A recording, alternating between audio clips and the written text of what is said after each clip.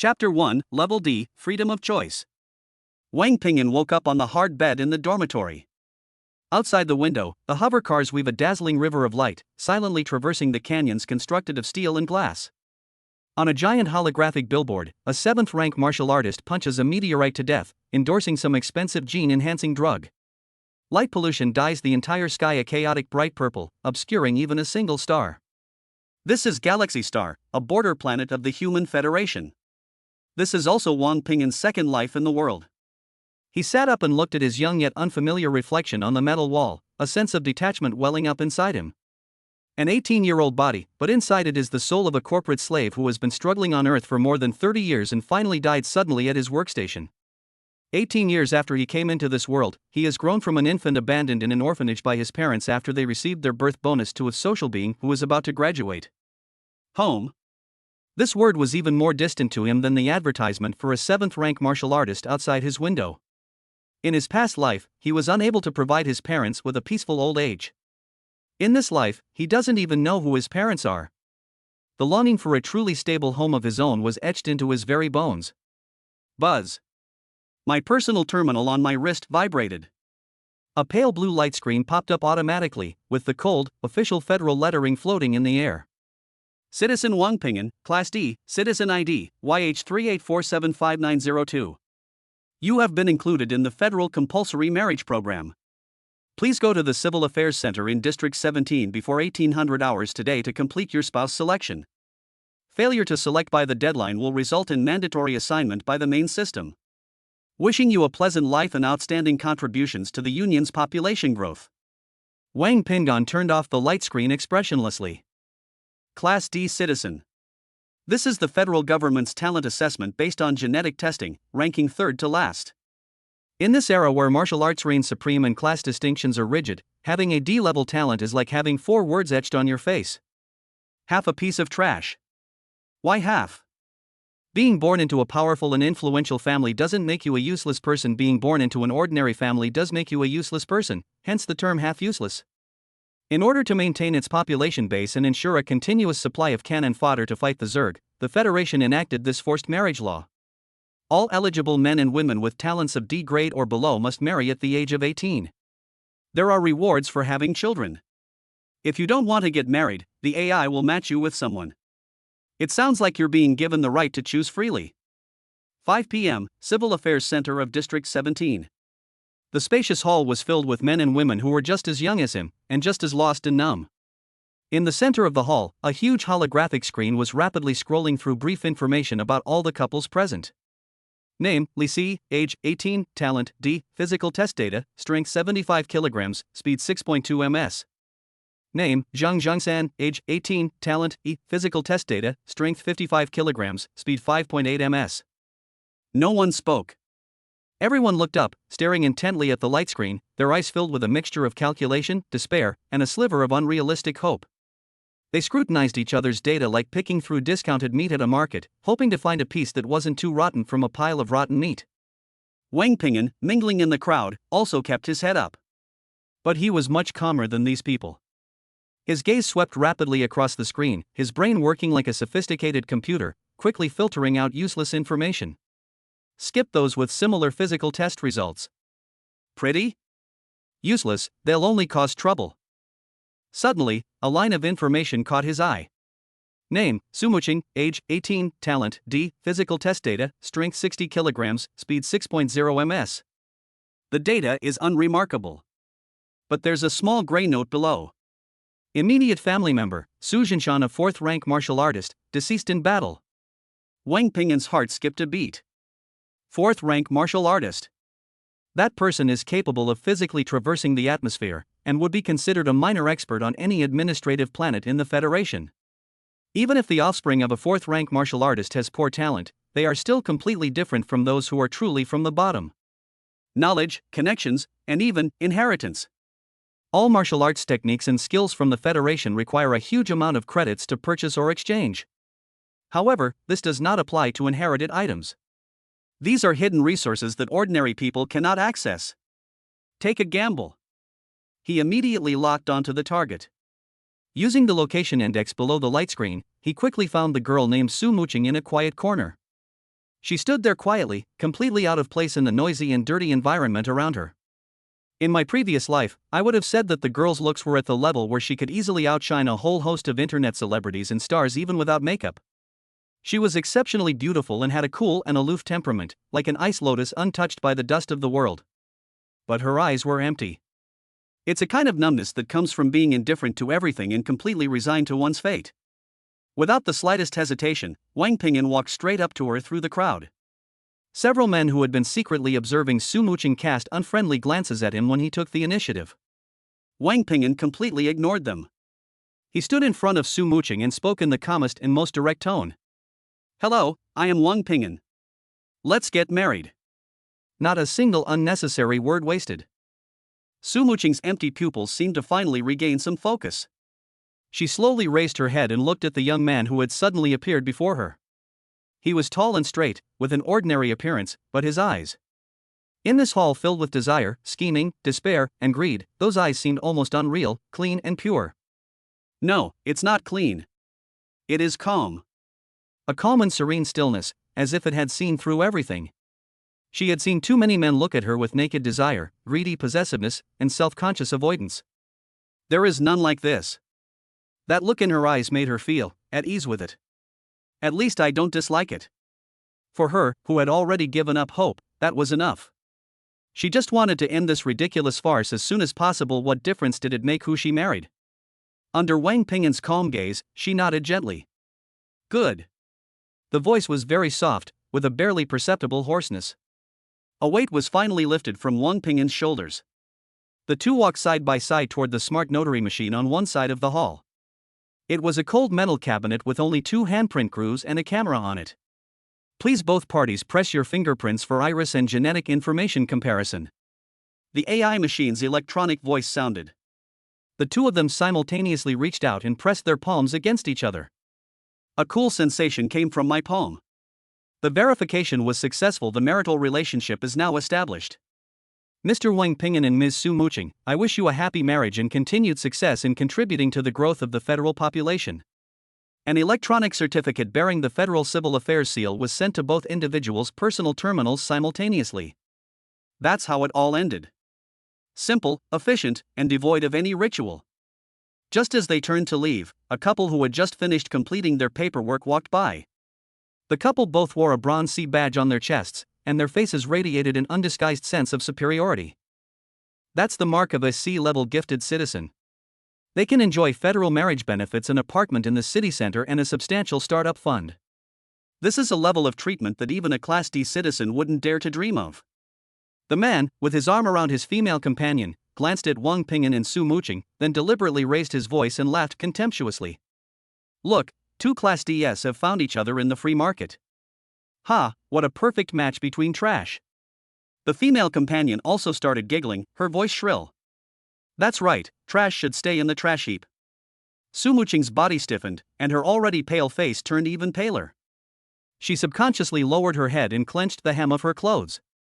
Wang Pingyan's face remained expressionless. He didn't even glance at the C-class couple. But no one knew that beneath his calm exterior, a flame that had been suppressed for 18 years was ignited by those words. The status of an orphan. D-rank talent. The ridicule of others. The failures and frustrations of the past life, the powerlessness and resentment of this life. All the negative emotions transformed into the purest fuel at that moment, burning fiercely deep within his heart. Climb up. At all costs, escape the bottom and take control of your own destiny. He wants to make all those who look down on him grovel at his feet. He calmly said to Su Muqing beside him, "Let's go." Su Muqing nodded silently and followed him toward the entrance of the Civil Affairs Center. The moment the two stepped out the door one after the other, their marriage officially took effect under federal law. A cold, mechanical voice, yet with a hint of human-like teasing, suddenly exploded in his mind. Host has completed a legal marriage, meeting the activation requirements. Congratulations, host. Your father has arrived. The many children, many blessings system is now officially activated. Chapter 2: The Most Correct Choice. The voice in his mind carried an indescribable mockery, causing Wang Pingyan to pause in his steps. A warm current surged from my heart without warning, instantly flowing through my limbs and bones. Very comfortable. The various hidden wounds left by malnutrition in the orphanage throughout my life seem to be repaired and optimized under the wash of this warm current. His body is undergoing a transformative change at an incredible speed. Wang Ping'an's heart pounded wildly, but his face remained as calm as still water. He suppressed the urge to examine his body and asked questions in his mind. Who are you? Hey, groom, you can't even stand up already? This is just the beginning. The sound rang out again, carrying a hint of the leisurely satisfaction of an old man in Beijing playing with walnuts. Let me introduce myself. You can call me the many children, many blessings system, or you can call me your greatest benefactor in life. Wang Ping'an's eye twitched slightly. This system seems a bit poor. He calmly brought up the system panel in his mind. A pale blue light screen, visible only to him, appeared before his eyes. Many children, many blessings system. Host, Wang Ping'an. Spouse, Su Muqing. Current status, married but childless. Phase 1 activated. System effect. 1. The host's cultivation talent has increased tenfold, and cultivation bottlenecks have been weakened tenfold. 2. Spouse's cultivation talent is increased by 5 times, and cultivation bottlenecks are reduced by 5 times. Next stage, preparing for conception. Upon activation, you will receive the conception aura. Done. Looking at the clearly visible X10 and X5 on the panel, even with Wang Ping'an's 2 lifetimes of experience, he almost couldn't help but burst out laughing on the spot. So what about D-level talent? What does multiplying by 10 mean? Even if they can't compare to those born S-class or SS-class prodigies, they can definitely crush so-called C-class and B-class geniuses. He slowly exhaled a breath of stale air, suppressing the overwhelming joy surging within him. He turned to look at the girl who was silently following him. Su Muqing noticed his gaze and turned her head, her clear eyes filled with a question. Wang Ping'an smiled at her. Then, following the map, we took a public levitation railcar to the low-rent housing that the federal government had just allocated. Outside the carriage, the Milky Way glittered in the night view, the lights of skyscrapers forming a galaxy that shone brightly against the 2 enormous purple moons in the sky. The carriage was deathly silent. Wang Ping'an and Su Muqing sat facing each other, one looking out the window and the other with her head down, neither of them speaking. An awkward atmosphere filled the space between the two. They are legally married, but in reality, they are the most familiar strangers. The railcar has arrived at the station. The New Hope community they were going to was located in District 23, on the outskirts of the city. Stepping out of the station, the hustle and bustle is instantly left behind. The buildings here are low and densely packed, and patrolling security robots can be seen everywhere on the streets. This is the residential area for Class D citizens. Those with talents of D, E, or F are all Class D citizens. The so-called New Hope is nothing more than a cheap pie in the sky painted by the federal government. Their new home is a metal box numbered 7304 on the 73rd floor of a honeycomb-style apartment building in a corner of the community. The door automatically slid open after the user's identity is verified via their personal terminal. A strong smell of disinfectant wafted over. The room was small, about 50 square meters, and you could see the whole thing at a glance. The walls, floors, and ceiling were all made of cold metal. All the furniture consisted of a bed, a table, and 2 chairs, all of which were built into the walls and could be folded away at any time. Looking at the cramped space, Su Muqing's already pale face paled even more. She silently walked into the room and put down her backpack. Then she took out a black data crystal card and a small stack of crumpled federal credits from her bag. She placed the items on the metal tabletop and pushed them in front of Wang Ping'an. Most of my father's pension was taken by relatives under the pretext of keeping it in trust. Her voice was soft, devoid of complaint, only a numb statement of facts. Only these are left. Wang Ping'an's gaze fell on the table. He estimated the stack of cash to be around 800 credits. On the expensive planet Galaxy, that amount of money was indeed only enough for 2 people to eat synthetic nutritional paste for a month. His hand reached for the data crystal card. Su Muqing watched his movements, her eyelashes trembling slightly. Inside is a set of martial arts techniques and matching skills left by my father. Her words carried a hint of self-mockery and sorrow. The cultivation technique is called Xian Yuan Ju, and the highest level one can cultivate to is a 4th grade martial artist. The martial skill is called Shattering Star Fist, which is a low-level martial skill of the Federation. Pity.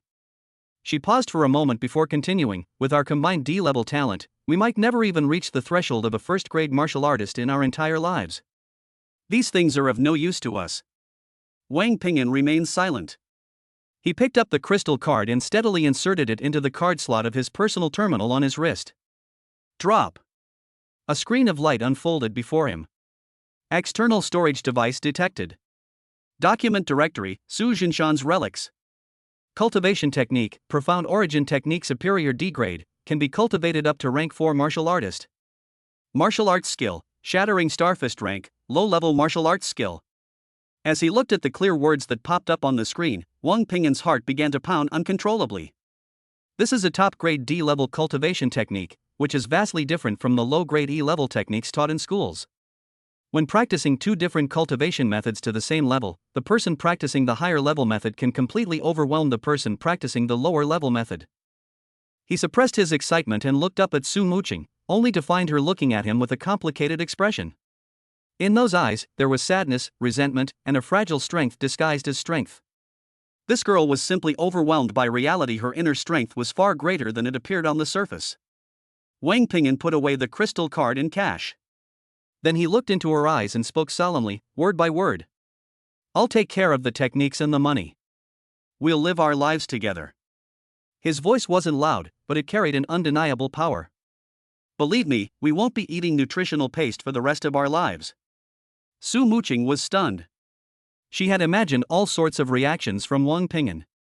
Perhaps he would be disappointed upon seeing her family's wealth, or perhaps he would be overjoyed to receive the cultivation technique, or even argue with her over the money. But she never expected him to say something like that. He didn't look down on her because of her meager family background, didn't mock her lack of talent, and didn't even make any unrealistic promises. He simply told her calmly that he would take responsibility for everything, and that they would live together. Pleasant to look at. This was the only reason she chose him at the Civil Affairs Center. But at this moment, for the first time, she felt that this choice might not be so bad. Wang Ping'an didn't say anything more. For someone who is closed off emotionally, any grand words seem pale and powerless. Actions speak louder than words. He walked to the wall and skillfully operated the control panel embedded in the wall. Activate the indoor cleaning system, standard mode. Expand the item storage module. With a low hum, several storage compartments slid out from the wall, and a cleaning robot emerged from a hidden compartment in the corner to begin cleaning the room. He rolled up his sleeves and carefully sorted their few pieces of luggage into the storage compartments. His movements were swift and efficient, without the slightest hesitation, a habit cultivated through years of independent living. Su Muqing stood there, quietly watching his busy figure. The cold metal box seemed to gain a touch of warmth because of the man's actions. She realized that this man, her husband in name only, seemed to genuinely want to live a good life with her. The night deepens. The room has been cleaned spotlessly. Wang Ping'an was sitting at his desk, planning his future using his personal terminal. With the cultivation method in hand, the next step is to practice it as quickly as possible, transforming talent into strength. Then, earn money, buy resources, and enter a virtuous cycle. Su Muqing had finished washing up and was sitting on the edge of the folding bed, hugging her knees and quietly watching him. The atmosphere in the room was no longer so awkward, but rather strangely peaceful. Chapter 3: New Home in Crisis.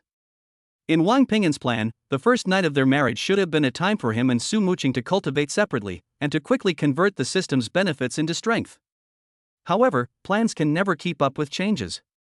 Especially when the change is caused by someone kicking the door. Bang! Bang! Bang! Heavy, brutal, and unrestrained. Su Muqing, who had just sat down on the edge of the bed, trembled uncontrollably, and a look of terror instantly appeared on her face. Wang Ping'an's plans for the future have come to a halt. He raised his wrist, and the surveillance footage outside the door was clearly displayed on the screen of his personal terminal. 3 strong men. The leader had a thick alloy chain around his neck that could restrain a mastiff, and his muscles bulged beneath his open vest. He was facing the camera, grinning with a malicious and mocking smile, his teeth, stained yellow from tobacco, standing out starkly. Zhang Long, the bully of New Hope Community. Peak of quasi-martial artist. Relying on the fact that he had already stepped into the threshold of a first-grade martial artist, he ran rampant in this low-rent housing area, becoming a nightmare for all the residents at the bottom. Wang Ping'an's database contains information about this person. Unexpectedly, the other party arrived so quickly. Don't be afraid. Wang Ping'an said something to Su Muqing, then stood up and walked towards the door. Su Muqing watched his retreating figure, her lips moved as if she wanted to say something, but in the end, no sound came out. The metal door slid open silently to one side. A stench of cheap alcohol and sweat immediately filled the room. Zhang Long's gaze passed over Wang Ping'an and immediately fell upon Su Muqing not far behind him. His eyes suddenly lit up. It was the brightness of a hungry wolf seeing fresh meat. "Oh, new here?" Zhang Long's tone was drawn out, carrying a condescending scrutiny. "Do you understand the rules here?" Wang Ping'an didn't reply, but just looked at him calmly. A tall, thin henchman behind Zhang Long immediately jumped out and pointed at Wang Ping'an's nose. "Brother Long is asking you a question, are you mute? New residents all have to pay a new resident security management fee of 500 credits. Once you pay, Brother Long will protect you in this area. 500 credits. All of Wang Ping'an and Su Muqing's belongings combined amounted to just over 800. This isn't just extortion, it's outright robbery. "Hey kid, hurry up, don't keep us from drinking," another short, fat henchman urged impatiently. Wang Ping'an finally spoke. "We just moved here and we don't have any money." His answer was simple and direct, without any unnecessary emotion. "No money?" Zhang Long seemed to have heard the biggest joke in the world. He exaggeratedly picked at his ear and then took a step forward. His gaze swept over Su Muqing unabashedly, his eyes filled with aggression and possessiveness, as if she were an object that already belonged to him. "You're pretty good, kid." Zhang Long's mouth stretched even wider, his lewd words utterly undisguised. A D-level citizen with D-level talent, and he actually managed to get such a beautiful wife. It's a shame you don't buy a lottery ticket with that kind of luck. Brother Long is right, this kid got incredibly lucky. This girl is so curvy, even hotter than the stars in those commercials. The two henchmen followed with foul language that was utterly offensive. Su Muqing was trembling with anger. She had grown up under her father's wing and had never suffered such humiliation before.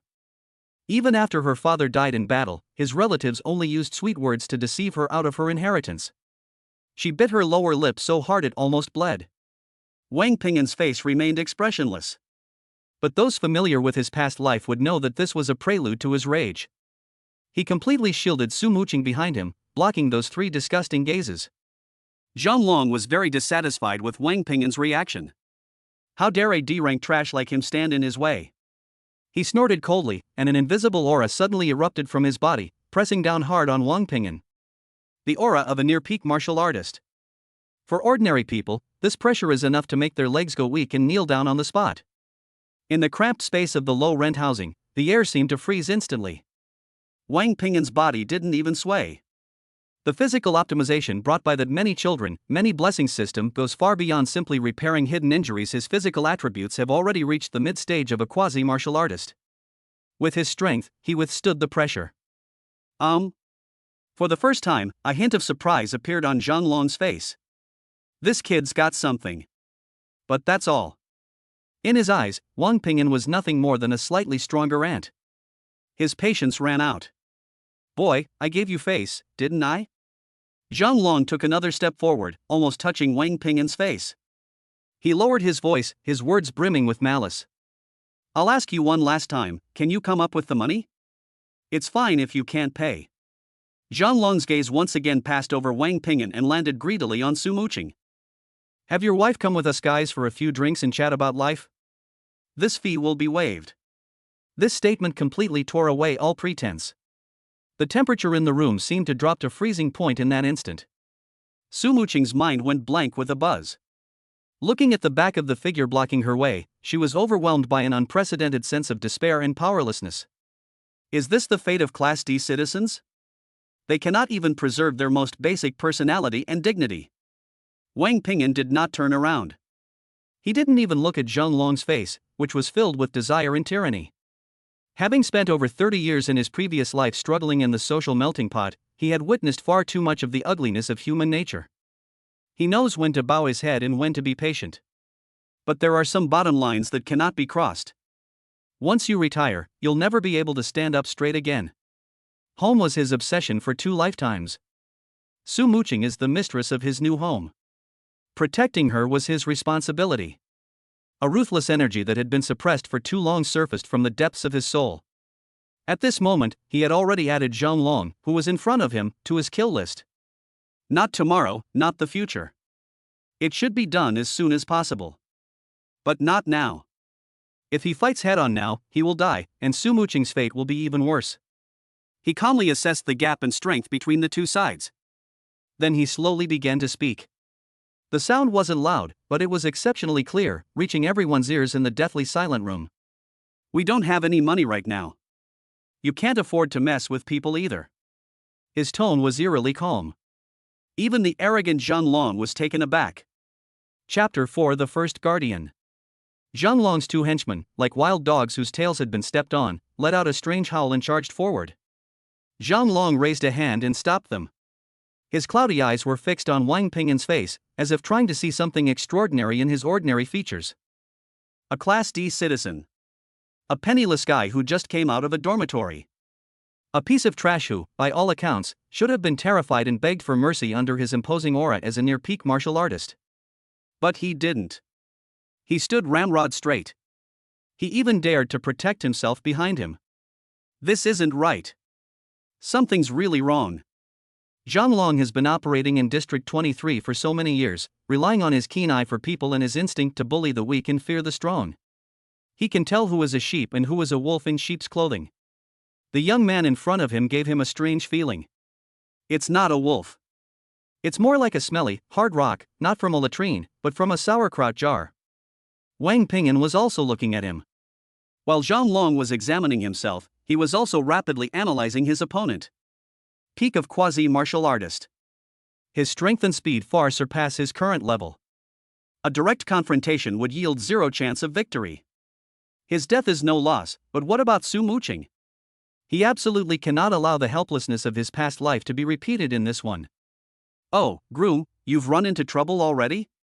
In my mind, that unserious system voice rang out again, with a mocking tone that seemed to enjoy watching the drama unfold. Would you like a newbie gift pack from this system? Discounted price, 99,800 credits, no cheating. The effect? Guaranteed to make him kneel and sing conquer. Wang Ping'an ignored the noise in his head. Relying on the system? The system is just a tool. You can only truly rely on yourself. The most important lesson he learned from his more than 30 years of working life in his previous life was never to entrust his fate to someone else. Even if the other party is your system.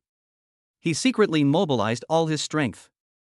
The energy and blood that had been optimized by the system, far exceeding that of ordinary people, began to surge within his body. He doesn't know any advanced techniques, nor does he know how to project his chi and blood to create momentum. But he can concentrate all his strength and all his spirit. It coalesced into a pure and indomitable will. This will, through his body, formed an invisible aura. Sharp and fierce. Resilience. Like a peerless, deadly blade hidden in its sheath, though not yet drawn, its sharp, chilling aura already emanates from it. Zhang Long's eyelid twitched uncontrollably. He felt as if he wasn't facing an 18-year-old kid. Instead, it was a fierce tiger that had ravaged mountains of corpses and seas of blood. Although the tiger looks somewhat weak now, its ferocity is undeniable. Damn it! Zhang Long cursed inwardly. He began to hesitate. Taking direct action would certainly cripple this kid and allow me to snatch that beautiful girl away. But when a death occurs in federal low-rent housing, the patrolling security robots are no pushovers. It's not worth ruining yourself for a girl. But he left in such a dejected manner. Where would he put Brother Long's face? Just when he was in a dilemma, Wang Ping'an spoke up. Brother Long, right? His nickname carries a perfectly fitting air of Jianghu, a term referring to the world of martial arts and chivalry. It was neither obsequious flattery nor reckless provocation. Zhang Long subconsciously uttered a "Hmm?" We just moved here and we really have no money. Wang Ping'an readily admitted his predicament, then changed the subject. But we are not people who renege on their debts. Give us 3 days, and we'll go outside the city. When we return, we'll present you with 1,000 credits. Just consider it as making friends. 1,000 credits. It was double the 500 they had asked for. The two henchmen behind Zhang Long were breathing heavily. 1,000 credits will be enough for them to live a carefree and happy life for quite a while. A look of surprise and uncertainty appeared on Zhang Long's face. Should we go outside the city? Outside the city lies a wilderness inhabited by mutated beasts and insectoid creatures. It is also the only way out for all the lower class citizens to risk their lives for money. This kid's got some nerve. What makes him think he can earn 1,000 credits outside the city in 3 days? Could it be that he really has some trump card that I don't know about? Zhang Long's mind raced. A kid with D-level talent, paired with a girl who is also D-level but has an exceptionally beautiful appearance. This is abnormal in itself. Add to that this kid's strange aura and confident tone. An idea popped into his mind. Pretending to be weak to fool others. Could this kid be a member of some powerful family who's come down here to experience life? Once the thought came to mind, it was impossible to stop it. Only this explanation can make sense of everything before our eyes. A fine layer of cold sweat broke out on Zhang Long's back. If that's really the case, what if I actually laid a hand on him today? He dared not think any further. Good. Zhang Long practically spat out the word through gritted teeth. I'll give you 3 days. He took a step closer, almost touching Wang Ping'an's face, and lowered his voice, adding fiercely in a volume that only the two of them could hear. Kid, I don't care who you are. If I don't see the money in 3 days, or if you dare to run away. His gaze once again swept greedily over Su Muqing behind Wang Ping'an, his lewdness and threat undisguised. You know the consequences. After saying that, he didn't linger and suddenly turned around. Let's go. Although the two henchmen were unwilling, they could only glare at Wang Ping'an fiercely before leaving with Zhang Long, cursing under their breath. The heavy footsteps gradually faded away in the corridor. Until it disappears completely. The small metal room fell silent once more. The door slid shut silently behind them. It isolated them from the malicious and dangerous world outside the door. Wang Ping'an's tense body finally relaxed. He turned around. Su Muqing remained standing in the same spot, motionless. She leaned against the cold metal wall to prevent herself from slipping and falling to the ground. Her back was completely soaked with cold sweat, pressed tightly against the wall, outlining her slender and beautiful curves. That face, which was already pale, was now as white as a sheet of paper. She looked at Wang Ping'an, her clear eyes filled with shock, confusion, and a hint of dependence that she herself was unaware of. You. She spoke, her voice dry and hoarse, trembling uncontrollably. Aren't you afraid of him? He is at the peak of the quasi-martial artist level. In her view, Wang Ping'an's behavior just now was no different from a sheep baring its teeth at a tiger. That's not bravery, that's courting death. But he succeeded nonetheless. He scared the tiger away. Wang Ping'an looked at her and gave her a reassuring smile. It's subtle yet powerful. Fear won't solve the problem. He walked to the table, poured a glass of water, and handed it to her. What we need to do now. He paused, then spoke clearly, word by word. It's so that 3 days from now, we'll have the right to not be afraid of him. These words struck Su Muqing like a thunderclap. She took the water glass. The coolness of her fingertips helped to clear her confused thoughts. She looked at the man in front of her. Looking at his tall, straight back and his composed profile.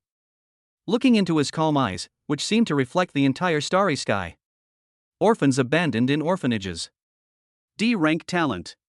Victims of forced marriage. They are clearly the same. They are all dust trampled underfoot by this world. But why is he able to live such a different life? Just when she had completely resigned herself to her fate and was ready to numbly pass through this absurd life, he pierced through her hard shell called despair like a red-hot iron rod. Crisis. Humiliation. Fear. These things did not break him. Instead, they became fuel for his upward climb. At this moment, the image of the man who was legally bound to her became incredibly clear and towering in her mind. He didn't back down.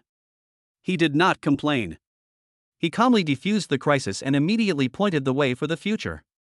A feeling called reliability took root and sprouted for the first time in her barren heart. This home made up of 2D level trash, is so fragile it's practically non-existent. Seam. We now have a pillar that can support the sky. The night is getting deeper. The atmosphere in the room was no longer awkward or oppressive. There was an added sense of strange tranquility. Su Muqing finished the water in her glass, as if she had made a major decision. She walked up to Wang Ping'an. This was the first time she had taken the initiative and seriously faced the man who had become her husband. Her eyes were no longer empty and numb. A tiny but tenacious flame is reigniting in the dead ashes. You're right. Her voice was still soft, but the trembling had subsided, replaced by a firmness. Us. She paused for a moment, seemingly adjusting to this new title. Let's cultivate together. Chapter 5, Hunting Together for a Living. Let's cultivate together. Su Muqing's words carried a sense of resolute determination, like burning one's bridges. This room, forcibly bound together by cold metal and federal law, began to take shape as a home for the first time. Wang Ping'an did not answer immediately. Cultivation is essential. But what's more urgent than cultivation is the sword hanging over one's head. Before we begin our cultivation, we must first resolve a problem. Wang Ping'an pulled out a metal chair and gestured for Su Muqing to sit down. He then sat down across the table and projected the light screen of his personal terminal onto the air between them. Money. He only said one word. The fighting spirit that Su Muqing had just begun to ignite was instantly extinguished by that word. Yes. Money. 1,000 credits. For them, who had just started a family, this was an astronomical sum. She instinctively touched her pocket, then froze. Wang Ping'an took the crumpled stack of cash and data cards out of his pocket and placed them on the table. Instead of touching the crucial crystal card, he stretched out his fingers and counted the stack of cash one bill at a time. The movements were slow and meticulous. 10, 20, 50. Su Muqing watched his movements and even her breathing became softer. Finally, all the banknotes were counted.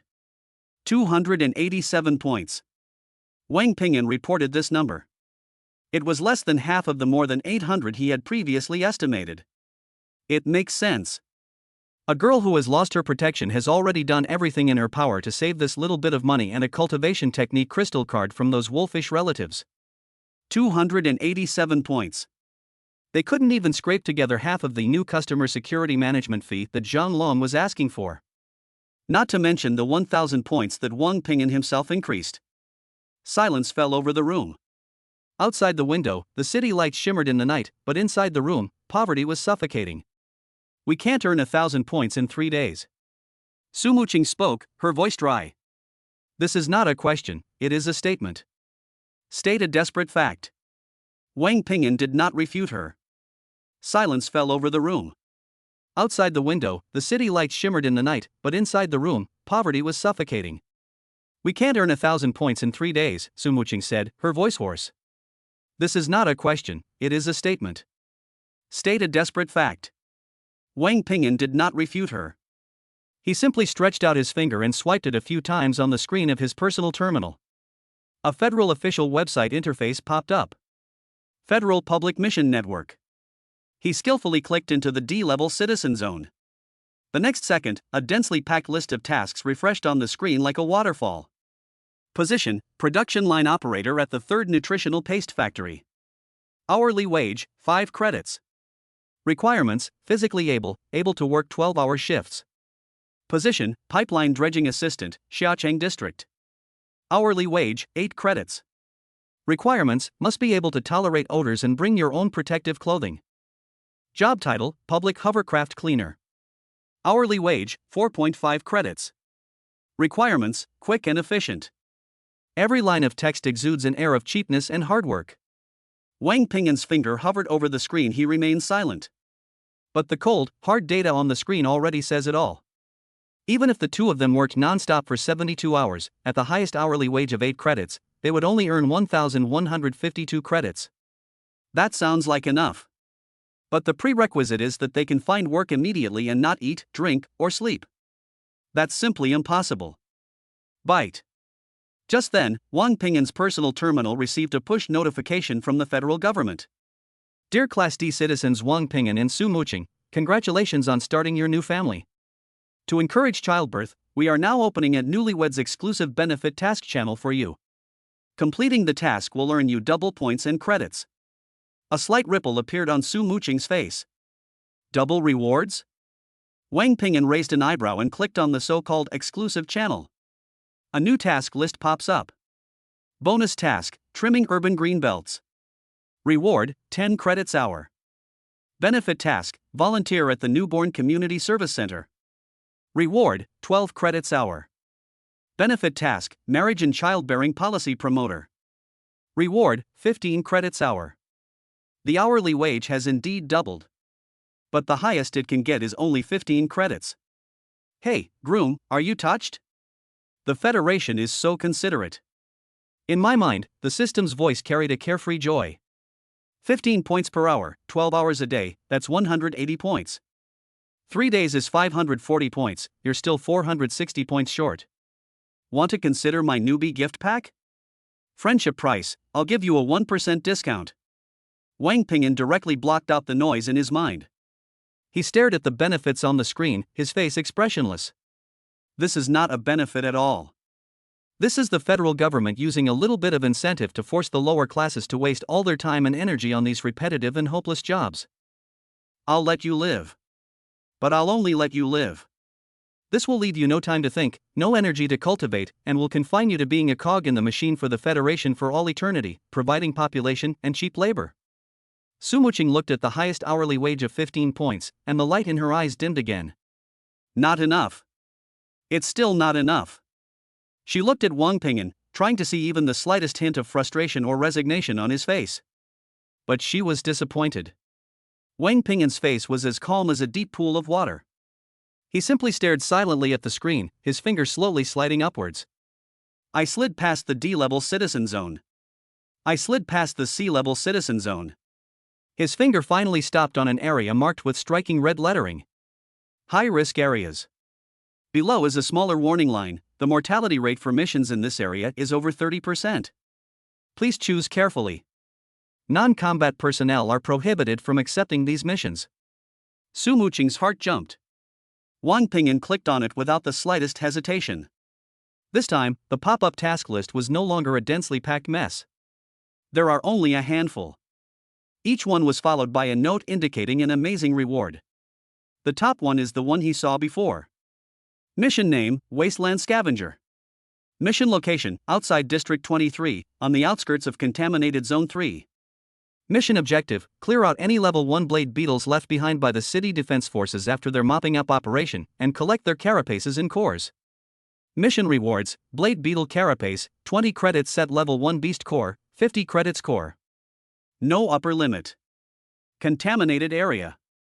A strange beast. Su Muqing's body began to tremble uncontrollably as she looked at those words. Her father. That 4th-rank martial artist, that man who was as majestic as a mountain in her heart. They died in the contaminated area. They died in the endless swarm of insects. That place was her lifelong nightmare. No. She blurted it out almost instinctively. We can't go there, we absolutely can't go. Wang Ping'an turned his head and looked at her. Her face was deathly pale, a color that seemed to emanate from the depths of her soul. We have no other choice. Wang Ping'an's answer was simple, direct, and even somewhat cruel. This is our only way to break the deadlock. He pointed to the words 50 credits credit. One level 1 beast core is worth 50 points. If we can get 20 of them, we can make a total of 1,000 points. His logic was crystal clear, like a sharp scalpel, dissecting the bloody reality. The risk is high, but the potential reward is also the greatest. No. Su Muqing lost control of her emotions. She stood up and backed away until her back hit the cold metal wall. My father died there. I don't want to go. I'd rather die than go. The death of her father in battle, the betrayal of her relatives, her inferior talent, the ridicule of others. All the grievances and fears erupted completely at this moment. Like a young animal driven to the brink, she bared her vulnerable fangs at the only person who could hurt her. Wang Ping'an did not move. He just watched her quietly, looking at her trembling shoulders and her red-rimmed eyes. He offered neither words of comfort nor reprimand. He just watched until Su Muqing's emotions, which had erupted violently, slowly turned into suppressed sobs. Then he slowly opened his mouth. We can't escape it. His voice wasn't loud, but it carried an undeniable weight. Today there's Zhang Long, tomorrow there will be Li Long, Wang Long. As long as we're still D-level, as long as we still live here, this kind of thing will never stop. What do you think is the difference between someone like Zhang Long and the strange beasts outside the city? Su Muqing stopped sobbing. Yes. What's the difference?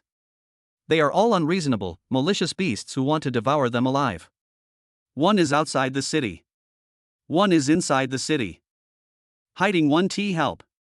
Wang Ping'an stood up and walked step by step to her.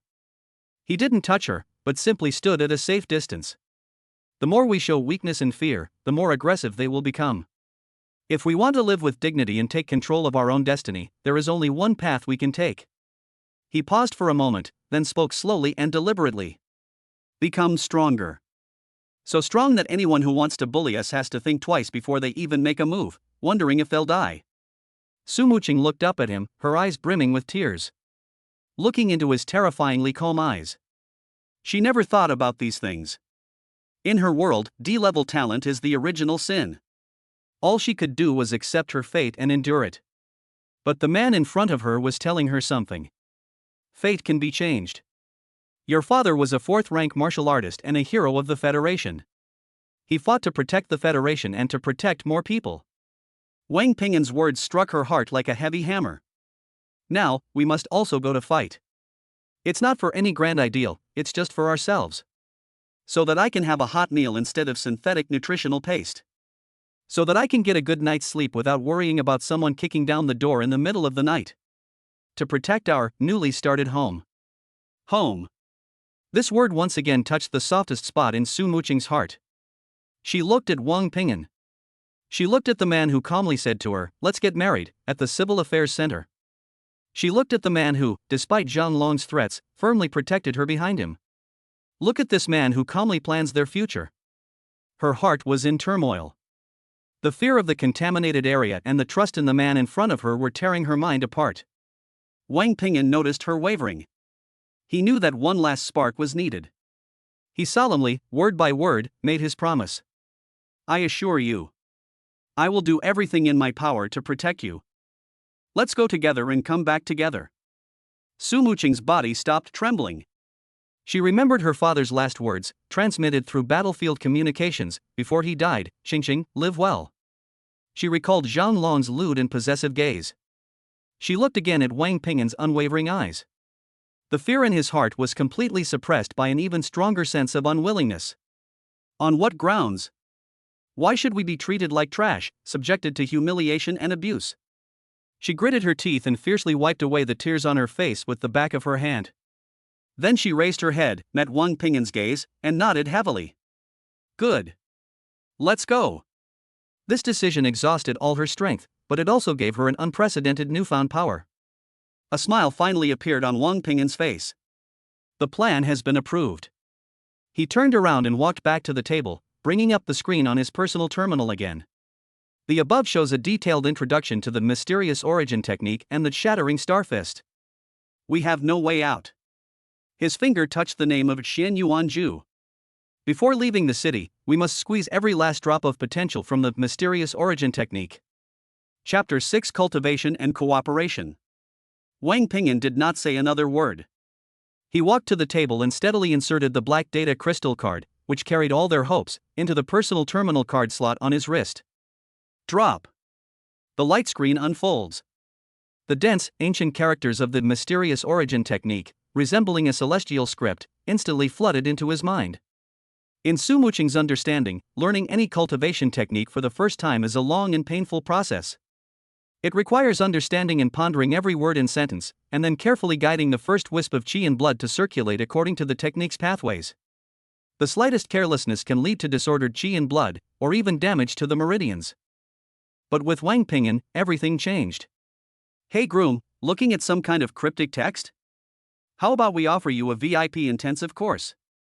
First-time trial price, only 8,888 credits, guaranteed to teach you everything, money-back guarantee if you don't understand. That inappropriate voice in my head started ringing out again.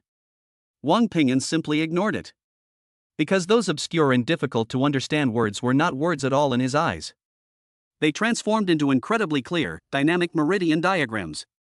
Every acupoint and every pathway was highlighted, clearly defined, simple, and straightforward. To him, the so-called secrets of the cultivation method were like a first-grade math problem. 1 + 1 = 2. It's that simple. This is the terror of 10 times the talent. He closed his eyes and sat cross-legged on the cold metal floor. Su Muqing stood to the side, watching him nervously. She thought Wang Ping'an would spend several hours, or even a whole day, studying the cultivation technique. But Wang Ping'an simply sat down. Then she sensed something was wrong. The air in the room seemed to begin to ripple slightly. A warm aura slowly spread outwards from Wang Ping'an. His blood and qi began to surge in a violent yet precisely controlled manner. The meager amount of qi and blood cultivated through the federal basic body tempering technique was rapidly transformed, purified, and strengthened under the impact of the mysterious origin technique. The entire process was smooth and seamless, without the slightest hesitation. This. Su Muqing's lips parted slightly, but no sound came out. This overturned all the common sense about martial arts that she had built up over the past 18 years. How could someone with a D-level talent start practicing a completely new technique the moment they come into contact with it? He didn't even glance at it a second time. This is not cultivation at all. This is eating and drinking. It's instinct. 3 minutes. In just 3 minutes. Wang Ping'an opened his eyes. The warmth in the room vanished instantly, disappearing without a trace. The qi and blood in his body have been completely transformed into the qi and blood of the Xianyuan technique, and the total amount is at least 30% more powerful than before. It's done. He stood up and stretched. An unprecedented sense of power filled his limbs and bones. You. Su Muqing finally found her voice and spoke hoarsely. How did you do that? Looking at her shocked face, Wang Ping'an delivered the explanation he had prepared long ago. I've had a good memory since I was a child, so I can understand these theoretical things faster. Good memory? Quick to understand? Su Muqing felt like her brain wasn't working properly. Is this a question about understanding things quickly? Even the Federation's top SS-level geniuses couldn't possibly achieve this level, right? Wang Ping'an did not give her a chance to continue asking questions. He immediately shifted the topic to her. Never mind me, it's your turn now. He walked up to Su Muqing and pointed it out directly. When you used to practice the Xianyuan Ju, did you always feel a slight stagnation when your qi and blood circulated to the Shanzhong acupoint in your chest? Su Muqing froze completely. How could he know? That was her biggest problem during her cultivation, and she never told anyone about it. Also, when you exert force, you habitually borrow strength from your waist, but when the force is transmitted to your arm, about 30% of it will be lost at the Tsuchi acupoint. Wang Ping'an continued speaking, each word precisely hitting the sore spots in her cultivation. Su Muqing was no longer just shocked, but rather horrified, almost as if she had seen a ghost. This man seemed to be able to see through her body, to see every detail of her blood circulation. The mysterious origin technique should operate in this way. Wang Ping'an didn't keep her in suspense and explained it to her in the simplest and most straightforward way. Look here. He displayed a passage from the Mysterious Origin Manual on the light screen. The blood and qi here do not go through the Shanzhong point, but instead go around the Zhigung point before flowing into the heart meridian. If you try to follow this route, you will no longer feel any stagnation. As for exerting force. As he spoke, he made a sideways punching motion. Power originates from the feet and is transmitted through the spine, not just the waist. You see, this way the power doesn't dissipate in the arms. Su Muqing stared blankly at his explanation and demonstration. The techniques and secrets left by her father, which she had read countless times but always found incredibly difficult, became easy to understand in Wang Ping'an's words. She suddenly understood. Encouraged by Wang Ping'an, she followed his example and sat down cross-legged. She tried to guide her qi and blood according to the new route Wang Ping'an pointed out. At first, it was a bit awkward. But when the first wisp of blood and qi successfully bypasses the Shanzhong acupoint and flows smoothly through the Zhigung acupoint, an unprecedented feeling of comfort spreads throughout the body. It's connected. The bottleneck that had plagued her for years was broken through so easily. With the boost of 5x talent, her cultivation speed reached a level she had never imagined. She felt the energy and blood within her body that was far more powerful than before, and when she looked at Wang Ping'an again, she didn't know what expression to use. Monster. The word flashed through her mind. How are you feeling? Wang Ping'an asked. Very good, Su Muqing replied softly. Very good, but not enough. Wang Ping'an switched the screen to the page 4 shattering star fist. The internal energy cultivation method is like internal strength, and the fist technique is like a weapon. We need to use it. The two men got into position in the cramped room. Wang Ping'an took the lead in the drill. As a low-level martial art of the Federation, Shattering Star Fist features simple and direct moves, characterized by wide and sweeping motions, all aimed at explosive power. Wang Ping'an's fists, accompanied by a whistling sound, were filled with power with every punch. Su Muqing followed suit and imitated. Her movements were very standard, even more graceful than Wang Ping'an's, but it always felt like something was missing. Wrong. Wang Ping'an stopped. Your posture is empty. You haven't infused the qi and blood of the Xian Yuan technique into it. He walked up behind Su Muqing. Put your shoulders down and lower your center of gravity a little. He reached out, wanting to help her adjust her posture. The moment his hand gently rested on Su Muqing's shoulder, the girl's body instantly tensed up like a sheet of iron. A warm touch came from under the fabric of her shoulder, leaving her mind blank. This was the first time they had been in such close proximity. She could even feel Wang Ping'an's breath gently brushing against her ear as he spoke. A blush spread uncontrollably from her fair neck all the way to her ears. But she didn't dodge. She just stood there stiffly, letting Wang Ping'an's hands adjust her shoulders, then slide down to her arms, guiding her to the correct punching posture. Can you feel it? The power rises from the ground, and the energy flows through the fist. What we need is an unstoppable, ruthless force. Wang Ping'an's voice was right next to her ear. His attention was entirely focused on the boxing technique. Su Muqing, however, couldn't listen to anything. She felt her heart pounding and her face burning hot. Focus. Wang Ping'an noticed her distraction. Su Muqing jolted awake and snapped back to reality. She forced herself to calm down, clear her mind, and followed Wang Ping'an's instructions to throw a punch again. This time. Call. A punch was thrown, producing a soft popping sound in the air. A powerful force erupted from the fist. Su Muqing looked at her fist in surprise. Nothing was said that night. The two practiced and coordinated their techniques again and again in this cramped metal room. Their clothes were soaked with sweat, but no one complained of being tired. From initial awkwardness to later tacit understanding. Sometimes, Wang Ping'an only needs one gesture for Su Muqing to understand his meaning. The barrier between the two quickly melted away in the sweat and under the common goal. The sky was just beginning to lighten. Wang Ping'an glanced at the time. We have to go. With their remaining 287 credits, they bought two cheapest alloy short knives with nicks on the blades and a basic first aid kit from the 24-hour second-hand market at the bottom of the community. They spent their last penny. When they returned to the metal box numbered 7304, both of them felt a transformation in their bodies. Both strength and speed have been significantly improved. They stood at the door, ready to leave. Wang Ping'an handed one of the short knives to Su Muqing. The cold, metallic touch brought her fully awake. Outside the door lay a wilderness they had never set foot in before, a place full of danger and the unknown. Wang Ping'an gripped the other knife in his hand and turned his face to the side. The faint light of dawn shone through the narrow window, outlining his resolute profile. Are you ready? Our first pot of gold came from outside. Chapter 7. First time leaving the city. The moment I stepped out of the city gate, the world changed. It is no longer a jungle of steel and glass, and the river of light woven by hovercars is gone. A strong, cloying smell wafted towards us, a mixture of rust, blood, and the sweet stench of some strange, decaying plant. The sky was a dark purple, with two enormous moons, radiating an eerie glow, hanging high in the sky. The road beneath our feet was no longer a smooth synthetic surface, but cracked, scorched earth. Everywhere you look, there are broken building skeletons and the wreckage of abandoned tanks. Strange purple vines entwined everything, and occasionally one could see the pale white skeleton of a huge, unidentified creature scattered on the ground. In the distance, large patches of ground remained, stained with the corrosive slime of the Zerg, glistening with an oily sheen. This is outside the city. This is the wilderness. Su Muqing's body stiffened. She was born in the city and grew up under her father's wing. Everything about the outside world existed only in the cold words of news reports and textbooks.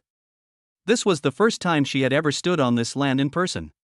Her hand, gripping the alloy dagger, began to tremble uncontrollably. A hand reached out, but didn't touch her. It simply gripped her trembling knife hilt along with her hand. That hand was warm, dry, and full of strength. Don't be afraid. Wang Ping'an's voice was calm. I'm here. Su Muqing's trembling miraculously subsided somewhat. She turned her head and saw Wang Ping'an's profile. He was also looking at this apocalyptic scene, but his face showed no fear, only a calm of scrutiny and assessment. Hey, groom, you've brought your new bride out for your honeymoon already? That's quite a unique place. The system's voice in my mind carried a carefree, teasing tone. Friendly reminder: inhaling too many purple spores in the air has a 3.7% chance of causing permanent damage to the nervous system. But considering your D-rank talents, it seems like there's not much difference whether you get damage or not. Wang Ping'an simply blocked out the noise. He released Su Muqing's hand and took out a very basic breathing filter mask from his pocket, handing it to her. Put it on. Su Muqing silently accepted it and put it on.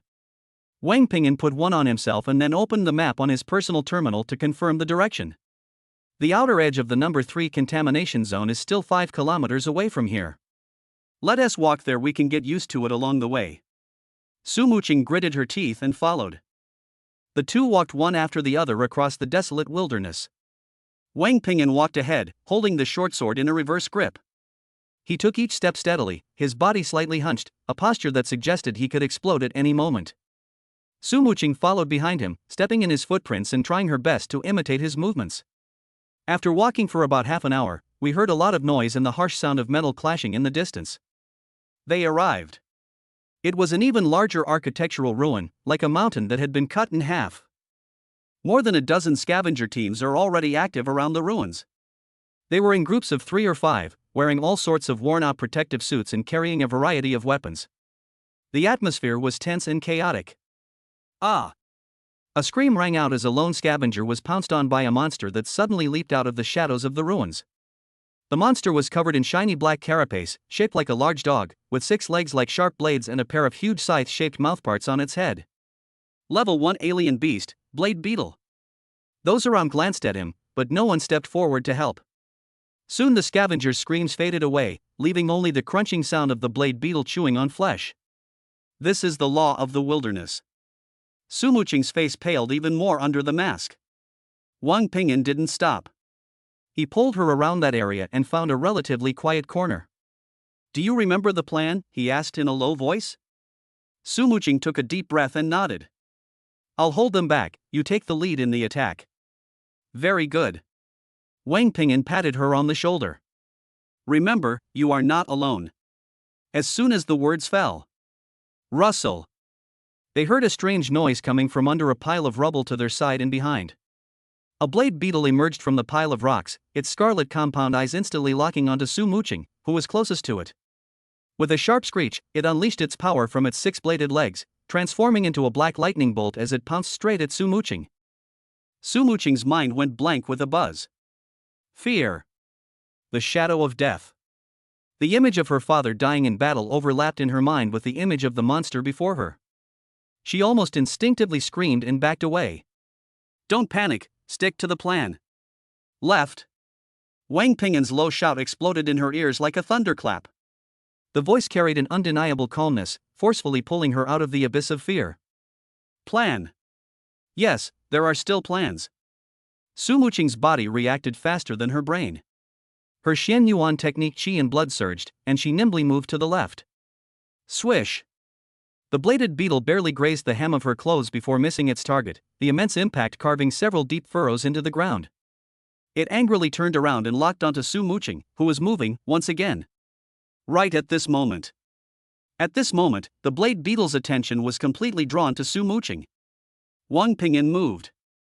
His figure moved like a ghost, silently approaching the blade beetle from the side and rear. There are no fancy moves or unnecessary actions.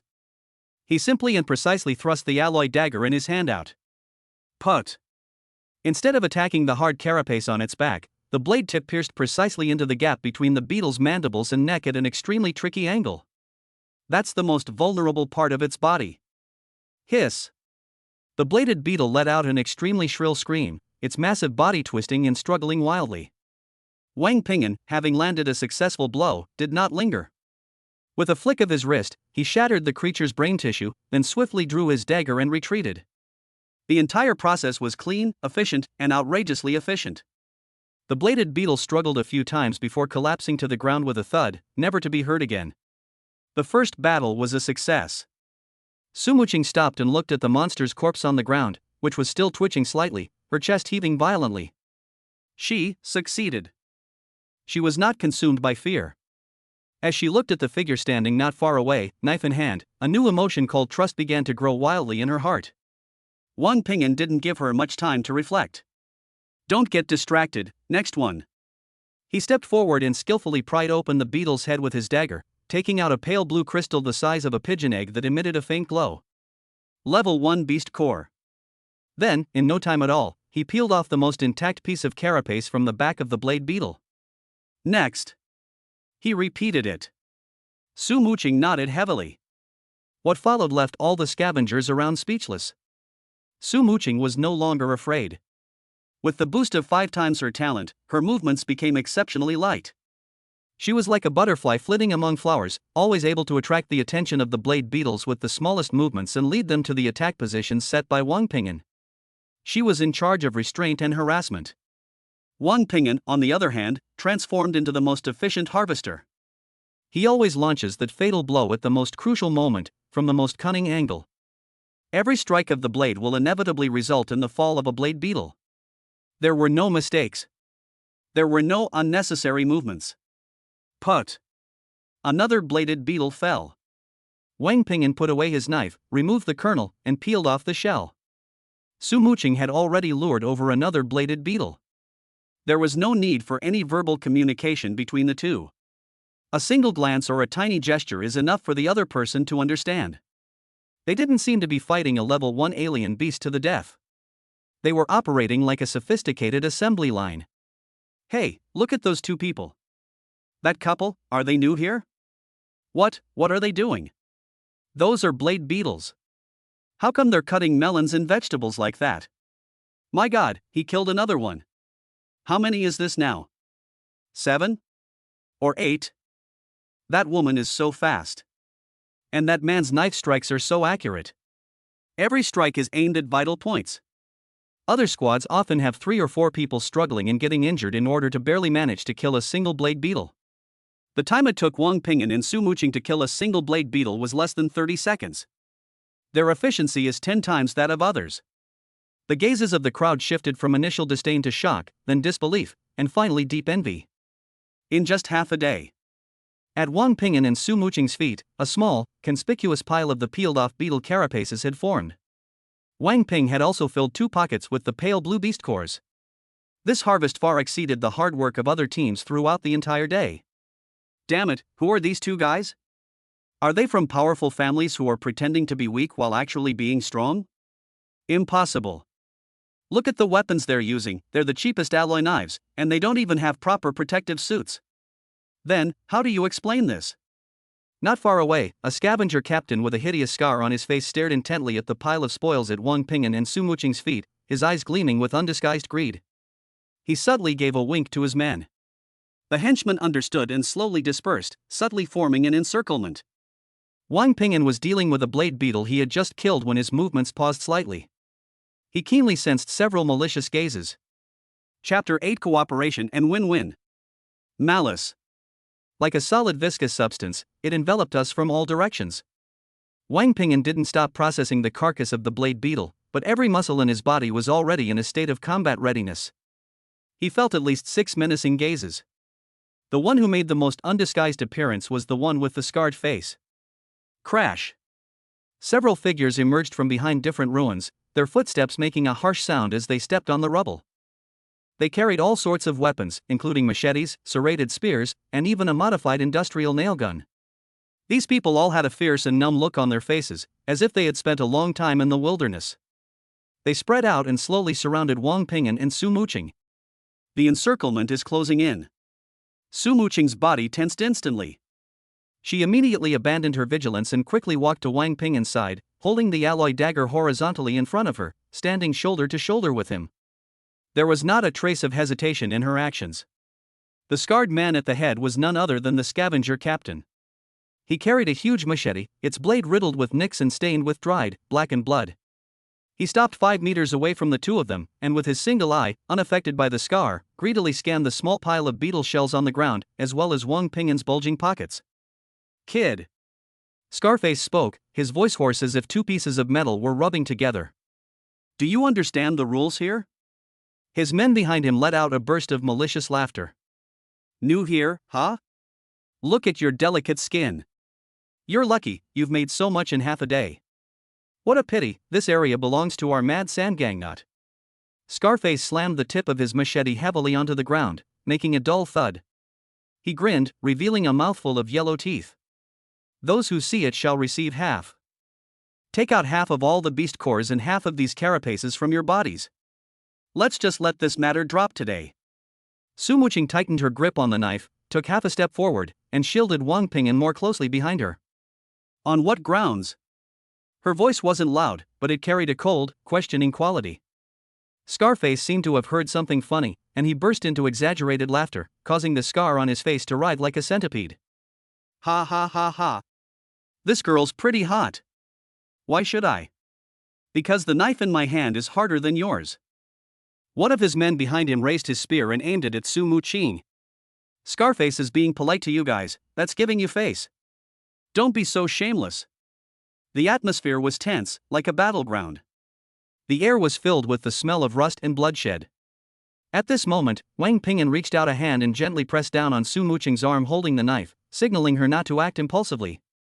Su Muqing turned to look at him, only to see that Wang Pingyan's face remained calm. Hey groom, did you pick up the hero saves the damsel in distress script upside down? The system's voice rang out in my mind at just the right moment, full of amusement and schadenfreude. Touched. Don't dare move. Need our systems united we stand, our strength can break metal deluxe version of force support? Seeing how miserable you are, we'll give you a rock bottom price, only 88,000. Instantly transform into a powerful hero and take him home. Wang Pingyan directly blocked out the noise. He took a step forward, bypassing Su Muqing to face the pressure from the scarred man. Brother. Wang Pingyan spoke, addressing the speaker with neither servility nor arrogance. Scarface narrowed his one eye. We'll give you all the materials we have. Wang Pingyan's words stunned everyone. Su Muqing stared at him in astonishment. The members of the Mad Sand Gang looked at each other, somewhat unable to believe their ears. So quick? The sneer on Scarface's face grew even wider. You're smart to know what's good for you. However, Wang Pingyan changed the subject. You won't get rich by stealing this little bit of material from us, Scarface. At most, you'll just have to drink a couple more glasses of cheap liquor today.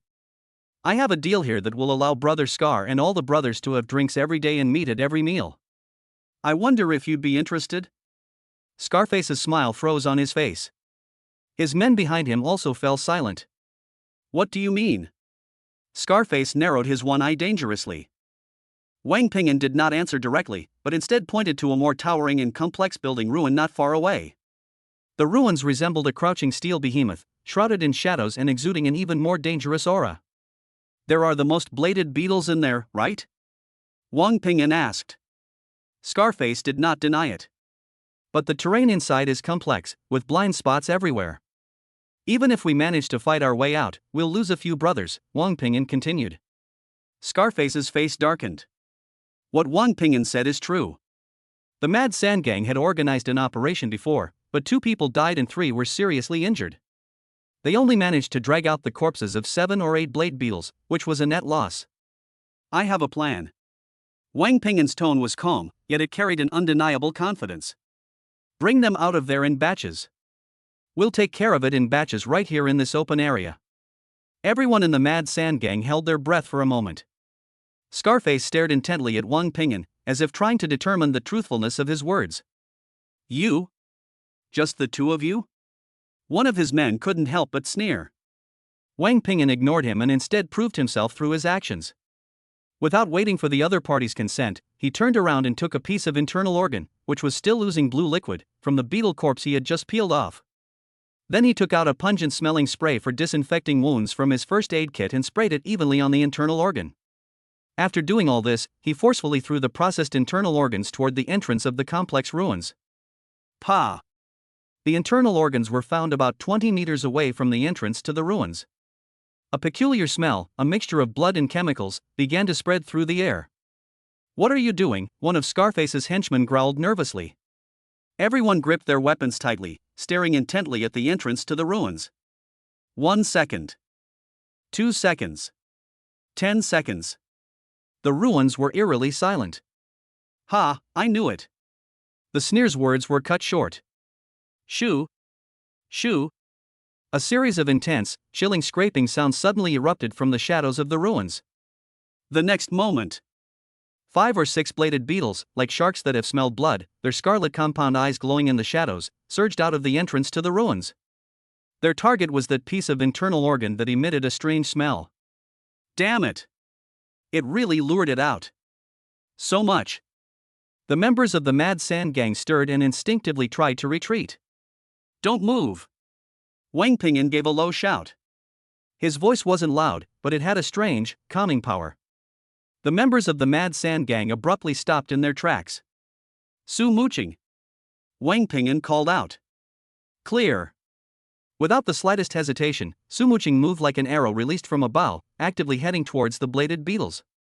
But she didn't go for a head-on fight. Her movements were light and agile, her entire body moving so fast it was like a blur. With a 5-fold talent bonus, she simply tapped the carapace of the foremost bladed beetle with her dagger, then immediately turned and moved to the side to create distance. The bladed beetle was immediately enraged, abandoning its entrails on the ground and hissing as it chased after her. The remaining few were attracted by Wang Ping'an. Instead of retreating, Wang Ping'an advanced, closing in on the enemy, his short knife drawing a cold arc. Put! Instead of choosing the strongest one head-on, he cut between the second and third bladed beetles from an extremely tricky angle. A flash of light. It precisely pierced the compound eye of the second blade beetle.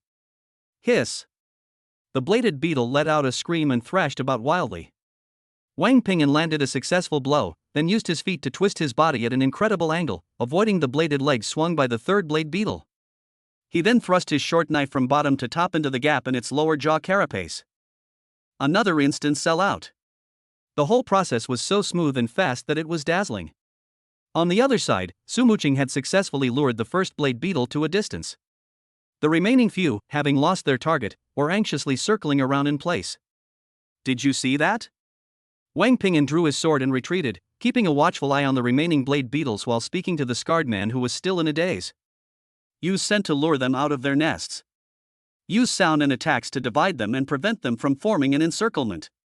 That woman will keep the strongest one occupied. I'll take care of the lone ones.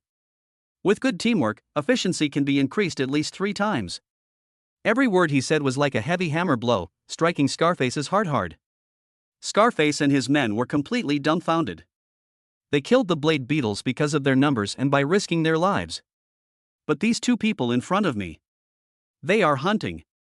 They're using their brains and tactics to reap the rewards efficiently. The value of this tactic. Scarface's breathing instantly became heavy. He immediately understood what it would mean if this method fell into the hands of their Mad Sand Gang. This means fewer casualties and more gains. This means they can establish an absolute advantage in this area. This value far exceeds the amount of materials we managed to acquire today. When he looked at Wang Ping'an again, the greed and ferocity he had shown before were gone. Instead, a complex emotion arose, a mixture of shock, horror, and awe. Put! Wang Ping'an struck again and took down another one. Su Muqing seized the opportunity and used her superior agility to leave a wound on another blade beetle, luring it away once again. The rhythm of the battlefield was firmly in the hands of these 2. All of you, put your weapons away. Scarface turned around abruptly and growled in a low voice at his men. His men snapped out of their daze, quickly put away their weapons, and fell silent in fear. Scarface strode forward, a smile on his face that looked more like a grimace. Brother! That's impressive.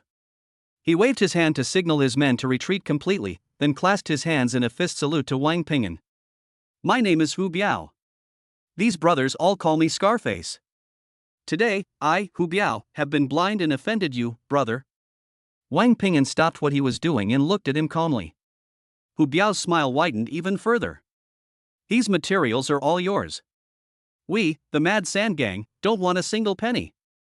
From now on, brother, if anyone dares to cause trouble for you in this area, just mention my name, Hu Biao.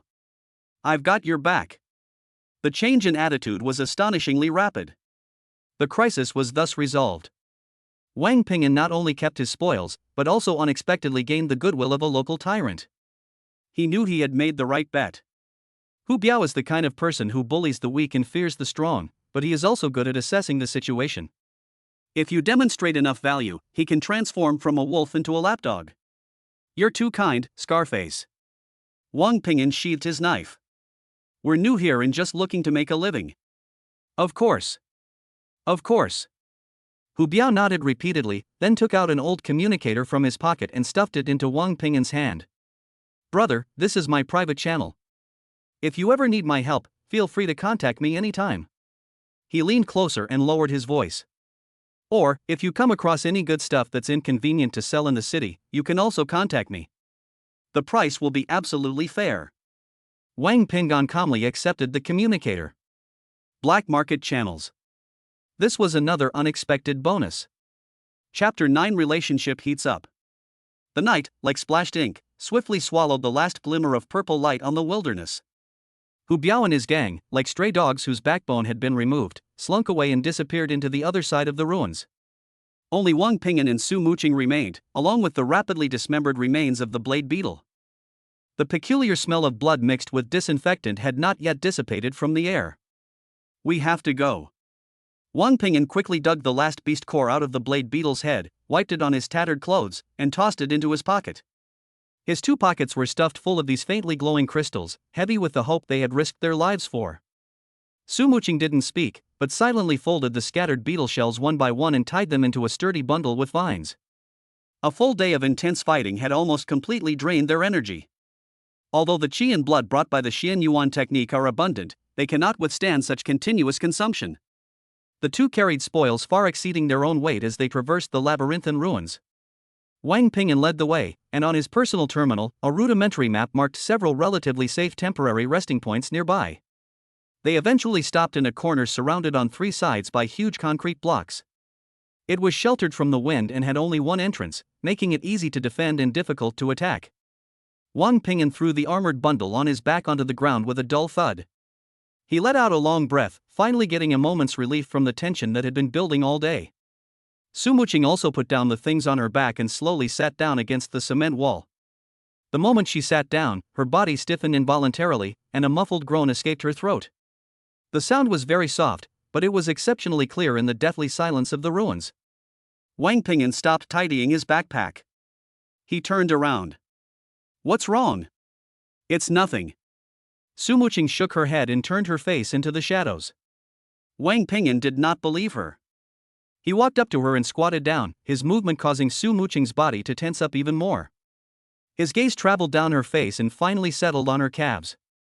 There was a dark, dried stain on the fabric of the trouser leg. Leg. His words were not a question, but a statement. Su Muqing subconsciously tried to pull her leg back. A hand pressed down on her knee to keep her still.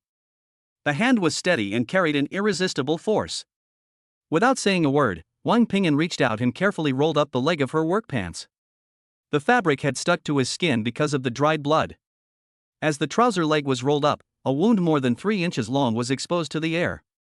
The wound was not deep, but the skin and flesh were turned outward, indicating that it had been cut by the sharp legs of a blade beetle. The skin around the body was red and swollen from a day of running around and being soaked in sweat. When was this done? Wang Ping'an asked. I don't remember. Su Muqing's voice was very low. In the heat of battle, such minor injuries are barely noticeable. Wang Ping'an did not ask any further questions. He silently turned around and took out the basic first aid kit from his backpack, the one that had used up their last few credits. He unscrewed a bottle of disinfectant and soaked a cotton ball in it. Bear with it. After he finished speaking, he knelt down in front of Su Muqing. Su Muqing froze completely. He didn't let her do it herself, nor did he stand up and give orders from a superior position. He knelt on the ground, one hand supporting her calf, the other holding a cotton ball, intently cleaning the dirt around the wound bit by bit. Hiss. The disinfectant hit her wound, and the piercing pain made her gasp. But even stronger than the pain was a feeling I had never experienced before. She looked at the man kneeling in front of her.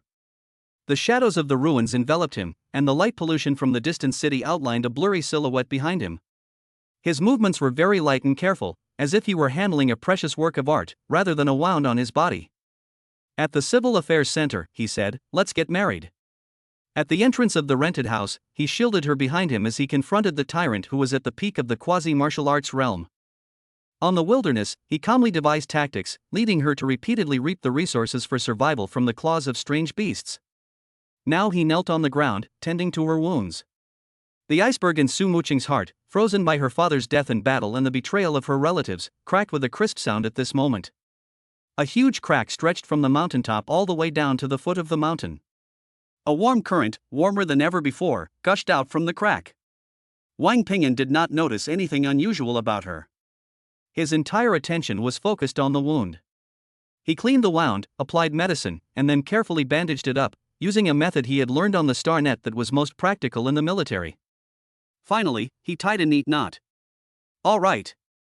He stood up and packed up the first aid kit. Don't let the wound get wet these next few days. Su Muqing looked at the neatly tied ribbon bow on her leg, then at Wang Ping'an's back, and felt as if a wad of cotton was stuck in her throat, unable to utter a single word. Wang Ping'an gathered some dry vines and scrap wood and started a small fire. The crackling flames dispelled the surrounding darkness and chill, carving out a small, warm territory for the living in this desolate wasteland. Hey, groom, a wilderness survival candlelight dinner? How romantic. How about this system gets you some federally supplied 1982 synthetic nutritional paste as a condiment? Since your wife is injured, I'll give you a friendly 20% discount. Wang Ping'an directly blocked out the improper voice in his mind. With the short knife still covered in the beetle's bodily fluids, he sliced off 2 of the tenderest pieces of breast meat, skewered them on the tip of the knife, and grilled them over the fire. Soon the aroma of meat filled the air. He handed the sizzling, oily slice to Su Muqing. Su Muqing silently took it and ate it in small bites. The barbecue had little flavor and was even a bit fishy, but she thought it was the best thing she had ever eaten in her life. Neither of them spoke. But the atmosphere was no longer awkward or oppressive. The firelight danced on their faces, casting flickering shadows. You. In the end, it was Su Muqing who spoke first. What exactly did you go through in the past? She finally asked the question that had been lingering in her mind for a long time. Wang Ping'an paused for a moment while flipping the grilled meat. As he looked at the flickering flame, he seemed to see his own 2 completely different, yet equally struggle-filled lives. I grew up in a federal orphanage. His voice was calm, as if he were telling someone else's story. I've been there since I can remember. I don't know who my parents are, or what my home looks like. Every day I think about when I can have a place that truly belongs to me. He stretched out one hand and gestured a very small area in front of the fire. It doesn't need to be big, just big enough to shelter from the wind and rain. When you're hungry, you have food to eat. When you're cold, you have clothes to wear. He paused and turned to look at Su Muqing. Most importantly, when you drag your exhausted body back home, there's someone waiting for you there.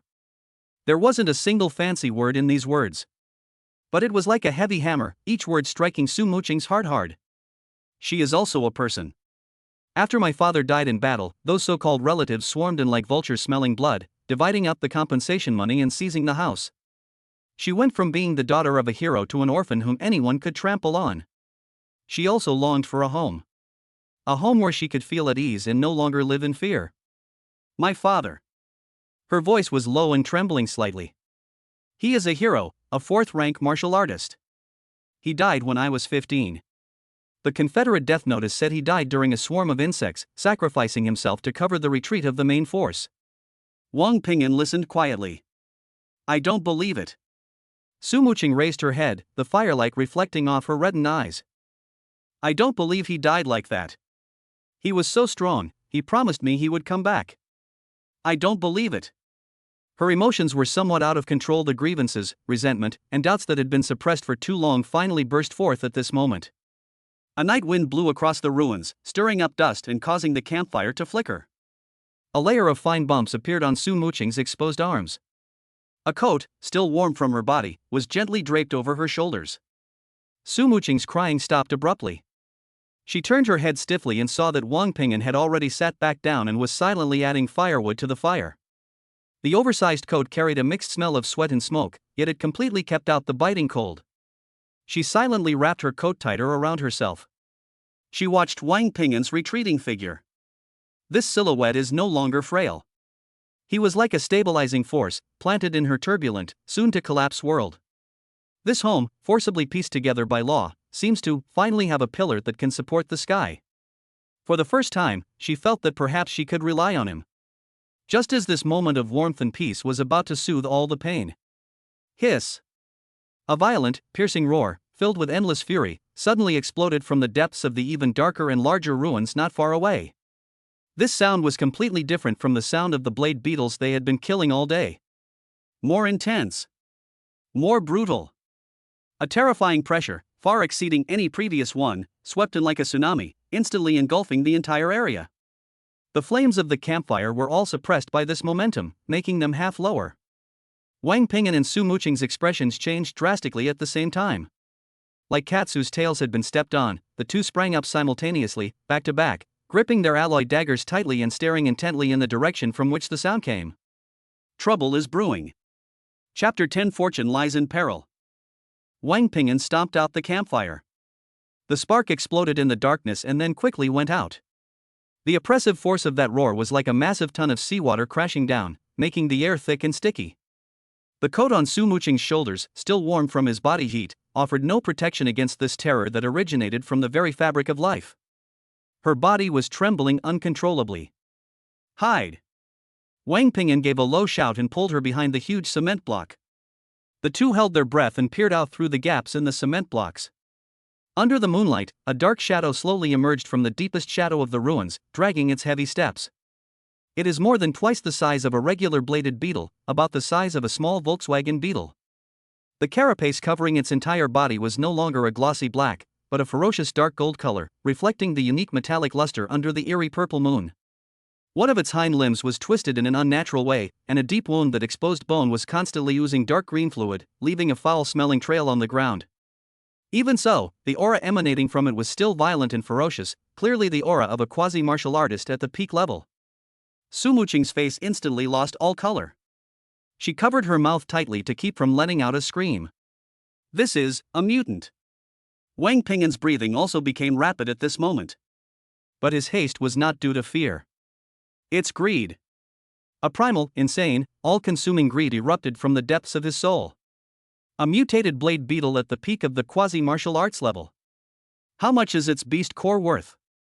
500 credits? 1,000? No. It will only be more. And its dark gold shell. This is definitely a material that everyone wants. Selling it could fetch more than 1,000 credits. Hey groom, you've won the lottery. The frivolous system voice in my mind, with a gloating tone, lingered.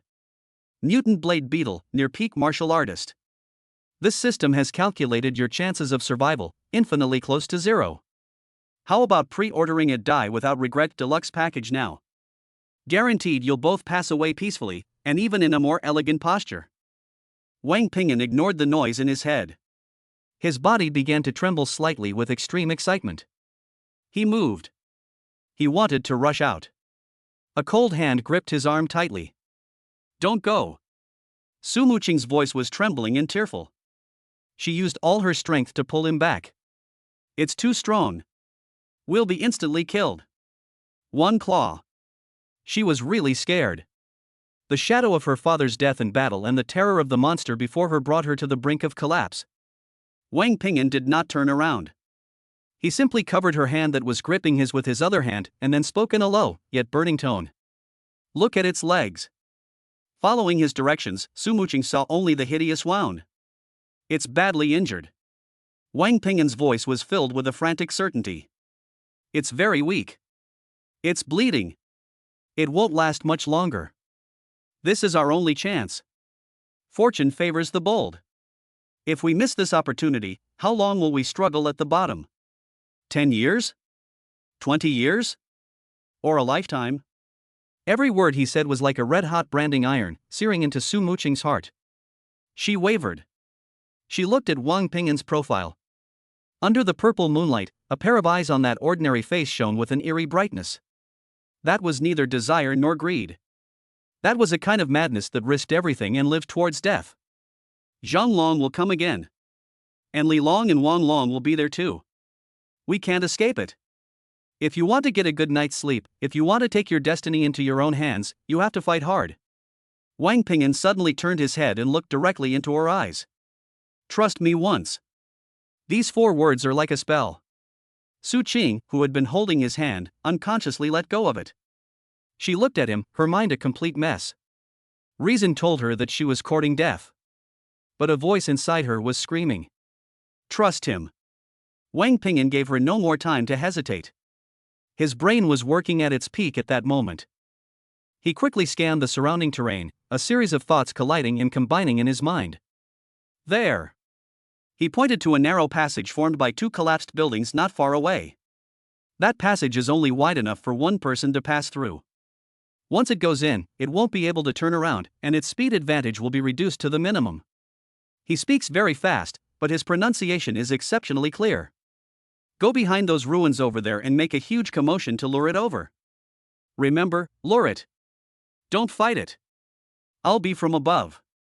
He pointed to the rooftop of a fairly intact 5-story building above the passageway. I will deliver the fatal blow. The plan was formed in just over 10 seconds. Crazy, daring, and fraught with danger. Su Muqing looked at him, at the undeniable light in his eyes. She nodded heavily. Good. One word, and she staked everything. The next second, the two went their separate ways. Su Muqing's figure, like a nimble cat in the night, silently slipped into the ruins on the other side. Wang Ping'an then used his hands and feet to climb the wall of the 5-story building as quickly as possible. He climbed to the rooftop silently, like a gecko, and looked down at everything below. Dang! A crisp metallic clang suddenly rang out from the ruins where Su Muqing was hiding. She threw out a piece of steel bar.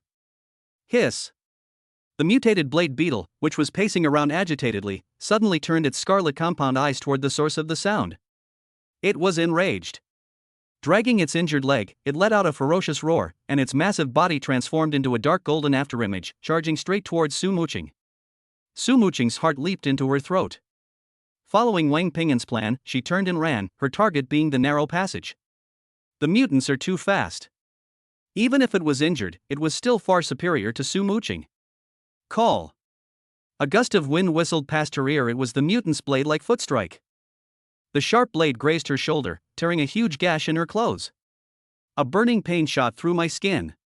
She dared not turn around and desperately circulated the Xian Yuan technique to its limit, pouring all her energy into her legs. It's getting closer. The passage is right in front of us. She lunged forward and rolled, making a mess of her appearance but managing to get right into the passageway. Roar! The mutant followed closely behind, its enormous body forcefully squeezing in. The passageway is too narrow. Its body was stuck between the two walls, and its speed was greatly reduced. Now is the time. On the rooftop, Wang Ping'an's body resembled a hunting eagle as he leaped from the 5th floor. The wind whistled in my ears. In his world, all that remained was the enormous, dark gold creature stuck in the passage below, struggling frantically. And the old wound on its back, from which dark green blood was constantly flowing. He poured all his strength and energy into the cheap alloy dagger in his hand. Die! Put! The tip of the knife pierced the old wound with perfect precision. Hiss!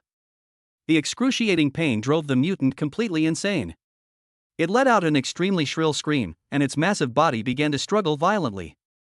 Ignoring Wang Ping'an, who still had a knife stuck in his back, it suddenly shook its head.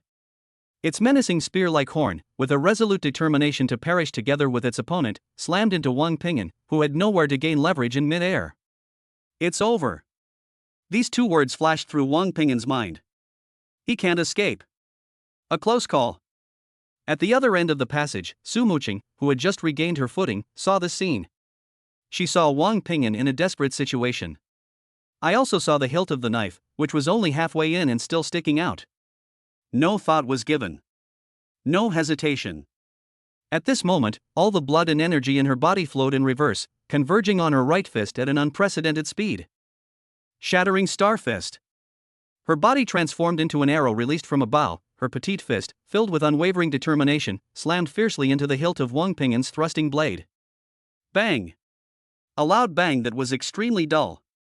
With the immense force of Su Muqing's desperate strike, the alloy dagger was smashed into the mutant's vitals with a soft thud. Time stood still at this moment. The mutant's massive body suddenly stiffened. Its scarlet compound eyes quickly dimmed. Finally, it let out a mournful cry filled with resentment and collapsed to the ground. Chapter 11: Breakthrough and Unexpected Fortune. The narrow passage was deathly silent. Wang Ping'an felt as if all the bones in his body had shattered, and the last bit of strength had been completely drained away with that desperate leap. He slumped onto the mutant's back, beneath which lay its hard carapace and warm bodily fluids, his nasal cavity filled with a strong stench of blood. He is still alive.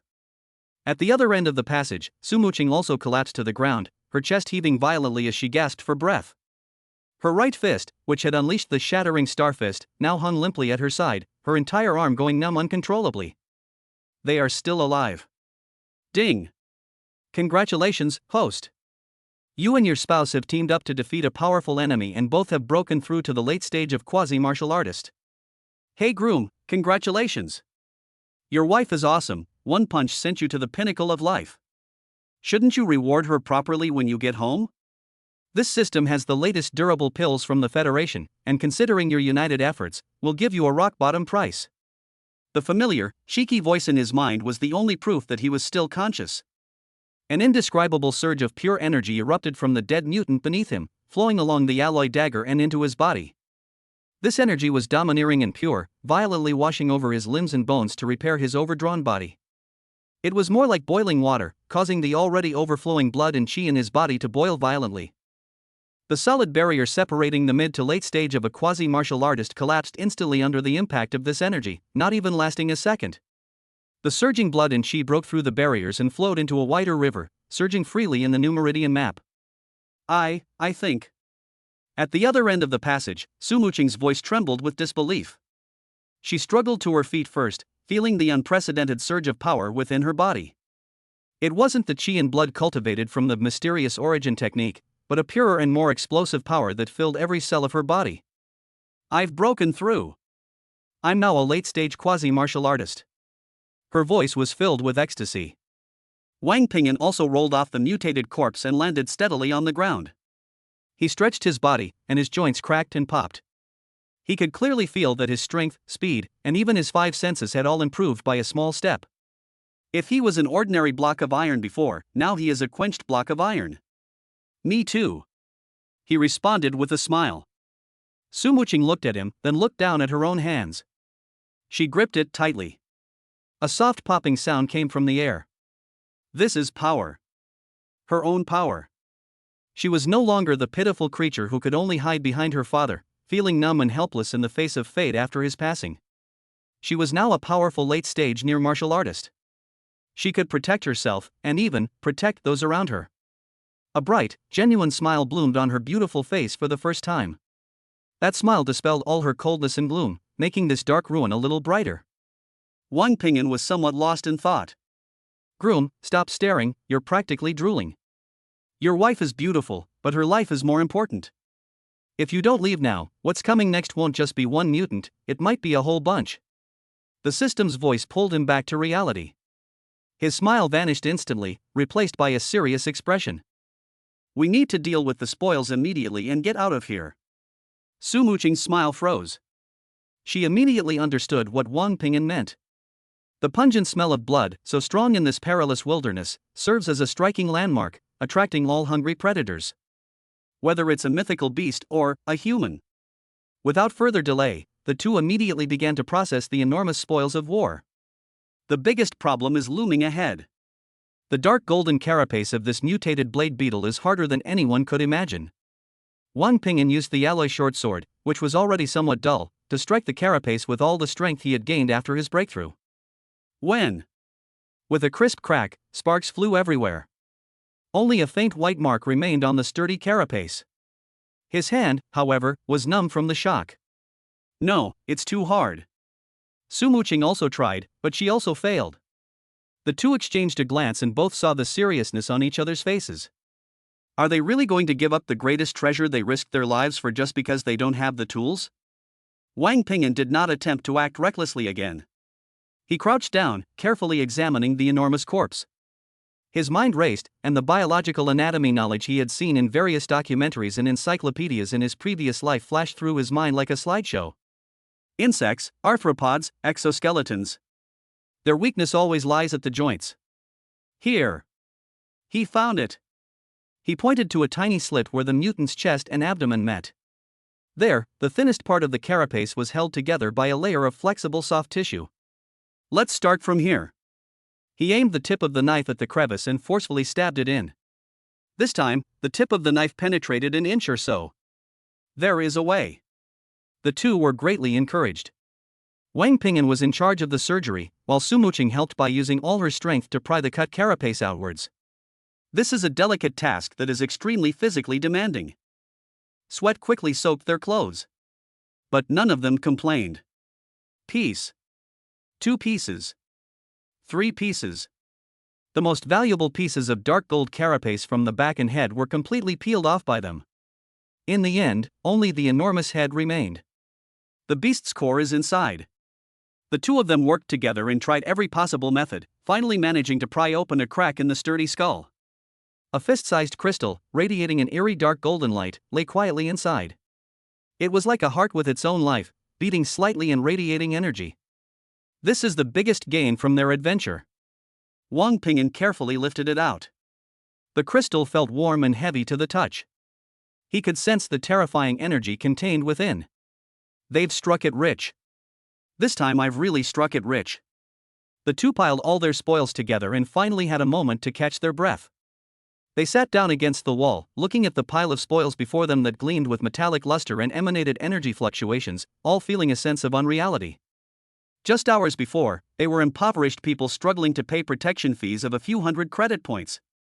Now, they have become late-stage quasi-martial arts experts among ordinary people. All of this stemmed from a reckless gamble by the man beside her. Su Muqing's gaze involuntarily fell on Wang Ping'an. He was looking down, intently wiping the dark golden beast core with a strip of cloth, his movements serious and meticulous. From their first encounter at the Civil Affairs Center to stepping forward in the low-rent housing. From calmly directing operations in the wilderness to that desperate, life-or-death strike just now. This man kept redefining her understanding of things. He is meticulous and can always see details that others miss. He was incredibly audacious, willing to gamble everything in dire straits.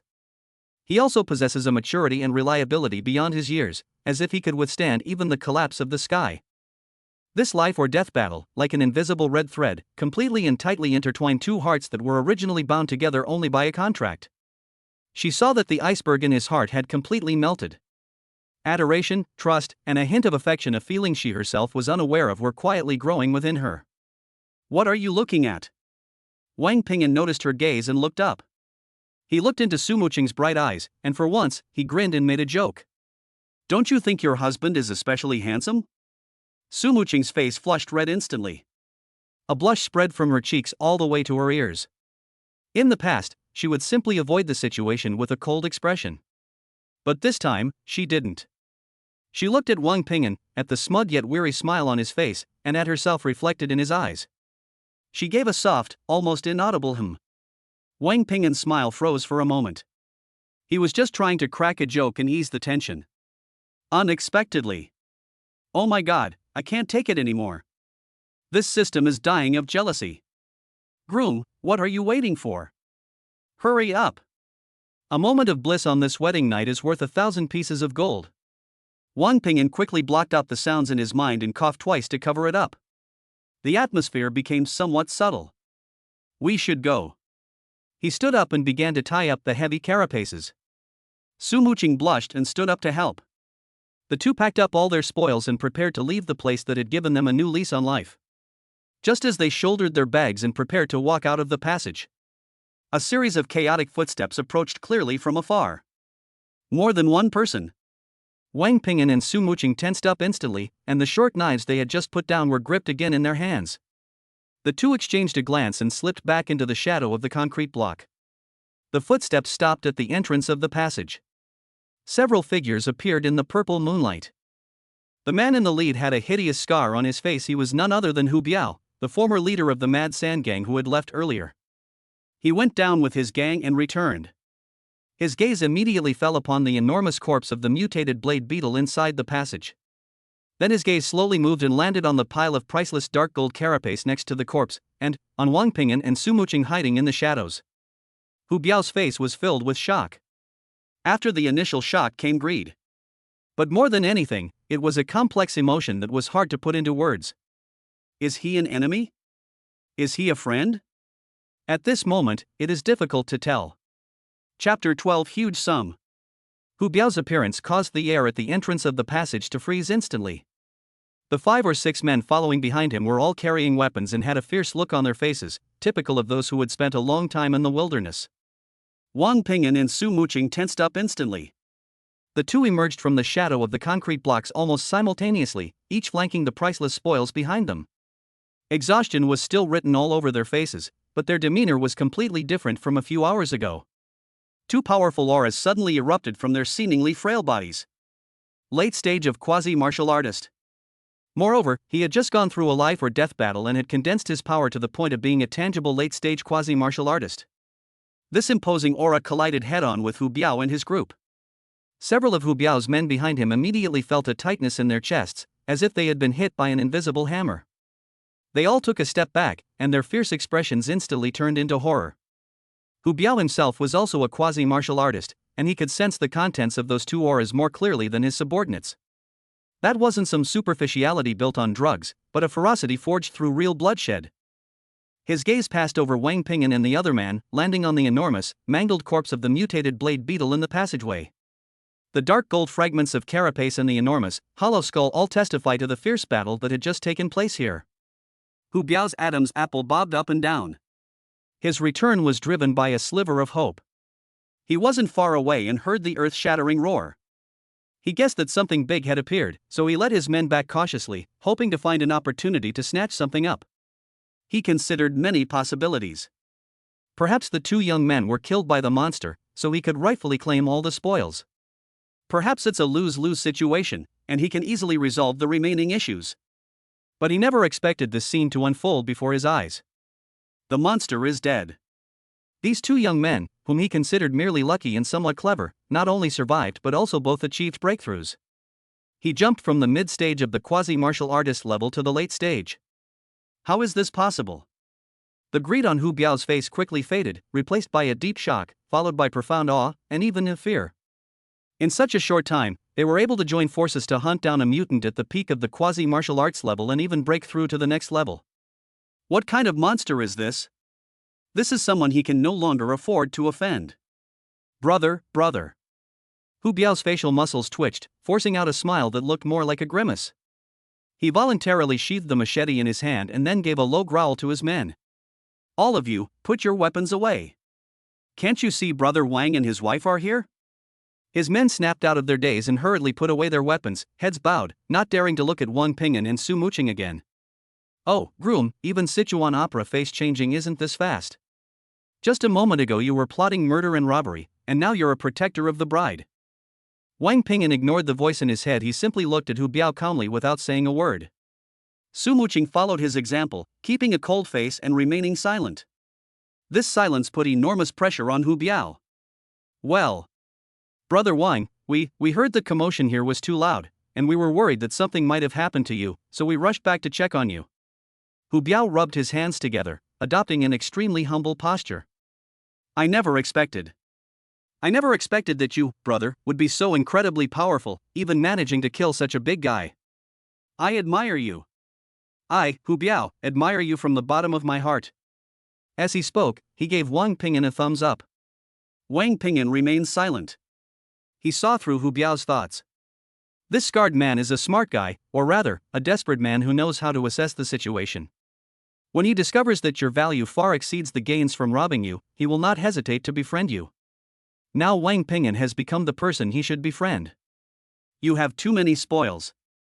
Seeing that Wang Ping'an remained silent, Hu Biao panicked even more and quickly continued to demonstrate his value. This place reeks of blood and isn't safe. If you don't mind, brothers, I'll have my Mad Sand Gang brothers escort you back to the city. We'll also help you carry all this stuff back. He pointed to the several large bundles of heavy carapaces. Just consider it making friends. That's a very skillful way of putting it. It's not helping, it's escorting. It's not about doing manual labor, it's about making friends. Wang Ping'an finally spoke. Good. One word instantly put Hu Biao's mind at ease. He quickly shouted at his subordinates who were still in a daze behind him. What the hell are you standing there for? Hurry up. Carry Brother Wang's spoils. Be careful.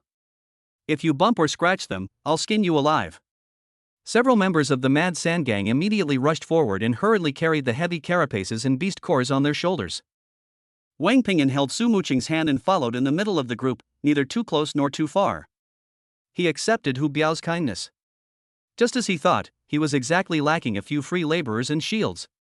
With the local thugs, the Mad Sand Gang, leading the way, at least a lot of unnecessary trouble can be avoided. The group marched in a grand procession toward the city's giant wall. Throughout the journey, Hu Biao was extremely enthusiastic, constantly trying to find topics to talk about, from strange tales in the wilderness to which bar in the city had the hottest girls, all in an attempt to get closer to Wang Ping'an. Wang Ping'an only responded half-heartedly, spending most of his time resting with his eyes closed to recover his depleted physical and mental strength. Su Muqing remained vigilant throughout, her hand never leaving the hilt of the knife at her waist. Soon, the majestic city walls came into view. After passing through the chaotic scavenger camp on the outskirts, we arrived at the relatively safe suburban area.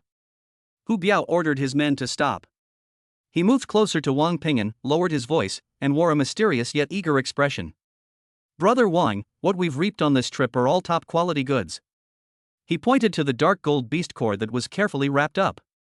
"If you go through the official purchasing station for this stuff, the price will be rock bottom, and you'll have to register your identity and pay taxes. It's a huge hassle. I have some connections in the black market." He winked at Wang Ping'an. "I guarantee the price will be at least 30% higher than the official price. Plus, it's a clean transaction with no registration required, and nobody will know you've made a fortune. Here it comes, the usual two-choice option. A. High risk, high reward. Enjoy the thrill of selling stolen goods on the black market. B. Stable approach. Official channels ensure safety. Groom, your time to be tested has come. Choose A, and this system salutes you as a true man. Choose B. Not bad either. After all, a wife, kids, and a warm bed are the ultimate pursuit." Su Muqing also heard Hu Biao's words. She looked at Wang Ping'an and handed over the decision-making power to him completely. Wang Ping'an stopped and glanced at Hu Biao. "Where is the official purchasing station?" His answer was simple and direct, leaving no room for negotiation. Hu Biao's smile froze for a moment. He didn't expect Wang Ping'an to refuse so decisively. A 30% price difference is no small amount. But when he looked at Wang Ping'an's calm and composed face, he instantly understood. The young man before us has grand ambitions. He didn't care about the price difference at all. What he cared about was security, legality, and a good resume that could be kept on file in the federal system. "I see." Hu Biao immediately dropped his broker's act and became serious. "Brother, you're destined for great things. It's me, Hu Biao, who has a narrow vision. The military's purchasing station is just ahead. I'll take you there." Under Hu Biao's guidance, they quickly located the official purchasing station set up by the military. It was a fortress-like building made of cast alloy, with armed guards standing at the entrance, creating a solemn atmosphere. The lobby of the recycling station was bustling with people, most of whom were scavengers like Wang Ping'an and his group, covered in dirt. A young officer in military uniform, with the rank of corporal on his shoulder, was sitting behind the counter registering passengers with an impatient expression. "Next!" he shouted without looking up. Hu Biao stepped forward with a forced smile. "Sir, my two friends have something they'd like to sell." The corporal raised his eyelids, glanced at Wang Ping'an and Su Muqing, who were dressed in rags and covered in blood, and curled his lips in a contemptuous smirk. "Just put whatever you have on the table, don't block the people behind you." Wang Ping'an ignored his rude attitude. He walked to the counter, took off a package from his back, and placed it directly on the cold metal countertop. Without uttering any unnecessary words, he simply reached out and untied the knot in the package. With a loud crash, several huge pieces of carapace shimmering with a dark golden luster, and a fist-sized, dark golden beast core that seemed to still be pulsating slightly, rolled out of the package. In that instant, the entire noisy purchasing station hall became so quiet you could hear a pin drop. All eyes were fixed on the beast core that emitted an eerie light.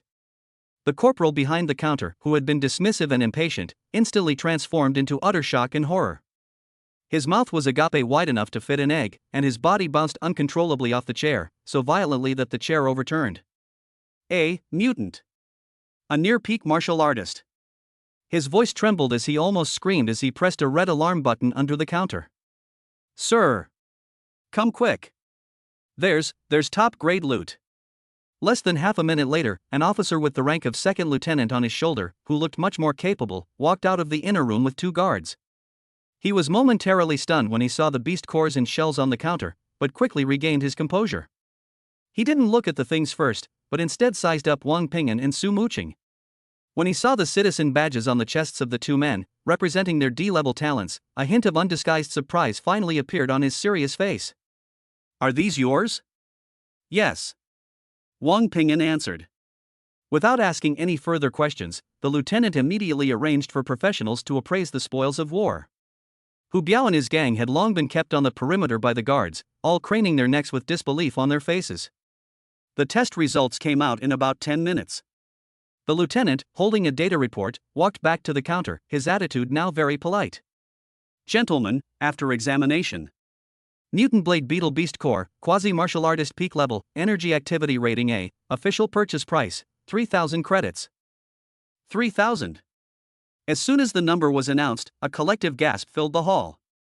Su Muqing's heart skipped a beat, and she instinctively grabbed Wang Ping'an's clothes. The lieutenant continued reading. Dark gold shell can be used to craft Tier 2 defensive equipment, totaling 1,000 credits. The remaining miscellaneous materials total 800 credits. Total 4,800 credits. He looked up at Wang Ping'an. "If everything is correct, please provide your personal terminal account. The funds can be credited instantly."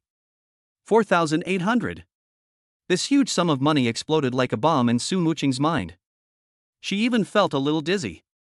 Wang Ping'an gave his account number. Drop. With a soft click, his personal terminal on his wrist vibrated. A message popped up. "Federal First Bank notification, your account earned 4,800 credits on July 9, 2024 at 1642 astrological calendar. Current account balance, 4,800 credits." Wang Ping'an turned the terminal screen towards Su Muqing. The string of glaring numbers was clearly reflected in her pupils. They have money now. Chapter 13 Investment Strength, a slap in the face. Returning to that cramped, cold, modular low-rent apartment, the stark contrast was immediately apparent. Just a moment ago, they were the focus of everyone's attention at the military acquisition station, the lucky ones holding huge sums of money. A moment later they were back in the cramped metal box where even turning around was a struggle. Su Muqing was still in a state of extreme dizziness and disorientation. She stared repeatedly at the string of numbers displayed on Wang Ping'an's personal terminal.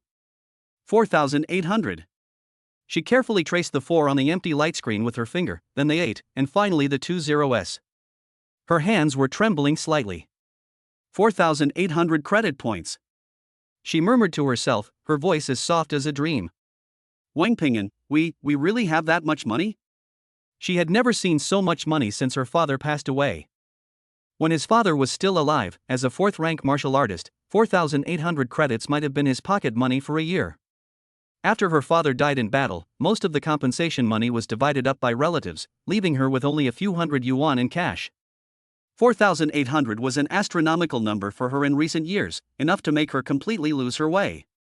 Looking at her excited yet terrified expression, like a squirrel clutching a bomb, Wang Ping'an's initial joy at the huge sum of money was quickly replaced by the composure of a former corporate slave.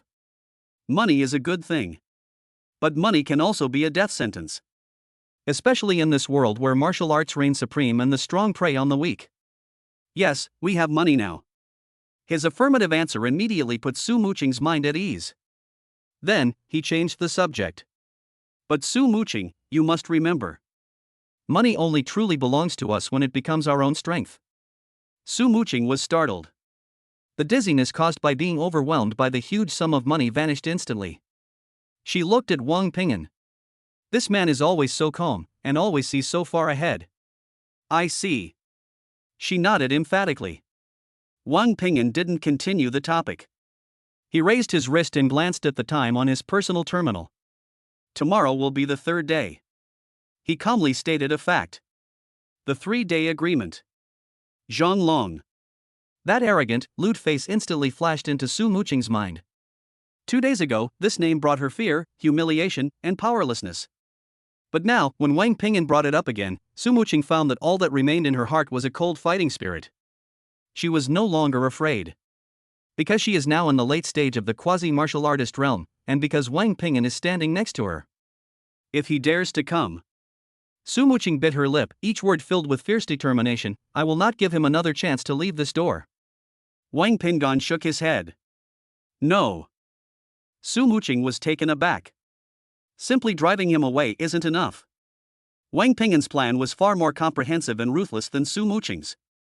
We are both currently at the late stage of the quasi-martial artist realm, while Zhang Long is at the peak of the quasi-martial artist realm.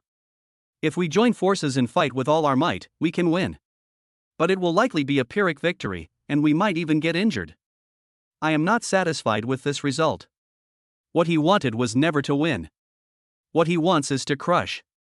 We must use the most thunderous, domineering, and unreasonable methods to completely cripple and frighten Zhang Long, this troublemaker. He wants to establish his authority. We must make sure that all the potential predators in this low-rent housing community see clearly that this newly moved-in Class D family is a steel plate that cannot be chewed up or touched. So this money can't be kept. Wang Ping'an pointed to the balance on the terminal. We must convert all of that into strength. Tonight, let's go to the martial arts mall again. The martial arts mall is a money pit that serves only martial artists and aspiring martial artists. It contains cultivation techniques, martial arts skills, weapons, elixirs, and even gene potions that can dramatically increase a person's strength in a short period of time. Okay, whatever you say. Su Muqing did not hesitate at all. After that life or death struggle in the wilderness, she had developed an almost blind trust in Wang Ping'an. As night fell, the two once again boarded a public levitation railcar and headed to the martial arts mall in the city center. Unlike during the day, the martial arts mall is much more lively at night. The place was brightly lit and bustling with people, and everyone coming and going exuded a fierce aura. This is a world that belongs to the strong. Money and power are displayed to the fullest extent here. Wang Ping'an and Su Muqing, dressed in cheap combat uniforms that were still worn and stained with blood from their return from the wilderness, looked completely out of place as they walked into the magnificent shopping mall lobby. Most of the looks he received were of disdain and contempt. Neither of them cared. They went straight to the medicine area. Just one bottle of grade F nutrient solution, 120 credits. Brotherly, can you make it cheaper? How about 110? A familiar voice came from behind. Wang Ping'an paused in his steps. Not far away, a young couple was seen haggling with a shop assistant at a counter. It was the same couple with C-level talent who had mocked them at the Civil Affairs Center that day. The man had a fawning smile on his face and was bowing and scraping to the shop assistant. The woman stood to the side with her arms crossed, her face full of impatience. Hey, isn't this that pair of D-rank trash? The woman spotted Wang Ping'an and Su Muqing immediately and spoke in a sarcastic tone. Her voice was neither too loud nor too soft, just loud enough for everyone around to hear. What, you've come to the martial arts mall to broaden your horizons too? The man turned his head and saw Wang Ping'an and the other man. His fawning expression immediately turned into a sense of superiority. He straightened his back and cleared his throat. Isn't the air here sweeter than in your low-rent housing? Take a good sniff, it's free, don't be shy. A suppressed chuckle came from the surrounding area. Su Muqing's face turned pale instantly, and her hand unconsciously gripped the hilt of the knife. Wang Ping'an didn't even show a superfluous expression. He didn't even glance at the couple. Such a minor character doesn't even qualify to be his stepping stone. Ignoring is the most thorough form of contempt. He pulled Su Muqing along and walked straight to another counter. The shop assistant behind the counter also glanced at them, her professional smile revealing a hint of undisguised perfunctoriness. What would you two like? The basic nutritional paste is on the left shelf, 10 credits for one tube. Wang Ping'an did not answer. He spoke calmly, his voice carrying clearly throughout the entire corner. 2 vials of F-grade gene enhancement fluid. I want the kind that's absorbed the fastest and has the most immediate effect. Grade F gene enhancement fluid is the most effective auxiliary cultivation drug for potential martial artists on the market. Grade F items correspond to the quasi-martial artist stage. Grade E items correspond to the first and second rank martial artist stages. Grade D items correspond to the third and fourth rank martial artists. Grade C items correspond to the fifth and sixth rank martial artists. Grade B items correspond to the 7th rank martial artist stage. Grade A items correspond to the 8th rank martial artist stage. S grade items correspond to the 9th rank martial artist stage. The entire corner fell silent instantly.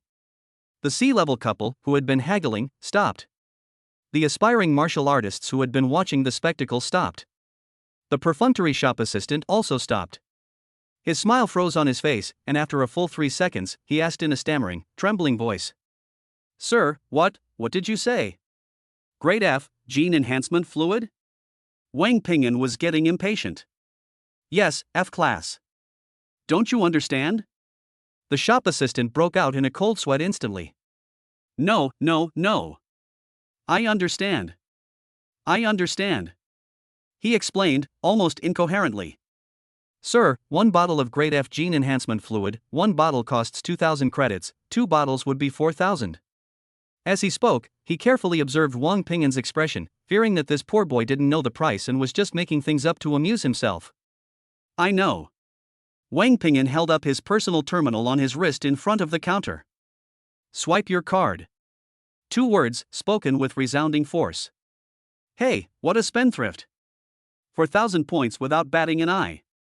He's spending money faster than this system is leveling up. But I like it. That's manly enough. The system's voice in my mind was filled with excitement. The whole world seemed to have been muted. 4,000 credits. The mockery and sense of superiority on the faces of that sea-level couple seemed to have been shattered by an invisible hand and then crushed into the mud. The man's face turned a deep liver color. He was just begging for a difference of 10 credits, while the trash in his eyes casually threw away 4,000 credits. What an absurd and ironic scene this is. The woman's expression was even more interesting. She looked at her boyfriend, who was still gloating over 100 credits, and then at Wang Ping'an, who had expressionlessly spent 4,000 credits. That shock quickly turned into naked jealousy and regret. The gazes of the aspiring martial artists who had initially been watching the spectacle towards Wang Ping'an completely changed.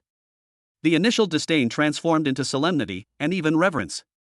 In this world, the implications of a young person who can calmly spend 4,000 credits to buy consumables are self-evident. The shop assistant's attitude made a complete 180-degree turn. With lightning speed, he retrieved an exquisite alloy combination lockbox from the safe behind him. In front of everyone, enter the password and open the box. 2 syringes, emitting a faint blue glow, lay quietly in a temperature-controlled groove. Sir! Your grade F gene enhancement fluid. The shop assistant held the box with both hands and respectfully handed it to Wang Ping'an, bending over almost at a 90-degree angle. Wang Ping'an took the box and didn't look at the couple, who were already ashamed beyond belief, even once more. He grabbed Su Muqing's hand and turned to leave. Under the strange gazes of those around them, the sea-level couple could no longer stay and slunk away from the martial arts mall as if they were fleeing. Back in the low-rent apartment, the moment I closed the door, all the noise from the outside world was shut out. Only the 2 people's slightly rapid breathing remained in the room. Wang Ping'an opened the alloy box. The 2 dark blue vials emitted a captivating yet dangerous glow in the dim light. This is the wealth they earned with their lives, and it is also the hope they are about to gamble everything on. There were less than 20 hours left until the deadline for Zhang Long's visit. Wang Ping'an picked up a vial of medicine and handed it to Su Muqing. His movements were steady, and his expression was sharper than ever before. Tonight, it's either success or death. Tomorrow, we're going to let the whole community know that no one can mess with our family. Chapter 14 Overnight Transformation, Strength Soars. This process can be very painful. Wang Ping'an broke the silence. The principle behind gene therapy is to forcibly tear and recombine your body cells with high concentrations of energy, forcing out your potential. The instructions state that the absorption failure rate is 3%. If it fails, the consequences can range from severed meridians to immediate death. He made no attempt to hide anything, laying bare the worst possible outcome for Su Muqing. This is no joke. Su Muqing listened quietly, looking at Wang Ping'an in his eyes, which appeared unusually deep under the dim blue light. She didn't say anything, but simply reached out and took a vial of gene enhancement fluid from the box. The injection was cold to the touch, but her movements didn't tremble at all. She answered with her actions. Wang Ping'an looked at her and picked up the remaining one. Ready? Su Muqing nodded firmly. Ready. The 2 exchanged no further words. They simultaneously removed the protective caps from the syringes and pointed the sharp needles at their arms. Puff. A slight sound, and the needle pierced the skin. The dark blue liquid was slowly pushed into the blood vessels of the 2 people. 1 second. 2 seconds. 3 seconds. Nothing happened. Just when Su Muqing thought the potion was fake, an indescribable burst of violent energy exploded inside her body without warning. That was not a gentle energy flush. It was a storm. A tsunami. Countless scorching knives were frantically cutting and churning inside her blood vessels, muscles, and bone marrow. Well. An uncontrollable groan escaped from Su Muqing's throat.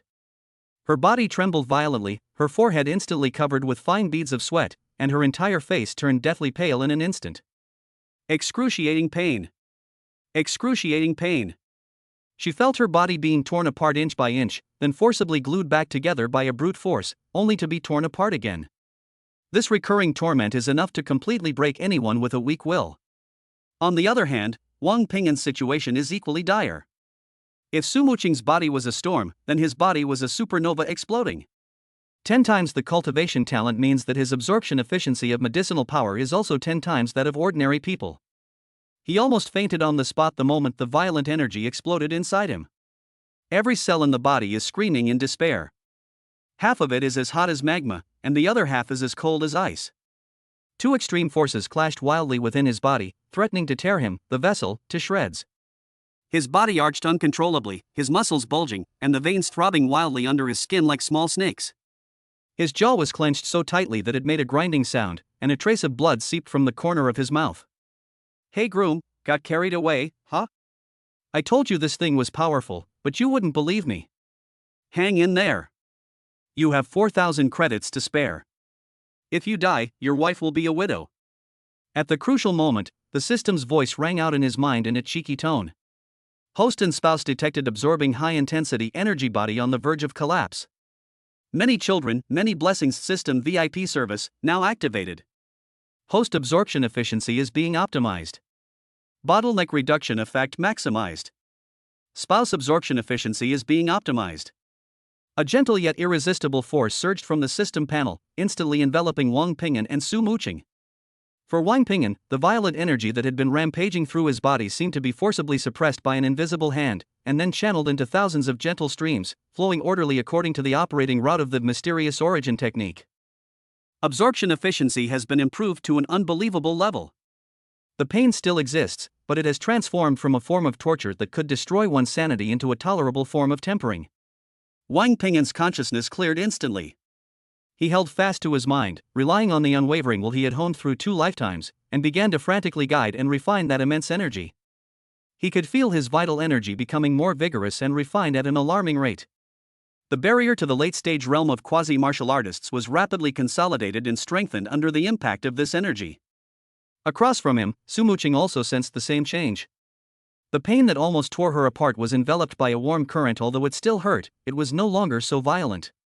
She clenched her teeth, sweat dripping from her chin onto the ground. Her father's tall figure flashed through her mind.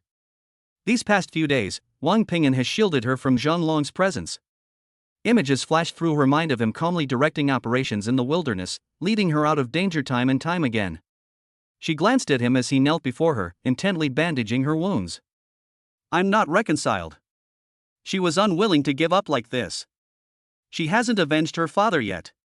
She hasn't yet lived a stable and dignified life with Wang Ping'an. Ah! Su Muqing let out a low roar, and she took the initiative to activate the mysterious origin technique, cooperating with the warm current to guide the energy within her body. She, who had been passively enduring everything, launched a proactive counterattack at this moment. Time passes by every second. I don't know how long it took. Su Muqing was the first to complete the transformation. All the medicinal power in her body was completely absorbed and integrated into her limbs and bones. The tearing pain receded like a tide, replaced by an unprecedented sense of fulfillment and power. She could clearly feel that the energy and blood in her body were at least 30% stronger than before. The realm of a quasi-martial artist in the late stage has been completely stabilized. And it's not just ordinary stability. Her foundation was honed to an incredibly solid level by this immense energy, and the purity of her chi and blood far surpassed that of other quasi-martial artists of the same level. She slowly opened her eyes. The moment she opened her eyes, an even more terrifying aura suddenly erupted from Wang Ping'an opposite her. Wang Ping'an's transformation was even more astonishing than she had imagined. With the combined boost of 10 times the talent and system optimization, the immense potency of the F-grade gene enhancement fluid was like a man who hadn't eaten for 3 days seeing a Manchu Han imperial feast. The vortex of chi and blood within his body was frantically devouring and refining every bit of energy. After the late-stage quasi-martial artist realm was stabilized, there was still a large surplus of medicinal power. Under his guidance, the surplus energy converged into an invincible torrent, launching a desperate charge against the solid barrier separating the late stage from the peak. Boom! An invisible roar exploded in his mental world. The barrier was forcefully smashed, leaving clear cracks. Although it ultimately failed to break through completely, it was already teetering on the brink of collapse. Just one step away from the goal. Halfway to the peak. His current strength is already very close to the peak of a true quasi-martial artist. All the medicinal effects were absorbed. Wang Ping'an slowly exhaled a breath of stale air. The breath of foul air, when exhaled, actually produced a faint white arrow of air that flew half a meter before slowly dissipating. He opened his eyes. Their eyes met in the air. They could both clearly sense the explosive, transformative power within each other's bodies. Everything is implied. A genuine, radiant smile appeared on Su Muqing's face. Wang Ping'an smiled too. He stood up and stretched. Crackle! A series of crisp, popping sounds, like popping beans, came from his joints. He simply raised his hand and made a loose grasp on the air. Bang! A soft, yet incredibly clear, popping sound rang out from his palm. This is a sonic boom produced when the force and speed reach a certain level and compress the air. His current strength completely surpasses that of himself just a few hours ago. Zhang Long? He is now confident that he can take down the so-called community bully within 10 moves. Su Muqing also stood up, feeling the surging power within her body, her face filled with confidence. They succeeded. They won this high-stakes gamble. Just as the two were enjoying the joy brought by their sudden increase in strength, the atmosphere in the room became relaxed and full of hope. Bang! A deafening roar suddenly erupted. The door, made of cheap alloy, was kicked open from the outside in an extremely violent manner. The entire door panel dented and deformed inwards, and the lock flew off, crashing heavily against the wall. A loud, lewd voice, filled with undisguised malice, came from outside the door and echoed in the small room. 3 days have passed. You little bastard, have you prepared the money? If not, your beautiful wife will be finding another man tonight. Chapter 15 Urinating in Fright. Zhang Long swaggered in. He was followed by 2 henchmen, the same 2 from 3 days ago, who now wore the same nauseating smiles on their faces. They're here to collect debts. No, they're here to watch the show. Watch as a D-level loser kneels on the ground, begging and pleading. Watch as a stunningly beautiful woman is wantonly violated in her despair. In the corridor of the low-rent housing, several doors had been quietly opened a crack, and curious yet numb heads were peeking out from behind them. In the New Hope community, Zhang Long's 3-day agreement was a public execution. What's wrong, you little bastard? Zhang Long kicked the deformed door panel again, making a piercing metallic scraping sound. He picked at his ear, his gaze sweeping over Wang Ping'an and brazenly scanning Su Muqing. Money or people? Choose one. He enjoyed the feeling, the thrill of controlling other people's lives and deaths. He took a step forward, unleashing the aura of a near-peak martial artist, like an invisible wave that crashed down on Wang Ping'an and Su Muqing. This is one of his usual tricks. First, use your imposing presence to break down the opponent's psychological defenses, so that they don't even have the thought of resisting. In the past, ordinary people of D or F level would have been considered tough if they hadn't wet their pants while standing there, let alone under his imposing aura. He looked forward to seeing Wang Ping'an's legs go weak and Su Muqing's face turn pale. However, its momentum was like a tidal wave, crashing onto the 2 reefs. No. It doesn't even qualify as a reef. His imposing aura vanished into thin air just half a meter away from the 2 of them. Like a clay ox entering the sea, it didn't stir up the slightest ripple. Wang Ping'an was still standing there. Su Muqing was still standing there. Neither of them showed the slightest change in expression. Zhang Long's smile froze. He sensed something was wrong. Something is very wrong. His 2 henchmen also sensed the strange atmosphere, their smiles faded, and their hands unconsciously reached for the weapons at their waists. The neighbors who had been peeping outside in the corridor also let out suppressed gasps. They had seen Zhang Long use this technique to force several families to collapse on the spot. What happened today? Just as Zhang Long was filled with doubt and uncertainty, preparing to unleash his power once more, Su Muqing moved. She simply took 1 step forward. It's just 1 simple step. Then, an equally powerful, even more refined aura erupted from her slender body. Late stage of quasi-martial artist. If Xianglong's aura was like a turbid wave, then Su Muqing's aura was like a sharp ice spike. Puff! A soft sound. Xianglong's momentum was instantly pierced and scattered. He stumbled backward 3 steps uncontrollably before finally regaining his balance. A surge of blood rushed through his chest, and his face flushed red. Late-stage quasi-martial artist? Xianglong's voice changed, filled with disbelief and horror. How is that possible? 3 days ago, this woman was clearly only a mid-stage quasi-martial artist. 3 days. From a mid-stage near martial artist to a late-stage near martial artist? What kind of monster is this? His 2 henchmen were so startled by the aftershocks of Su Muqing's aura that they fell to the ground with a thud, their faces filled with fear. It's over. We've hit a brick wall. This was the only thought in Xianglong's mind. Even though a quasi-martial artist in the late stage is at his peak, he would still have to put in a lot of effort in a real fight, and would definitely get injured. It's not worth it for a mere few hundred credits. His mind raced, already plotting how to back down gracefully and make a clean getaway. However, Wang Pingyan did not give him that chance. You, come here. Wang Pingyan beckoned to Xianglong with his finger. Xianglong's face instantly turned a deep liver color. He's the local bully, a near-peak martial artist. When has he ever been treated with such contempt? Kid, don't be so arrogant. Even if she's a late-stage quasi-martial artist, I'm at the peak. If we really fight. He hadn't finished his harsh words. Wang Pingyan also stepped forward. If Su Muqing's aura is like an ice spike. The aura emanating from Wang Pingyan was that of a butcher's knife that had just been retrieved from a mountain of corpses and a sea of blood. The aura wasn't violent, but it was extremely refined, carrying a murderous aura that made even the soul tremble. Halfway to the peak. Moreover, his foundation is so solid that he can break through to the peak at any time. Xianglong's weak, peak-level martial arts aura was as fragile as paper in the face of Wang Pingyan's killing intent. Well done. That was a really cool performance. This system gives it 9 points. I'm deducting 1 point so you don't get too cocky. In my mind, the system's voice sounded at just the right moment. Gulp. Xianglong swallowed hard. He felt as if an invisible hand was gripping his throat, making it difficult to breathe. He was not facing an 18-year-old youth at all. Instead, it is a ferocious beast that emerged from the ancient jungle, devouring humans at will. Xianglong. Wang Pingyan spoke. His voice was calm, yet it made Xianglong feel as if the temperature around him had dropped several degrees. You just said you wanted my wife to find another man? Before he could finish speaking, Wang Pingyan gently stepped down with his right foot. Bang! A dull, loud bang.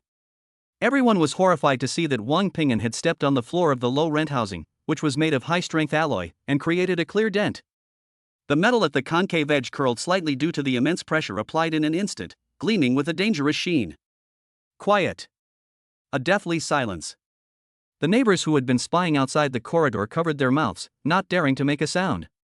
The 2 henchmen, slumped on the ground, were trembling with fear, and a foul stench emanated from their crotches. Xianglong's psychological defenses were completely shattered by that kick. He was scared. I'm genuinely scared. The force of stomping into an alloy floor is terrifying. Even if he, a near-peak martial artist, threw a full-force punch, he could at most only leave a fist mark. These 2 people, these 2 D-rank trash, are monsters. It's a prehistoric crocodile in sheep's clothing.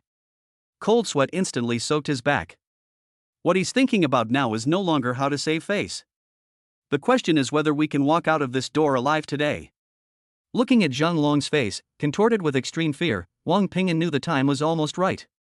Having strength alone is not enough. He wanted to make Xianglong, and everyone else, completely give up the idea of provoking them again. He threw out the last, and heaviest, straw. He pointed to Su Muqing beside him and said clearly, word by word. Do you know who she is? Xianglong was so frightened that he could barely breathe, and could only shake his head subconsciously. Her father was Red Fist Su Jinshan, a hero who died defending our city. Xianglong's face turned deathly pale, even more so than a corpse. Although I don't know who Red Fist Su Jinshan is, a martial artist with a title in front of his name must be at least a third-rank martial artist, and he died defending the city, so he was definitely a soldier. He finally understood what kind of being he had messed with. At most, bullying ordinary people will get you arrested by the patrol team and locked up for a few days. but to humiliate the only daughter of a fallen hero. The nature of this matter has completely changed. If this gets out, not only will his local thugs be severely punished, but even his backer, the squad leader, will be skinned alive. Overwhelmed by immense fear and regret, he was completely engulfed. Thump! Zhanglong's legs buckled, and he knelt down in front of everyone inside and outside the corridor. He slammed his forehead hard against the cold metal floor with all his might, heading towards Wang Ping'an and Su Muqing. Bang! I was wrong. Brother Wang. Miss Su. I was blind to your greatness. I'm not human. I'm an animal. Bang! Please, have some magnanimity and just let me go, treat me like a fart. Bang! He kept banging his head against the ground, and blood soon appeared on his forehead, but he dared not stop. Wang Ping'an didn't speak, he just looked at him quietly. Su Muqing didn't say anything. She looked at Zhanglong kneeling on the ground, pleading desperately, and what flashed through her mind was the numbness and despair she had felt 3 days ago. So this is what it feels like to have your destiny in your own hands. The neighbors outside the corridor, witnessing this incredibly impactful scene, looked at Wang Ping'an and Su Muqing with a gaze that had shifted from initial sympathy and curiosity to utter awe. For a long time, Wang Ping'an then slowly spoke. Roll. There is only one word. Zhanglong, feeling as if he had been granted a pardon, scrambled to his feet, not even bothering to pay attention to his 2 terrified henchmen, and rushed out of the corridor, disappearing into the night. After this battle, everyone in the New Hope community knows. Apartment 704, Building 3, Section D, is home to 2 ruthless individuals whom no one dares to mess with. One is a formidable force from across the river, whose strength is unfathomable. The other is the descendant of a hero. Wang Ping'an walked to the door, straightened the completely ruined door panel, and barely managed to wet it into the doorframe. Chapter 16: The Privileges of a Hero's Orphan. Early the next morning, Wang Ping'an was awakened by a series of cautious knocks on the door. It wasn't a smash or a kick, but a soft, tentative knock. When he opened his eyes, the first thing he saw was the door panel that he had managed to wedge back into the doorframe, which was now completely twisted and deformed. Who? Wang Ping'an stood up and stretched his body.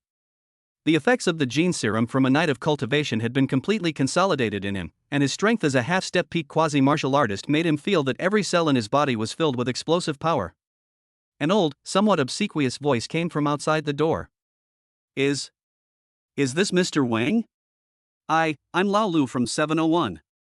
I saw your door was broken, so I brought you some breakfast. Wang Ping'an walked over and looked out through the deformed crack in the door. A middle-aged woman, around 40 years old, was standing nervously in the doorway, holding a tray. On the tray were 2 bowls of steaming, sweet-smelling synthetic porridge, with 2 protein cubes next to them. This is considered a fairly substantial breakfast in this low-rent housing. Wang Ping'an did not open the door. He just watched calmly. The middle-aged woman felt uncomfortable under his gaze, and her smile became even more humble. Mr. Wang, you and Miss Su are both good people. Zhanglong and his gang are scoundrels. They should have been taught a lesson long ago. You've really avenged us all. Her words were sincere and heartfelt. We appreciate the gift, please take it back. Wang Ping'an's voice wasn't loud, but it carried clearly. The middle-aged woman's smile froze, and she didn't know where to put the tray she was holding. Mr. Wang, this. We don't lack it. After Wang Ping'an finished speaking, he ignored him. He turned to look at Su Muqing, who had also woken up. Su Muqing's face still carried a hint of the excitement and pleasure of a victor. She also heard the conversation outside. Aren't we being too heartless? She asked softly. We don't need their flattery. Wang Ping'an walked to the broken door and tapped the deformed metal with his finger. We have to move. Su Muqing was taken aback for a moment, then nodded emphatically. Yes. Let's move. We have 800 credits now, and if we go out into the wilderness and pull off a few more heists, we'll definitely save enough money to buy a small apartment. She is now bursting with confidence.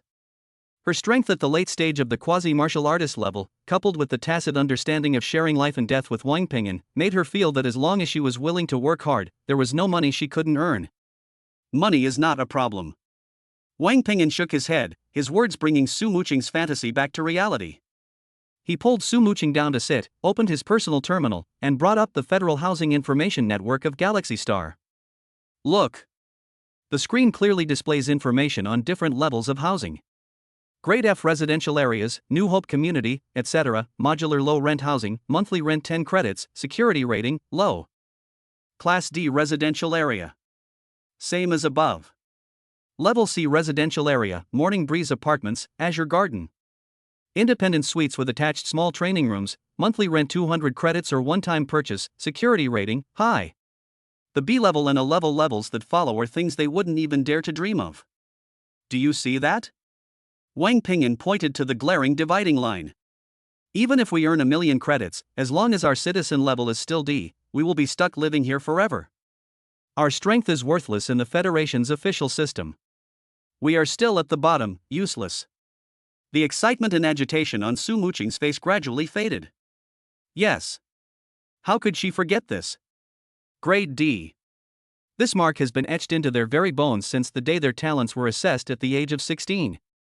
No matter how glorious they were in the wilderness, no matter how badly they beat Zhen Long.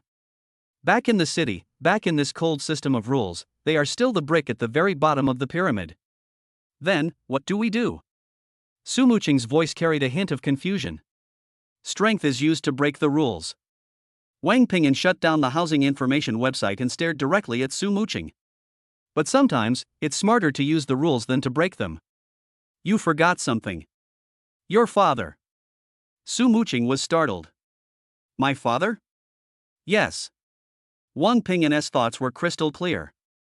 Red Fist Su Jinshan, a 4th-rank martial artist, a hero who died in battle.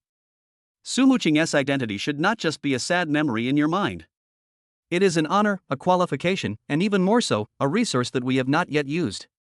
To exploit one's father's sacrifice for personal gain? The thought made Su Muqing instinctively feel a sense of resistance. Her face paled. Wang Ping'an, I can't. I can't do that. That would be an insult to my father. She inherited her father's integrity and pride. An insult? Wang Ping'an retorted. To make a hero's daughter live in a place where her door could be kicked down at any moment and she could be bullied by thugs, that's what an insult is. His voice suddenly rose a few decibels. What did your father fight so hard for? Wasn't it so that the citizens of the Union, his family, could have a stable and dignified living environment? Now that you are his daughter, you are going to reclaim the dignity and safety that rightfully belong to you. How can this be called an insult? This isn't about demanding, Su Muqing. This is about taking back what's rightfully yours. Every word Wang Ping'an said felt like a heavy hammer blow to Su Muqing's heart. Yes.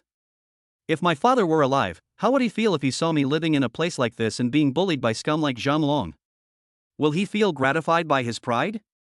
No, he would only feel heartache and anger. After a long while, Su Muqing slowly loosened her clenched fist. She raised her head, and in her clear eyes, there was no longer any confusion or resistance, only an unprecedented determination.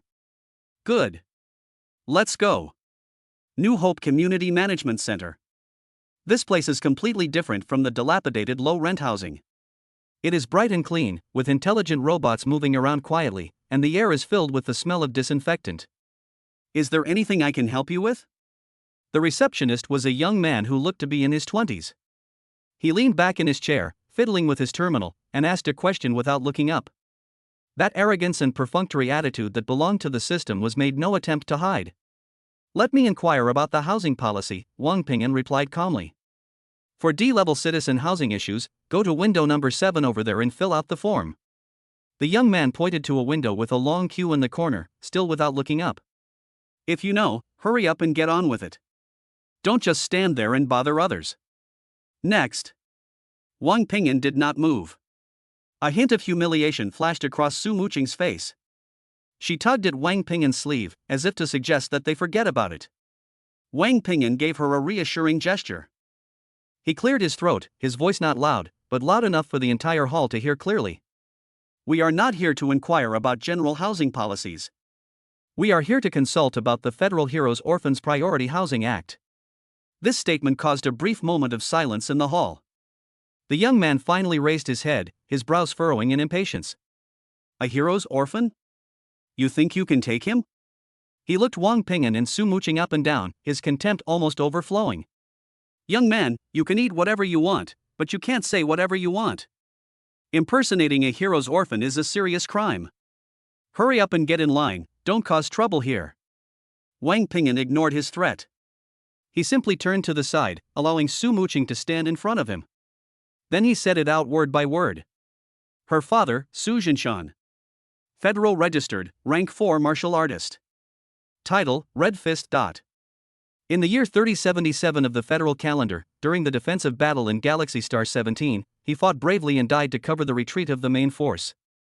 When Wang Ping'an uttered the words Red Fist Su Jinshan, the young man, who had been looking impatient, froze instantly. He suddenly jumped up from his chair, stared intently at Su Muqing, then rushed to his work terminal and typed Su Jinshan with trembling hands. The next second, a file with a bright red priority indicator popped up. The photo of Su Jinshan in his military uniform in the file shows him to be exceptionally heroic, and below it is a long list of merits and resumes that is dazzling to the eye.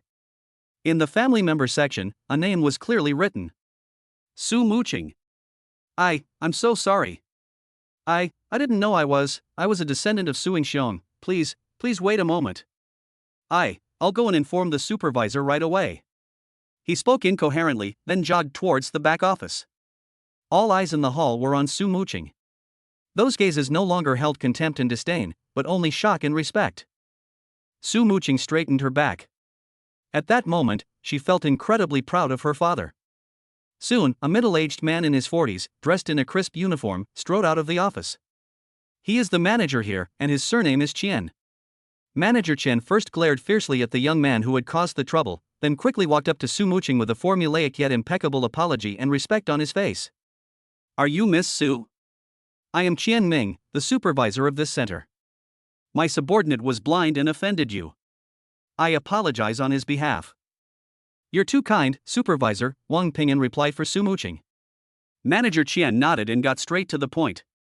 Ms. Su, according to the Federal Heroes Orphans Priority Housing Act, you do have the privilege of applying for a Class C welfare apartment first and can be exempted from rent for the first 3 years. Su Muqing's eyes lit up instantly. Class C apartment. That was a place she never dared to even dream of. However, what Manager Qian said next poured cold water on their enthusiasm. But he paused, a hint of embarrassment on his face. According to the supplementary provisions of Section 117B of the Federal Housing Act, the orphan of a hero who enjoys this privilege must, either himself or his legal spouse, possess a formal first-rank martial arts cultivation level. A first-grade warrior. These 4 words were like a mountain, instantly pressing down on Su Muqing's heart. The newly ignited flame of hope was extinguished by this bucket of cold water, leaving only a few embers. They are currently only quasi-martial artists, and are still a long way from becoming first-grade martial artists who can truly condense their first wisp of blood qi. Wang Ping'an's brows furrowed as well. This condition was something he hadn't anticipated. Seeing the undisguised disappointment on their faces, Manager Qian's eyes darted around, and he suddenly lowered his voice and leaned forward slightly. Rules are rigid, but people are flexible. Normally, there's no way to bypass this hard requirement. But he abruptly changed the subject, a meaningful expression appearing on his face. Recently, our New Hope community has encountered a minor problem that is causing a lot of headaches for the higher-ups. If there is any capable citizen who can help the community solve this big problem and make a special contribution to the community. Therefore, as the community supervisor, I have the authority to submit a special contribution expedited order for him. With this document, applying for an exemption through special procedures from higher authorities won't be difficult at all. Chapter 17: The Shadow of the Sewers. Big trouble? Wang Ping'an grasped the key words. There is no such thing as a free lunch. If you want to circumvent the rules, you have to pay the corresponding price. Yes, a big problem. Manager Qian leaned back in his chair, crossed his hands on the table, and resumed his businesslike demeanor. Our New Hope community was built on the ruins of an old city. The underground sewage system is intricate and interconnected, with some pipes even leading directly to polluted areas outside the city. His fingers tapped lightly on the table. Recently, a nest of strange beasts crawled into our community's underground sewage system through a broken pipe. Su Muqing's heart jumped. Mythical beast. Another strange beast. What kind of strange beast? Wang Ping'an asked. Shadowcat, Manager Qian uttered, a type of F-rank social beast that is extremely fast and adept at launching sneak attacks in the dark. Their claws can easily tear through the protective clothing of ordinary repairmen. He brought up his work terminal and pushed a holographic image in front of the two of them. The image shows a creature that resembles a cheetah in size, but is entirely black without a single stray hair. Its body structure is extremely streamlined, with long and powerful limbs, making it a species with extremely strong explosive power. The strangest thing is that its eyes are not red or green, but a pure, pitch-black color that can absorb all light.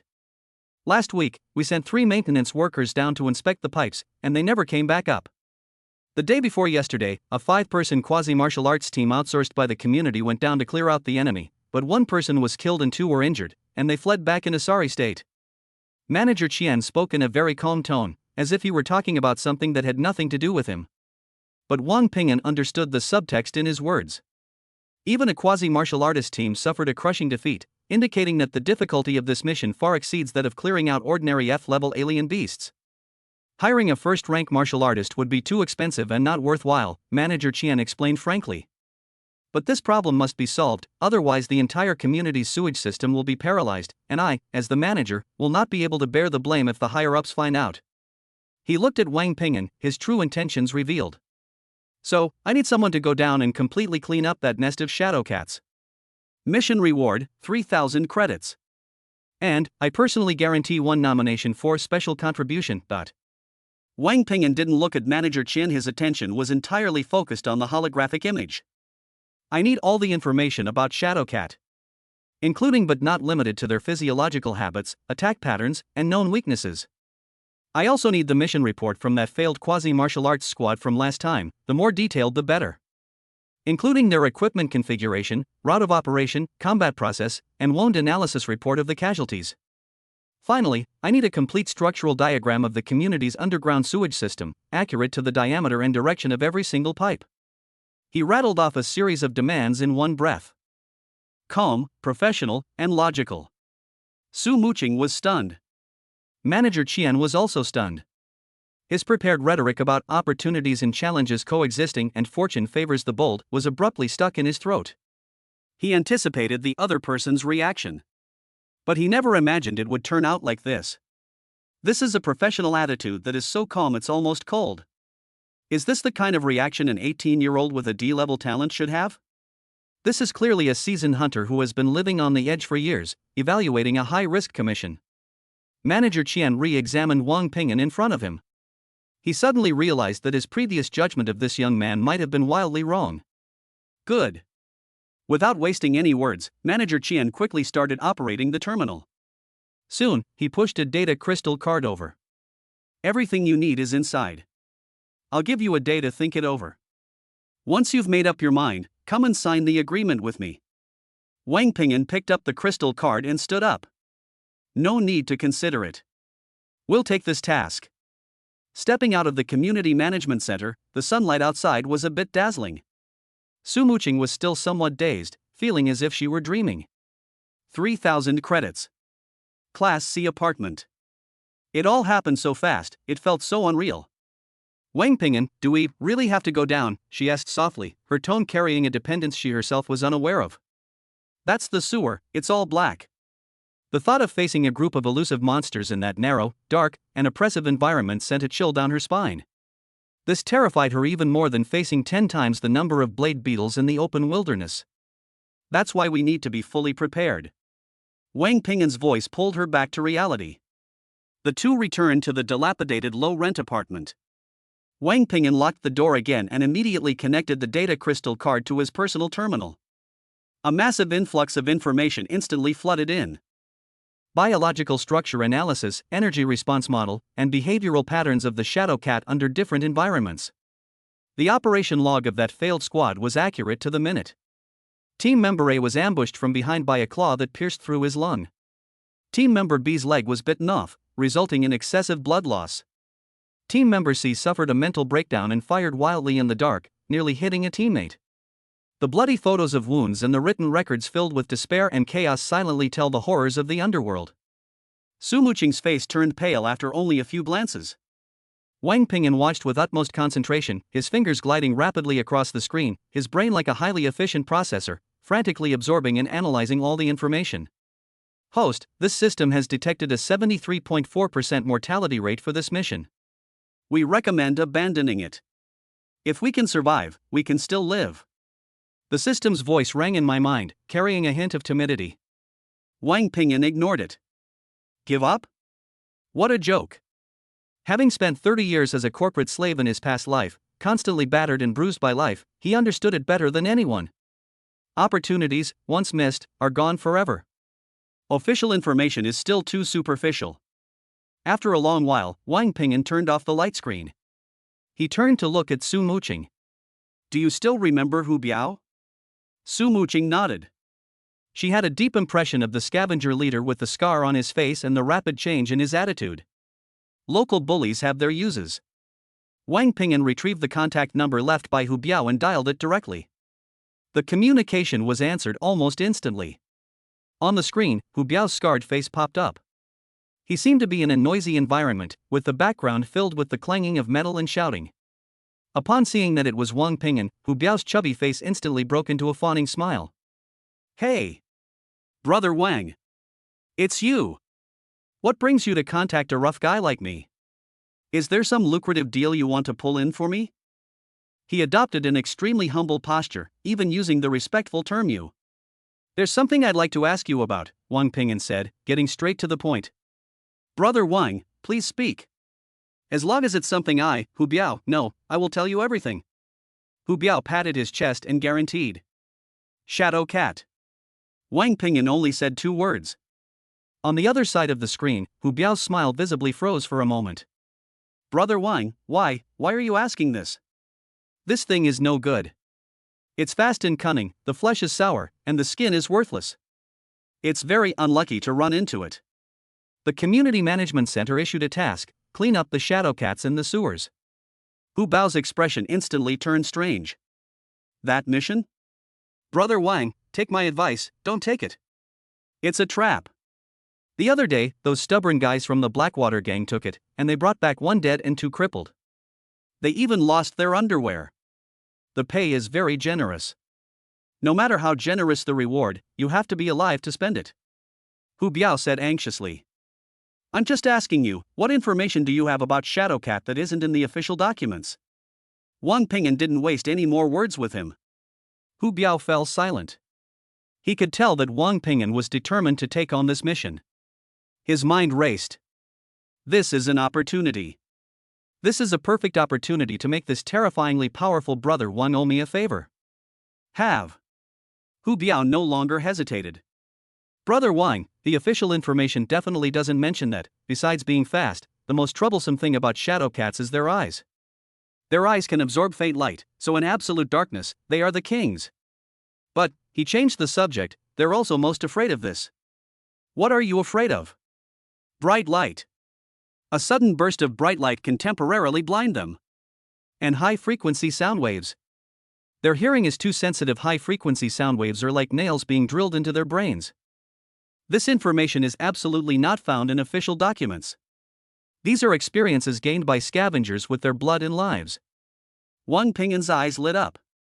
And another thing, Hu Biao lowered his voice, usually, in the deepest part of a nest of these strange beasts, there's an 80% chance of finding a cat king.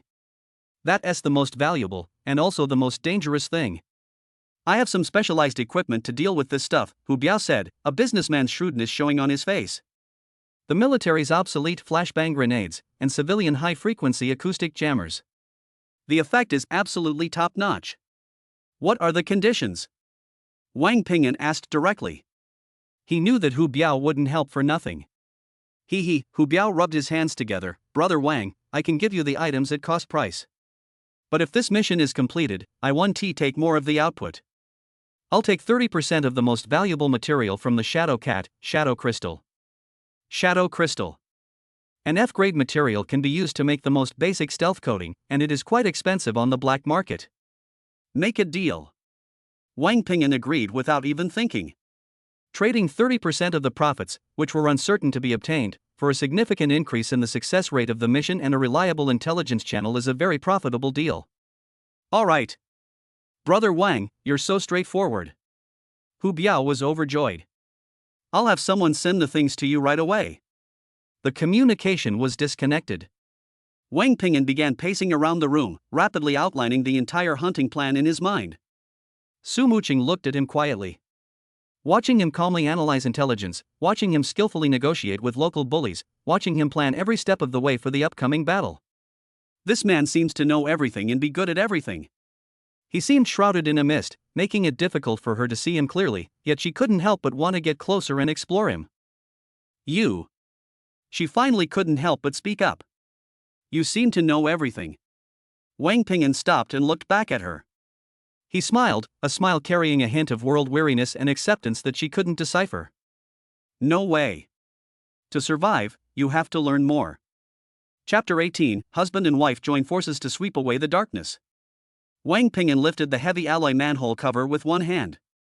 A strong, foul stench, a mixture of rust, decaying matter, and unidentified biological fluids, hit us like a real shockwave. Su Muqing felt a churning in her stomach. She instinctively took a half step back, her face instantly turning pale. Wang Ping'an didn't even frown. The feeling of squeezing onto the subway during rush hour in my past life was much more exciting than this. However, he still took out 2 professional masks, and the 2 of them each wore one, which instantly reduced the smell considerably. He jumped down first, landing steadily on the wet, slippery ground without splashing a drop of water. Get down. He reached his hand upwards. Su Muqing hesitated for a moment, but still grabbed his warm hand and used it to jump down. The manhole cover was put back on. The world was instantly swallowed up by endless darkness and deathly silence. Smack! Wang Ping'an turned on the powerful searchlight above his head. A blinding beam of light tore through the thick darkness, illuminating the narrow passage ahead. The walls were covered with sticky moss and unknown fungi, and murky sewage flowed slowly underfoot, reaching above the ankles. The air was damp and chilly, with a coldness that could seep into your bones. Su Muqing unconsciously moved closer to Wang Ping'an. In this environment, the sense of security that came with her late-stage quasi-martial artist strength was reduced to a minimum. This is the domain of dark creatures. Tick-tick. Water droplets seeped from the top of the pipe and dripped into the sewage, the only sound in this desolate space. No. It's not the only one. Wang Ping'an stopped in his tracks. His ears twitched slightly. In the intervals between the ticking sounds, he heard an extremely faint scratching sound, like fingernails scraping against a metal pipe. The sound came from all directions, sometimes near, sometimes far, making it impossible to determine its source. Host. High energy reactions. So many high energy reactions are rapidly approaching. We're surrounded. Surrender. It's not too late to surrender. Even alien beasts are living beings, we should respect the diversity of life. The system's voice echoed wildly in my mind, sounding like it was crying. Shut up. Wang Ping'an mentally scolded himself. He gripped the alloy dagger behind his back with his other hand. Here I come. He whispered a reminder to Su Muqing beside him. Su Muqing's heart skipped a beat. She immediately gripped her short knife tightly, leaned against Wang Ping'an, and warily watched the darkness on the other side. Wherever the beam of light reached, there was nothing. But the feeling of being targeted by predators grew stronger and stronger. Here we come. There were no signs. A black lightning bolt shot out silently from the shadows of the pipe on the left. Its speed was so fast that it left only a blurry afterimage in the air. Its sharp claws gleamed with a chilling light under the searchlight, heading straight for Wang Ping'an's throat. Too fast. Su Muqing's pupils contracted sharply, she didn't even have time to react. However, Wang Ping'an did not move at all. Just as the dark figure was about to touch him, he growled. Proceed according to plan. He did not choose to retreat or block. Instead, he took a sudden step forward. Boom! An invisible, extremely refined power of blood and chi erupted from him. The powerful aura of a near-peak quasi-martial artist slammed into the shadow cat like a heavy hammer. The shadowy cat, pouncing in mid-air, froze for a fraction of a second. Now is the time. Su Muqing moved. Her figure was like a wisp of smoke in the night. Instead of helping Wang Ping'an out of his predicament, she circled around to the side and rear of the shadow cat in an unbelievable way. The light and agile movements brought by the mysterious origin technique were displayed to their fullest extent at this moment. The short knife in her hand drew a cold and resolute arc. Put! The blade sliced precisely across the shadow cat's supple waist and abdomen. There was no pause whatsoever. The shadow cat didn't even have time to let out a scream before it crashed heavily into the sewage, twitched twice, and then went still. One fatal blow. But this is just the beginning. Hiss. Hiss. In the darkness, countless pairs of pure black eyes lit up.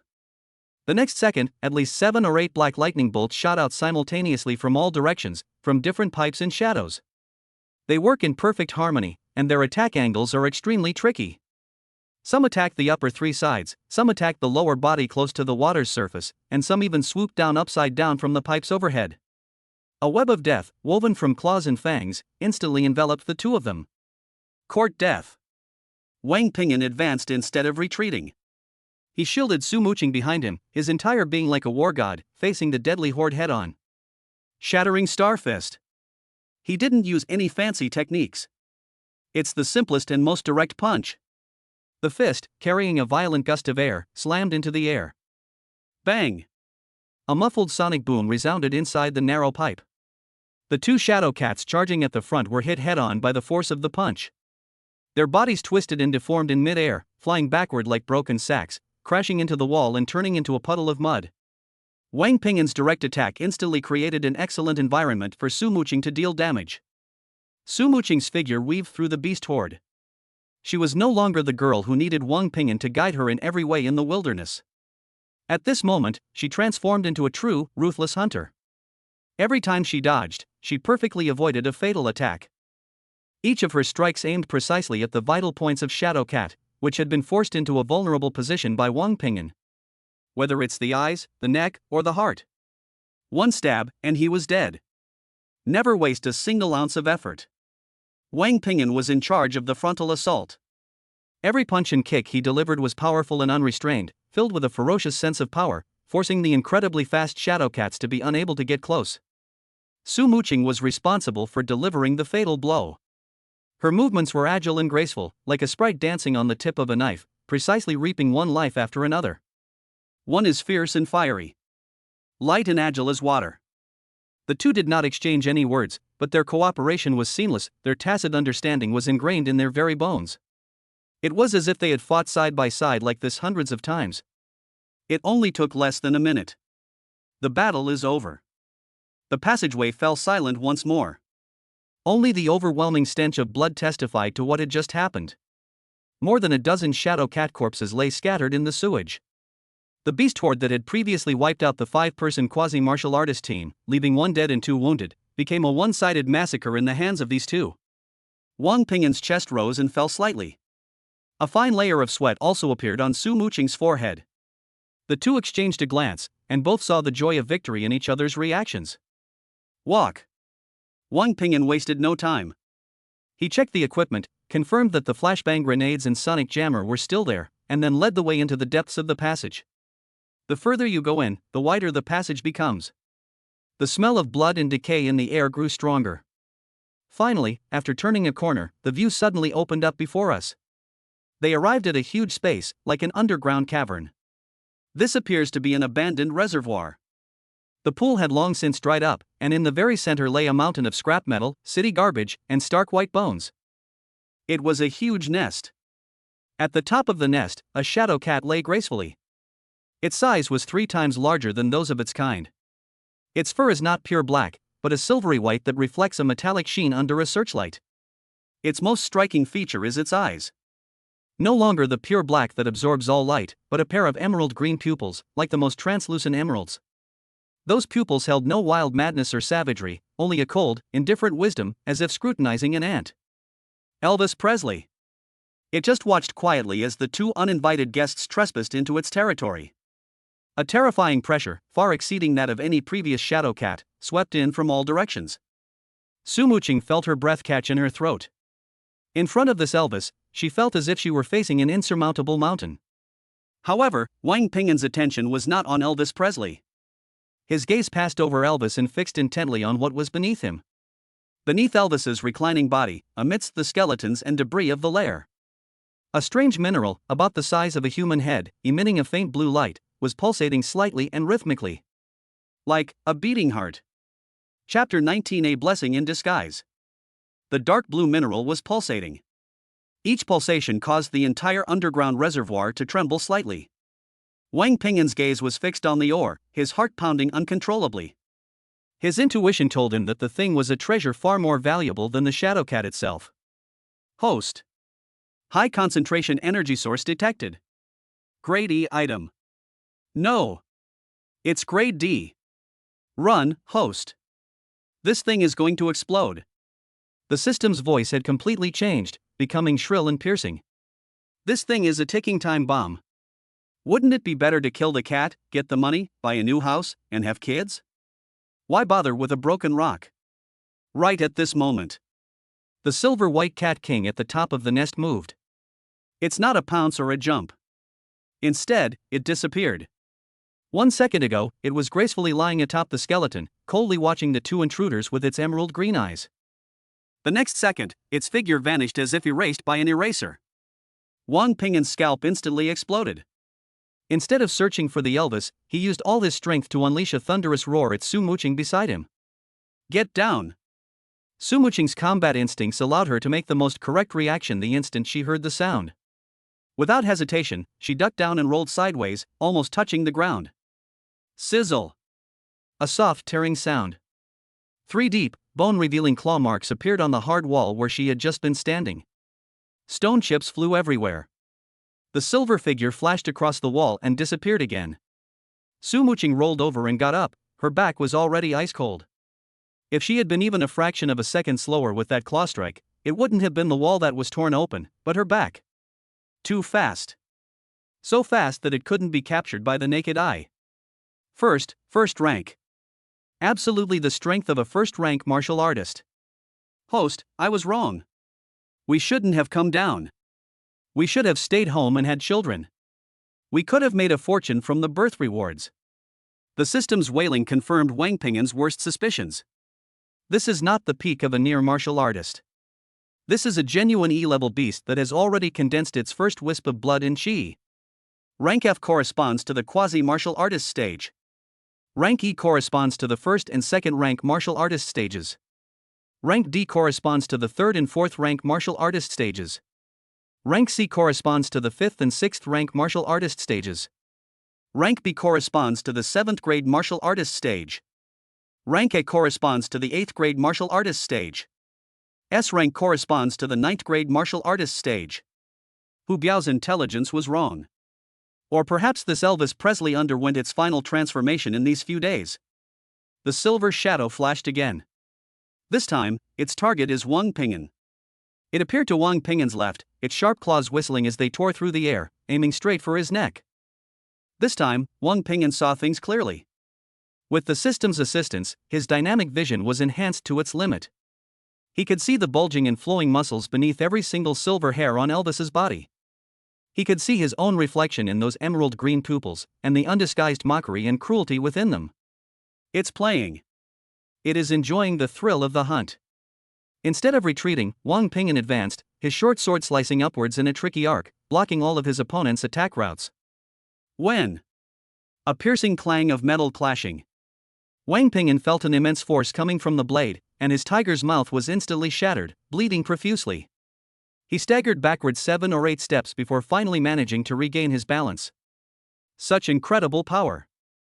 This is no longer just physical strength, but also contains a faint trace of the qi and blood power belonging to martial artists. Hiss. When his first attack failed, Elvis let out a dissatisfied hiss. It did not continue to pursue Wang Ping'an, its figure flickered and disappeared into the shadows once more. Its target has always been the relatively weaker Su Muqing. It first needs to eliminate the agile female who will cause trouble from the flanks. Alarm bells rang loudly in Wang Ping'an's mind. No! Su Muqing couldn't keep up. Being targeted like this, she's bound to get into trouble sooner or later. We must find a way to limit its speed. In a flash, an extremely bold, even insane, idea formed in his mind. He ignored Su Muqing, who was once again in danger. He pulled a round, egg-sized metal lump from his tactical pouch at his waist. Flashbang. He stared intently at the empty darkness ahead. He didn't throw it away. He is waiting. He was calculating. He's gambling. Su Muqing's figure dodged awkwardly in the cramped space. The silver claw-like wind grazed her body again and again. Her clothes had been torn in several places. Although her skin was not injured, the feeling that death was always with her made her almost suffocate. Now is the time. Wang Ping'an's eyes widened suddenly.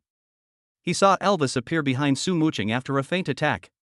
That was an absolute dead end. Its sharp claws were already raised high, ready to pierce Su Muqing's body in the next instant. Wang Ping'an moved.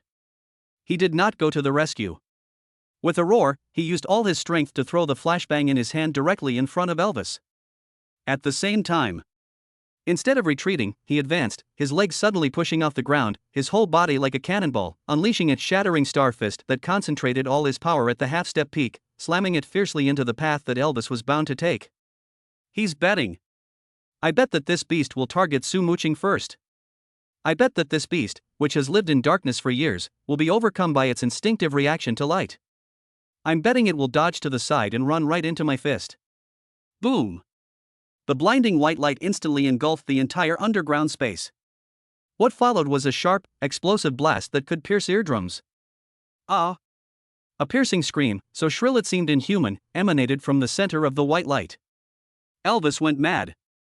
Its eyes and its hearing suffered a devastating blow in that instant. The intense pain and fear caused it to abandon its prey that was about to be caught. Following its biological instincts, it frantically dodges towards the side with the weakest light. Then, it ran headfirst into a fist. A fist that embodies all the resentment and anger of Wang Ping'an's 2 lifetimes. Snap! A crisp cracking sound, so clear it sent chills down Su Muqing's spine, echoed throughout the entire venue. The silver figure flew sideways as if it had been hit by a high-speed hovercar. It slammed heavily against the wall more than 10 meters away, making a dull thud before sliding to the ground. The bright light faded. Wang Ping'an was panting heavily, the sleeve of his right arm was completely torn, and his entire arm was trembling uncontrollably. Su Muqing collapsed to the ground, looking at the silver figure lying in the distance with a sense of relief. Wang Ping'an's tactics were successful. But the battle is not over yet. Roar! A roar filled with endless rage and pain came from afar. The silver-haired Elvis struggled to his feet. A large section of its chest had caved in, clearly indicating that several of its ribs had been broken by Wang Ping'an's punch. Its bright green pupils had now turned blood red. The previous playfulness and composure were gone, replaced by the most primal and frenzied killing intent. It stared intently at Wang Ping'an. It knew that this male was the real threat. The battle has reached a fever pitch. The injured Elvis became even more insane and reckless. Although its speed was slightly affected by its injuries, every attack it made was filled with a resolute determination to perish together with its opponent. Wang Ping'an and Su Muqing were completely suppressed. The two stood back to back, engaged in a primal battle with the crazed silver figure in the confined space. The flashes of blades and the shadows of claws clashed repeatedly. Sparks flew.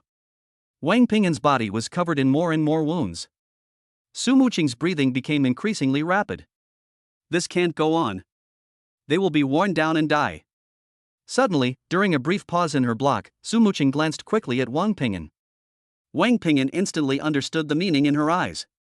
No! He wanted to refuse.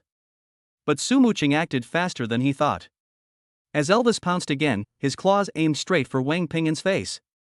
Su Muqing did not choose to dodge or block. She took the initiative to go to him. He used his left shoulder to forcefully ram into Elvis's claws. Put! The sound of sharp claws digging into flesh. Su Muqing let out a muffled groan as her entire left arm was instantly stained red with blood. But she did not back down. With her injured left arm, she firmly clamped down on Elvis's claws, creating a fleeting but fatal opening for Wang Ping'an. You're asking for it. Wang Ping'an's eyes were bloodshot. He did not let down the opportunity that Su Muqing had bought with her blood. He poured all his strength and energy into the short sword in his right hand. The man moves with the knife, and the knife moves with the man. A flash of cold light disappeared in an instant. It was precisely inserted into Elvis's throat. The world seemed to stand still at that moment.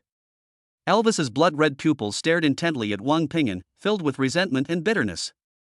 In the end, all the brilliance turned into deathly silence. The massive body crashed to the ground. At the same time, in the center of the nest, the blue ore that had been pulsating silently suddenly shone brightly. Snap! A crack appeared on the surface of the ore. The next second, a torrent of energy, purer and more massive than ever before, burst forth like a river bursting its banks. It swept across the entire space in an instant. Wang Ping'an and Su Muqing were hit head-on by this energy and were knocked unconscious without even uttering a sound. In the last moment before Wang Ping'an lost consciousness, he felt that seemingly indestructible bottleneck within his body was about to crumble under the impact of this incredibly powerful energy. Shattered with a deafening roar. Ding! Detected that the host has absorbed a D-grade source crystal, officially breaking through to become a first-rank martial artist. Ding! Detected that the host's spouse has absorbed a D-grade source crystal and has officially broken through to become a first-rank martial artist. At the same time, Su Muqing, who was lying unconscious on the ground, suddenly had her personal terminal screen, which was in her tactical pocket, light up. A message highlighted in red, indicating the highest priority, popped up. You have received a new encrypted timed message automatically. Sender, Su Jinshan. Chapter 20 Father's Revenge and Citizen Status Improvement. I don't know how much time passed. In the darkness, Wang Ping'an's consciousness struggled to rise from the chaos. My body is very heavy. It felt like it was filled with lead.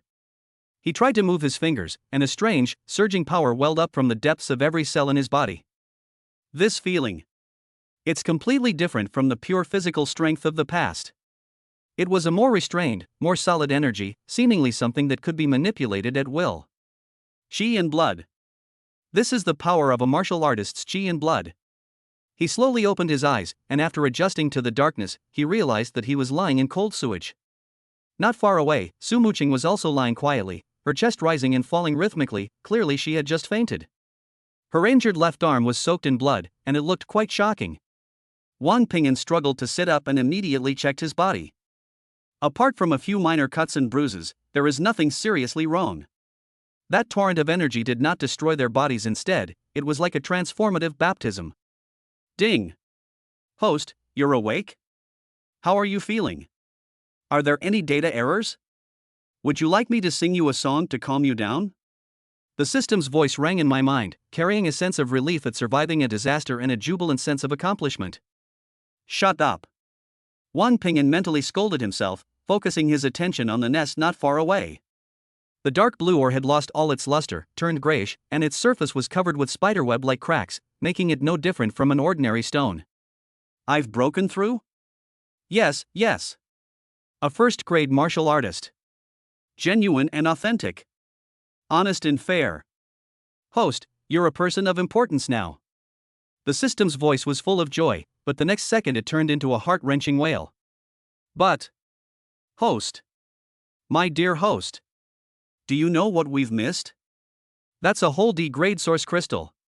A D-grade crystal. Do you know what that means? That thing contains enough energy to blast a small interstellar destroyer from one end of the galaxy to the other. And the result?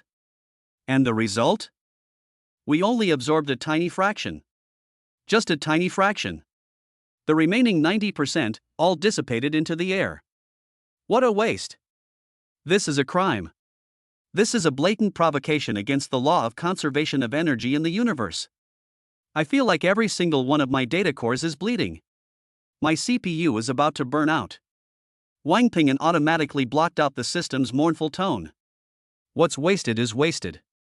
At least they survived and both broke through to the first rank. This deal is a win-win situation no matter how you look at it. He walked to Su Muqing's side, squatted down, and gently patted her cheek. Su Muqing, wake up. Su Muqing's eyelashes trembled, she let out a painful groan, and slowly opened her eyes. Her eyes were first filled with confusion, then with intense pain, and finally, replaced by an incredulous shock. My body. She sat up abruptly and looked down at her hands. An unprecedented feeling, filled with explosive power, surged through her body. I become a first-grade martial artist?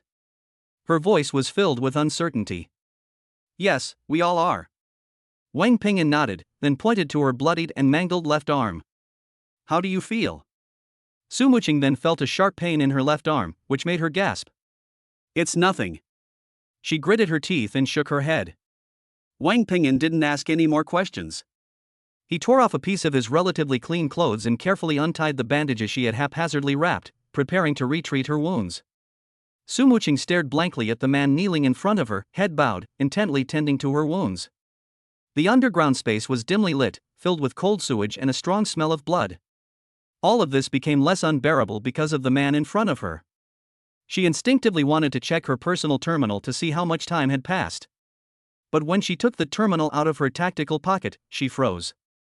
A message highlighted in red by the system, indicating it has the highest priority, lies quietly on the screen. That's an envelope icon.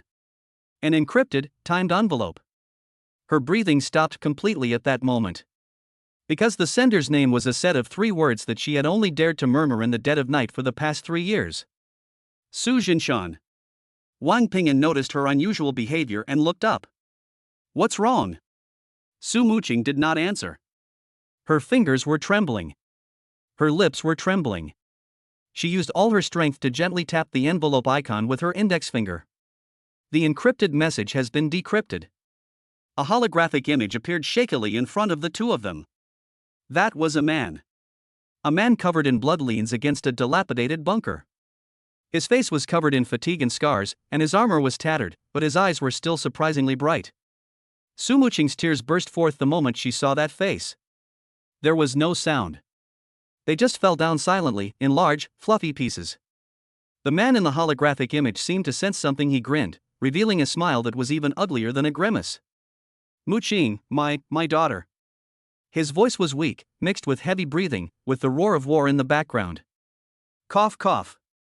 If you can see this video, it means Dad couldn't go back. Su Muqing covered her mouth tightly, not allowing herself to make a sound. An overwhelming grief, like a tsunami, instantly engulfed her. Listen, child, let me finish, I don't have much time left. Su Jinshan coughed violently a few times, and a trace of black blood oozed from the corner of his mouth. I didn't die at the hands of the Zerg. In short. This abruptly stopped Su Muqing's crying. Her pupils suddenly dilated. I was betrayed by my teammates. Su Jinshan's voice was filled with endless exhaustion and resentment. We found something deep inside a Zerg hive, a very special trophy. Cough cough. He wanted to take it all for himself. So he waited until I was both severely injured by a high-level insect general, and then he attacked me. Su Muqing's body began to tremble uncontrollably. It's not because of sadness. It was not because of a cold hatred that rose from the very marrow of his bones. Remember. Muqing, remember this name.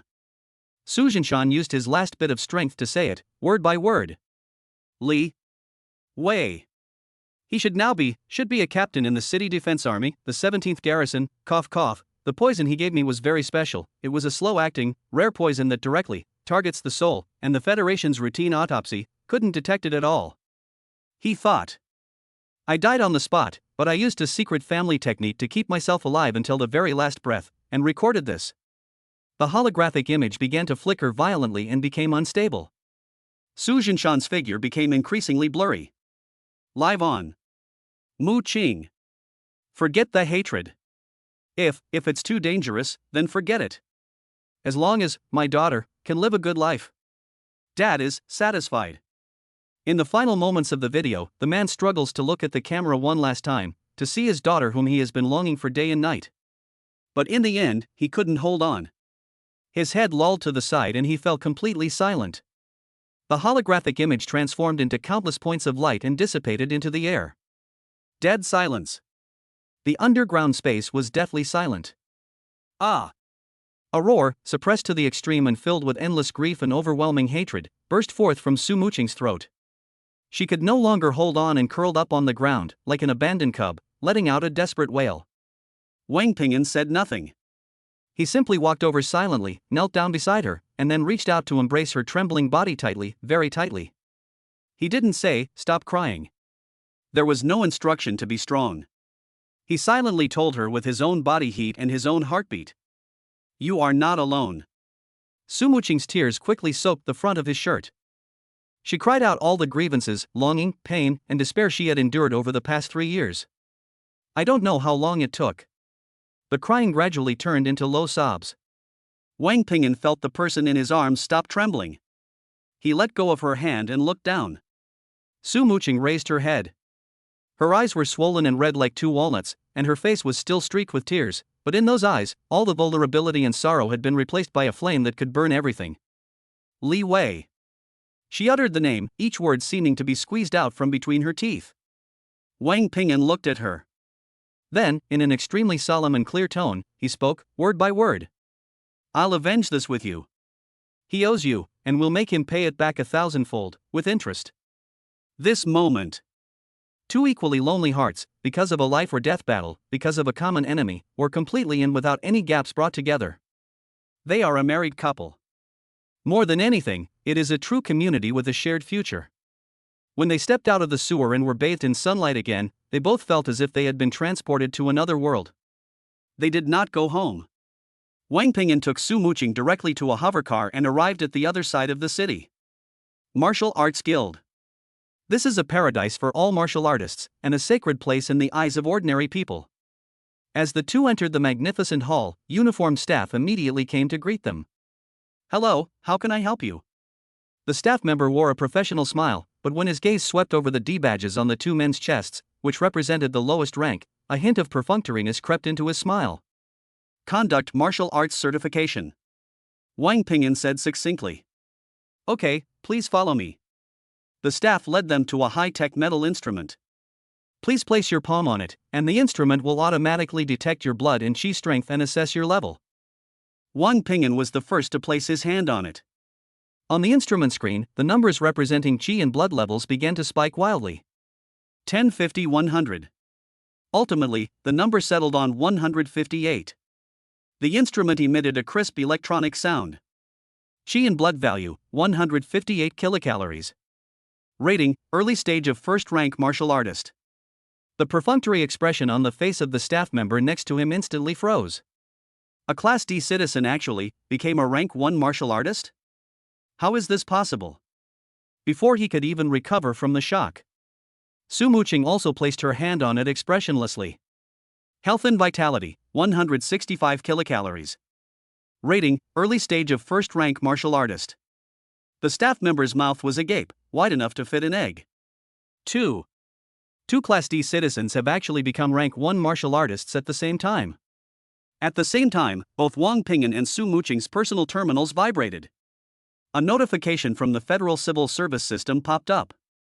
Dear Mr. Wang Ping and Ms. Su Muqing, your martial arts cultivation has reached the standard of a first-grade martial artist. According to the Galactic Federation Citizen Level Management Regulations, your citizen level has been automatically upgraded to Level C. Congratulations! You have officially left the bottom ranks and become a backbone of the Federation.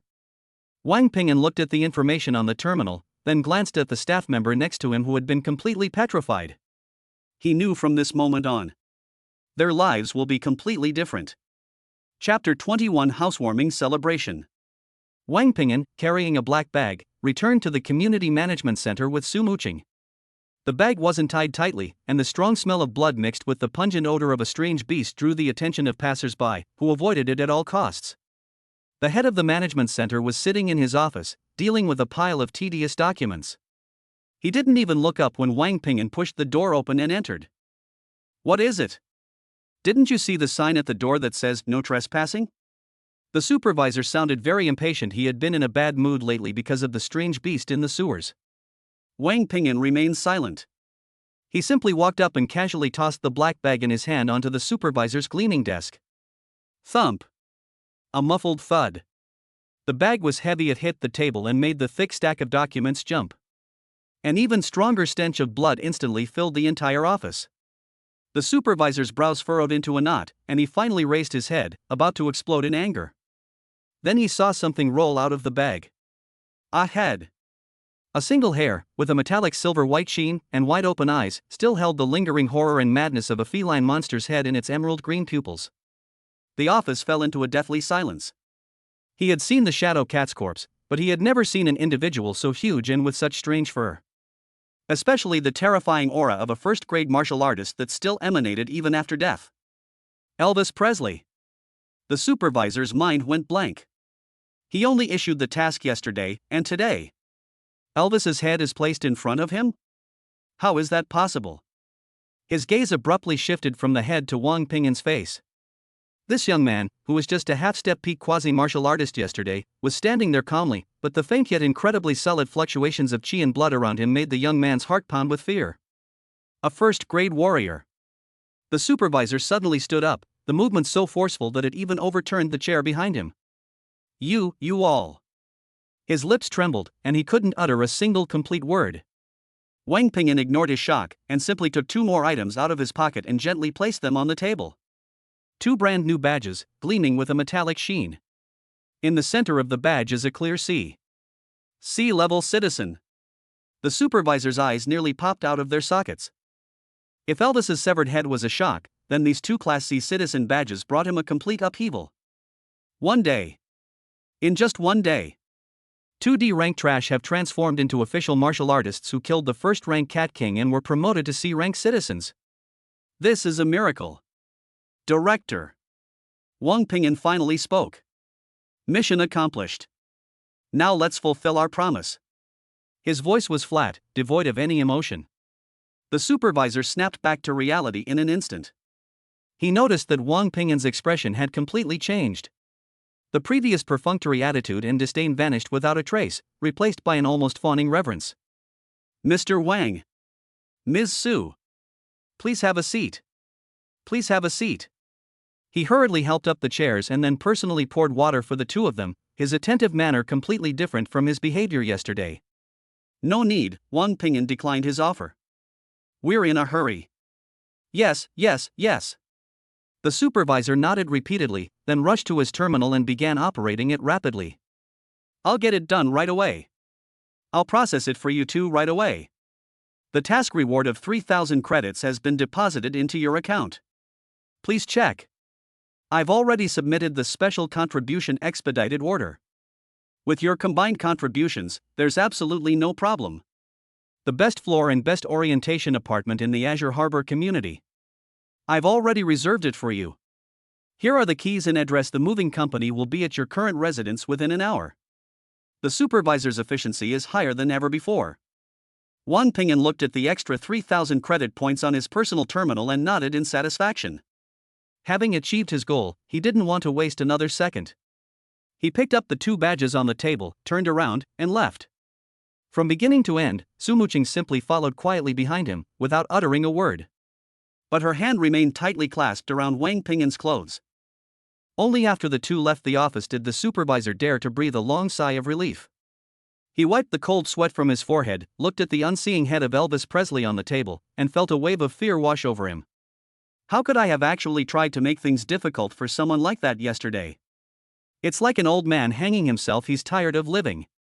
At the entrance of the community, a burly figure was pacing anxiously back and forth. It was Hu Biao. When he saw Wang Pingyan and Su Muqing come out, his eyes lit up and he immediately went to greet them. Brothers. No, Brother Wang. You've finally come out. His title has quietly changed. When his gaze swept over the brand new C-level badges on the 2 men's chests, his fleshy face froze instantly. He stopped 3 steps away, no longer daring to approach. C-level? Hu Biao's voice was trembling. He rubbed his eyes hard to make sure he wasn't seeing things. Yesterday they were just 2 quasi-martial artists weaker than themselves, but today, they'd become high and mighty first-rank martial artists. Is this some kind of interstellar warp spaceship? The upgrade is that fast? Boss Hu. Wang Pingyan looked at him and took the initiative to speak. No. Brother Wang, please don't call me that, it's too much of a compliment. Hu Biao bent over instantly, his face full of a fawning smile. Just call me Xiao Hu. A local tyrant who has been mingling at the bottom of society is best at assessing the situation and making judgments. In a world where martial arts reign supreme, strength is everything. Wang Pingyan didn't stand on ceremony with him. How's the matter being handled? All done. Everything's done. Hu Biao hurriedly pulled out an anonymous credit card from his pocket and presented it with both hands. The Elvis's fur, claws, and most importantly, the shadow crystal, all sold for a good price. After deducting the agreed upon 30%, here's 12,000 credit points. Please count them. Wang Pingyan took the crystal card and transferred half of it directly, then threw the card back to Su Muqing. For you. Su Muqing was stunned for a moment and subconsciously wanted to refuse. Take it. Wang Pingan's tone left no room for argument. This is the startup capital for our family. You're in charge of it. Su Muqing felt a warmth in her heart and silently put away the crystal card. Watching from the side, Hu Biao's opinion of Wang Pingan rose even higher. He's capable, ruthless, and knows how to pamper his wife. This kind of person is definitely an outstanding individual. Brother Wang, if you need anything in the future, just ask. As long as we're in this outer city, if I, Hu Biao, even flinch, I'm not a son of a mother. Hu Biao patted his chest and guaranteed. Wang Pingan nodded, which was taken as acceptance of his overture. It's always better to have one more friend than one more enemy. Back to that familiar low-rent apartment building. The dilapidated door still hangs there crookedly, as if mocking the former owner of this place. The moving company was very efficient. They were already waiting downstairs. There's really nothing to move.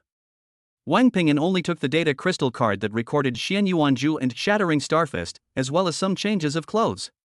When the two of them walked out of the room with their simple luggage, the entire hallway was packed with people. All the neighbors poked their heads out of their pigeon coops and watched them silently. Their expressions were complicated. There was envy, jealousy, awe, and a trace of regret. Zhang Long, the bully they had once bullied and extorted, was also mixed in with the crowd. He kept his head down, not even having the courage to look at Wang Pingan. Wang Pingan ignored everyone. He took Su Muqing's hand and, under everyone's gaze, walked down the stairs step by step. Every step felt like stepping on the spine of an old era. Behind them are low-rent apartments that represent the underprivileged, struggling, and desperate. Before them lay a brand new future, full of hope. Azure Harbor. Just by hearing the name, you can tell it's completely different from places like New Hope Community. Here, the trees are lush and the air is fresh, and rows of brand new apartment buildings gleam in the sunlight. Their home is on the 18th floor. Open the door. It was a living room so spacious and bright it seemed unreal. Outside the huge floor-to-ceiling windows, a bustling cityscape unfolds, with hovercars weaving between buildings in an orderly fashion. Automatic cleaning robot, intelligent temperature control system, and a whole set of brand new furniture. There's even a separate room reinforced with a special alloy, specifically for cultivation. Su Muqing stood blankly in the center of the living room, as if she had been in another world. She was barefoot, stepping on the soft carpet. She walked to the window and placed her palm on the cold glass. She pushed open the door to the training room and looked at the wall, which was strong enough to withstand the full force of a first-grade martial artist's attack. It all felt so real, like a dream. Wang Pingan did not disturb her. He simply leaned against the door, watching quietly. He knew this girl had endured too much. Suddenly, Su Muqing turned around. She walked quickly to Wang Pingan. Then, before he could react, she reached out from behind him and hugged him tightly. Her face was buried deep in his back. Wang Pingan's body froze instantly. A warm, faintly fragrant scent enveloped him. He could feel her body trembling slightly. I could also feel that the front of my shirt was getting soaked quickly. Thank you. Her voice was muffled, with a heavy nasal tone and a barely perceptible sob. They gave me a home. Wang Pingan fell silent. His heart, which had been filled with calculations for survival for over 30 years, was deeply touched at this moment. He slowly raised his hand and covered her hands that were wrapped around his waist. He didn't speak. I just gave it a light, yet firm, squeeze. Chapter 22 Run, 2nd. Wang Pingan turned around and walked into the spacious, somewhat luxurious kitchen. The fully automatic cooking system, with its sleek metal casing and massive touchscreen, gleamed under the bright lights. For a man who, in his past life, only knew how to microwave fast food and in this life only knew how to gnaw on nutritional pastes, this thing was even more difficult to deal with than the legendary Elvis Presley. He swiped awkwardly across the screen. Braised, steamed, stir-fried. He was muttering to himself. A martial artist who can flip over an alloy manhole cover with one hand and whose punches can shatter alien beasts is now overwhelmed by a smart recipe. Su Muqing stood in the living room without moving. She looked at the man in the kitchen, whose back view looked somewhat comical. The apartment was quiet. Gone are the noisy neighborhood arguments of the low-rent housing, gone are the drunkards shouting and cursing in the corridors, and gone is the dripping sound from the pipes overhead. The only sound was the man struggling with a machine in the kitchen. Soon, A not so tempting, but undeniably authentic, aroma of food wafted from the kitchen. It smells like meat.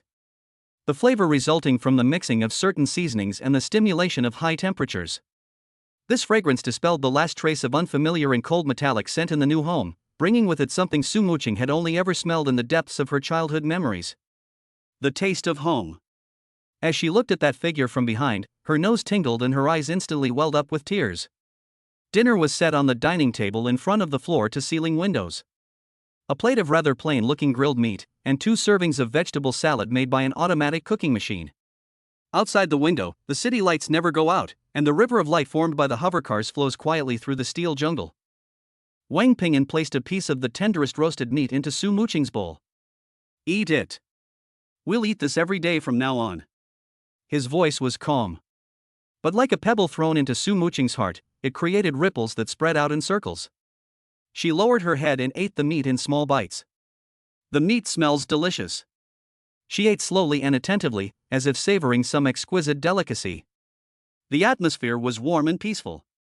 In this atmosphere, things that had been suppressed in my heart began to surge up uncontrollably. My dad. Su Muqing put down her cutlery and, for the first time, brought up that heavy topic. In his last words, he told me to forget my hatred and live a good life. Her voice was soft, but every word clearly reached Wang Pingyan's ears. Wang Pingyan didn't interrupt, but listened quietly. I might have listened to him before. Su Muqing looked up, her eyes shining brightly in the starlight outside the window. There was no longer numbness and sorrow, but a burning flame called determination. Because there's nothing I can do. I'm just a D rank. I can't even support myself, so what's the point of talking about revenge? But now, things are different. She looked at Wang Pingyan. It was you who gave me a home, gave me hope, and made me a first-grade martial artist. So, I don't want to listen to him anymore. Li Wei must die. He owes my father, he owes the Su family, and I will make him pay it back. Wang Pingyan looked at her. Looking at this girl who has finally broken free from the shadows of the past and found her goal. He nodded solemnly. I'll say it again. I'll walk this road with you. Li Wei must also die. Having received this promise, Su Muqing smiled. She picked up the glass of low-alcohol fruit wine on the table and drank it all in one gulp. 2 captivating blushes rose on her fair cheeks.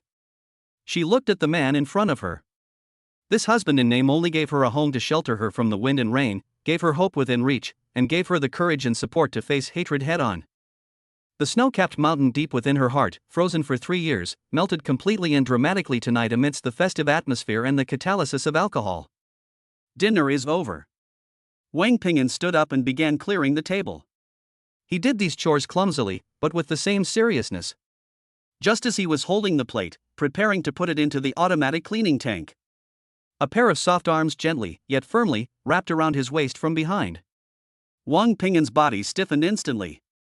He could feel a warm, soft body pressed tightly against his back. He could smell a pleasant scent, a blend of the fresh fragrance of shower gel and the natural scent of a young woman.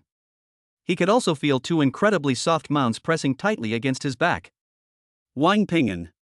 Su Muqing's cheek was pressed against his back, her voice muffled, with a tremor and heat she herself was unaware of. Don't treat me like a little sister. And don't treat me like a comrade in arms. She tightened her grip on her arms. I am your wife. Boom. That last sentence was like a thunderclap, exploding in Wang Pingyan's mind. He slowly turned around. The girl in front of me has shed all her cold pretense. She lowered her head slightly, not daring to look at him. Her long eyelashes cast 2 small shadows under the light, and her fair neck and delicate collarbone were tinged with an alluring pink. Those eyes, usually so clear and cold, were now like a pool of spring water, shimmering and almost overflowing. She was his legal wife. They were his comrades in arms who shared life and death with him. She was a stunningly beautiful woman who lived in his house and slept next door. Wang Pingyan is not a saint. For the past 30 years, I lived like a dog, rarely seeing women, let alone females. Having transmigrated to this life, I'm struggling to survive again, and all I can think about is becoming stronger and making money. But now. He reached out and gently lifted her chin. Su Muqing's body trembled slightly, but she still obediently raised her head. Their eyes met. Wang Pingyan could no longer remain calm. He lowered his head. The room lights had quietly gone out some time earlier. The Milky Way outside the window became the only witness. This night, no further words were spoken. Two hearts, which had been wandering alone for too long, were driven by their most primal instincts to merge completely and without reservation. They became husband and wife both legally and in fact. The next morning, Wang Ping'an awoke from a deep sleep. He felt refreshed and invigorated, his limbs and bones filled with an unprecedented sense of power, and his blood and qi were surging within him, even more vigorous than yesterday. He subconsciously thought that this was a normal phenomenon where his body was still being optimized after breaking through to the first rank. The girl next to me was still fast asleep. She curled up like a kitten, her cheek resting on his arm, her face flushed with satisfaction and a hint of weariness.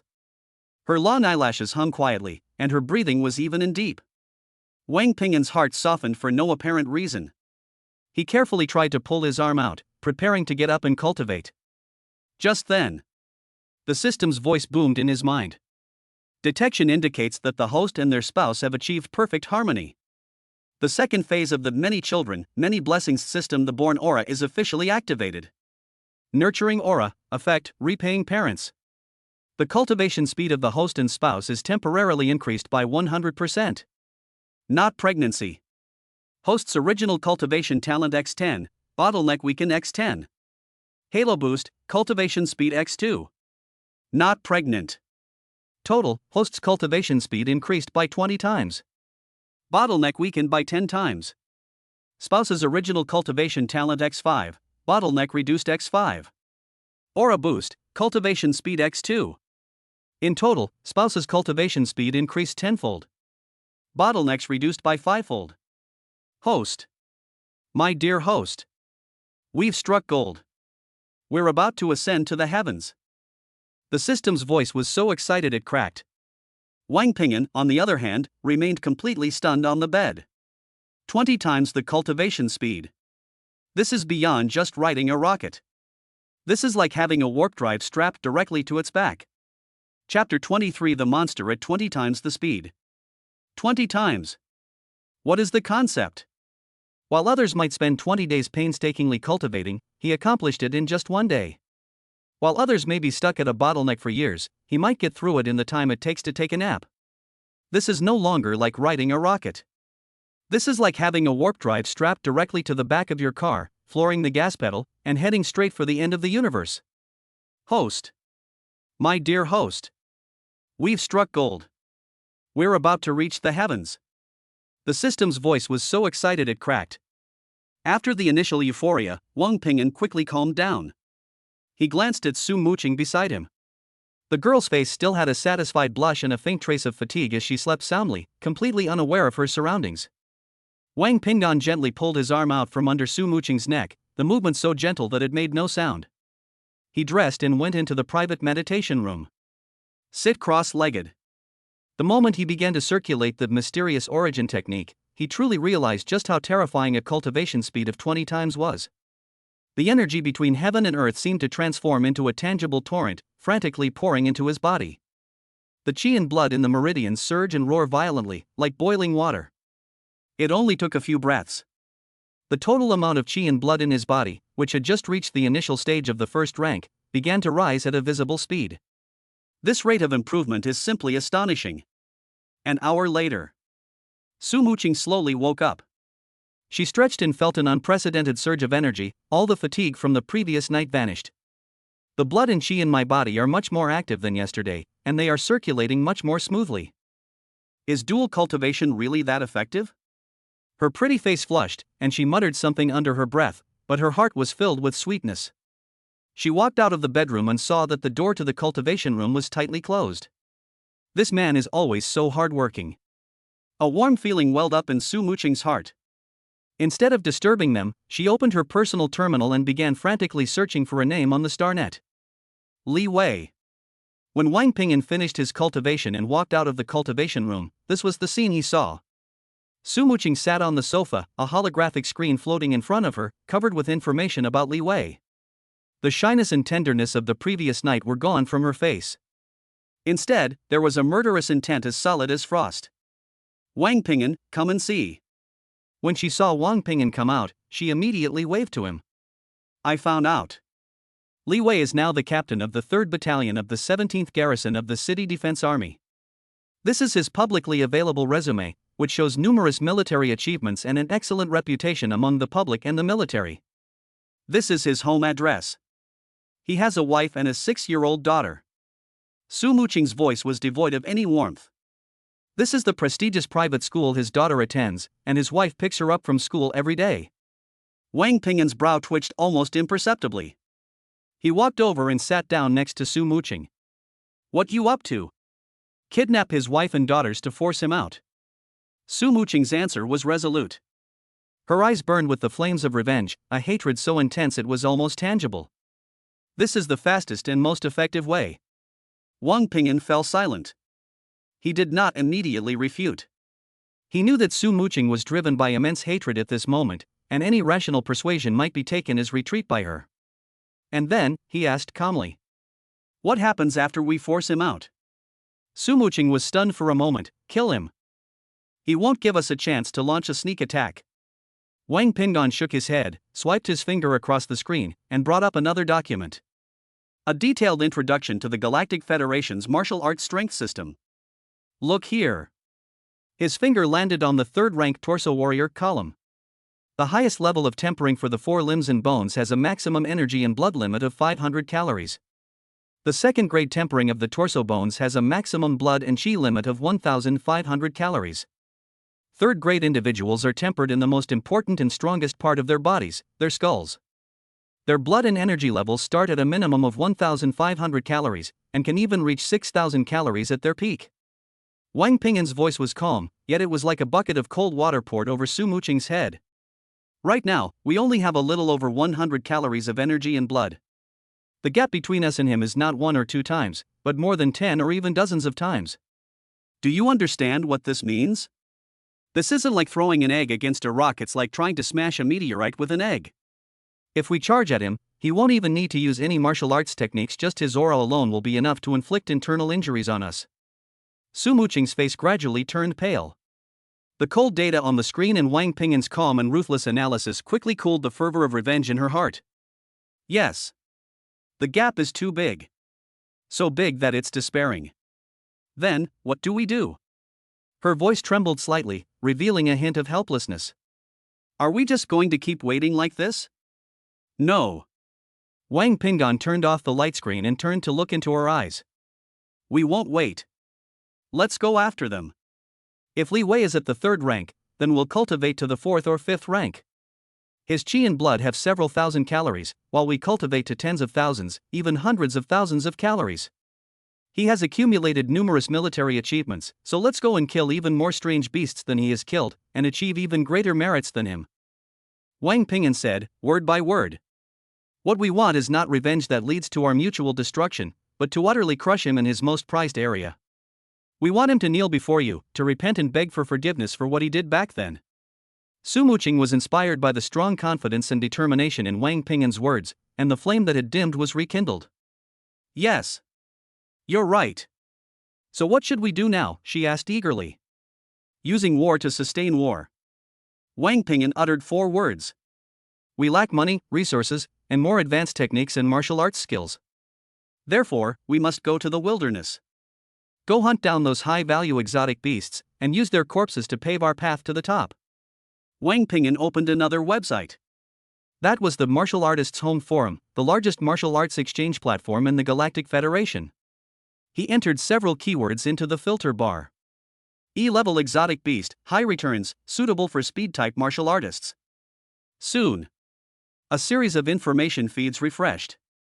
His finger eventually stopped on one of the entries. 3-eyed wind wolf.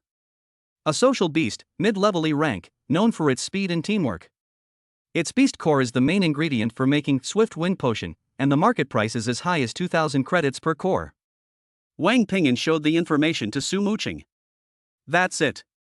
Su Muqing looked at the ferocious-looking, 3-eyed blue wolf on the screen and nodded heavily. There was no longer any confusion or impatience in her eyes. All that remained was a cold focus and a soaring fighting spirit. Chapter 24: Upgrading from a slingshot to a cannon. With the goal set, action begins. Without any delay, the two headed straight for martial artist's house, the largest chain equipment mall in the Galactic Federation, carrying the crystal card with 15,000 credits. It's still that familiar place. A massive archway, a constant stream of martial artists, and the air thick with the unique scent of metal, leather, and some kind of energy potion. But this time, everything is different. As Wang Ping'an and Su Muqing walk side by side into the mall, the two tall female receptionists at the entrance noticed them almost immediately. More accurately, they noticed the two brand new badges on their chests, representing their Class C citizen status.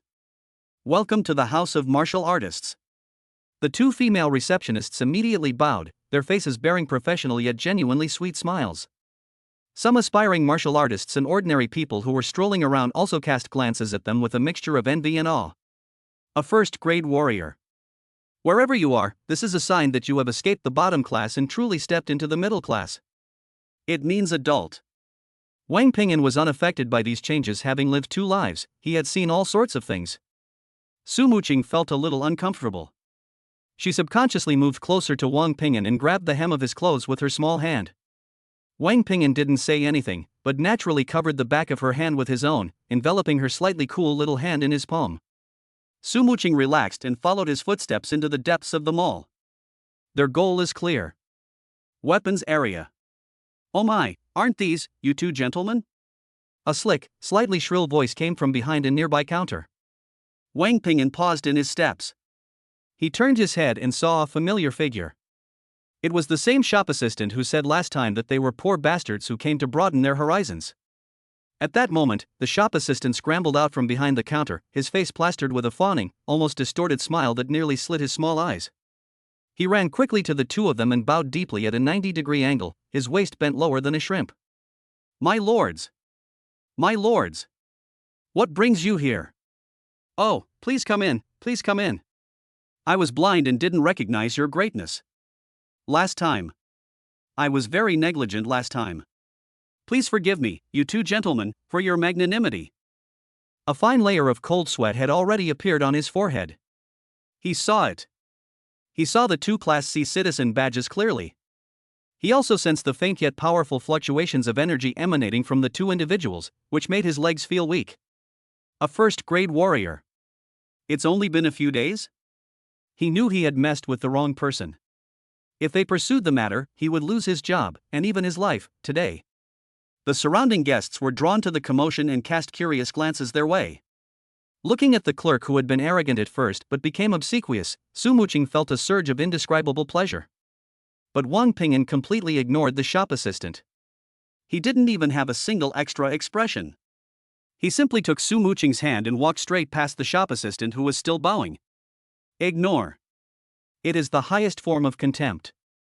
The shop assistant stood frozen in place, feeling like a clown. He slowly straightened up, watching the two figures walk towards the E-grade equipment area. His face flushed red and then turned pale, and in the end, only endless regret and lingering fear remained. My lords, this way please. One of the managers of the E-grade equipment area, a shrewd and capable-looking middle-aged man, had already noticed the commotion and immediately came to greet them personally. His attitude was respectful but not obsequious, just right. After all, the two of them were only first-rank martial artists, while he was also a first-rank martial artist. What would you two like to do?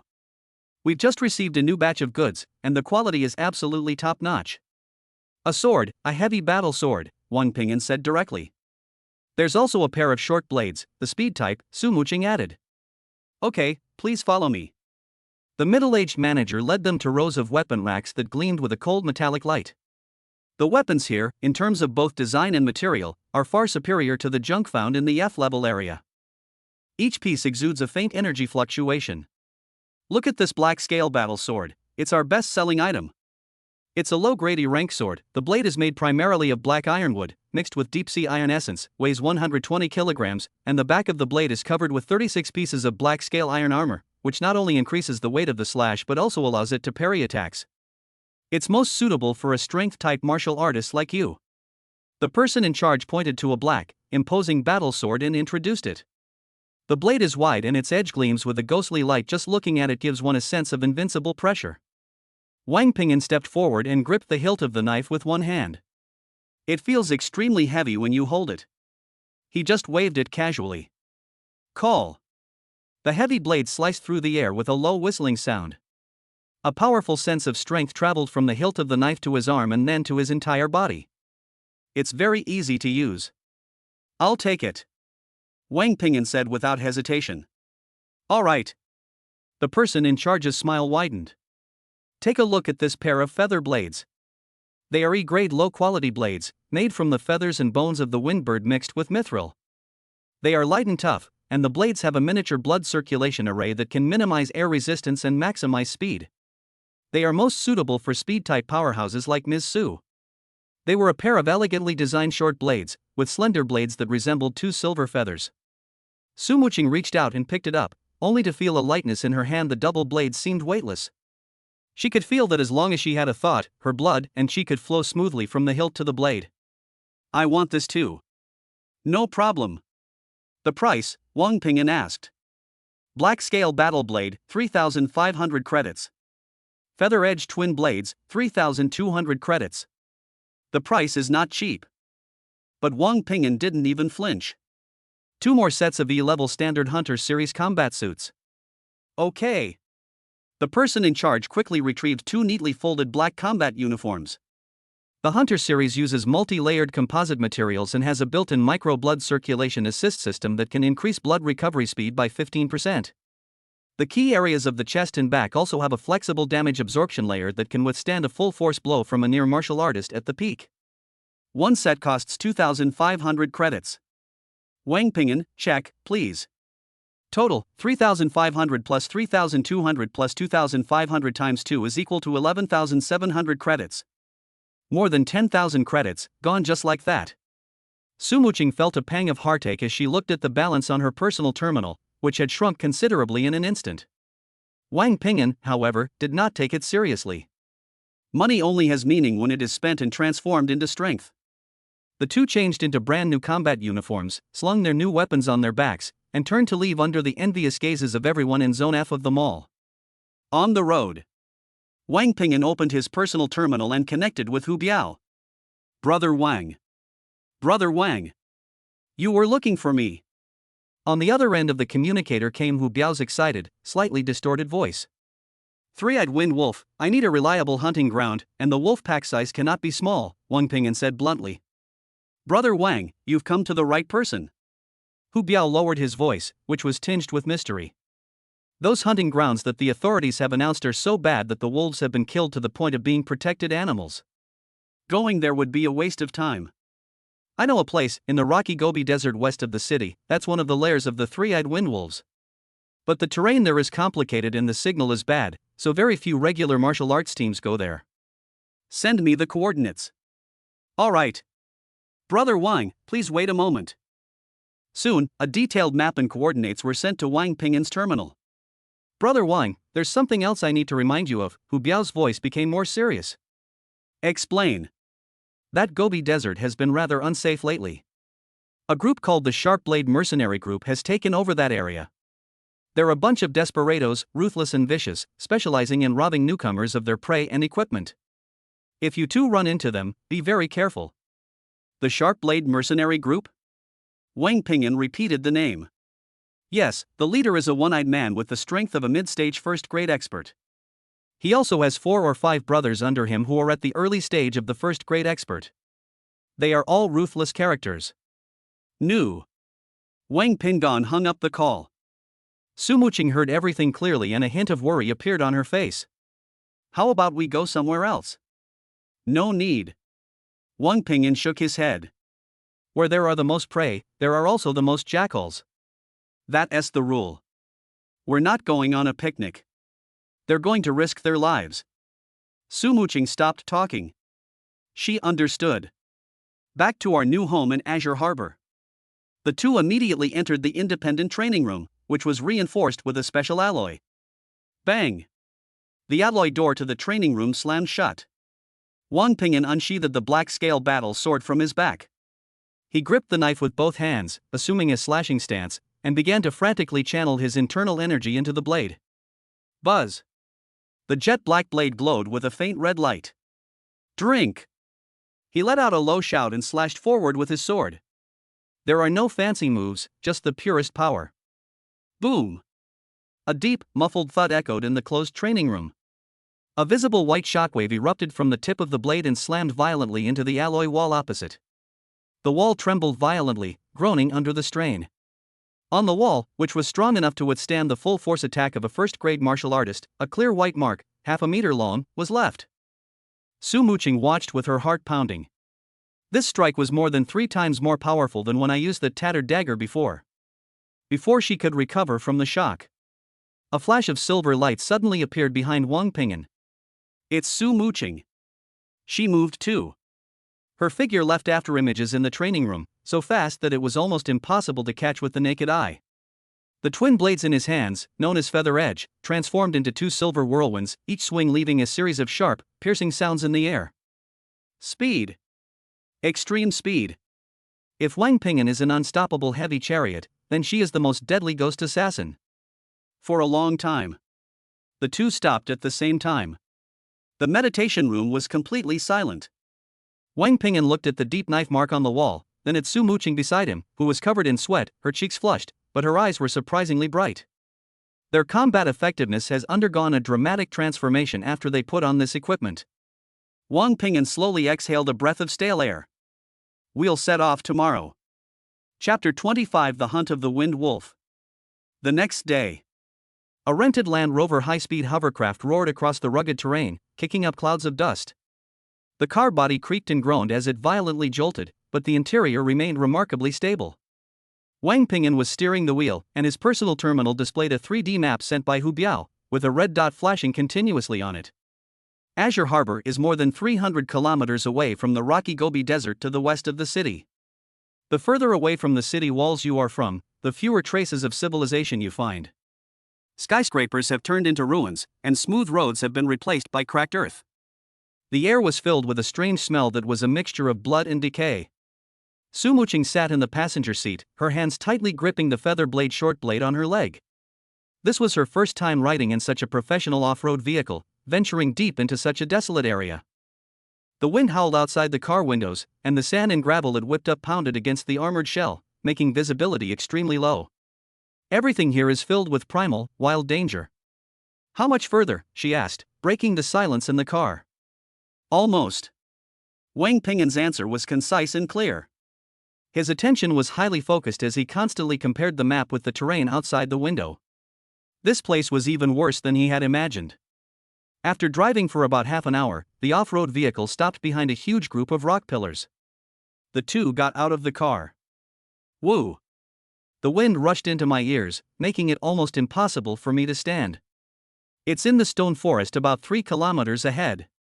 Wang Ping'an opened the tactical panel, and a thermal imaging image appeared. In the image, a dozen or so red heat sources are clustered together, one of which is noticeably larger than the others. 12 ordinary 3-eyed wind wolves and 1 wolf king. Su Muqing leaned over for a look and her heart tightened. Just by looking at the thermal images, she could feel the oppressive aura of a social predator. Wang Ping'an did not rush to take action. He took out several palm-sized metal discs and a device that looked like a net launcher from the storage box. The wind comes from the northwest, so we attack from the southeast. He pointed to a pass on the map. This is their only escape route, so I put the high-frequency acoustic jammer here and here. He then selected 2 other seats. Once they try to escape, the sound waves will disrupt their sense of direction and throw them into confusion. I've deployed the electromagnetic restraint net along the main attack route. It can trap them for 3 to 5 seconds. Your task is to lure them over. Wang Ping'an looked at Su Muqing. Are you confident? Su Muqing didn't answer, but nodded vigorously. She unsheathed the feather blade double blades from her back and held them in her hands. With 10 times the cultivation speed and the blessing of the mysterious origin technique, her body was abnormally light. She moved her hands and feet, feeling the surging blood and energy within her body. The initial nervousness had been replaced by an eager excitement. After Wang Ping'an had set up the traps one by one, he made a gesture to her. The action begins. Su Muqing's figure vanished from the spot in an instant. Instead of walking in a straight line, she used the rocks as cover, like a sprite leaping in the shadows, and silently made her way towards the stone forest. She soon spotted the pack of wind wolves resting. These creatures are comparable in size to male lions on Earth, covered in bluish-gray fur, with smooth, powerful muscle lines. What is most striking is the single, tightly closed, scar-like vertical eye on their foreheads. The Wolf King lay atop a giant rock, nearly a third larger than its kind, with darker fur that had a metallic sheen. It seemed to sense something, its ears twitched, and it suddenly raised its head. Now is the time. Sumuching no longer concealed her power, channeling her chi and blood into her legs, unleashing her speed to its maximum. She flashed past the edge of the stone forest like a silver lightning bolt, simultaneously slicing the nearby rocks with her short blade, creating a series of ear-piercing scraping sounds. Awah! The entire wolf pack was instantly alerted. A dozen pairs of eerie green wolf eyes locked onto the figure that dared to provoke them. Ouch! The Wolf King let out an angry roar and gave the order to attack. Boom! The 12 three-eyed wind wolves activated simultaneously, transforming into 12 cyan torrents that frantically chased after Sumuching. The earth trembled slightly as they ran. Sumuching's heart pounded wildly. Being chased by so many ferocious beasts is an incredibly thrilling experience. But she didn't panic. With the support of her E-level combat suit and feather blade, her speed was even faster than these wind wolves. Following the route planned by Wang Ping'an, she traversed the rocky Gobi Desert, always maintaining a dangerous yet safe distance from the wolf pack. Chase. A frantic chase. The wolf pack drew closer, and she could even smell the fishy stench emanating from their mouths. We've arrived at the trap zone. Sumuching suddenly veered off course and squeezed through the gap between the two giant rocks. The enraged pack of wolves followed closely behind, plunging headlong into that seemingly ordinary area. Buzz. A piercing high-frequency sound wave erupted instantly. The wind wolves at the forefront felt as if their brains had been struck by a heavy hammer. Their bodies stiffened abruptly, they let out painful howls, and their movements instantly became sluggish and chaotic. Immediately afterwards, whoosh! A large net, crackling with blue arcs of electricity, shot up from the ground, trapping the two wind wolves who hadn't even had time to react. A powerful electric current flowed through their bodies, causing them to convulse and become unable to move. The wolf pack's formation was completely thrown into chaos at that moment. Chance. Roar. A deep roar came from behind the rocks nearby. Wang Ping'an's figure, like a tiger descending the mountain, charged fiercely into the chaotic wolf pack. After being infused with a massive amount of blood and energy, the black scale battle blade in his hand emitted an eerie red glow. Die. He gripped the sword with both hands and unleashed a simple, direct, and powerful strike, slashing down at the nearest wind wolf. The wind wolf had just recovered from the sonic interference and hadn't had time to react. Put! The heavy blade, with the power to split mountains and shatter rocks, cleaved from its head all the way down to its abdomen. Blood and internal organs burst open instantly. One strike, instant kill. The intense stench of blood completely ignited the battlefield. Spurred by the tragic death of their companion, the remaining wind wolves abandoned Sumuching, turned around, and pounced on Wang Ping'an, the uninvited guest. Wang Ping'an remained undaunted. He planted his feet firmly on the ground, exerted force from his waist, and wielded the black scale battle blade in his hand, creating a black whirlwind of death. The combat of a first-rank martial artist is completely different from that of a quasi-martial artist. Chi and blood emanate outwards, and the blade's edge flashes. Each strike was accompanied by a blood-red blade aura over a foot long, displaying unparalleled power. When the sharp claws of a wind wolf collided violently with the back of the black scale blade, producing a loud clang of metal against metal. The wind wolf was sent flying backward by the immense force, its claws breaking off instantly. Wang Ping'an confronted the wolf pack head-on, his attack sweeping and powerful, like a tireless war machine, cutting down one attacking wolf after another. Sumuching, on the other hand, transformed into a ghost on the battlefield. She did not engage in a direct confrontation with the wind wolf. Her figure moved swiftly along the edge of the battlefield, her feather-edged short blade always slicing through the throats of the wind wolves that Wang Ping'an had forced into a vulnerable position at the most tricky moments and from the most fatal angles. A crushing defeat. A flanking maneuver was executed. The couple's cooperation was seamless and harmonious. There is no need for any verbal communication between them. Wang Ping'an forced back a wind wolf with a single slash, and as he slightly shifted his body to the side, Sumuching's figure would appear precisely in that opening, her double blades striking out to take a life. Sumuching moved at high speed, attracting the attention of the two wind wolves. Wang Ping'an's blade light would then descend from the sky, cutting the two wind wolves in half at the waist. This is no longer a battle. This was an efficient and bloody massacre. It only took less than a minute. Of the 12 three-eyed wind wolves, 9 have already fallen. The remaining 3 were also covered in wounds, cowering and whimpering in fear. At the top of the stone forest, the massive wolf king's emerald green eyes reflected the horrific scene of its pack being slaughtered. Its chest heaved violently, and a low, suppressed growl came from its throat. Anger. Endless rage. Ouch. A roar of extreme rage echoed throughout the entire Gobi Desert. The wolf king's tightly closed vertical eye on its forehead suddenly opened. A pale blue light rapidly condensed within it. Buzz. The air vibrated violently. A visible, crescent-shaped, pale blue wind blade, moving at supersonic speed, detached itself from the wolf king's third eye. Wherever the wind blades passed, the air was torn apart, emitting a sharp whistling sound, and even the ground was plowed into a deep trench. The target is none other than Wang Ping'an, who is currently wreaking havoc on the battlefield. This strike, gathering the essence of the wolf king's entire body, was powerful enough to severely injure any mid-stage first-rank martial artist. Wang Ping'an immediately sensed that deadly threat. His internal energy was surging wildly, preparing to take the blow head-on. However, right at this moment, whoosh! Whoosh! Whoosh! Several red laser beams, even more dazzling than wind blades, shot out from a distant mountain ridge, leaving long trails. They didn't attack anyone instead, they landed precisely on the ground between Wang Ping'an and the Wolf King. Boom! Boom! Boom! A series of violent explosions suddenly rang out. Smoke and rubble shot into the sky, forming a temporary wall that forcefully blocked the trajectory of the deadly wind blade. The sudden turn of events left everyone stunned. Immediately afterwards, a cold and arrogant voice came through a loudspeaker from a distant mountain ridge, echoing throughout the rocky Gobi Desert. Put down your weapons and get out of this territory. The prey here all belong to our Sharp Blade mercenary group. Chapter 26. Who is the prey? Smoke and dust filled the air, and gravel flew everywhere. 5 figures slowly appeared on the mountain ridge, their uniform black combat suits looking particularly menacing in the dim light. Leading the group was a one-eyed, burly man carrying a massive laser sniper rifle, his single eye gleaming with a beastly light. The 4 men behind him were equally imposing, their standard-issue weapons still emitting wisps of smoke.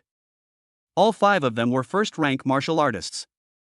The one-eyed burly man's gaze swept across the battlefield, finally settling on Wang Ping'an and Su Muqing.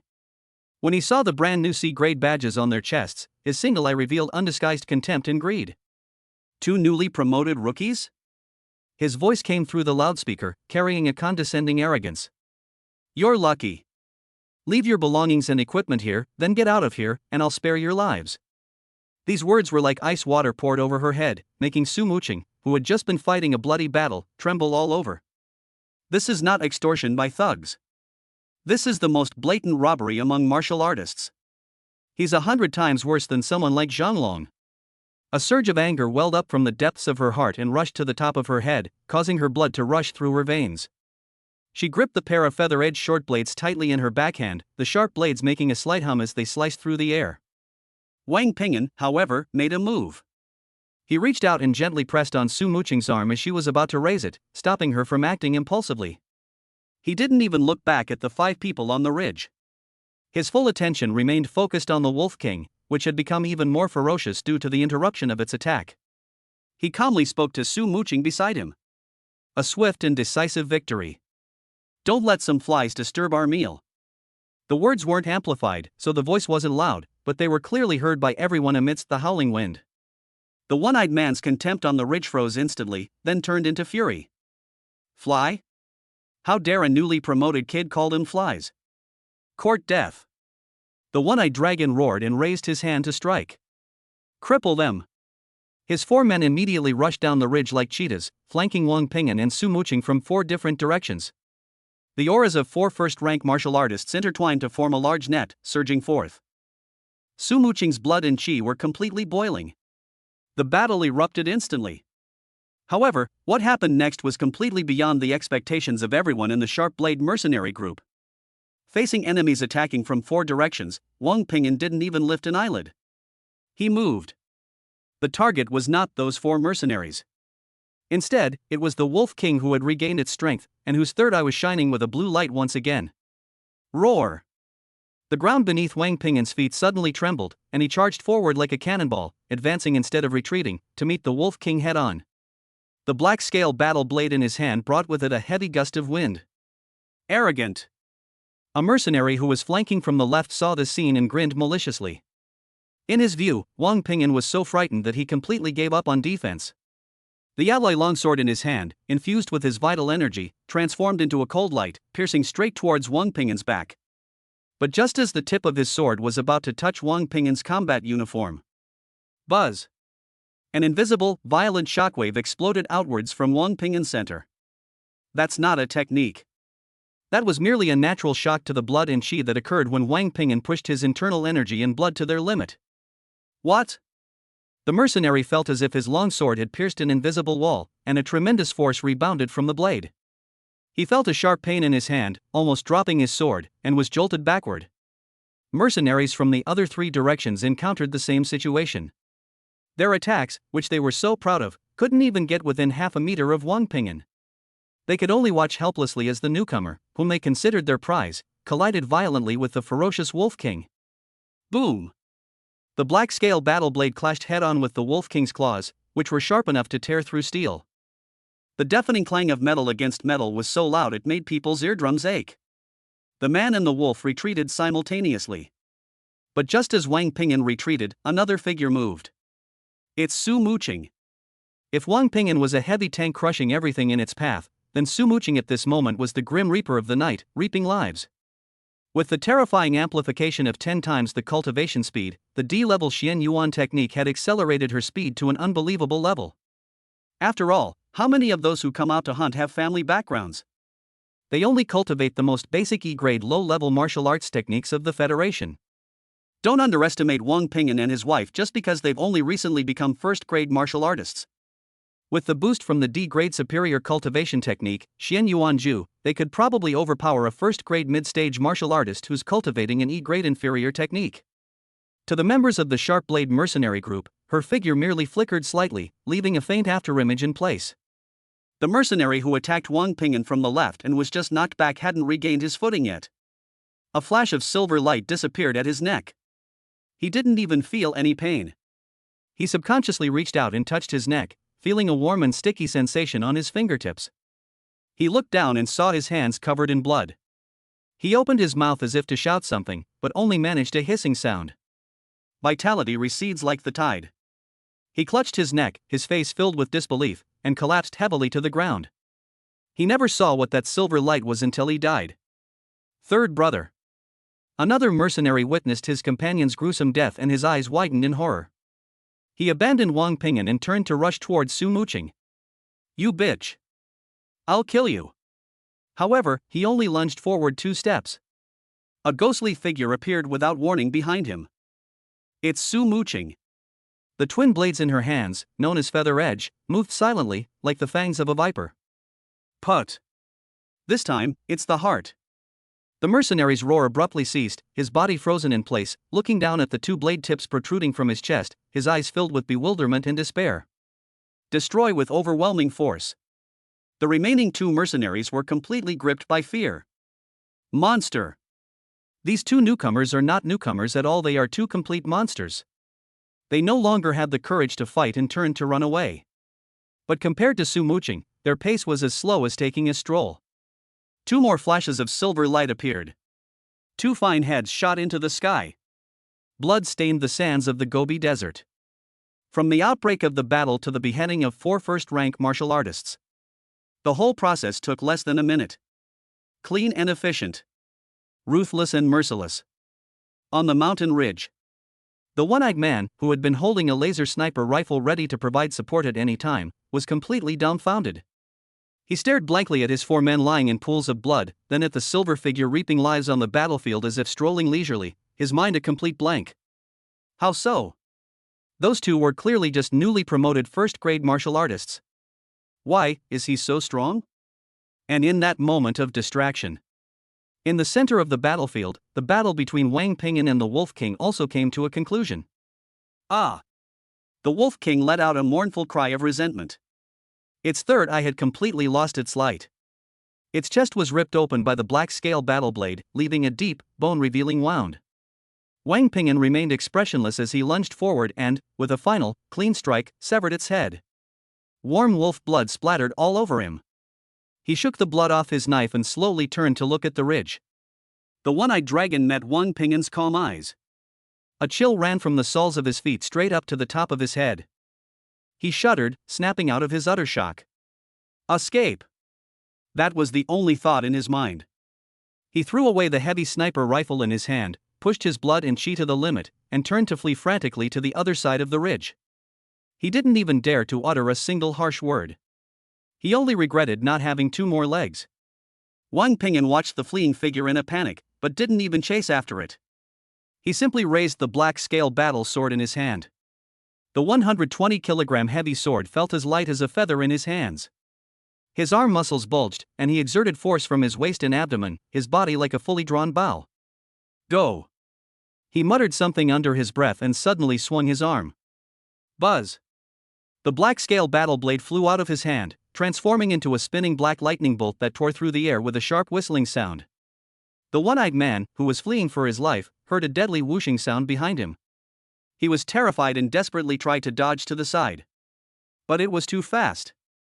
Put! The heavy battle blade pierced precisely through his back. The immense kinetic energy propelled his body forward for another 10 meters. Clang! A loud bang. The tip of the black scale battle sword was deeply embedded in a huge rock. The one-eyed man's body was firmly pinned to the rock by this battle blade. He lowered his head, looking at the still dripping blood from the blade that had pierced his chest, and the last glimmer of light in his eyes quickly faded. Chapter 27 New Hunting Ground, Black Mist Swamp. The wind in the Gobi Desert finally stopped. Months of intense hunting have made this once howling wolf-infested, rocky Gobi Desert eerily quiet. On Wang Ping'an's personal terminal, the credit points balance has exceeded 6 figures. 100,000. This is a number that would make any newly promoted first-rank martial artist feel dizzy. His cultivation level naturally reached the late stage of a first-grade martial artist, with abundant internal energy and blood, only one step away from the peak. Su Muqing's progress was equally astonishing, and she firmly established herself at the mid-stage of the first-grade martial artist realm. They wiped out almost all the early-stage E-rank alien beasts in the Gobi Desert, which were equivalent to the cultivation level of a first-rank martial artist. There's no point in staying here any longer. Let's go somewhere else. Wang Ping'an put away his terminal and looked at the silent stone forest in the distance. Where to? Su Muqing was wiping her feather-edged double blades. There wasn't a trace of blood on the blades. Black Mist Swamp. Wang Ping'an uttered 4 words. Su Muqing paused in her wiping motion. If the dangers of the rocky Gobi Desert are obvious, then the lethality of the Black Mist Swamp lies hidden beneath every inch of mud and every wisp of poisonous miasma. It's more dangerous there, and the beasts are more cunning. But she didn't ask why, she just nodded. Good. 3 days later. Edge of the Black Mist Swamp. The two of them had changed into a completely new set of equipment. The dark green, fully enclosed combat suit has a built-in air circulation and filtration system, and the feet are equipped with specially designed swamp combat boots with anti-slip grappling hooks. As soon as you step into the swamp, a stench mixed with rotting plants and sulfur hits you. A perpetual black fog shrouded everything, reducing visibility to less than 10 meters. The ground beneath our feet was incredibly muddy when we stepped on it, the black mud could reach up to our ankles. The surroundings were deathly silent, except for the plop sounds of their footsteps in the mud and the occasional strange cries of unknown creatures in the distance. The environment here is more than 10 times harsher than the Gobi Desert. Su Muqing followed behind Wang Ping'an, all her muscles tense. Wang Ping'an walked in front, holding the black scale battle sword, and took each step steadily. Sudden. He stopped in his tracks. Su Muqing also stopped immediately and looked around warily. What's wrong? There's something in the water. Wang Ping'an's answer was simple. Before him lay a seemingly ordinary black mud pit, with some rotting, withered leaves floating on the surface. There were no abnormalities. But the next second. Crash! The calm surface of the muddy pool suddenly exploded. A huge black shadow, carrying a stench of mud, burst out of the water.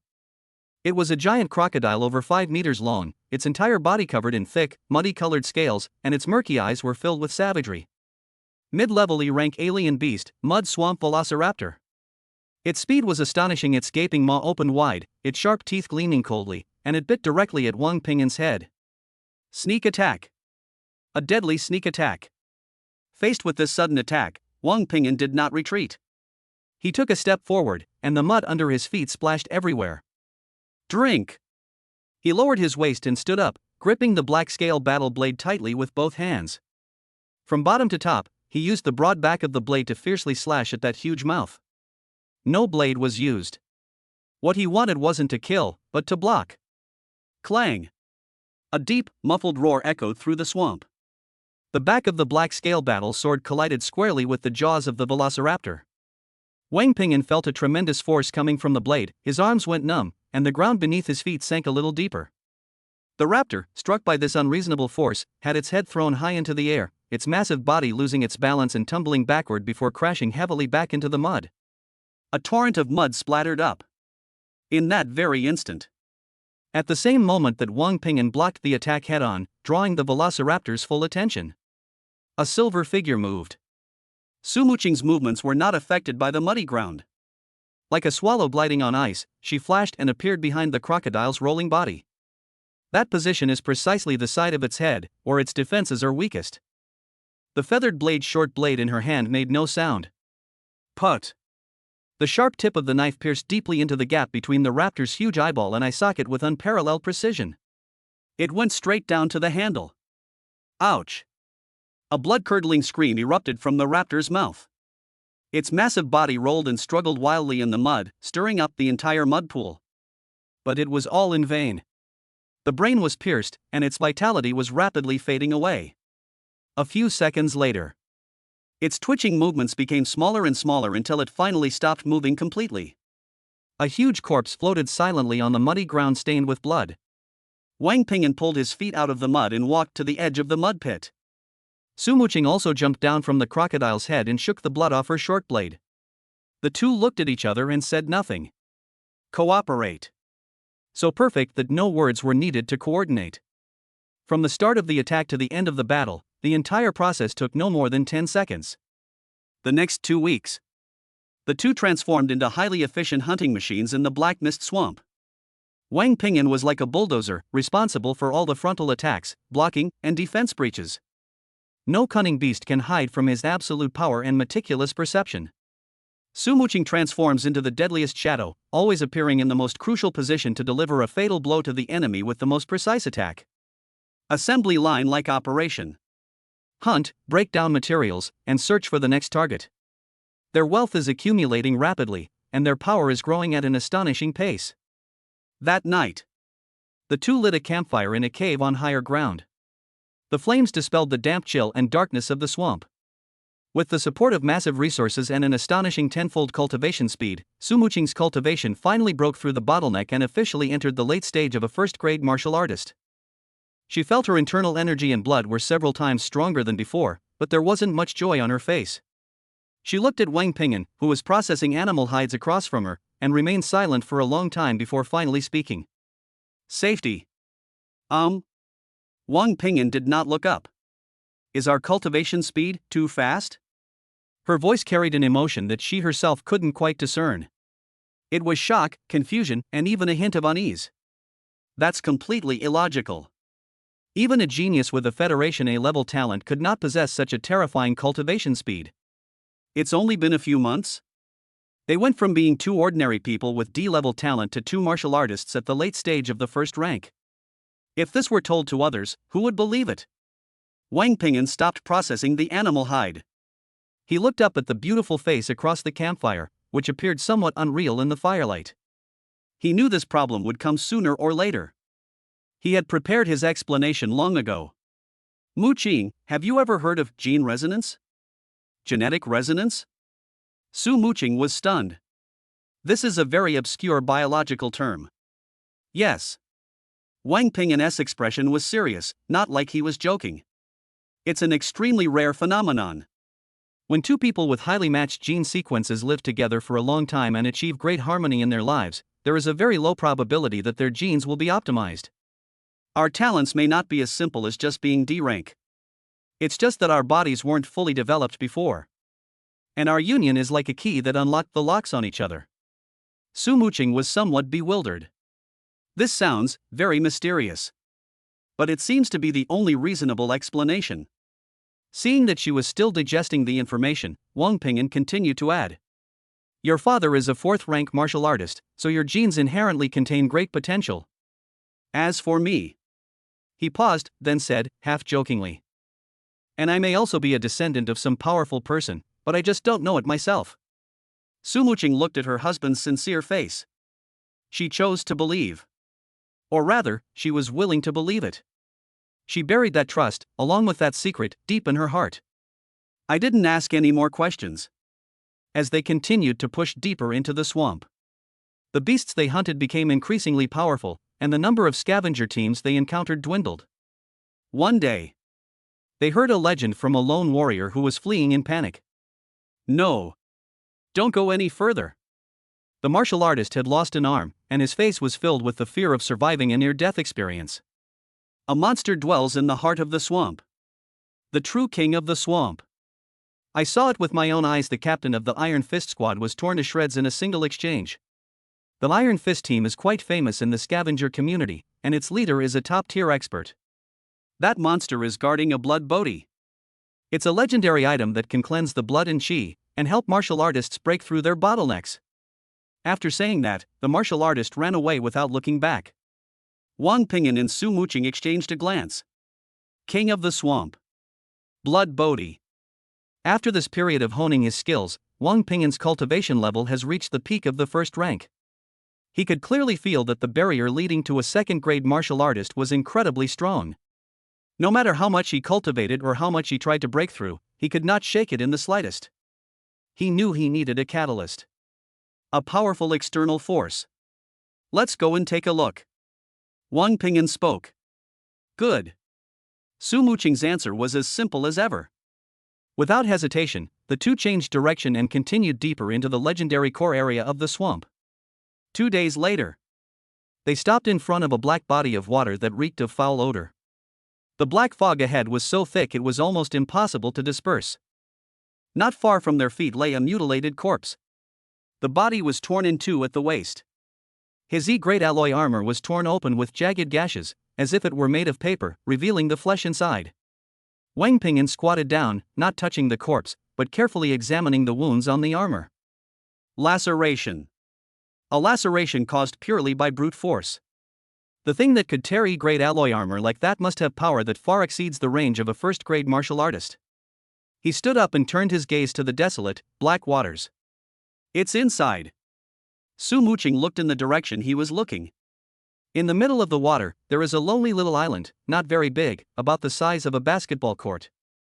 On the shore of that small island, a huge creature lay there with half its body submerged in the water. That was a monster. Over 15 meters long, its massive body resembles a moving hill, covered in thick, dark green scales that reflect a cold, eerie luster in the damp air. It has 3 enormous heads. They all resemble lizards in shape, but differ in the details. Chapter 28 King of the Swamp, the Three-Headed Lizard. The head on the left has 2 obvious venom sacs on its lower jaw, which are pulsating slightly with its breathing. The head on the right had signs of corrosion around its mouth, and the surrounding air was slightly distorted by its breathing. The central head is the largest, with its jaw muscles bulging high, exuding an explosive sense of power. 3 pairs of dark yellow vertical pupils were staring motionlessly in the direction of the shore. Early stage E-rank alien beast, the three-headed lizard. No. Wang Ping'an rejected this judgment in his heart. The information was incorrect. The aura emanating from this thing has far exceeded the scope of the early stage of E-rank, firmly stepping into the realm of a second-grade martial artist. It is probably a mid-stage E-rank beast. E-rank beasts are equivalent to first or second-rank human martial artists. Early-stage E-rank beasts are comparable to first-rank martial artists, while mid- and late-stage E-rank beasts are comparable to second-rank human martial artists. This is the true king of the swamp. In the center of the small island behind the snake lizard, a plant is growing quietly. It is crystal clear and emits a faint fragrance, which is completely out of place in the surrounding foul-smelling environment. Grade E superior natural treasure, blood bodhi. Legend has it that this is a rare item that can cleanse a martial artist's blood and chi, helping them break through bottlenecks. For Wang Ping'an, who was stuck at the peak of the first rank, this was the best opportunity he could find to break through. What should we do? Su Muqing asked in a low voice. This monster is incredibly imposing. Just looking at her made her blood and energy flow somewhat sluggish. A direct confrontation won't work, Wang Ping'an replied quickly. His mind was racing, analyzing the disparity in strength between the two sides. In terms of strength, defense, and total health, the opponent is overwhelmingly superior. Their only advantage lies in the flexibility of the two of them. It has 3 heads, one spews poison, one spews acid, and the middle one is mainly used for melee combat. Remote attacks inevitably consume a lot of energy and cannot be used indefinitely. Its weakness should be in its abdomen. There are no thick scales covering it there. Wang Ping'an quickly devised the simplest, and only, feasible, tactic. Wait, you're in charge of the feint attack. Use your speed to harass it and force it to use ranged attacks. Don't linger in battle, strike and retreat, always stay at the edge of its attack range. I looked for an opportunity to dive underwater and attack its belly. Su Muqing did not hesitate at all. Good. She had absolute trust in Wang Ping'an. The plan begins. Su Muqing moved. Her body lightly touched the muddy ground, and she transformed into a wisp of blue smoke. Instead of stepping on the water, she moved at high speed along the protruding rocks and rotting tree trunks on the shore. Her speed was brought to its limit. The instant she reached the flank of the 3-headed lizard, the feathered short blade flew from her hand. 2 beams of silver light, infused with her late-stage first-rank chi and blood, shot straight at the lizard's left head, the one responsible for spitting venom. Hiss! The snake lizard was enraged. It didn't even flinch, letting the 2 short blades pierce its scales with 2 crisp clanging sounds, without leaving even a white mark. The left side of the head suddenly opened its mouth. Puff! A jet of dark green venom shot out like a high-pressure water jet, heading towards the spot where Su Muqing had been standing. The venom landed on the rock, making a hissing sound, and instantly corroded a large pit in the hard rock, emitting a foul-smelling blue smoke. Su Muqing's figure had already appeared on the other side. Without pausing, she gathered her chi and blood again and unleashed several sword energies from a distance. The right side of the lizard's head also moved. A large cloud of highly corrosive acid mist was spewed out, covering a small portion of the waterway. The water boiled, and countless tiny creatures living in the mud were instantly dissolved. Su Muqing's figure weaved through the gaps between the venom and acid mist, extremely dangerous, yet she was never hit. She executed the harassment tactics flawlessly. Now is the time. Wang Ping'an seized this opportunity. The moment the 3-headed lizard's attention was completely drawn to Su Muqing, he silently slipped into the icy, black muddy water. He suppressed the fluctuations of his blood and chi, and like a piece of driftwood, he swiftly slid down the seabed towards the enormous creature. 50 meters. 30 meters. 10 meters. He could now clearly see the lizard's belly covered with soft skin. That's it. Wang Ping'an's internal energy and blood erupted instantly. Crash! He suddenly leaped out of the water, creating a large splash. The black scale battle blade in his hand was infused with all the power of his peak first-grade level. The blade even emitted a buzzing sound due to the excessive concentration of his blood and chi. He gripped the knife with both hands, and with all his might, slashed at the lizard's unsuspecting belly in mid-air. This strike embodied all his energy and spirit. He was confident that even the protective chi and blood of a second-grade martial artist could be temporarily broken by this strike. However, the monster's reaction speed completely exceeded his expectations. Just as his blade was about to touch the lizard's belly skin, the central head, which had remained motionless until then, suddenly spun around. The speed was so fast that it left a blur in the air. Its enormous mouth opened, but without uttering a roar, it bit down on Wang Ping'an's black-scale battle blade with an extremely precise angle. Warning signs exploded in Wang Ping'an's mind. But he was in mid-air with nowhere to gain leverage, and it was too late to change his move. He could only frantically pour more of his vital energy into the battle blade. Next second. Click. A sickeningly sharp metallic clang echoed throughout the waters. Wang Ping'an felt as if he had struck not a soft abdomen, but a hydraulic press made of super alloy. That terrifyingly strong biting force surged wildly along the blade. The E-grade black-scale battle blade, with its sturdy blade, was actually bitten into a clear crack. Immediately afterwards, an immense force, utterly irresistible, emanated from the blade. The lizard's enormous head simply swung violently. Wang Ping'an, along with his knife, was thrown away. He flew through the air like a tattered sack, tracing an arc before crashing heavily onto the shore dozens of meters away. Boom! The ground shook, and mud splashed everywhere. He felt as if his internal organs had shifted, and a mouthful of blood welled up in his throat, which he forced down. Tactics failed. Overwhelming power. An impenetrable defense. An incredibly fast reaction speed. And then there's its terrifying multi-attack capability. This monster was far, far more powerful than they had imagined. Safety. Su Muqing gasped in surprise when she saw Wang Ping'an being thrown into the air. She no longer cared about the harassment, abandoned all her plans, and transformed into a streak of light, rushing towards the place where Wang Ping'an had fallen. Hiss! The three-headed lizard let out a triumphant roar. It did not pursue. 3 pairs of cold, vertical pupils looked down at the 2 tiny creatures fleeing in disdain. Su Muqing rushed to Wang Ping'an's side and helped him up. Walk! Wang Ping'an only said one word. The 2 dared not linger and retreated frantically towards the edge of the swamp without looking back. 1 hour later. In the makeshift cave camp. The campfire crackled and popped. Wang Ping'an sat by the fire, saying nothing, only looking at the black-scale battle sword in his hand. The clear crack on the blade seemed to mock his overestimation of his abilities. Su Muqing treated his minor injuries and sat quietly beside him without saying a word. She knew that this failure was a huge blow to Wang Ping'an. For a long time. Wang Ping'an finally spoke, his voice somewhat hoarse. A direct confrontation won't work. Its power and defense both exceed our current limits. The only way to win is through strategy. There was not a trace of discouragement or frustration in his eyes. Instead, it burned with an even more intense flame. He frantically reviewed every detail of the battle in his mind, searching for that seemingly non-existent flaw. Since it is a living being, it must have weaknesses. Since we've been overwhelmed in both strength and defense, let's try something else. Wang Ping'an slowly raised his hand and opened his personal terminal. He did not search for any more information about the 3-headed lizard. Those things have lost their meaning. He entered a few keywords into the Federal Public Database. Highly potent. Nerve anesthesia. Toxin-based formula. Chapter 29: The Hunter's Trap. Su Mumu stared blankly at the chemical terms and complex molecular formulas that popped up on the screen. You want to poison me?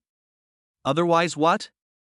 Wang Ping'an retorted without looking up, talking about martial ethics with a beast that's comparable to a second-rank martial artist?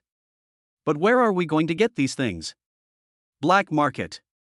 Wang Ping'an uttered 2 words and directly connected with Hu Biao's communication. As soon as the call connected, Hu Biao's scarred face appeared on the screen, beaming with a warm smile. Brother Wang. What a rare guest.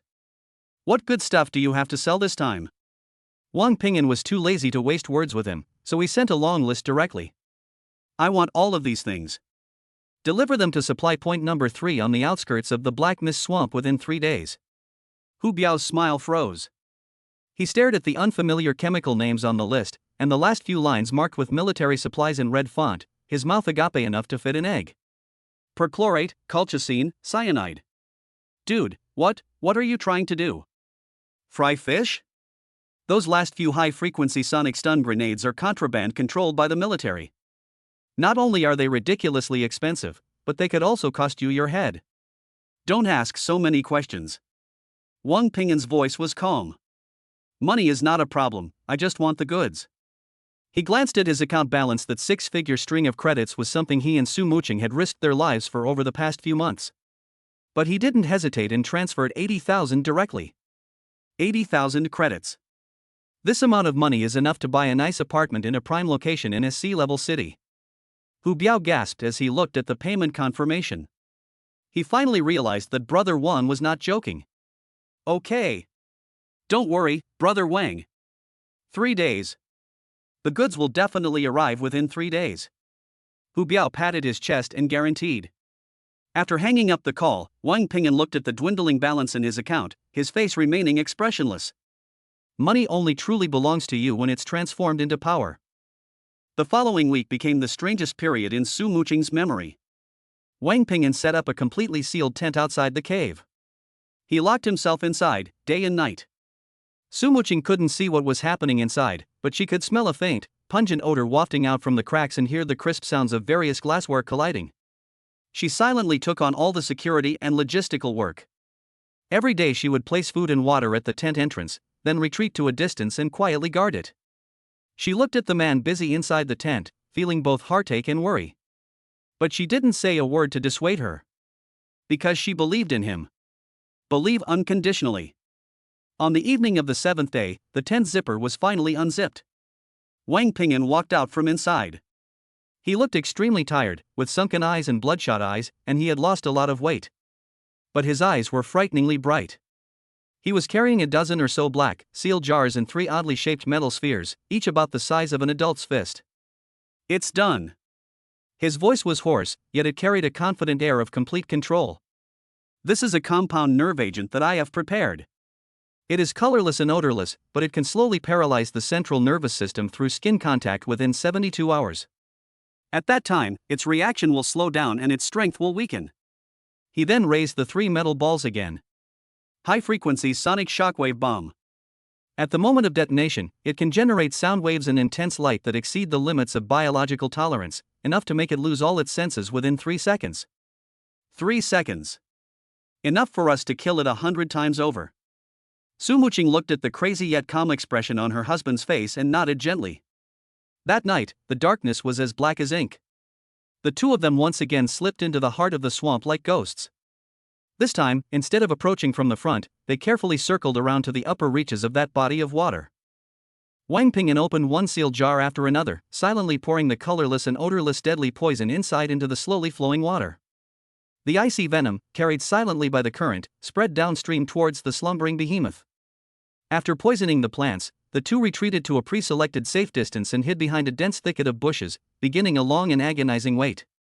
Time passes by every second. 1 day. 2 days. The 3-headed lizard showed no abnormalities, continuing to nap on the island or hunt in the water every day. Su Muqing's heart was in her throat. Only Wang Ping'an remained eerily calm. He is waiting. Wait until the toxins have fully penetrated and the drug's effects have fully manifested. Finally, at noon on the 3rd day, when the sun was at its fiercest, a sudden change occurs. The 3-headed lizard, which had been quietly entrenched on the island, suddenly became restless.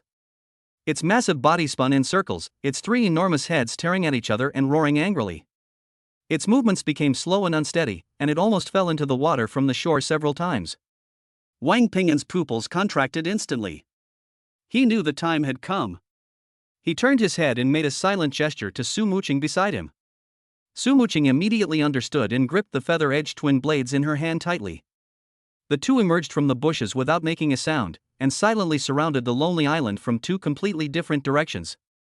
This time, they were no longer challengers fleeing in panic. Instead, they are ruthless hunters wielding butcher knives, ready to reap their prey.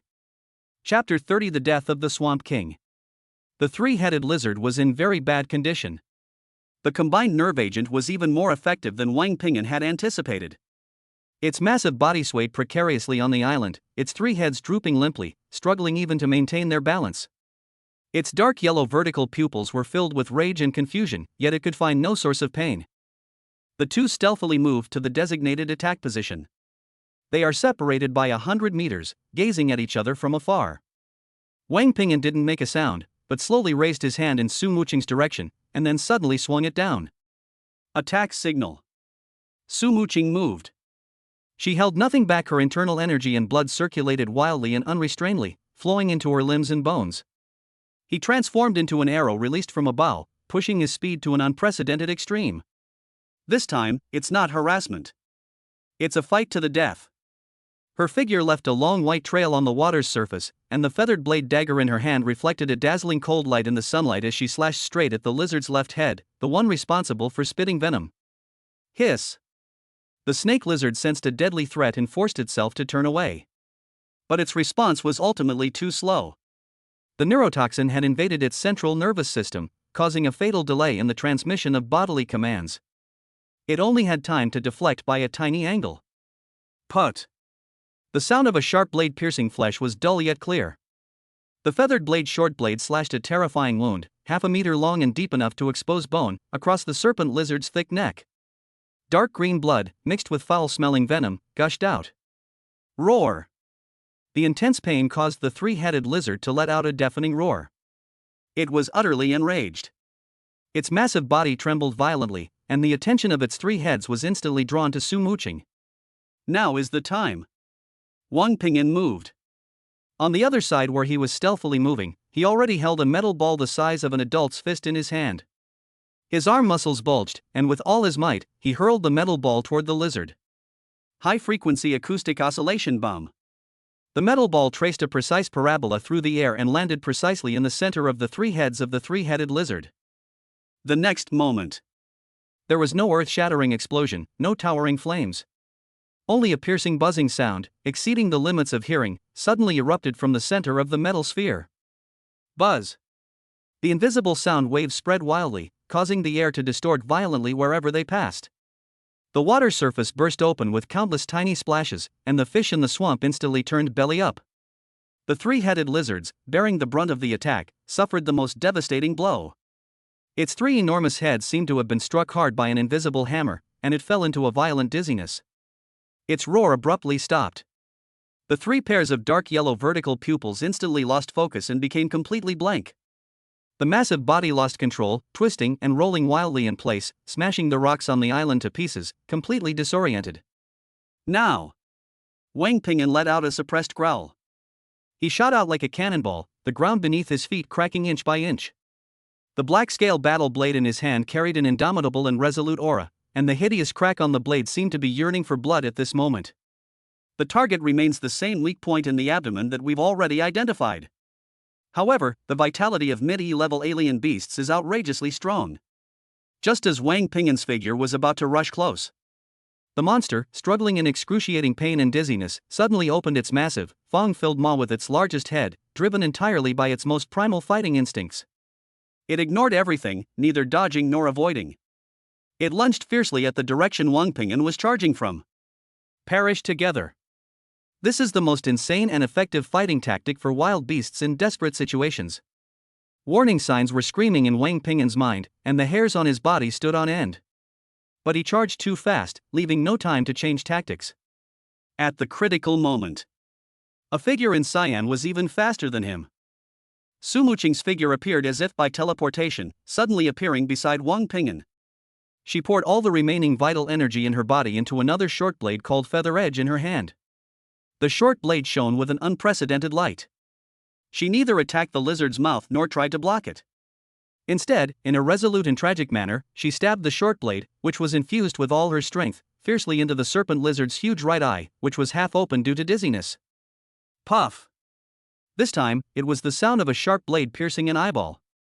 The indescribable pain drove the three-headed lizard completely insane. My last shred of reason was completely consumed by the pain. Its massive body suddenly swung to the side the instant it lost its sight and hearing. Boom! Su Muqing had no time to dodge and was hit hard by that force, which was like an avalanche.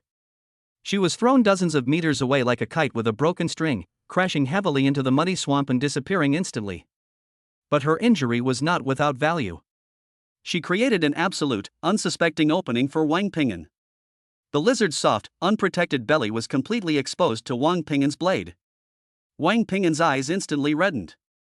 An overwhelming pang of heartache and a surge of murderous intent exploded within him. He didn't look in the direction Su Muqing fell. He channeled all his emotions, all his strength, and all his will into the battle sword in his hand. Die! A hoarse roar squeezed out from deep in his throat. The black scale battle blade in his hand drew a near-perfect arc of death. Phew! The sword plunged deep into the lizard's abdomen without any resistance. Wang Pingyan did not stop. He gripped the knife handle with both hands, lowered his body, and with all his might, slashed upwards. Tear! A huge wound, several meters long, stretched from the lizard's abdomen all the way to its chest cavity. Colorful entrails, mixed with scalding hot blood, gushed out and splattered all over the island. Ha, ha! The three-headed lizard let out its final, piercing cry. Its massive body fell heavily backward. It collapsed with a crash. There was no more sound. The king of the Black Mist Swamp, who had ruled this place for many years, has now fallen. Wang Pingyan was panting heavily, his chest heaving violently. He didn't look at the priceless spoils of war, nor did he look at the fragrant blood Bodhi tree. He immediately turned around and rushed towards the muddy puddles where Su Muqing had fallen. Muqing! He jumped into the waist-deep mud and water, searching frantically. Soon he touched a soft body. He pulled Su Muqing out of the mud and water and quickly checked her over. Fine. He only suffered some severe shock injuries and excessive consumption of qi and blood, so he fainted but was not in mortal danger. Wang Ping'an finally breathed a long sigh of relief. He took off his coat and wrapped it around his wife's soaking wet body before gently placing her on a clean rock. However, just as they were about to pick the blood bodhi, an aura more terrifying and chilling than the three-headed lizard slowly rose from the dense forest behind them. Chapter 31 The Second Grade Realm. However, just as he was about to pick the strange plant called blood bodhi, an aura more terrifying and chilling than the three-headed lizard slowly rose from the dense forest behind them. Wang Ping'an froze. He turned around abruptly. A man dressed in a black combat suit and wearing a cold metal mask slowly emerged from the shadows of the forest. He didn't deliberately release his aura, but the invisible pressure he exuded made the air in the entire swamp thicken. A second-grade warrior.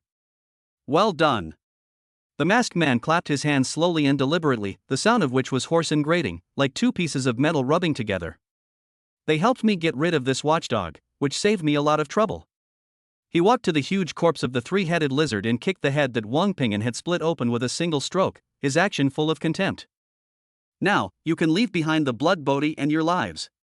The masked man turned his head slightly, and the two dark eye holes on his mask were aimed at Wang Ping'an. Wang Ping'an immediately took a step back, completely shielding the unconscious Su Muqing behind him. His brain was working at full speed. The mantis stalks the cicada, unaware of the oriole behind. This person had been hiding in the shadows from the beginning, waiting for them and the three-headed lizard to both suffer heavy losses. No, it's not even a lose-lose situation. The other party never considered that they would get hurt, they simply used them as tools to clear obstacles. Escape? Impossible. The difference between rank 1 and rank 2 represents a leap in life level. The opponent's qi and blood are at least 500 points, and their speed, strength, and reaction time will be several times greater than his own. In this open area, he doesn't even have the right to run away. Beg for mercy? Even less likely. Judging from the undisguised killing intent in the other party's eyes, he would never leave any survivors. The only chance of survival. Out of the corner of Wang Ping'an's eye, he glanced at the blood bodhi on the isolated island, which appeared even more eerily red against the backdrop of snake blood. This is the only variable. He leaned down and whispered rapidly in Su Muqing's ear in a voice only the two of them could hear. I'm going to steal something. Once you wake up, use all your strength to hold him off for even a second. The unconscious Su Muqing in his arms twitched her fingers almost imperceptibly. The masked man watched the scene with great interest. Shall we discuss our last words? I'll give you 10 seconds. He was very patient, like a cat playing with a mouse under its paws. However, Wang Ping'an did not use those 10 seconds at all. The moment he finished speaking, he moved. He pushed the last of his vital energy to its limit, and instead of retreating, he advanced like an arrow released from a bow, heading straight for that lonely little island. Overestimating one's abilities. The masked man snorted coldly, and struck first despite being behind. He was so fast that he left a faint afterimage in the air, and in an instant he appeared to Wang Ping'an's side and threw a simple punch.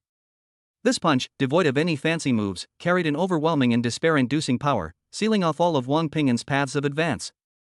Before the punch even landed, Wang Ping'an's skin was already aching from the pressure. He knew he couldn't withstand that punch. To take a direct hit is to die. At this critical moment, a streak of cyan sword light suddenly shone from behind him, carrying a resolute determination to destroy everything, and pierced towards the masked man's back. It's Su Muqing. She woke up. She poured the last bit of life force in her body into this sword strike. Court death. The masked man sensed the attack from behind and his movements froze for a moment. He showed an impatient expression, and without turning his head, he slapped out with his palm. Bang! The cyan sword light shattered instantly. The feather-edged short blade in Su Muqing's hand was knocked away by the enormous force. She coughed up a mouthful of blood as her body was struck by the unparalleled force of the palm, sending her flying backward and crashing heavily to the ground, where she lost consciousness completely. 1 second. She sacrificed her own serious injuries and unconsciousness to buy Wang Ping'an a precious second. Wang Ping'an's eyes reddened. But he didn't turn around, he didn't shout. He suppressed all his anger and murderous intent, and in this precious second, he ducked and narrowly escaped the masked man's fist. He successfully rushed onto the island and yanked the blood bodhi plant out of the rock. That's quite interesting. The masked man, though his attack missed, was not angry. Instead, he turned around and looked at Wang Ping'an with great interest. So what if you managed to snatch it? Do you think you'd even have a chance to eat it? Wang Ping'an did not answer him.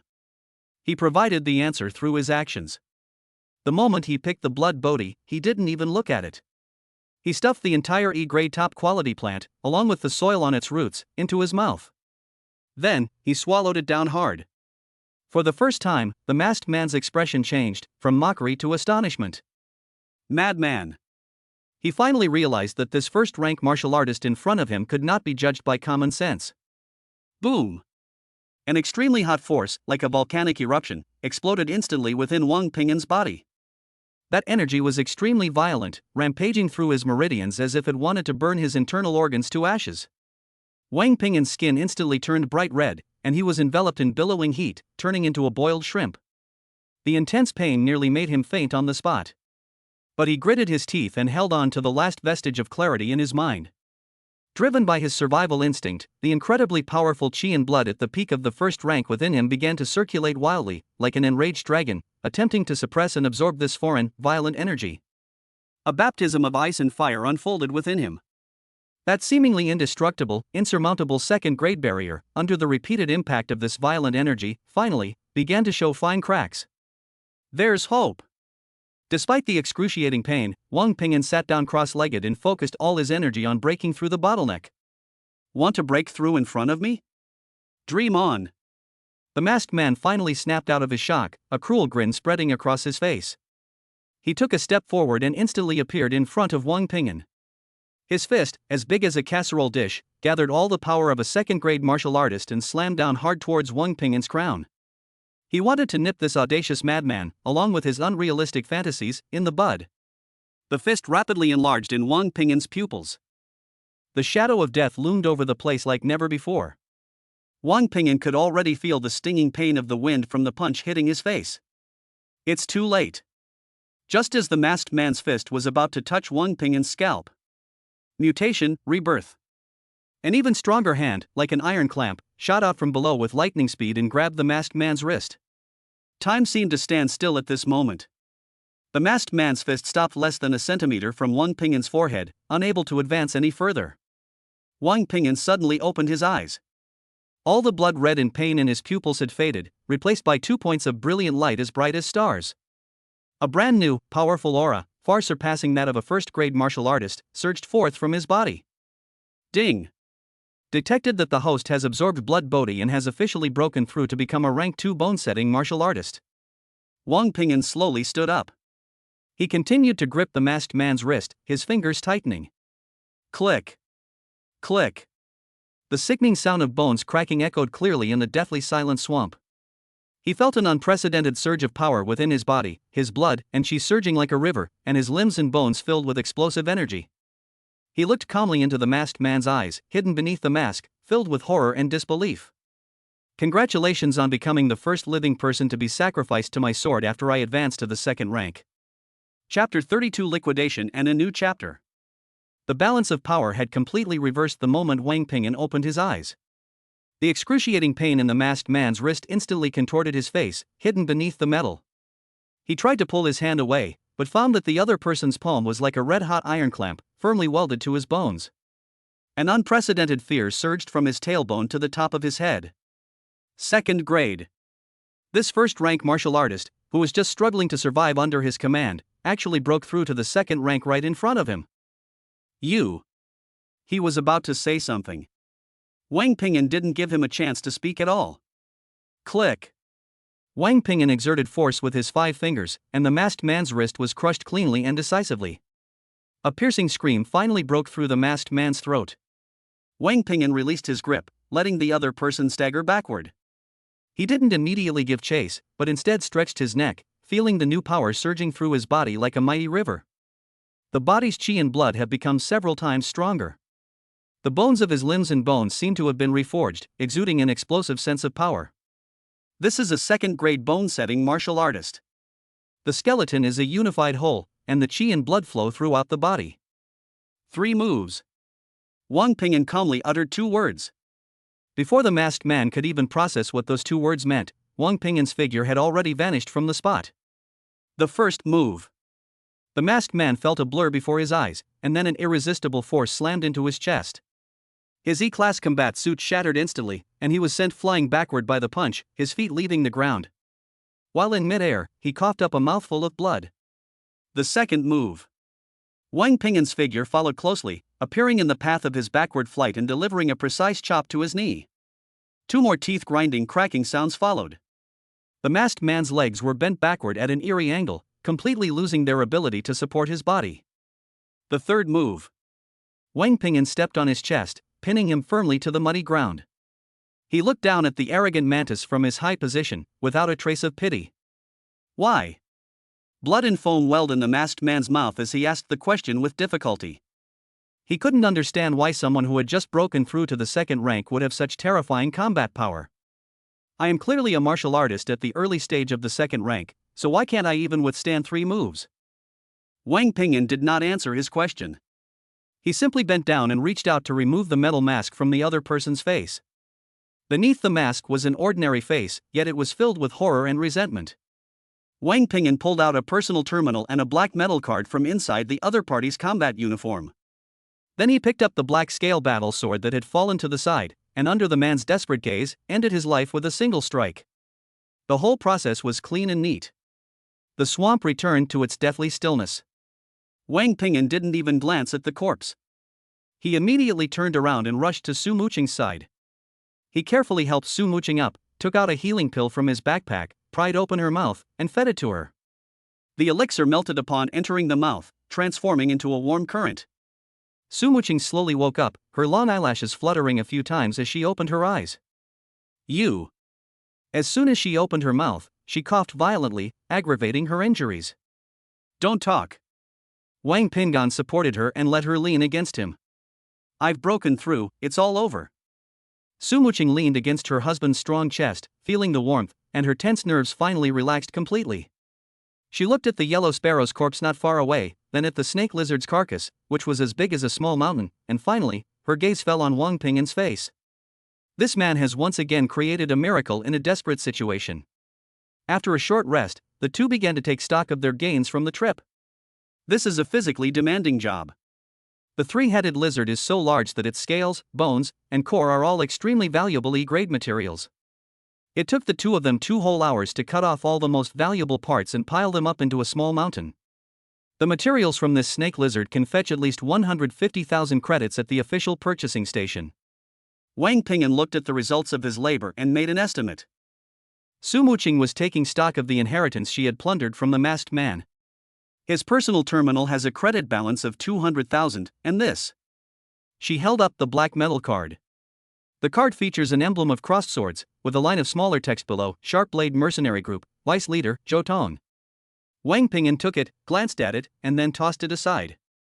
With the credits they had accumulated from their previous hunting trips, their total assets surpassed the 400,000 mark for the first time ever.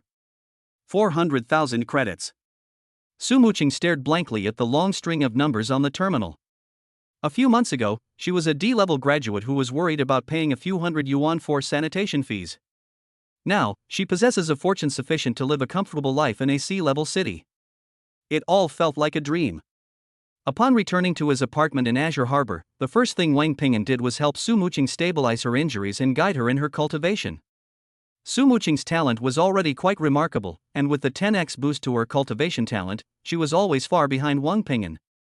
But this time, having experienced a life or death struggle and having sufficient funds to purchase cultivation resources, the resentment in her heart was completely ignited. With Wang Ping'an's guidance and the accumulation of massive resources, she successfully broke through the final barrier in just 3 days and touched the threshold of the first-class peak. He is just one opportunity away from breaking through to the next level. Seeing his wife's growing strength and increasingly confident appearance, Wang Ping'an finally felt at ease. He opened the largest real estate transaction website on Galaxy Star. We need to find a new place to live. Su Muqing came closer and looked at the dazzling array of housing information on the screen. Rent one? We can rent a bigger and better one. In her opinion, Spending hundreds of thousands of yuan to buy a house is still too extravagant.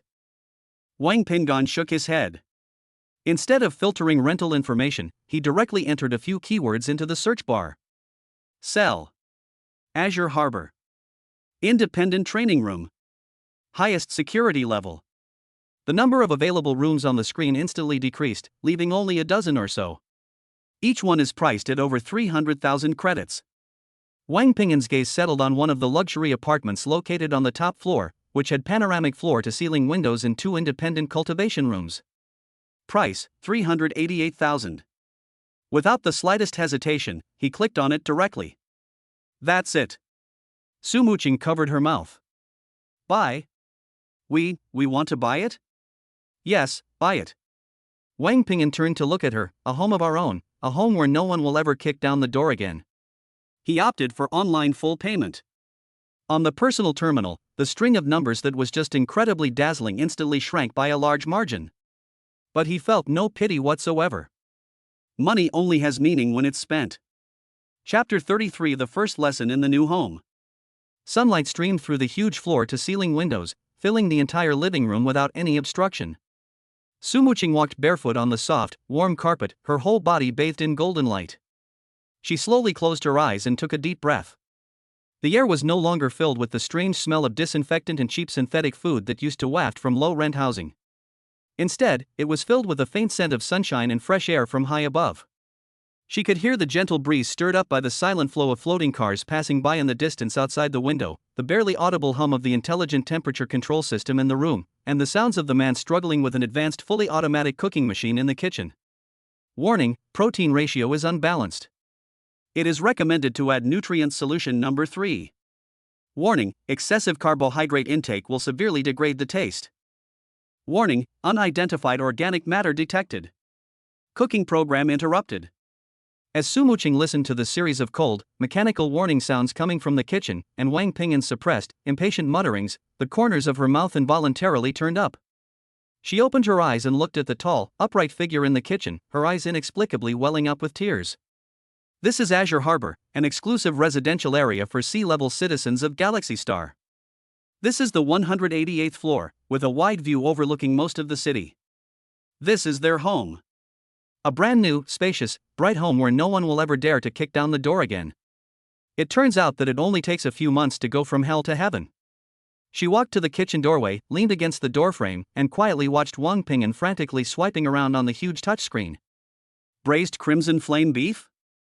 You need tenderloin from an E-grade flame lizard, which we don't have. Steamed deep-sea sole? That requires ingredients from waters below 3,000 meters, which is impossible to find. Then, let's have the simplest grilled meat. Wang Pinggan finally gave up the struggle against the intelligent recipe, took out some processed animal meat left over from the previous hunt from his storage space, and clumsily put it into the grilling module of the cooking machine. He can flip over an alloy manhole cover with one hand and sever the head of a monster with a single stroke, but at this moment, he is overwhelmed by a smart kitchen. I'll do it. Su Muqing finally couldn't help but laugh out loud, walked in, and naturally took over the command from his hands. Her fingers tapped lightly on the screen, and soon a food aroma, which wasn't particularly enticing but was undeniably authentic, wafted out from the kitchen. It's the aroma of meat mixed with the flavor of certain seasonings that has been stimulated by high temperatures. This fragrance dispelled the last trace of unfamiliar and cold metallic scent in the new home, bringing with it something Su Muqing had only ever smelled in the depths of her childhood memories. The taste of home. Dinner was set on the dining table in front of the floor-to-ceiling windows. A plate of rather plain-looking grilled meat, and 2 servings of vegetable salad made by an automatic cooking machine. Outside the window, the city lights never go out, and the river of light formed by hovercars flows quietly through the steel jungle, reflecting the 2 huge purple moons on the horizon. Wang Pinggan placed a piece of the tenderest roasted meat into Su Muqing's bowl. Eat it. We'll eat this every day from now on. His voice was calm, yet it was like a pebble thrown into Su Muqing's heart, creating ripples that spread outwards. She lowered her head and ate the meat in small bites. The meat smells delicious. She ate slowly and attentively, as if savoring some exquisite delicacy. After finishing his meal, Wang Pinggan cleaned up the dishes and threw them into the automatic cleaning tank. He turned around and saw Su Muqing standing by the window, looking at the night view outside, seemingly lost in thought. He walked over and gently wrapped his arms around her waist from behind. Su Muqing's body stiffened slightly, then relaxed, resting her back completely against his firm chest. What are you thinking about? Wang Ping'an rested his chin on her shoulder, his warm breath brushing against her ear. I'm wondering if all of this is real. Su Muqing's voice was very soft, with a hint of dreamlike disorientation. Sometimes I'm scared, afraid that when I wake up, we'll still be living in that dilapidated iron box, you won't be back yet, and Zhang Long will be kicking the door again. Wang Ping'an tightened his arms, pulling her closer to him. No more. His voice wasn't loud, but it carried an undeniable certainty. It will never happen again. Our home is here. Our future begins here. Su Muqing's heart was completely at ease. She turned around to face Wang Ping'an, stood on tiptoe, and gently kissed his lips. Gone was the awkwardness and impulsiveness of last night. This kiss was gentle and lingering, filled with dependence and a sense of belonging. The next day, Wang Ping'an opened his eyes as the first rays of dawn shone into the bedroom. He glanced at his wife, who was still fast asleep beside him, and without disturbing her, quietly entered the independent training room reinforced with a special alloy. Sit cross-legged.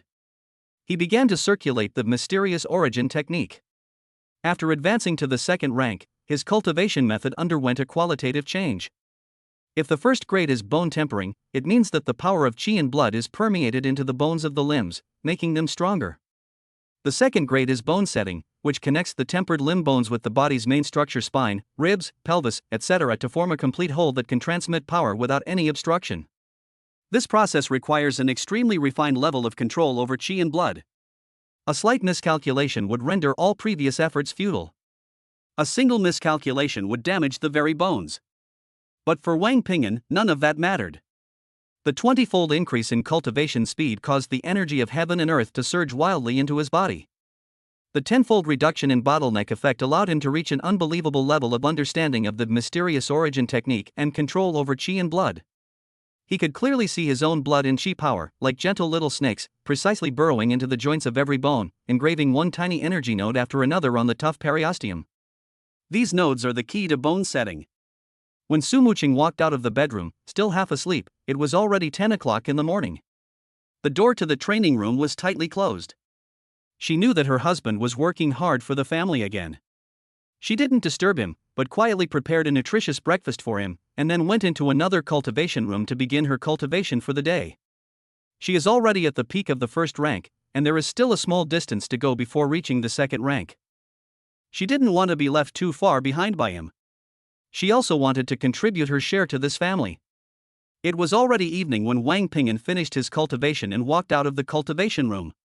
He felt refreshed and invigorated, and his internal energy was much stronger than yesterday. His early stage of the second rank had been completely stabilized. He saw that Su Muqing had just come out of the cultivation room, her forehead covered with a fine layer of sweat, but her eyes were surprisingly bright. How was it? Wang Ping'an asked with a smile. It still doesn't work. Su Muqing shook her head in frustration. I can feel that barrier, but I just can't break through it. It seems like something is missing. Wang Ping'an walked over, reached out, and grasped her wrist. A surge of pure blood energy flowed slowly from his palm into Su Muqing's body. Feel it carefully. Wang Ping'an's voice seemed to possess a kind of magic, guiding her mind. The key to second-grade bone setting lies not in rushing, but in connection. Look at your qi and blood. They are like a group of scattered soldiers. Although they are powerful, they fight their own battles. As Wang Ping'an spoke, he guided his own qi and blood to flow through Su Muqing's meridians. Now, imagine them as an army. Your spine is the general. Your limbs are the vanguard. What you need to do is not send the vanguard to attack the city, but to establish an unobstructed command transmission channel from the general to the vanguard. His explanations were easy to understand and went straight to the point. Su Muqing's eyes grew brighter and brighter. The bottleneck that had been troubling her for several days and leaving her completely baffled showed signs of loosening after just a few words from Wang Ping'an. I think I understand a little bit. It's not enough to just understand, you have to do it. Wang Ping'an released his grip and took 2 steps back. Tonight, I will protect you. We are right here, and I am watching you step by step into the second rank. His words were filled with strong confidence, which gave Su Muqing boundless courage. Okay, she nodded emphatically. The lights in the meditation room remained on that night. Wang Ping'an sat quietly at the door, watching Su Muqing try again and fail again and again. Her combat uniform was soaked with sweat, and her face was pale from the exhaustion of her energy. But her gaze grew increasingly resolute. Wang Ping'an neither urged him nor offered any guidance.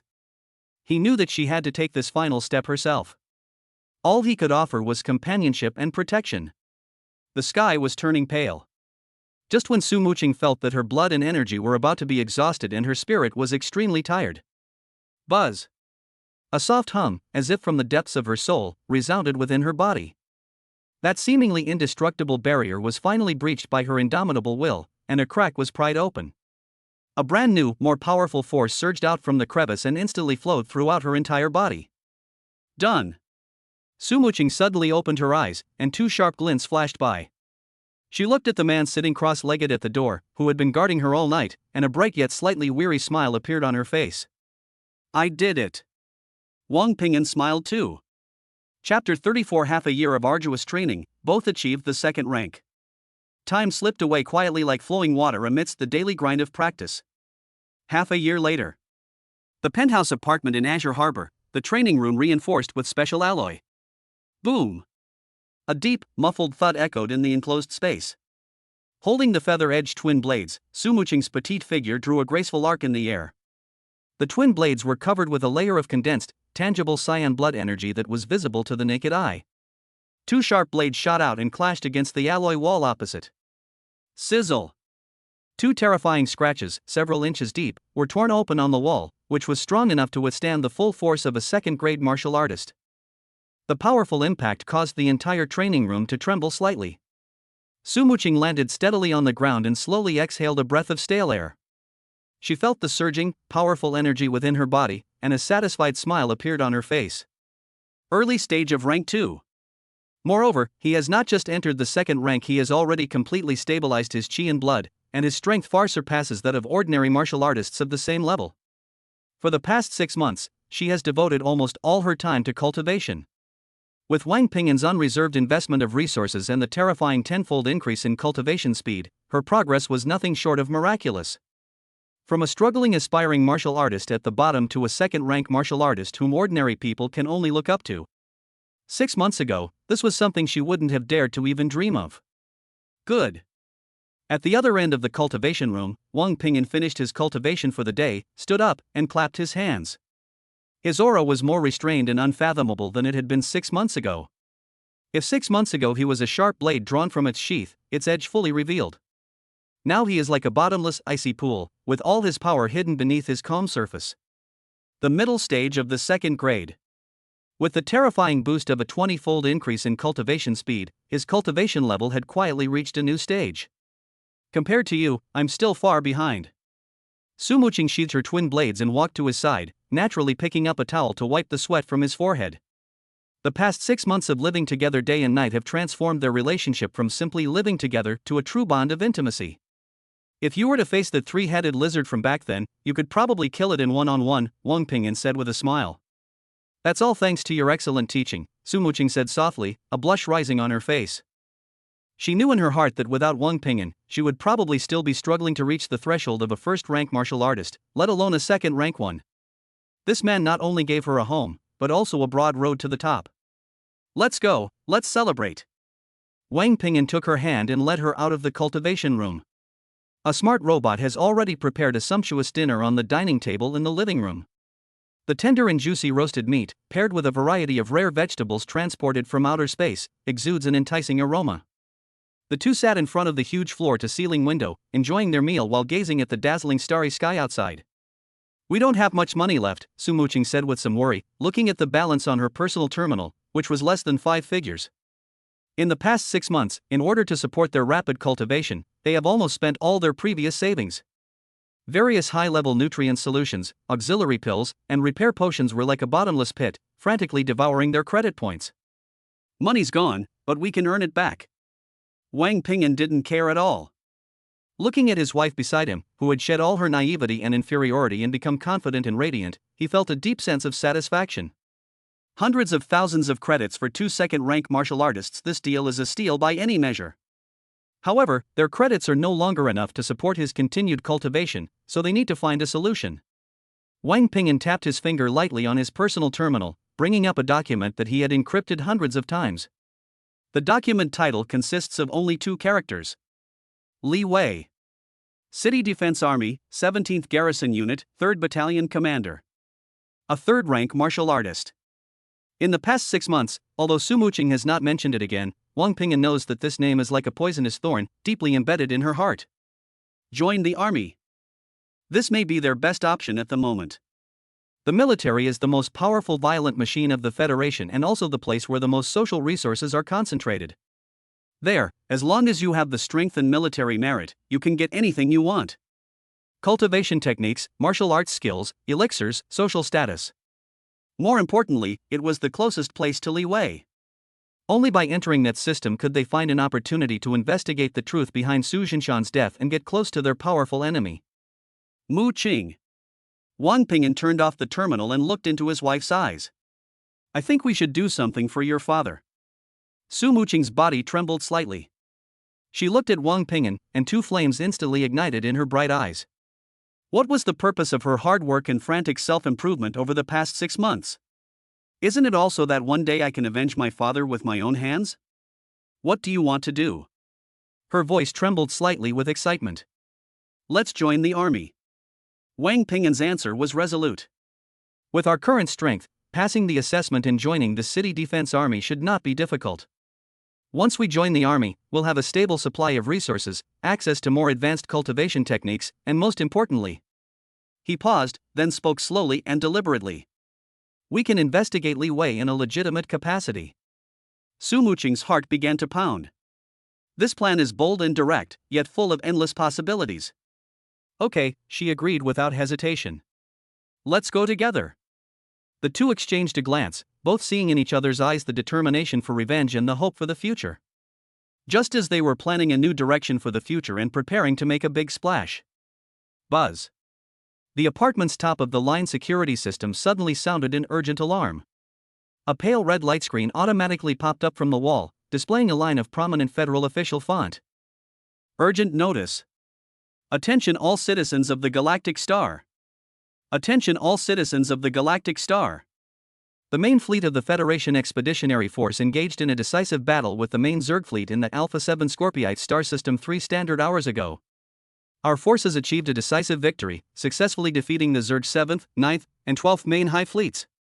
To thoroughly eliminate the remaining Zerg forces within the Federation's territory and consolidate the fruits of victory, the Galactic Governor's Office and the Federation's 17th Army Joint Command jointly issue the following notice. Level 1 War Mobilization Order. Chapter 35 A New Direction. Order to mobilize for Level 1 War. The warm and tranquil atmosphere of the Azure Harbor penthouse was shattered in that instant. How could it be? Su Muqing stared at the glaring words on the screen and muttered to herself. The great victory at the front should have been a joyous occasion for the entire Federation. However, the Level 1 War Mobilization Order that followed cast a heavy, inescapable shadow over this joy. In the federal legal system, the Level 1 War Mobilization Order is the highest directive, second only to the Planetary Emergency Act. Once released, it means that the social order of the entire planet will be placed under quasi-military management. All citizens capable of fighting will be unconditionally conscripted into the war. Our plans have been disrupted. Su Muqing's voice carried a hint of undisguised disappointment. They had just planned to join the army and get close to their enemy, Li Wei. But now they are being passively drawn into a massive vortex that will affect the entire planet. No. Wang Ping'an shook his head. There was no trace of panic on his face. Instead, there was an unexpected surprise. He walked to the light screen and quickly swiped his finger across it to bring up the detailed terms of the mobilization order. According to Article 7 of Chapter 3 of the Galactic Federation Wartime Mobilization Act, all martial artists registered with the Martial Artists Guild and holding a rank of first grade or higher must report to the nearest military base within 24 standard hours for unified reorganization. The code name for this operation is Pure Land. Operation objective: within 3 months, conduct a systematic and devastating eradication of all known and unknown alien beast lairs and Zerg strongholds across the entire Galaxy Star region. Operation rewards: all martial artists participating in the operation will have their spoils converted into military merit points. Military merit points can be used within the military to exchange for cultivation techniques, martial arts skills, elixirs, equipment, and military ranks and citizen levels. Wang Ping'an's gaze was fixed on the last line of text. Military merit points. Exchange for cultivation techniques. Exchange for military rank. His heart, against his will, began to beat faster.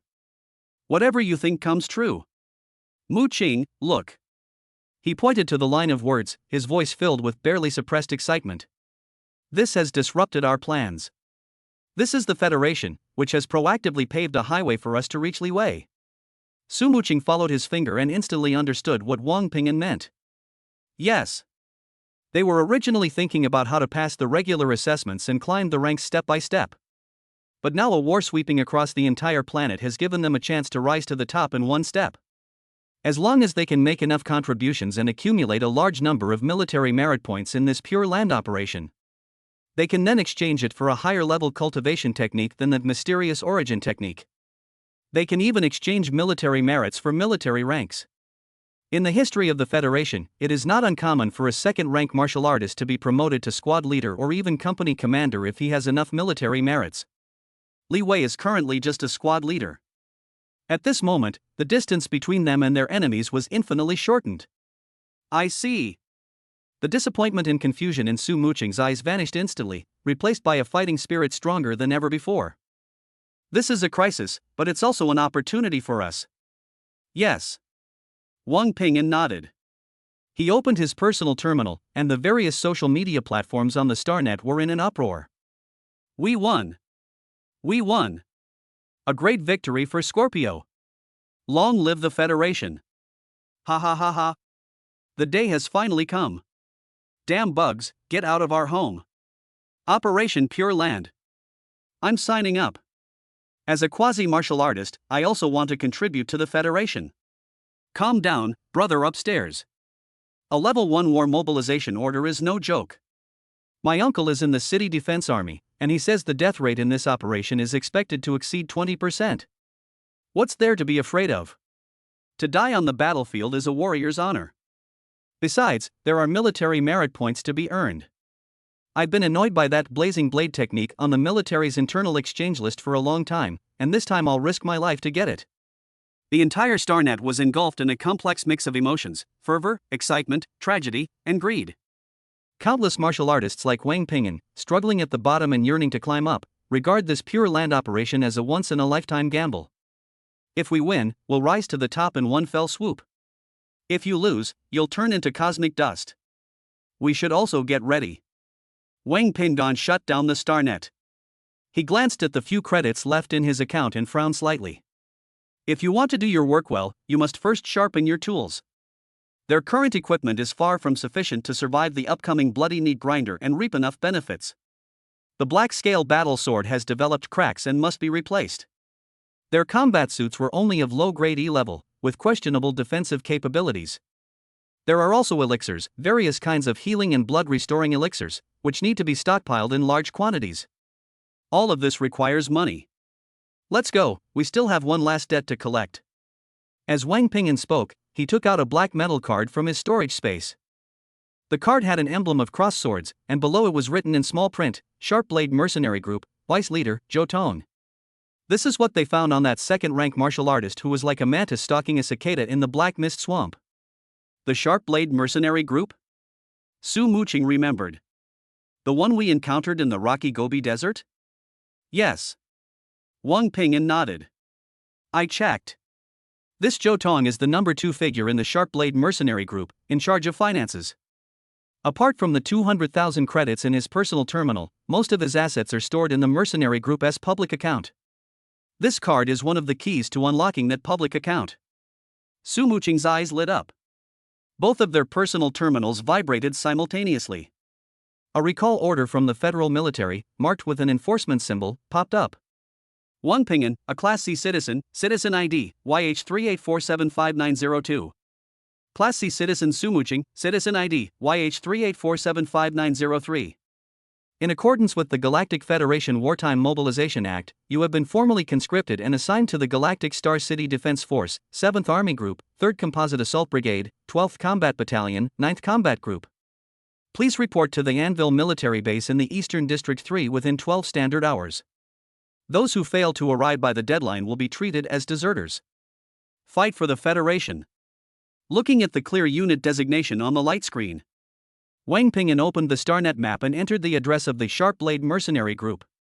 Then, he entered the location of the Anvil military base. The two locations are not far apart. He looked at Su Muqing and smiled. Let's go register. Just to collect the debt. Chapter 36. The Sharp Blade Mercenary Group, debts must be repaid.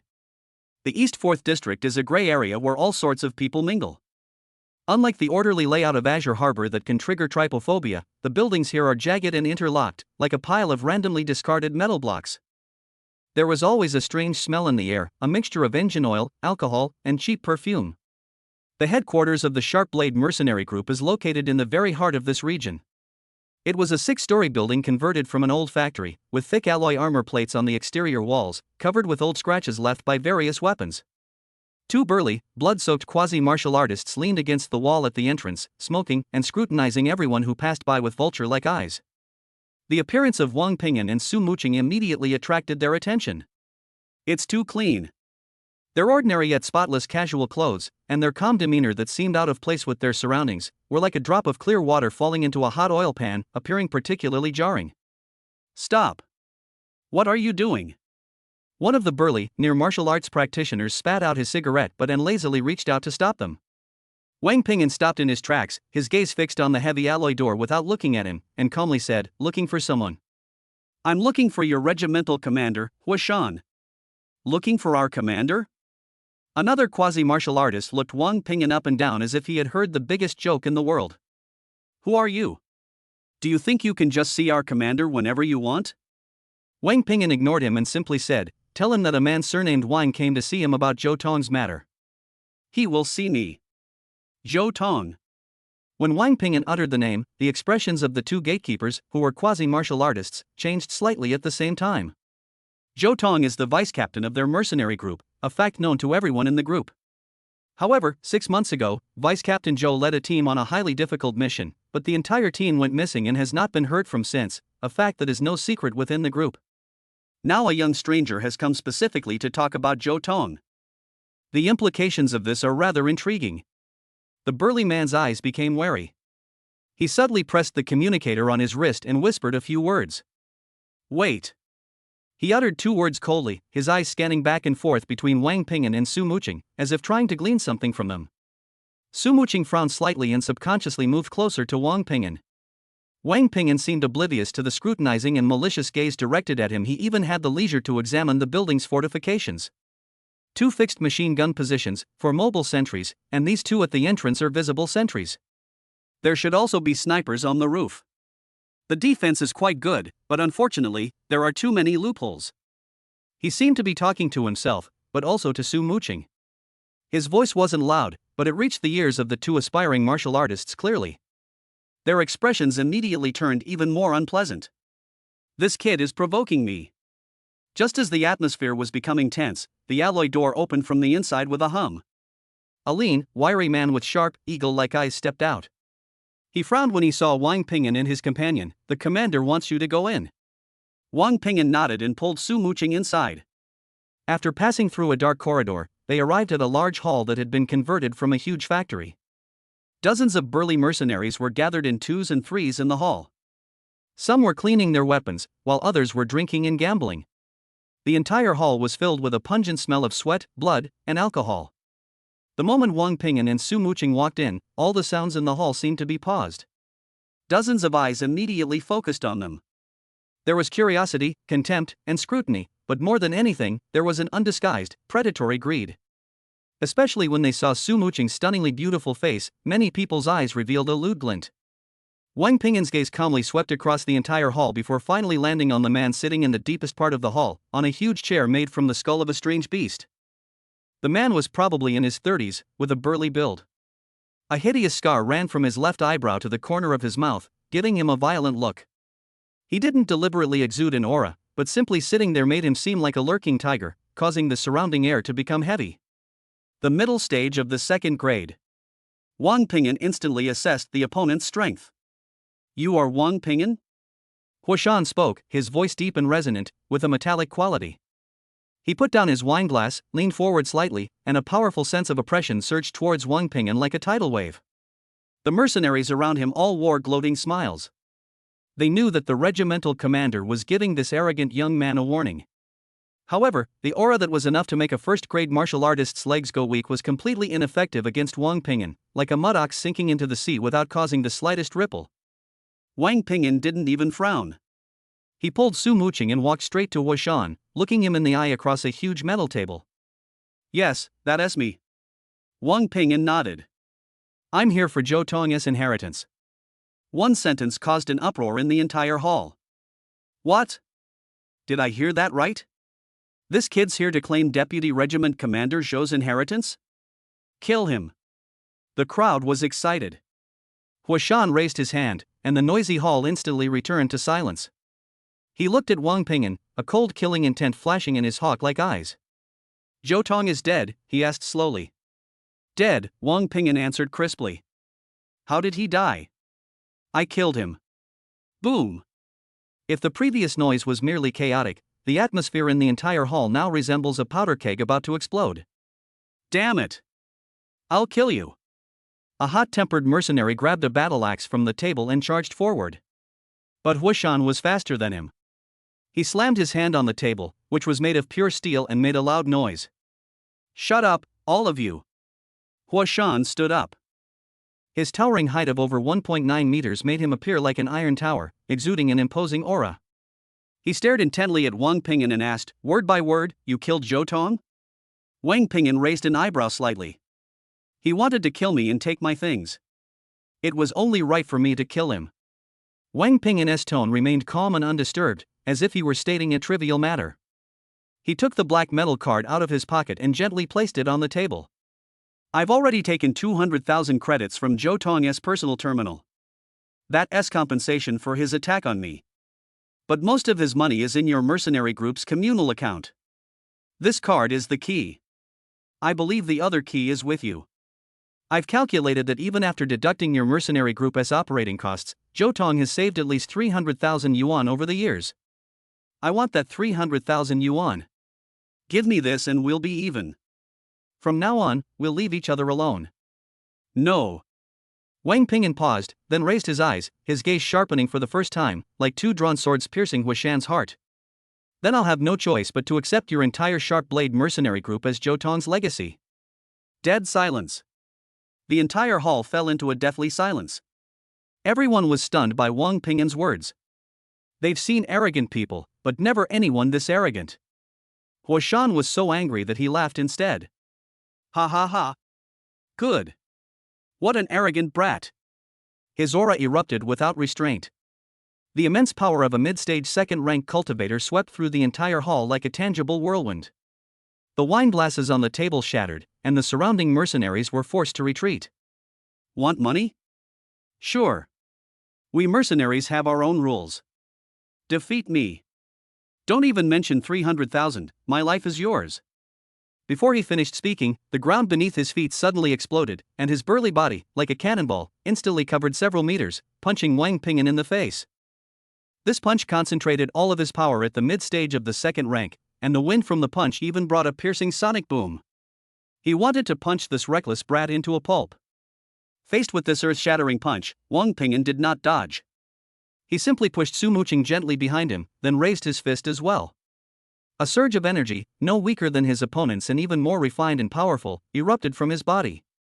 In Huashan's horrified and incredulous gaze, two disproportionately large fists collided violently. Boom! Chapter 37 Establishing Prestige in One Battle, 300,000 yuan to buy a life. A deafening bang was heard, as if a bomb had exploded in the enclosed hall. Centered on the point where the two fists collided, a visible white shockwave suddenly exploded outwards. Snap snap. The alloy floor beneath their feet could not withstand the terrifying force and cracked inch by inch, spreading outwards like a spiderweb.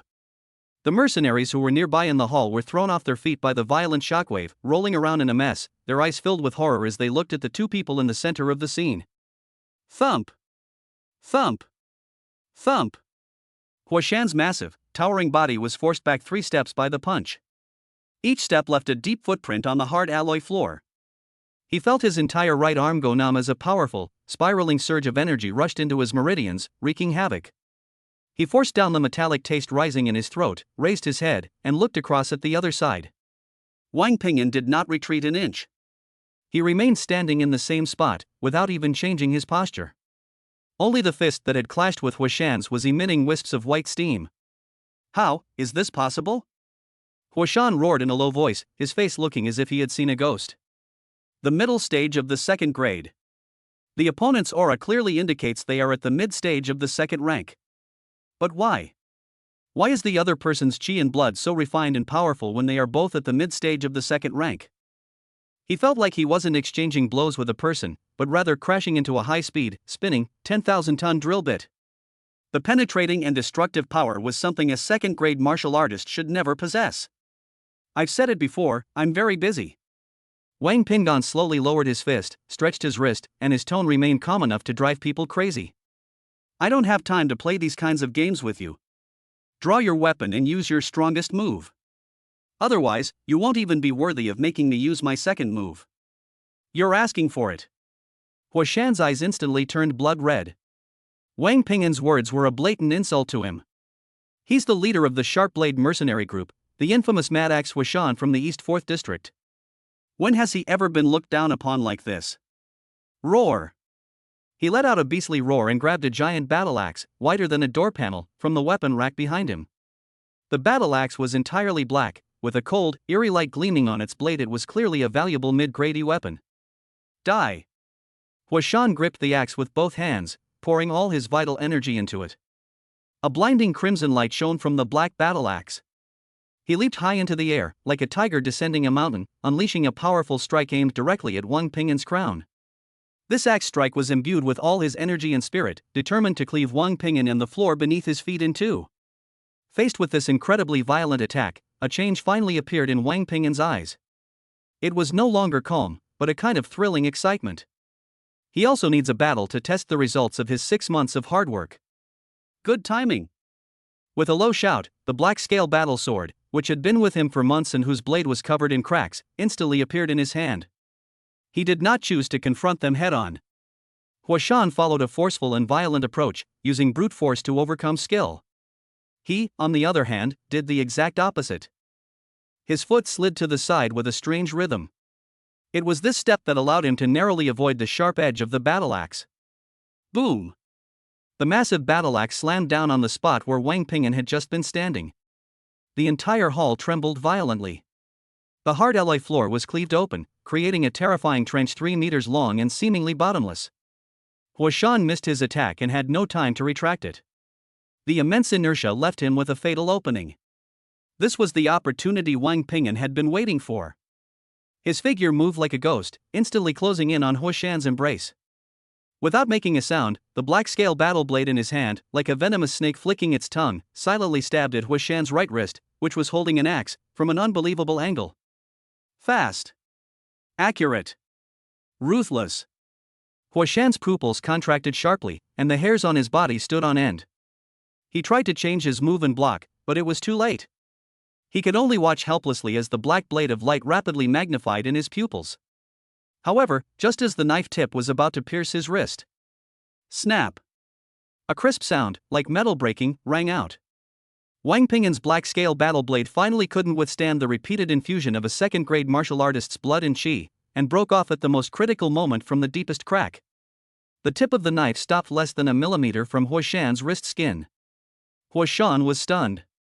Wang Pingyan was also taken aback. He glanced down at the half-broken hilt of the knife in his hand and gave a helpless smirk. Damn it, what a shoddy construction project! This low-pitched complaint clearly reached Huashan's ears. Huashan felt a chill run from the soles of his feet straight to the top of his head. He knew that if the knife hadn't broken on its own, he would be a cripple by now. Cold sweat instantly soaked his back. The look in his eyes when he looked at Wang Pingyan was no longer filled with anger and resentment, but only with deep fear. The young man in front of me is not arrogant at all. He has absolutely overwhelming strength. His combat skills, his grasp of timing, and his control over his chi and blood have all reached an unbelievable level. He was no match for him at all. Want to continue fighting? Wang Ping'an casually tossed away the hilt of the broken sword in his hand, as if he were throwing away a piece of trash. Huo Shan fell silent. He glanced at his terrified subordinates, then at the bottomless ravine on the ground, and finally at Wang Ping'an's overly calm face. He slowly lowered the giant axe in his hand. I lost. He squeezed out those 3 words through gritted teeth. These 3 words seemed to drain all the strength from his body. Wang Ping'an nodded, seemingly unsurprised by the result. He walked back to the table and pointed to the black metal card. Money. He only said 1 word. Huo Shan took a deep breath, walked to the table, and took out another identical card from inside his combat uniform. Without further ado, he inserted both cards into the card slot of his personal terminal simultaneously. A light screen popped up, displaying a huge account balance. 427,300 credits. This is all the working capital of the Sharp Blade Mercenary Group, excluding fixed assets. Huo Shan's fingers trembled as he operated the screen. Wang Ping'an's personal terminal vibrated shortly afterward. Transfer notification: your account received a transfer of 300,000.00 credits on July 9, 3077 at 1523. Current balance: 308,977.00 credits. The money and goods are settled. Wang Ping'an put away his personal terminal, turned around and left without even glancing at Huo Shan. Su Muqing immediately followed. None of the dozens of mercenaries in the hall dared to step forward to stop them. They simply made way silently, watching the 2 figures disappear through the doorway with a gaze that was a mixture of awe and fear. Until that heavy alloy door closed again. Huo Shankai collapsed to the ground as if his spine had been removed, panting heavily. Commander, are we just going to let them go like that? A trusted aide leaned in and asked unwillingly, 300,000. That's what our brothers risked their lives for years to save up. Shut up. Huo Shan suddenly looked up, his bloodshot eyes glaring at him. Don't let him leave? You go and stop him? You go and kill him? How many lives do you have? The confidant was so frightened that he trembled and dared not speak again. The sunlight outside the headquarters of the Sharp Blade Mercenary Group was a bit dazzling. Su Muqing followed behind Wang Ping'an, still feeling as if she were in a dream. Is this over? She asked softly. They're really going to give us the money? The money has arrived in my account. Wang Ping'an shook his personal terminal. I mean, they'll just let it go like this? Su Muqing asked worriedly. We killed his brother and took his 300,000 yuan. Of course not. Wang Ping'an smiled, but his smile was somewhat cold.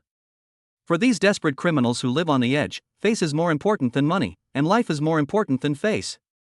Today I showed that I could easily take his life, so he will give me the money to save his own life. But once we leave, he will definitely do everything he can to get revenge. Because if he doesn't get revenge, his time as regimental commander is over. Then Su Qing became even more worried. Don't worry. Wang Ping'an stopped and turned to look at Su Muqing, his eyes flashing with a glint of calculation. A dog barks the loudest when it's in its den. Once you drag it out of its den, it's nothing. The first-level war mobilization order is the best opportunity to drag him out of his den. However, Wang Ping'an changed the subject. Before that, we need to get ourselves a decent dog skin. Chapter 38: Another upgrade. Half an hour later. The largest chain equipment store in the Galactic Federation, Martial Artists' Home. Wang Ping'an walked with practiced ease to the deepest part of the E-level weapon area, the premium area separated by special explosion-proof glass. Here, you can find high-grade E-level weapons and equipment. Each one is quite expensive. He walked up to a display case and stopped. Inside the display case, a heavy, jet-black battle sword lay quietly. The blade is 3/10 wider than an ordinary battle sword, thick and simple, without any superfluous decorations, only natural forging patterns like undulating mountains, which shimmer with a deep luster under the light. Its name is written on the label next to it. Mountain Shattering Blade. Grade, E grade, high quality. Material, deep-sea meteorite iron, obsidian metal composite forging. Characteristics, heavy, sturdy, increases blood circulation by 20%. Price, 128,000 credits. That's it. Wang Ping'an pointed to the display case. Okay. The sales assistant's eyes lit up instantly, and her voice rose an octave. Wang Ping'an then walked to another display case. There on display were a pair of thin, short blades, like butterfly wings, with a translucent quality that made them seem as if they did not exist in this world. Phantom wings. Grade, E grade, high quality. Material, forged from a fusion of star steel and wind crystal. Characteristics, lightweight, sharp, armor-piercing, blood and chi conduction rate plus 25%. Price, 145,000 credits. We'll take this one too. Wang Ping'an pointed to it and said to Su Muqing beside him, "Your mysterious origin technique follows the agile and nimble approach, so this pair of swords is very suitable for you." Su Muqing looked at the astonishing price and instinctively wanted to refuse. But seeing the unquestionable look in Wang Ping'an's eyes, she swallowed her words and nodded gently. She knew this man was preparing her for the battle to come. She couldn't hold him back. "Yes, yes. You two are a match made in heaven." The sales assistant was so excited she was practically dizzy. The commission from those two top-grade weapons alone would be enough to cover his monthly salary. Let's go check out the armor section. Wang Ping'an's spending spree is not over yet. He also chose a top-grade E-class heavy combat suit for himself, codenamed Rhino. It was made entirely of high-strength memory alloy, and key parts were fitted with the shells of alien beasts, making it incredibly defensive. The suit chosen for Su Muqing was a lightweight combat suit called Lynx, which focused on concealment and agility, and was entirely matte black in color that could change according to ambient light. 2 sets of combat uniforms cost them another 100,000 credits. Finally, Wang Ping'an went to the pill section and, like a wholesaler, swept up all the E-grade pills on the shelves used for healing injuries and restoring chi and blood. When they checked out, the balance of 300,000 yuan on their personal terminal shrank instantly to less than 20,000 yuan.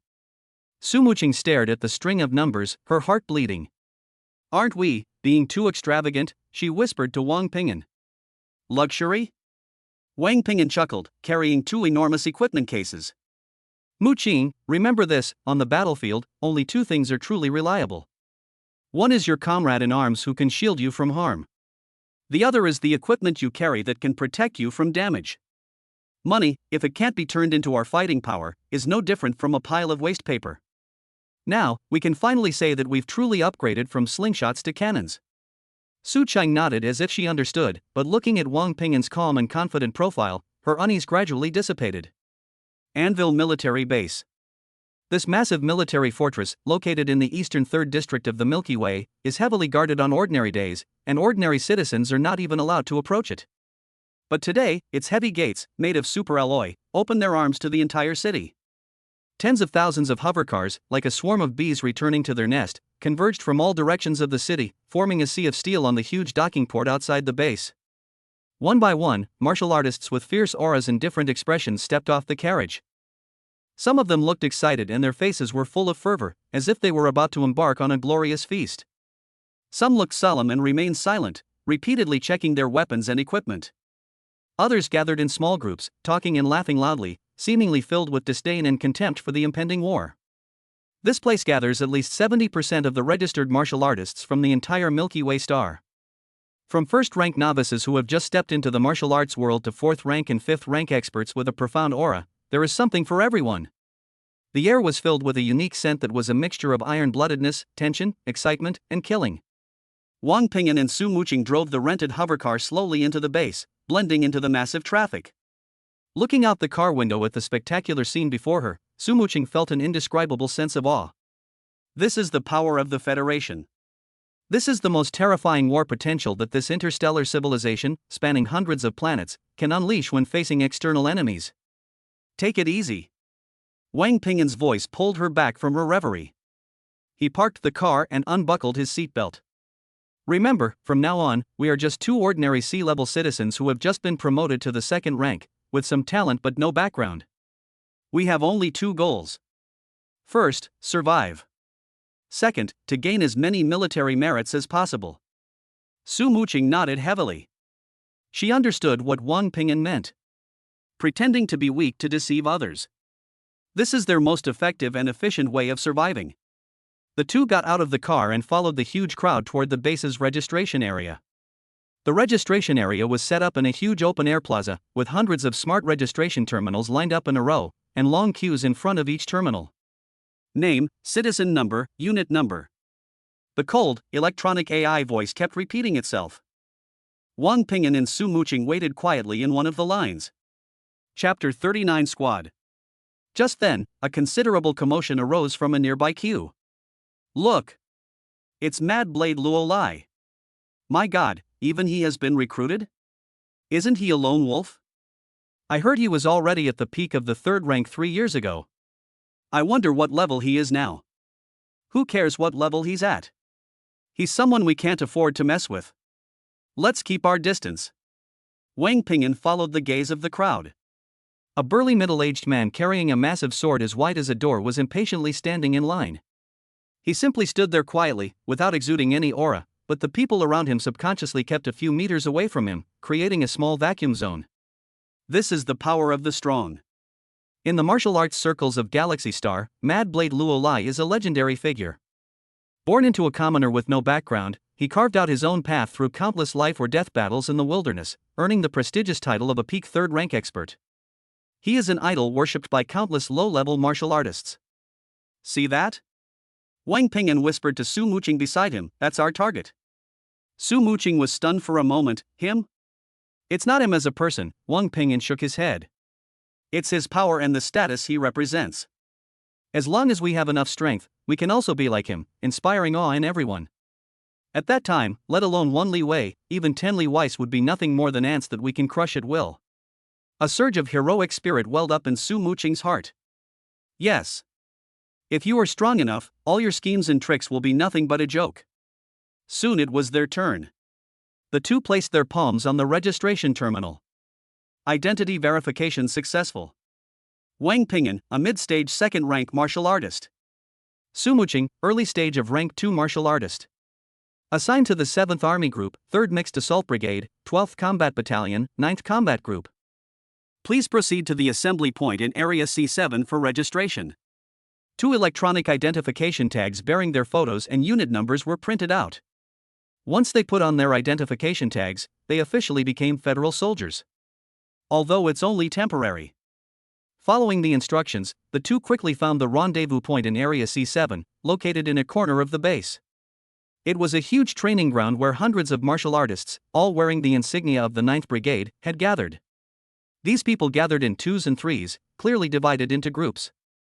Some were wearing uniform equipment, clearly belonging to a mercenary group or family faction. There are also lone warriors like Mad Blade Luo Lai, who are powerful and independent. The arrival of Wang Ping'an and Su Muqing did not attract much attention.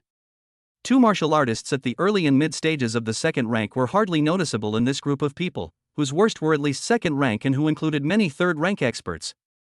They found a quiet corner and waited in peace. Oh, 2 more newcomers? A somewhat flippant voice came from the side. Wang Ping'an turned his head and saw a young man who looked to be in his early 20s, with a handsome face but an undisguised arrogance in his eyes, looking at them with great interest. The young man wore a silver B badge on his chest.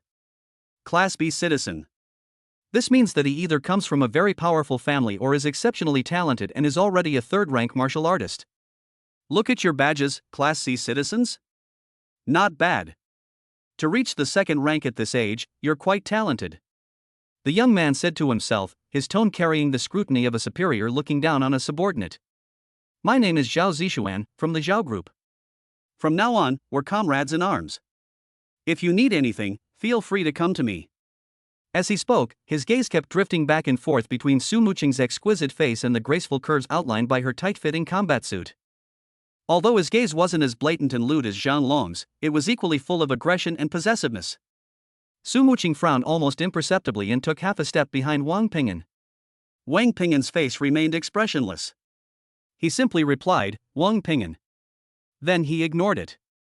He had seen plenty of these self-important spoiled brats in the workplace in his previous life. The smile on Zhao Zishuan's face froze for a moment after being ignored. He had never been treated so coldly before.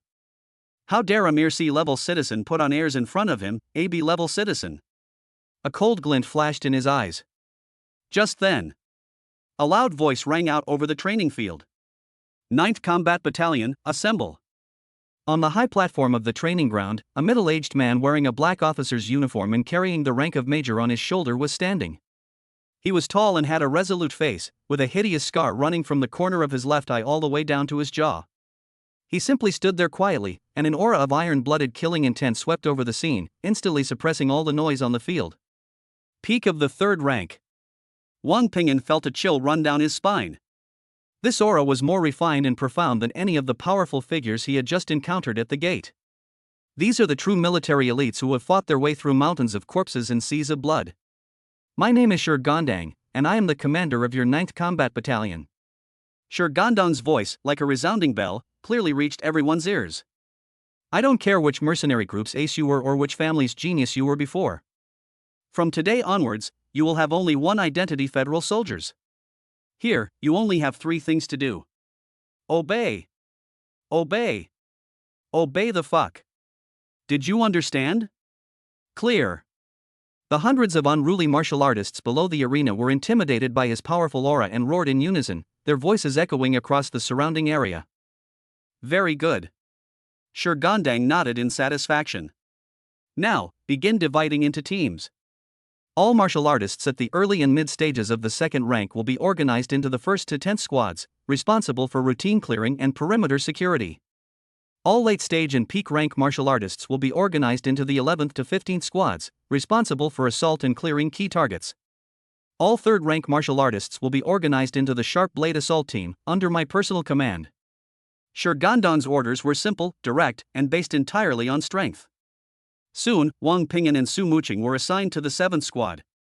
Their squad leader was a burly man who looked to be in his 30s, with a somewhat lazy expression but exceptionally sharp eyes. He was a genuine federal soldier. The cultivation level is at the mid-stage of the 2nd rank. My name is Xiong De, and I'm your captain. The big man yawned and pointed to himself. Just call me Captain Xiong from now on. I only have one rule. On the battlefield, don't fucking hold me back. Anyone who dares to desert, I'll be the first to twist their head off. Did you understand? Understood, Wang Ping'an and Su Muqing replied in unison. Alright, everyone come over here and let's get to know each other. Xiong De called to the other members of the team. The 7th squad, including Wang Ping'an and Su Muqing, has a total of 10 people. Apart from the team leader Xiong De, who is at the mid-stage of the 2nd rank, the other 8 people are all at the early stage of the 2nd rank. A tall, thin man nicknamed Monkey appears clever and cunning, skilled in reconnaissance and setting traps. A burly man named Stone was taciturn and served as the squad's heavy armor defender. There is also a pair of twin sisters. The older sister is called Red Oriole and the younger sister is called Red Sparrow. The two work together well and are good at combined attacks. The remaining 3 were veteran members who had followed Xiong De before. Their strength was average, but they had rich experience. Chapter 40: Iron Blood Mining Area. Just then, the voice of Captain Shi Gondang rang out once again throughout the entire area. Attention, everyone! Get into the vehicles. A dozen or so huge, steel behemoth-like heavy armored transport vehicles slowly drove up from one side of the training ground. The vehicle was covered in thick camouflage paint, and the menacing muzzle gleamed with a cold metallic sheen. Our first goal. Shi Gondang pointed eastward. Iron Blood Mining Area. That's the main stronghold of the 3rd insect hive, teeming with tens of thousands of steel giants and blade mantises. Our mission is to completely clear this mining area within 72 hours, opening a passage for the main force to follow. Now, let's go. The heavy armored transport vehicle has a large interior space, but it still felt somewhat crowded after being crammed with hundreds of warriors. The air was filled with the smells of sweat, engine oil, and weapon maintenance oil. Wang Ping'an and Su Muqing were squeezed into a corner.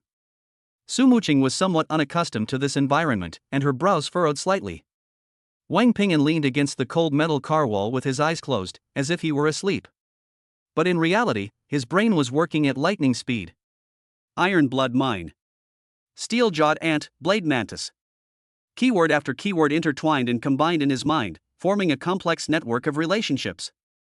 Operation Purification is a full-scale war launched by the Federation's High Command to completely eliminate threats within the planet. This is both a danger and an opportunity. He needs to accumulate enough military merits as quickly as possible in this war. Then exchange for more advanced techniques to increase your strength. In the end, they trampled Li Wei under their feet. His fingers tapped rhythmically on his knee. This was a subconscious habit he had when thinking about problems in his previous life. Suddenly his fingers stopped. He opened his eyes. He felt a malicious gaze fall upon him. He looked up and met a pair of eyes filled with arrogance and scrutiny. It's Zhao Zishuan, that Class B citizen. Zhao Zishuan was surrounded by several young people who also seemed to come from prominent families, sitting at the other end of the carriage. He saw Wang Ping'an looking over and a hint of disdain on his face. Wang Ping'an turned his gaze away expressionlessly. A clown. He doesn't have time to deal with these boring rich kids right now. What he needs to think about is how to demonstrate his value in a reasonable way in the upcoming battles, without overly revealing his strength. This is a technical job. The armored vehicle continued its journey amidst violent jolting. An hour later. Boom! The car suddenly jolted and came to a stop. The red lights inside the carriage began to flash, and a piercing alarm sounded. Attention all personnel. We have reached the target area. Prepare for battle. The rear door of the carriage opened slowly with a heavy creak. A blast of hot air, a mixture of rust, blood, and a strong, sour smell, rushed in instantly. Outside the armored vehicle's hatch lay a vast expanse of land covered in dark red dust. The sky was overcast, with neither the sun nor the moon visible, only thick clouds hung heavy and oppressively over everything. At the edge of the field of vision were enormous steel structures that resembled the skeletons of monsters. Those were abandoned mine shafts and huge ore conveyor belts. They were already rusted by the passage of time and acid rain, and were entwined with unknown dark purple vines. The whole world exuded a sense of deathly stillness and desolation. Welcome to the Ironblood Mine. Captain Xiongda's voice rang out in the team's communication channel, carrying a hint of lazy teasing. This place was once the largest Tiberium crystal mine on the galactic star, providing energy for the Federation's war machine for more than 30 years. Until 20 years ago, a sudden swarm of insects completely submerged this place.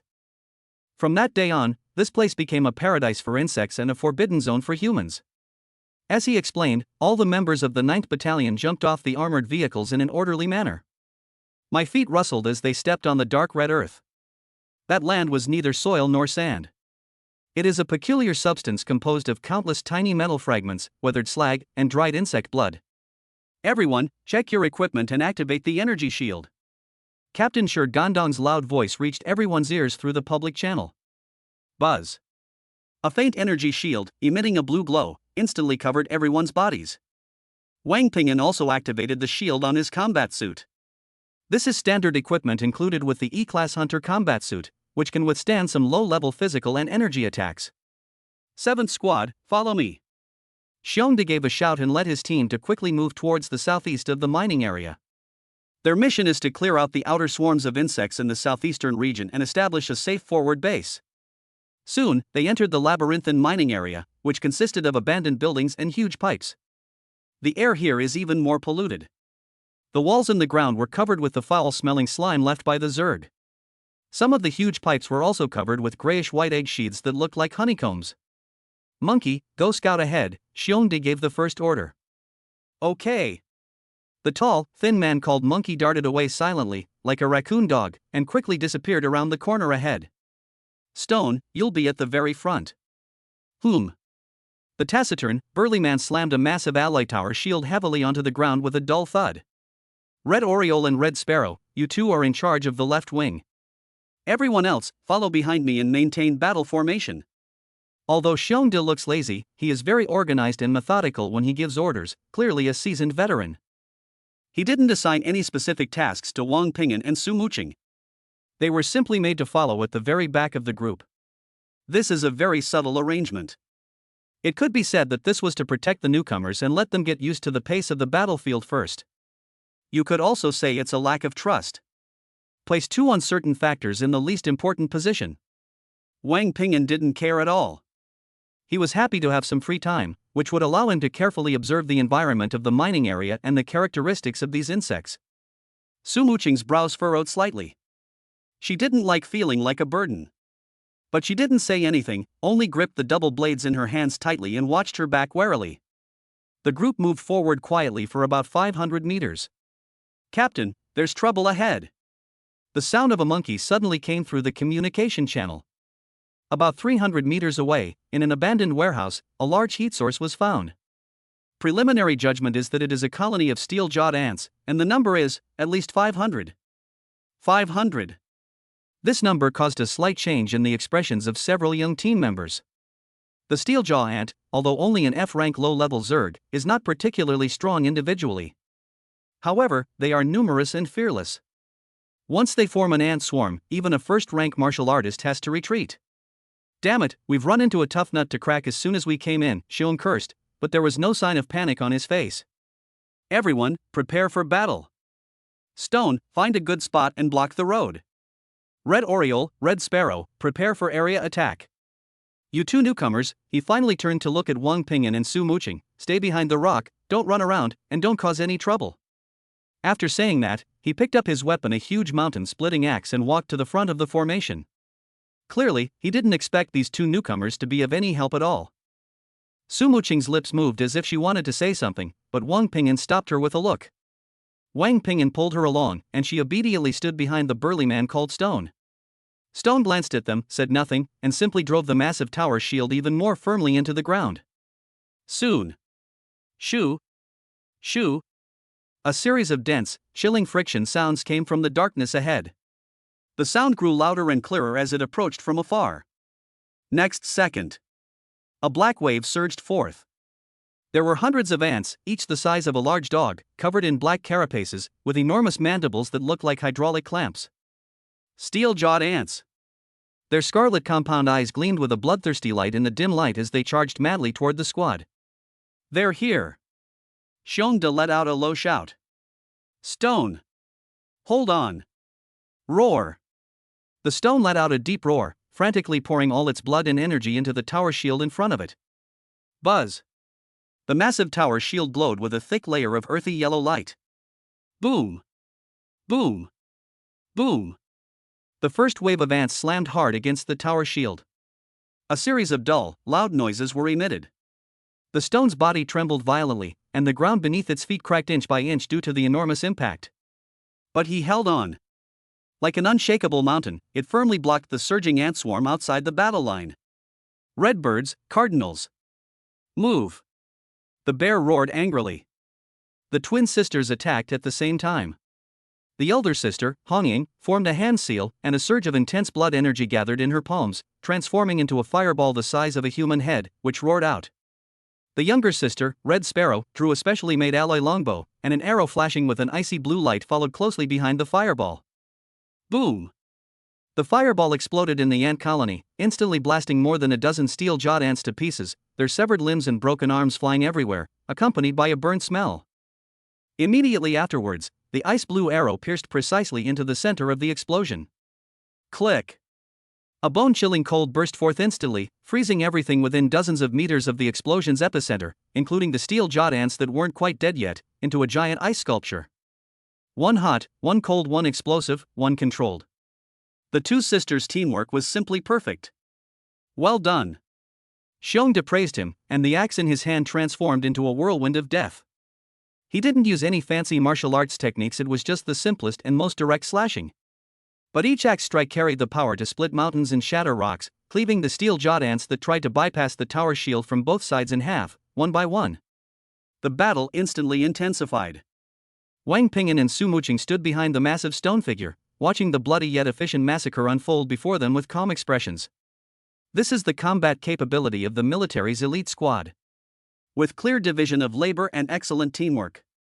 Although their individual strength may not be as good as those strong individuals who travel alone in the wilderness, their ability to fight as a team is far superior. We should get moving around a bit, Wang Pingyan said to Su Muqing beside him. He didn't want to be just a spectator. He needs to demonstrate his value in a subtle and gradual way.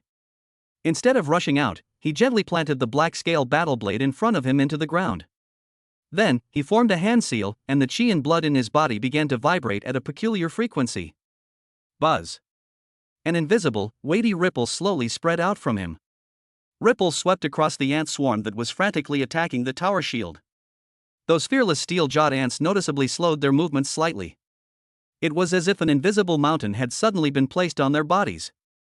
The stone, which was struggling to resist, immediately felt the pressure lessen. He turned around in surprise and doubt, glancing at Wang Pingyan, who was meditating behind him, his eyes filled with confusion. Meanwhile, Su Muqing also made a move. Her figure, like a ghost, silently slipped away from the other side of the rock. Her speed was not fast, in fact, one could say it was somewhat clumsy. But every time she made a cut, it was perfectly timed.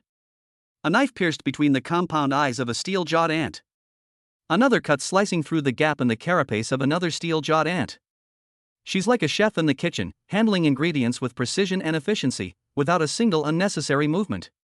With each strike, a steel-jawed ant will inevitably fall silently. Her kill efficiency was even higher than that of Xiongdi in a head-on confrontation. But her movements were so inconspicuous that they blended perfectly into the chaotic battlefield. Gradually, the rest of the team also sensed that something was wrong. Strange, why do these insects seem to be moving slower? Yes, the impact seems to have decreased a lot. Look at that new female recruit, she's killing so fast. Hiss.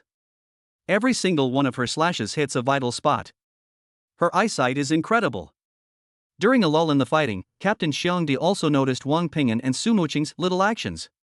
A deep sense of surprise flashed in his eyes. These two newcomers. It doesn't seem to be a burden. On the contrary, they are two hidden gems. Xiongda's mind instantly became lively. Perhaps this mission will be much easier than you imagine. In the brief moment he was distracted, an elite steel-jawed ant, significantly larger than its kind, suddenly leaped out of the ant colony with its massive, gleaming mandibles, bypassing the tower shield's defenses and biting directly at Xiongda's waist and abdomen. "Captain, be careful!" Red Sparrow cried out in alarm, but the arrow in her hand was already too late to be fired. Xiongda's pupils constricted sharply as he tried to parry with his axe, but he was already a beat too late. He was even prepared to take a hit head-on and have a piece of his flesh bitten off. However, just as the giant jaws were about to close, a dark shadow moved faster than the elite steel-jawed ant. Clang! A piercing metallic clang rang out. Wang Ping'an had appeared beside Xiongde without anyone noticing. His mountain-shattering blade was unsheathed at some point, its broad and heavy blade precisely wedged between the pair of giant jaws that were about to close.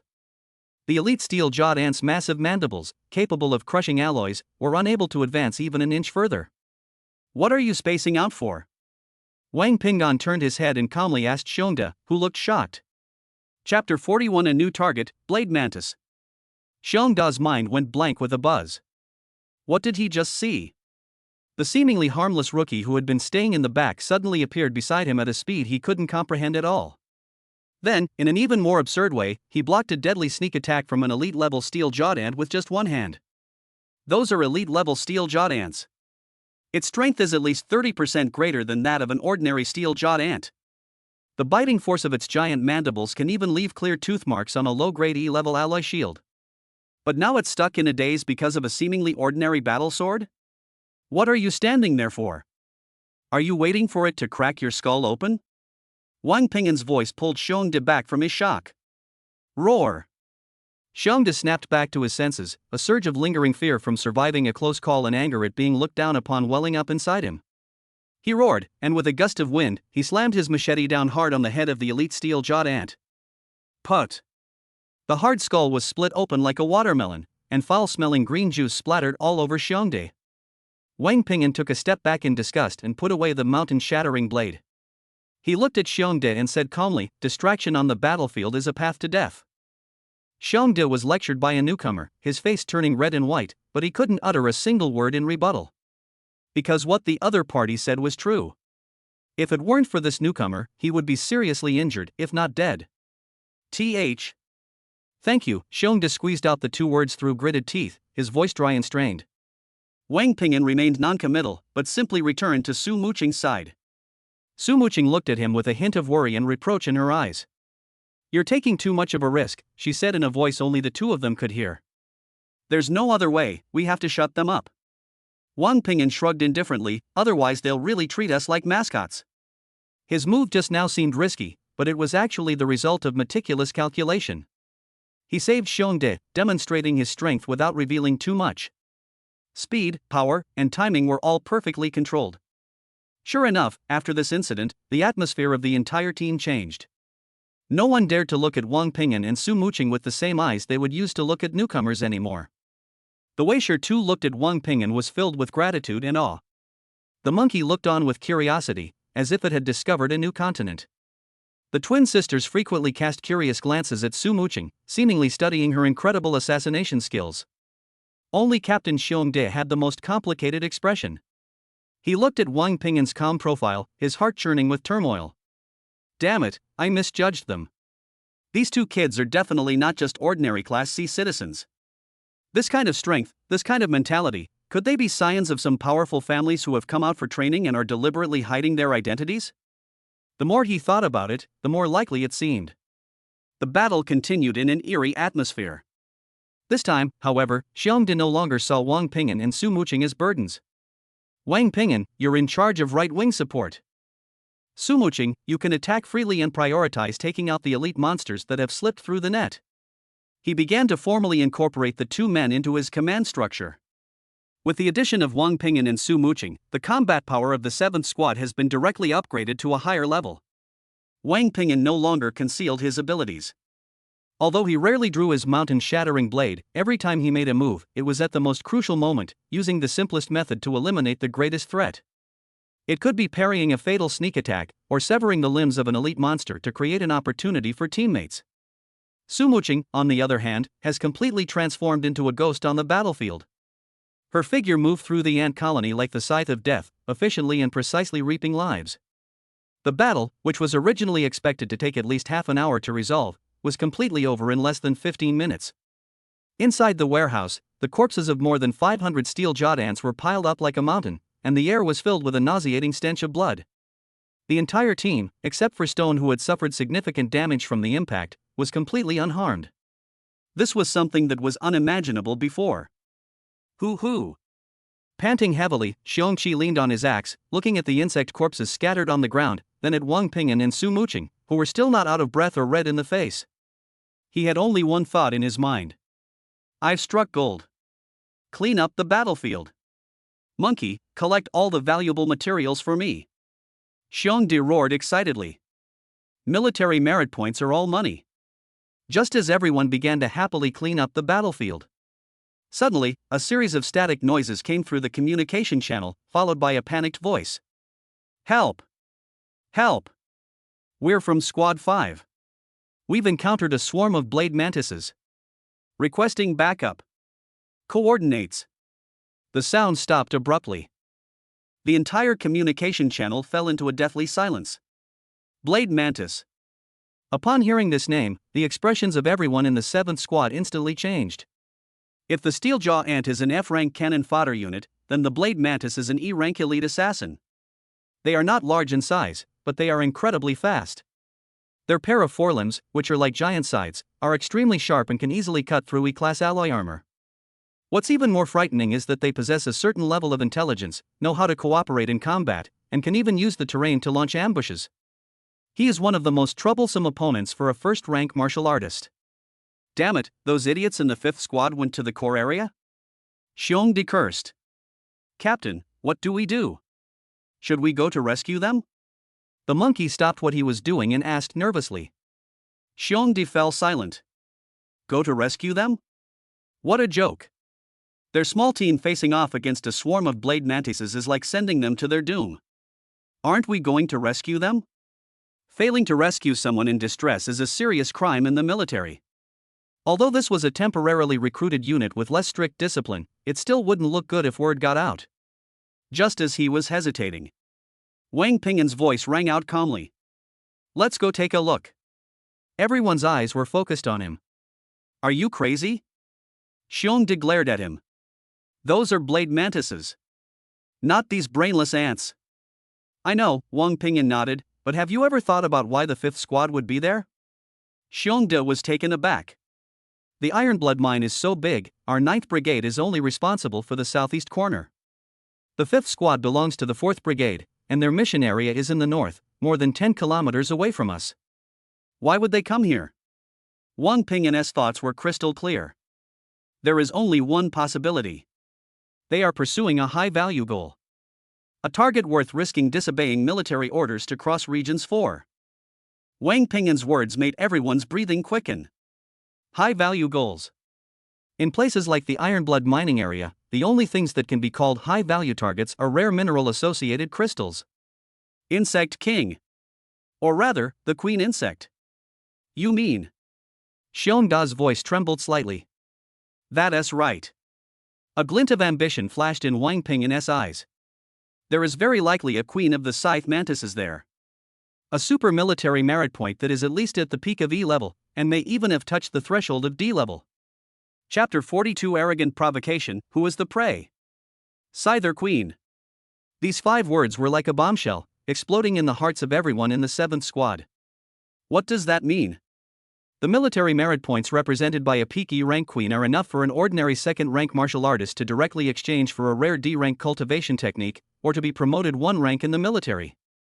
That was a tremendous temptation, enough to change one's destiny. Gulp. The monkey swallowed hard, its eyes gleaming green. Captain. Captain, is what he said true?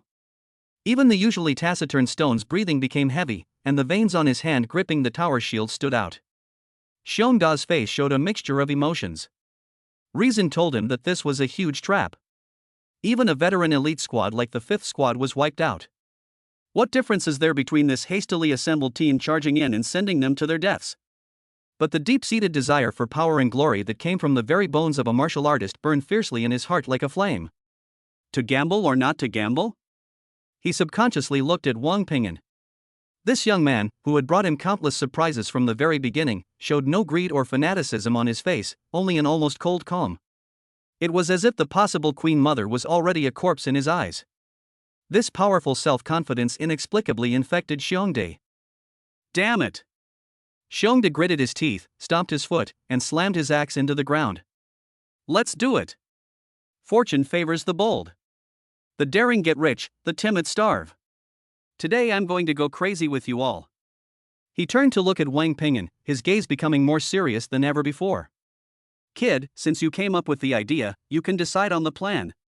But let me make this clear beforehand, if anything goes wrong, I'll be the first to chop you up and feed you to the bugs. These words effectively handed over command of the entire squad to Wang Ping temporarily. This is a huge trust, but also a huge pressure. None of the other members of the team raised any objections. Wang Ping's performance just now has already won them over. Okay. Wang Ping did not refuse and readily agreed. He walked over to Xiongdae and brought up a 3D map on his personal terminal. The coordinates of the 5th squad's last distress call are here. He pointed to an area on the map marked Refinery Number 3. This is the core area of the entire mining area. The terrain is complex, with abandoned pipes and large machinery everywhere. It is the place that the Blade Mantis likes to stay. We can't just charge in like the 5th squad did. His fingers slowly traced across the map. The mantis stalks the cicada, unaware of the oriole behind. We want to be that yellow oriole. At the same time, in another abandoned factory less than 2 kilometers from Refinery Number 3, Zhao Zishuan was kicking the pebbles under his feet with an impatient expression. What a damn quest! I've been fighting for ages and all I've killed are 100 or so ants. It's not even enough to fill a tooth gap. He was surrounded by 7 or 8 young people, each dressed in a bright and shiny E-grade high-quality combat uniform, and their weapons were also quite valuable. They were the 1st squad of the 9th Battalion, the squad with the strongest average family background and the best equipment in the entire battalion. Naturally, they are also the most arrogant group of people. Brother Xian, don't be in such a hurry, a young man with almond-shaped eyes said with a smile. We've only just come and the best stuff is yet to come. Wait my ass. Zhao Zishuan cursed. By the time we leisurely clear this out, it'll be too late. Let me tell you, this clean land operation is an opportunity my dad worked so hard to get for me. We have to pull off a big one, or how will I explain it to him when we get back? Just then, one of the team members in charge of communications suddenly exclaimed, "Huh? Brother Xian, come and listen." Zhao Zishuan impatiently moved closer. A distress signal, intermittently accompanied by static, was coming through the communicator. Scyther, Queen, Refinery Number 3, save. Zhao Zishuan's eyes lit up instantly. The Queen of Blades Mantis? He snatched the communicator, listened carefully for a long time, and then a look of ecstatic joy appeared on his face. Ha ha ha. This is truly heaven's help. Brothers! Our chance to make a fortune has arrived, he shouted excitedly to his companions. Brother Xian, that's the Queen of the Blade Mantises. I heard that even a 3rd-rank martial artist has fallen to it. The young man with peach blossom eyes hesitated. What are you afraid of? Zhao Zishuan glared. Are we all equipped for nothing? This thunder cutter of mine is a D-grade weapon. Plus, with that thing my dad secretly gave me, let alone a peak E-grade queen, even a D-grade one would have to kneel down. He patted a seemingly inconspicuous metal box at his waist, his face full of confidence. But, that's the 5th Squad's territory. Wouldn't going there be disobeying orders? A general in the field may disobey the Emperor's orders. Do you understand? Zhao Zishuan curled his lip in disdain. Once we bring back the Empress's head, our merit will be greater than heaven. Who would dare to pursue such a trivial matter? Besides, he looked around and lowered his voice, who will know it was us who did it? His companions exchanged glances, and in each other's eyes they saw the same greed. Walk! Zhao Zishuan waved his hand. Let's go steal some kills. The perimeter of refinery number 3. Wang Ping'an led the 7th Squad, silently lying in ambush behind a huge abandoned ore crusher. The air was filled with a stronger smell of blood than anywhere else before, along with a peculiar, sweet, grassy scent. That smells like the bodily fluids of a mantis. Monkey, how's the situation? Wang Ping'an asked in a low voice in the team channel. Captain No, Brother Wang. Monkey's voice trembled slightly as it came from a towering derrick ahead, inside is hell. The entire 5th Squad is dead. Their bodies have been cut into pieces and are hanging on those pipes. I saw at least 30 or more blade mantises, they were devouring the carcass. Where is the Empress? This was what Wang Ping'an was most concerned about. I didn't see it. But, in the very center of the refinery, beneath the largest smelting furnace, I sensed an incredibly terrifying aura, stronger than any of the beasts we'd encountered before. Wang Ping'an nodded. It seems his guess was correct. The Queen Mother is there. It is waiting. Once these little mantises have cleared away the external threats. Everyone, stay put and conceal your presence, Wang Ping'an ordered. We'll wait here. Waiting for what? Xiongdi couldn't help but ask. Wait for the other yellow bird dot. A cold smile curled at the corner of Wang Ping'an's lips. He had already found out Zhao Zishuan's background through the starnet. A typical arrogant and opportunistic spoiled brat. Upon hearing of such a tremendous achievement as the Queen of the Blade Mantis, he would undoubtedly rush over without hesitation. What Wang Ping'an wanted to do was to use him.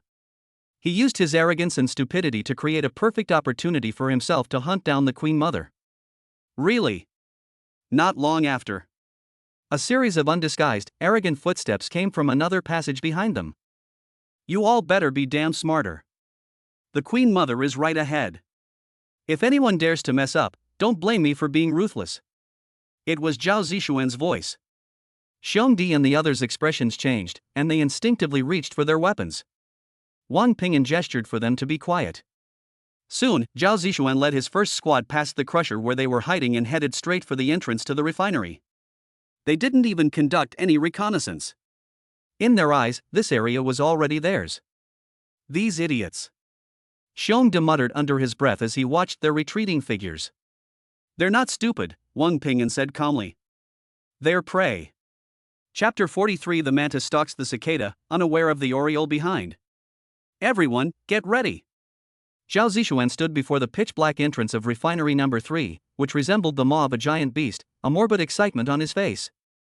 He drew the ornate D-rank battle sword Raikiri from his waist, its blade crackling with pale blue electric arcs, and raised it high. Today, let the entire 9th Brigade see who the real protagonist is. Rush! At his command, he took the lead and was the first to rush into that land of death. The 7 or 8 teammates behind him were also yelling and following closely behind. They were like a herd of bulls storming a china shop, impressive in number but full of flaws.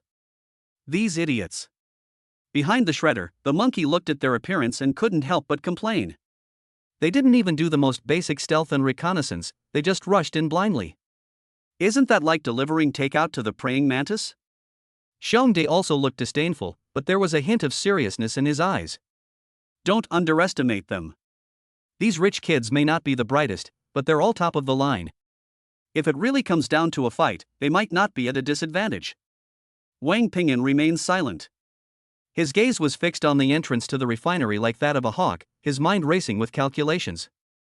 If Zhao Zishuan and his group rush in, they will inevitably engage in a fierce battle with the blade mantis swarm on the outer perimeter. The commotion from the fierce battle would inevitably alert the Queen Mother deep within. What he was waiting for was the moment when his mother was completely enraged and came out of her lair. Sizzle! Ah! Almost the instant Zhao Zishuan and his group rushed in, the refining plant echoed with the ear-piercing sound of sharp blades cutting through metal, followed by a short scream. The battle broke out. Brother Wang, what do we do now? Should we wait? Xiong Di was getting impatient. Wait. Wang Pingyan only said one word. His finger lightly tapped a few locations on the map of his personal terminal. Monkey, go here, here, and bury these high-explosive stun grenades. Stone, come with me. Let's go over there, find a good spot, and get ready to watch the show. Everyone else, stay put. No one is allowed to move without my order. Wang Pingyan's orders were concise and clear. Despite their doubts, the members of the 7th Squad carried out the order without hesitation. Wang Pingyan, carrying the stone, quietly circled around to the other side of the refinery. Here stands a towering, abandoned or conveyor belt. Using both hands and feet, the two quickly climbed to the top of the conveyor belt, which was nearly 30 meters above the ground. From here, you can get a clear view of the entire interior of the refinery. The sight before him made even the usually composed Stone gasp in shock. Inside the massive refinery, the place had been transformed into a blood and gore mill. Zhao Zishuan's 1st Squad was being frantically attacked from all sides by at least 30 blade mantises. Those blade mantises were as fast as lightning, each swing of their huge side like forelegs left a deadly afterimage in the air. Although the members of the 1st Squad were well equipped, with their E-grade superior combat suits offering amazing defense, they were still overwhelmed and faced numerous perilous situations. Their energy shields flickered and shattered under the mantises' relentless attacks. One team member was caught off guard when a praying mantis swooped down from the overhead pipe and seized the opportunity, its two sides crossing and slicing through the mantis. Snap! His valuable helmet, along with the head inside, was instantly sliced in two. Red and white, scattered all over the ground. Damn it! How come there are so many of these beasts? Zhao Zishuan brandished his Raikiri while roaring wildly. His combat suit was a specially made D-grade low-quality item, with defensive capabilities far exceeding those of others. With each swing of the Reichi, a net of electricity would form, paralyzing any mantis that approached. Even so, he was forced to retreat repeatedly, and several deep wounds appeared on his body, exposing the bone. He began to regret it. He severely underestimated the fighting power of these beasts. Brother Xian, we can't hold on any longer. Let's retreat. The young man with peach blossom eyes shouted in panic while parrying an attack from a praying mantis. Retreat? Where to retreat to? When Zhao Zishuan looked back, he realized that their escape route had already been blocked by even more mantises. They were surrounded. Hiss! Just as the 1st Squad was in despair. A sharp screech filled with endless rage and savagery suddenly came from the deepest part of the refinery, beneath the massive smelting furnace. That sound seemed to pierce one's soul. Immediately afterwards, an aura far surpassing any previous blade mantis, terrifying to the extreme, swept through the entire factory like a tsunami. A giant mantis, more than 3 times the size of an ordinary blade mantis, with a dark golden color and 4 pairs of thin, blade-like wings on its back, slowly emerged from the shadows.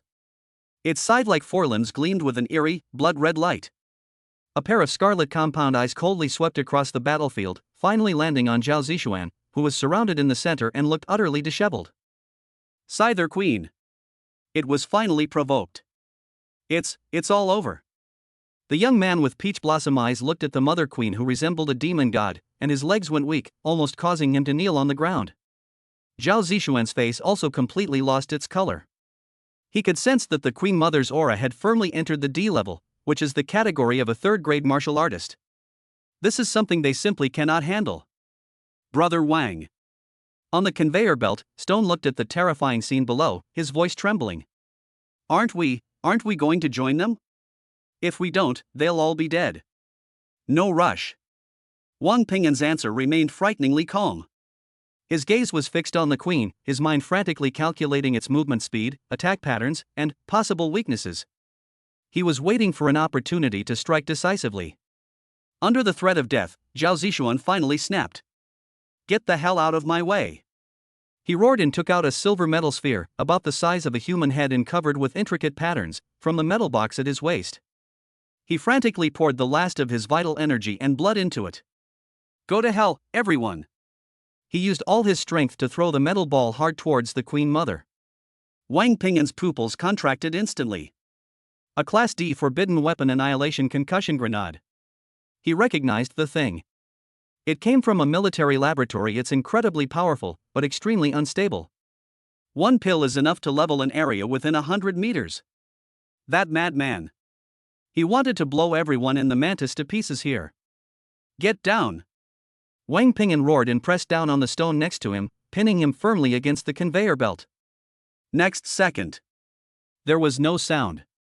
Only an extreme, all-consuming white light erupted in the center of the refinery. Chapter 44, Outburst from Desperate Circumstances, The Power of a Single Punch. The white light, like a miniature sun, suddenly rose inside the enclosed factory. The intense light and heat instantly swallowed up all sound and color. What followed was a devastating shockwave. Boom! The earth shook violently. The entire number 3 refinery trembled violently from the horrific explosion. The massive steel roof was ripped off by the violent blast wave, and countless pipes and mechanical parts were torn to shreds, scattering like raindrops. The conveyor belt where Wang Ping'an and Shirtu were located also made a creaking sound under the strain, shaking violently as if it would fall apart at any moment. Cough, cough, cough. Wang Ping'an recovered from the violent tremors and shook his somewhat dazed head.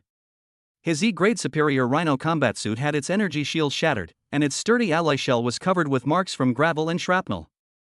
The stone next to him fared even worse. Its massive tower shield was torn in two by the explosion, and the stone itself was dazed and confused, with blood seeping from its mouth and nose. Damn it, that lunatic! Stone struggled to his feet, looking down at the scene below that looked like it had been struck by a meteorite, and cursed with lingering fear. In the center of the entire refinery, a huge crater with a diameter of more than 50 meters was blasted out. The blade mantises that were originally besieging the first squad, along with several members of the first squad, were instantly vaporized in the explosion, leaving not a trace. Only Zhao Zishuan and the young man with the peach blossom eyes survived, because they were a little further away from the explosion's epicenter and were wearing D-level combat suits. But their situation is also extremely bad. The two men, their bodies charred black and their combat uniforms tattered, lay on the edge of a deep pit, looking like two beggars who had just crawled out of a coal pile, their fate unknown. Where is the Queen Mother? Stone asked nervously. Wang Ping'an did not answer. His gaze was fixed intently on the center of the deep pit. The smoke and dust there are slowly dissipating. A huge, charred outline gradually came into focus.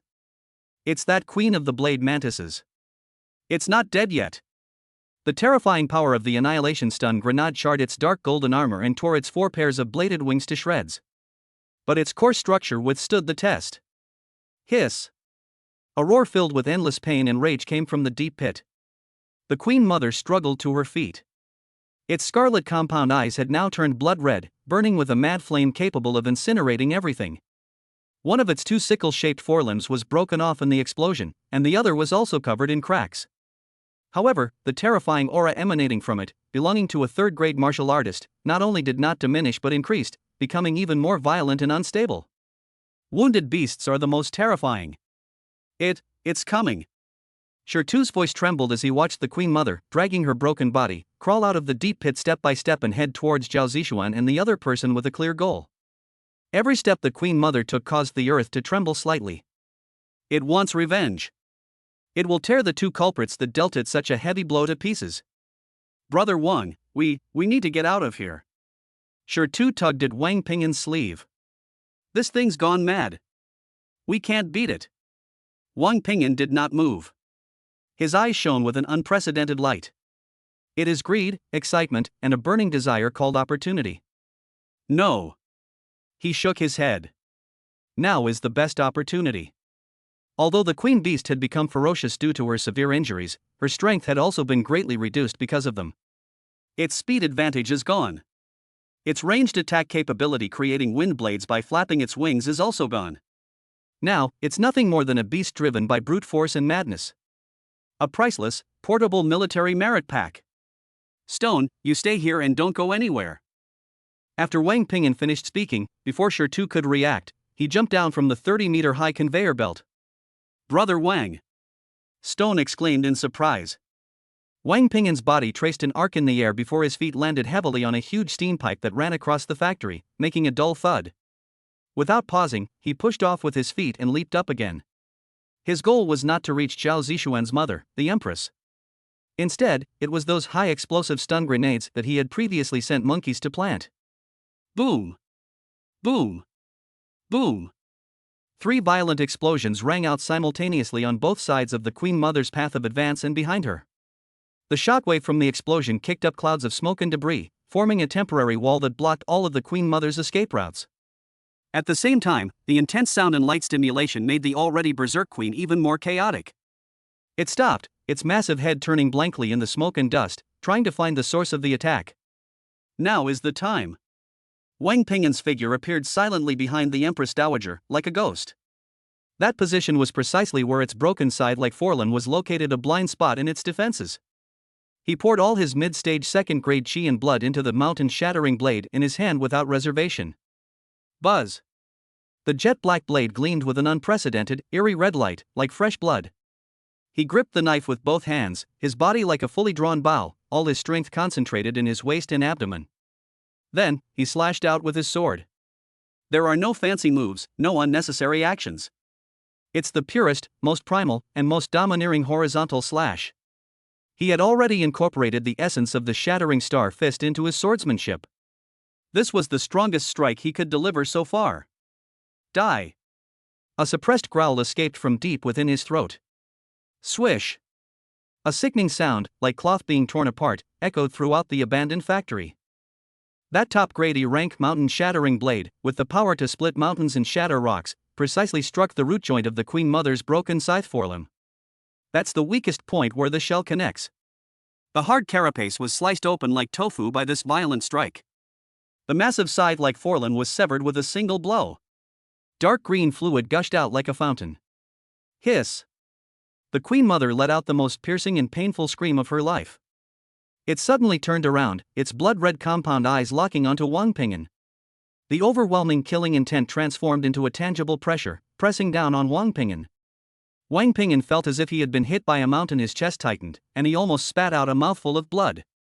But he did not back down.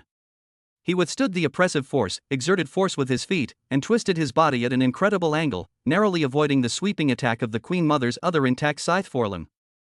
Then he lunged forward. What he wants is close combat. Hand-to-hand fighting. He was going to use his strongest power to engage in a primal, bloody clash with this trapped beast that had lost its speed advantage. Come on, you beast! Wang Ping'an roared, and the mountain-shattering blade in his hand transformed into a black whirlwind of death, slashing wildly at the wounds on the Queen Mother's body caused by the explosion. Chapter 45: A moment between life and death, turning the tide. Clang! Clang! Clang! The intense clanging of metal echoed wildly through the empty factory. Wang Ping'an's figure was completely entangled in battle with a giant beast that had fallen into madness. Each of his strikes was powerful and precise, slashing precisely at the cracks and wounds in the Queen Mother's carapace. Sparks flew. Each collision sent up large fragments of carapace and dark green fluid. The Queen Mother has gone completely mad.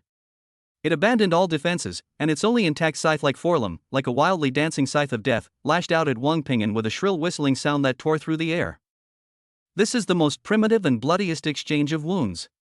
Wang Ping'an's rhino combat suit was soon covered with hideous claw marks. Several times the sharp blade grazed his body, and the force of the wind it generated even cut his skin. But he did not back down in the slightest. His eyes were frighteningly calm. Every dodge he made was calculated to the extreme, achieving the greatest attack effect with the least cost. His body teetered madly on the edge of life and death. The surge of adrenaline made him feel no pain, only an extreme, exhilarating feeling of battle. Host. On the left. Its joint is about to twist. Behind. Its tail stinger is about to pop out. Watch out. Energy is converging in its mouthparts. It's about to spew acid.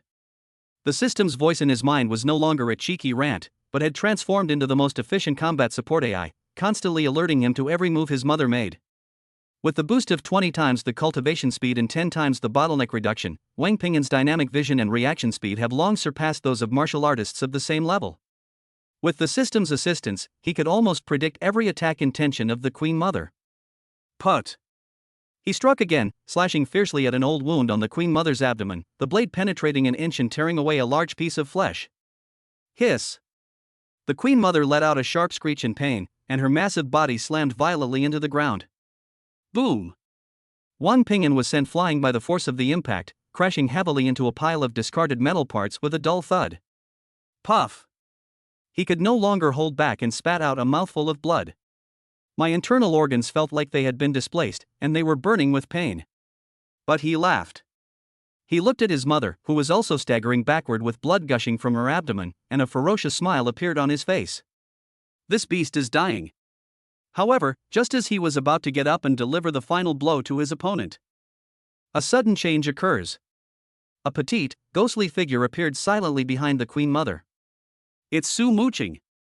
She had already crept over from the other side without anyone noticing. The phantom winged twin blades in her hands, in the dim light, were like two pools of autumn water, reflecting no light whatsoever. Her aura was also completely concealed, as if she had merged into the surrounding shadows. She was like the most patient hunter, always waiting for the perfect opportunity to strike and kill. And now, the opportunity has come. At this moment, the Queen Mother's attention was completely drawn to Wang Ping'an, and she was driven to madness by her serious injuries. She moved. Her body, like a wisp of smoke in the night, silently pressed against the Queen Mother's massive, unguarded back. Her target was the most vulnerable nerve ganglion in her mother's neck, which connects the head and chest cavity. She pushed the chi and blood of the mysterious origin technique to its limit. A faint cyan light shone on the twin blades of the phantom wing. Armor piercing. Puncture. She concentrated all her power from the early stage of the second rank into this fatal blow. Die! A suppressed growl escaped from deep within her throat. Two thin, short blades transformed into two deadly streaks of light, precisely and fiercely stabbing towards the vital point she had already targeted. However, the perception ability of the third-grade beast far exceeded her imagination. Just as the tip of the knife was about to touch the carapace, the enormous head of her mother, which should have been facing away from her, suddenly turned 180 degrees at an angle that completely defied biological norms. Those blood-red compound eyes, filled with a frenzied killing intent, were fixed on Su Muqing, who was standing right in front of him. Su Muqing's heart seemed to stop beating at that moment. She saw her mother's mouth suddenly open. A thick, dark green liquid with a pungent odor rapidly gathered in its mouth. Highly corrosive acid. She couldn't possibly dodge at such close range. Once she gets sprayed, not only will her Lynx combat suit melt into a puddle of pus, but her entire body, bones and all, will be instantly melted into a puddle of pus. It's over. These two words flashed through Su Muqing's mind. Her face showed no fear, only a hint of resentment and regret. She hasn't been able to avenge her father herself. She hadn't yet been able to live a peaceful and happy life with Wang Ping'an. No. Wang Ping'an, who had just gotten up in the distance, witnessed this life or death moment and let out the most piercing roar of his life. His eyes instantly turned blood red. He tried to rush over, but the distance was too far, and it was too late. Time seemed to slow down infinitely at this moment. An unprecedented, indescribable rage and despair erupted in his chest like a volcano. At this moment, the blood and chi in his body completely went out of control. They no longer followed the path of the mysterious origin technique, but instead transformed into a primal and violent torrent, rushing towards his limbs and bones, and towards the mountain-shattering blade in his hand. Buzz! A sword's cry, seemingly from the ancient wilderness, resounded throughout the entire factory. At this moment, all the forging patterns on the jet-black blade of Wang Ping'an's mountain-shattering blade lit up. A heavy, powerful, and terrifying sword intent, seemingly capable of suppressing everything, suddenly erupted. Wang Ping'an's mind went blank. He neither thought nor calculated. He simply followed his body's instincts, hurling this out-of-control force fiercely towards the Queen Mother. Get out of my way! The mountain-shattering blade flew out of his hand. It did not rotate, nor did it make any whooshing sound. It appeared straight ahead, seemingly transcending the distance of space and time, instantly appearing between the Queen Mother and Su Muqing. Then it crashed hard into the Queen Mother's enormous head. There was no explosion. There was no loud noise. There was only one extremely dull sound, as if something had been completely crushed. Thump! The Queen Mother's enormous head, which was about to spew out acid, suddenly tilted back. Its blood-red compound eyes dimmed instantly. All the madness, all the killing intent, all the life force were utterly crushed under this one strike. Its massive body, as if all its bones had been removed, slumped backward. It collapsed with a crash. Chapter 46 Perfect Hunt. Husband and wife join forces. Dead silence. The entire refinery was plunged into a deathly silence. Only the jet-black mountain-shattering blade remained, obliquely embedded in the Queen Mother's enormous head, which had completely lost its luster, the blade trembling slightly and emitting a series of low hums. Su Muqing remained frozen in place, still in the posture of thrusting her knife. She stared blankly at the enormous, lifeless corpse before her, then at the battle sword that was almost completely embedded in the Queen Mother's head, her mind a complete blank. What just happened? All she remembered was that she was about to be swallowed by that deadly acid. Then, a black light flashed. The world then became quiet. Hoo. In the distance, Wang Ping'an knelt on one knee, panting heavily. That desperate throw had almost drained all the energy and strength from his body. He felt like his body was a squeezed-out sponge, and even moving a finger was difficult. But he is still alive. Su Muqing is still alive. That's enough. Warning! Warning! Detected severe emotional fluctuations in the host, resulting in uncontrolled qi and blood, unexpectedly triggering the mountain-suppressing special effect contained within the weapon mountain-shattering blade. Suppressing mountain, passive effect. There is a very low probability of triggering when the host's infused qi and blood power exceeds the upper limit that the weapon material can withstand. It compresses all energy into a single point, forming a heavy pressure strike that ignores most physical defenses. Side effect: there is a 50% chance that the weapon will shatter on the spot, and the host will fall into a state of vital energy depletion for 1-3 minutes. The system's voice in my mind carried a hint of relief and shock at surviving a disaster. Wang Ping'an ignored it. He struggled to his feet and walked step by step towards Su Muqing. Every step felt like walking on cotton. My legs were trembling. Su Muqing finally snapped out of her shock. When she saw Wang Ping'an's pale face and unsteady steps, her heart clenched. She immediately sheathed her blades and rushed to his side, supporting his swaying body. How are you? Are you all right? Her voice was filled with worry and lingering fear. Fine. Wang Ping'an leaned on her shoulder, feeling its softness and warmth, and grinned, revealing a somewhat weak smile. I can't die. Su Muqing looked at him, her eyes reddening, and she couldn't say a word. She simply stretched out her arms and hugged him tightly. Once again, this man saved her life in her most desperate moment. The two embraced each other quietly on the bloody battlefield. It wasn't until Wang Ping'an felt his internal energy and blood recover slightly under the automatic circulation of the mysterious origin technique that he felt a trace of energy returning. He then gently patted Su Muqing's back. All right, we should clean up the battlefield now. This place is a gold mine. The two separated. Wang Ping'an walked to the Empress's corpse, grasped the hilt of the mountain-shattering blade, and pulled it outward with force. Fortunately, this E-grade superior weapon, which cost over 100,000 credits, was of excellent quality and did not trigger the 50% chance of shattering. However, a few fine cracks appeared on the blade.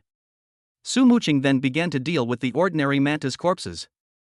Although most of the bodies were destroyed in the explosion, 7 or 8 relatively intact bodies survived. Their sickle-shaped forelimbs and wings are all good E-grade materials. The greatest treasure is undoubtedly this third-rank queen. It took the two of them nearly an hour to complete the initial dissection of the Queen Mother's body. Its pair of intact scythe-like forelimbs gleamed with a blood-red light. Its dark gold armor, though tattered, remained incredibly sturdy. As well as, when Wang Ping'an cut open its enormous chest cavity, a huge crystal, about the size of a ping-pong ball, with a dark golden color and blood-red patterns flowing on its surface, lay quietly inside. Grade D low-grade beast core. I've struck it rich. Even with Su Muqing's composed nature, she couldn't help but let out a soft gasp of amazement upon seeing the beast core. Just this one beast core, if taken to the military's purchasing station, can be exchanged for at least 200,000 military merit points. Wang Ping'an carefully removed the beast core.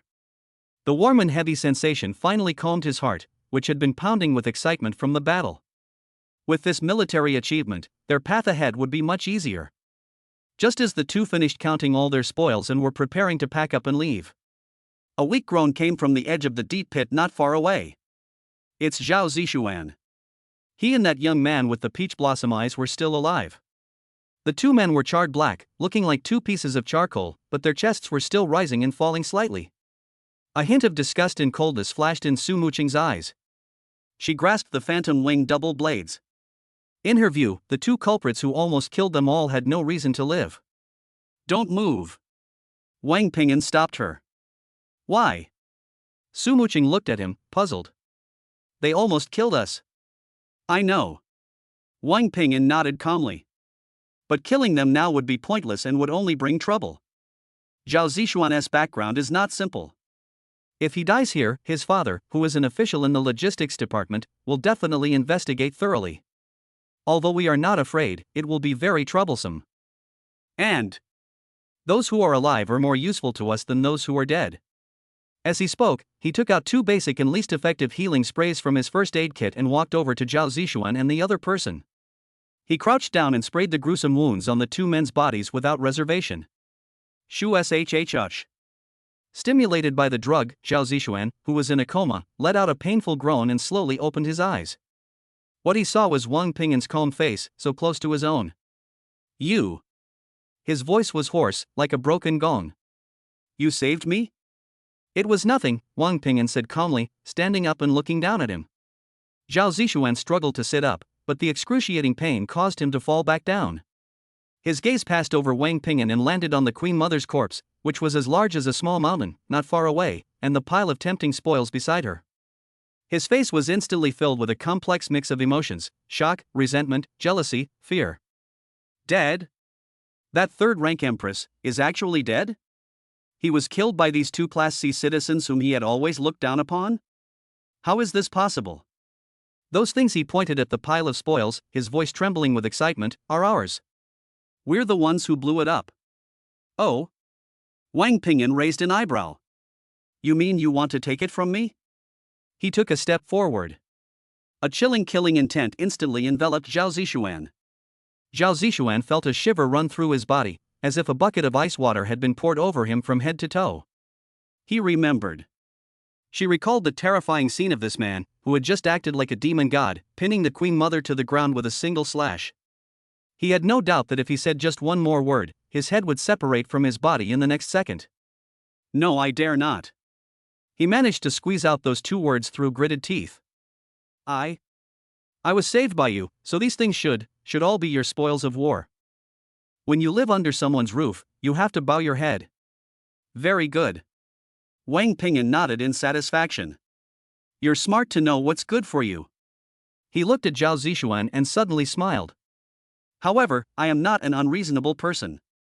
After all, you did put in some effort, even if you were more of a hindrance than a help. He casually picked up the best foreleg of a mantis from the pile of spoils and threw it in front of Zhao Zixuan. This is yours. Chapter 47, Immense Military Merit, shocking the entire audience. Wang Ping'an supported Su Muqing, while Su Muqing supported the almost exhausted Wang Ping'an. The 2 of them supported each other step by step as they walked out of refinery number 3. The stone on the conveyor belt had been staring in disbelief for a long time, until Wang Ping'an waved to him and he snapped out of his daze. He scrambled down the 30-meter-high conveyor belt, his huge body landing with a thud. Brother Wang you really gave it to Sure. Tu ran up to the 2 of them, looking at Wang Ping'an's pale face and the bloodstains on Su Muqing's lips, and then looked back at the huge factory that had become completely silent.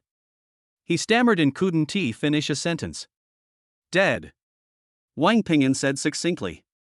He took out the dark golden beast core, about the size of a ping-pong ball and still emitting a slight warmth, from Su Muqing's storage bag and waved it in front of the stone.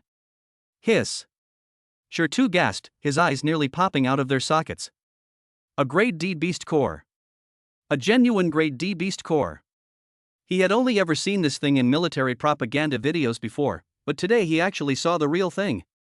Let's go back. Wang Ping'an didn't explain further and carefully put away the beast core. He glanced at the 2 charcoal figures still groaning at the edge of the deep pit in the distance and said to Stone, bring them both along too. They won't die. Don't let them die here, or we won't be able to explain our merits. Okay. Sure. Tu finally realized what was happening and quickly ran over, lifting Zhao Zixuan, who was covered in charred soot, and the young man with peach blossom eyes up like he was carrying chicks. When the other members of the 7th squad saw Wang Ping'an and his 2 companions escorting the 2 prisoners back, everyone was dumbfounded. Brother Wang. You guys? Monkey looked at Wang Ping'an, then at the 2 miserable figures behind him, his jaw almost dropping in shock. Isn't that Zhao Zixuan from the 1st squad? You beat them up? What do you mean by fight? Xiongdi emerged from his hiding place, looking at Wang Ping'an with an extremely complex expression: shock, awe, and a hint of barely concealed elation. This is called a hero saving a damsel in distress. No, it's a hero saving a bear. Although he couldn't see the details clearly from a distance, he heard the earth-shattering explosion and the final, resentful cry of the Queen Mother. He knew that Wang Ping'an had won the gamble. And it was a resounding victory. "Stop talking nonsense," Wang Ping'an waved his hand, his voice still somewhat weak. "Clean up the battlefield, take all the spoils, and let's go back to base." "Yes." This time, all the members of the 7th Squad, including their captain Xiongdi, echoed in unison, their voices filled with heartfelt awe and conviction. When the 7th Squad returned to the temporary camp with a mountain of spoils and the 2 half-dead survivors of the 1st Squad, the entire 9th Battalion was in an uproar. "Holy crap! What's that? Is that the Queen Blade Mantis's side? My god! Such a huge carapace, how big must this queen be? Look! The 7th Squad! Weren't they supposed to be going to their deaths? How come they brought back so much stuff? Zhao Zishuan? What happened to him? What happened to the rest of the 1st Squad?" All eyes were focused on the 7th Squad, and on the young man at the front, whose face was pale but whose spine was ramrod straight. Battalion Commander Shirgandang received the news immediately, and he strode out of the command vehicle with several guards. When he saw the mountain of materials exuding the terrifying aura of D-level alien beasts, even a seasoned officer like him, who was used to seeing mountains of corpses and seas of blood, couldn't help but have his pupils shrink sharply. "What's going on?" He walked up to Xiongdi in a low voice, carrying an unquestionable air of authority. Xiongdi subconsciously straightened his back, but opened his mouth without knowing what to say. He couldn't very well say that one of his new recruits led them to steal another team's kills and then rescued them, could he? Just then, Wang Ping'an stepped forward and handed the dark golden beast core to Shirgandang. "Reporting, sir." His voice wasn't loud, but it reached everyone's ears clearly. "Our 7th Squad, while carrying out a clearing mission in the southeast region, unexpectedly discovered that the 1st Squad was operating across the region and was ambushed by the Queen of Blades Mantis, finding themselves in dire straits. Out of camaraderie, we stepped in to help, and after paying a heavy price, we successfully killed the Queen and rescued 2 surviving team members." These words were perfectly worded, both highlighting the credit and placing himself on a moral high ground. Shirgandang's gaze shifted from the shimmering D-grade beast core to Wang Ping'an's face. He gave Wang Ping'an a deep look, then looked at Zhao Zishuan, who had been thrown to the ground with a stone. "Is what he said true?" Zhao Zishuan shuddered as Shirgandang's piercing gaze swept over him. His survival instinct kicked in, and he nodded frantically. It's true. It was Captain Wang who saved us. He turned the tide and killed the Queen Mother." He wouldn't dare have any other thoughts now. He had been saved by others, and if this seemingly calm young man dared to steal credit again, he had no doubt that he had 100 ways to make himself accidentally die in the next mission. The whole audience was in an uproar. To turn the tide and slay the Empress Dowager? With just his status as a mid-stage second-rank martial artist? Everyone's eyes were filled with disbelief and skepticism.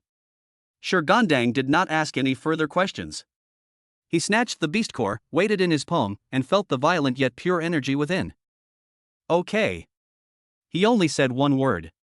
"All spoils of war shall be handed over for unified calculation of military merits. 7th Squad, you deserve the first merit." He turned around and his booming voice echoed throughout the camp. "Listen up, everyone. War is not child's play. The battlefield is not a place for you to fight and compete. This time, it was the 7th Squad that saved them. Next time, it could be all of you who will be killed here by a fool's decision. You all better remember this. Obeying orders is a soldier's duty." "Yes." A thunderous response echoed through the camp. No one dared to question the contributions of the 7th Squad anymore. Because they all realized that the captain had protected them. Wang Ping'an knew that he had made the right move again.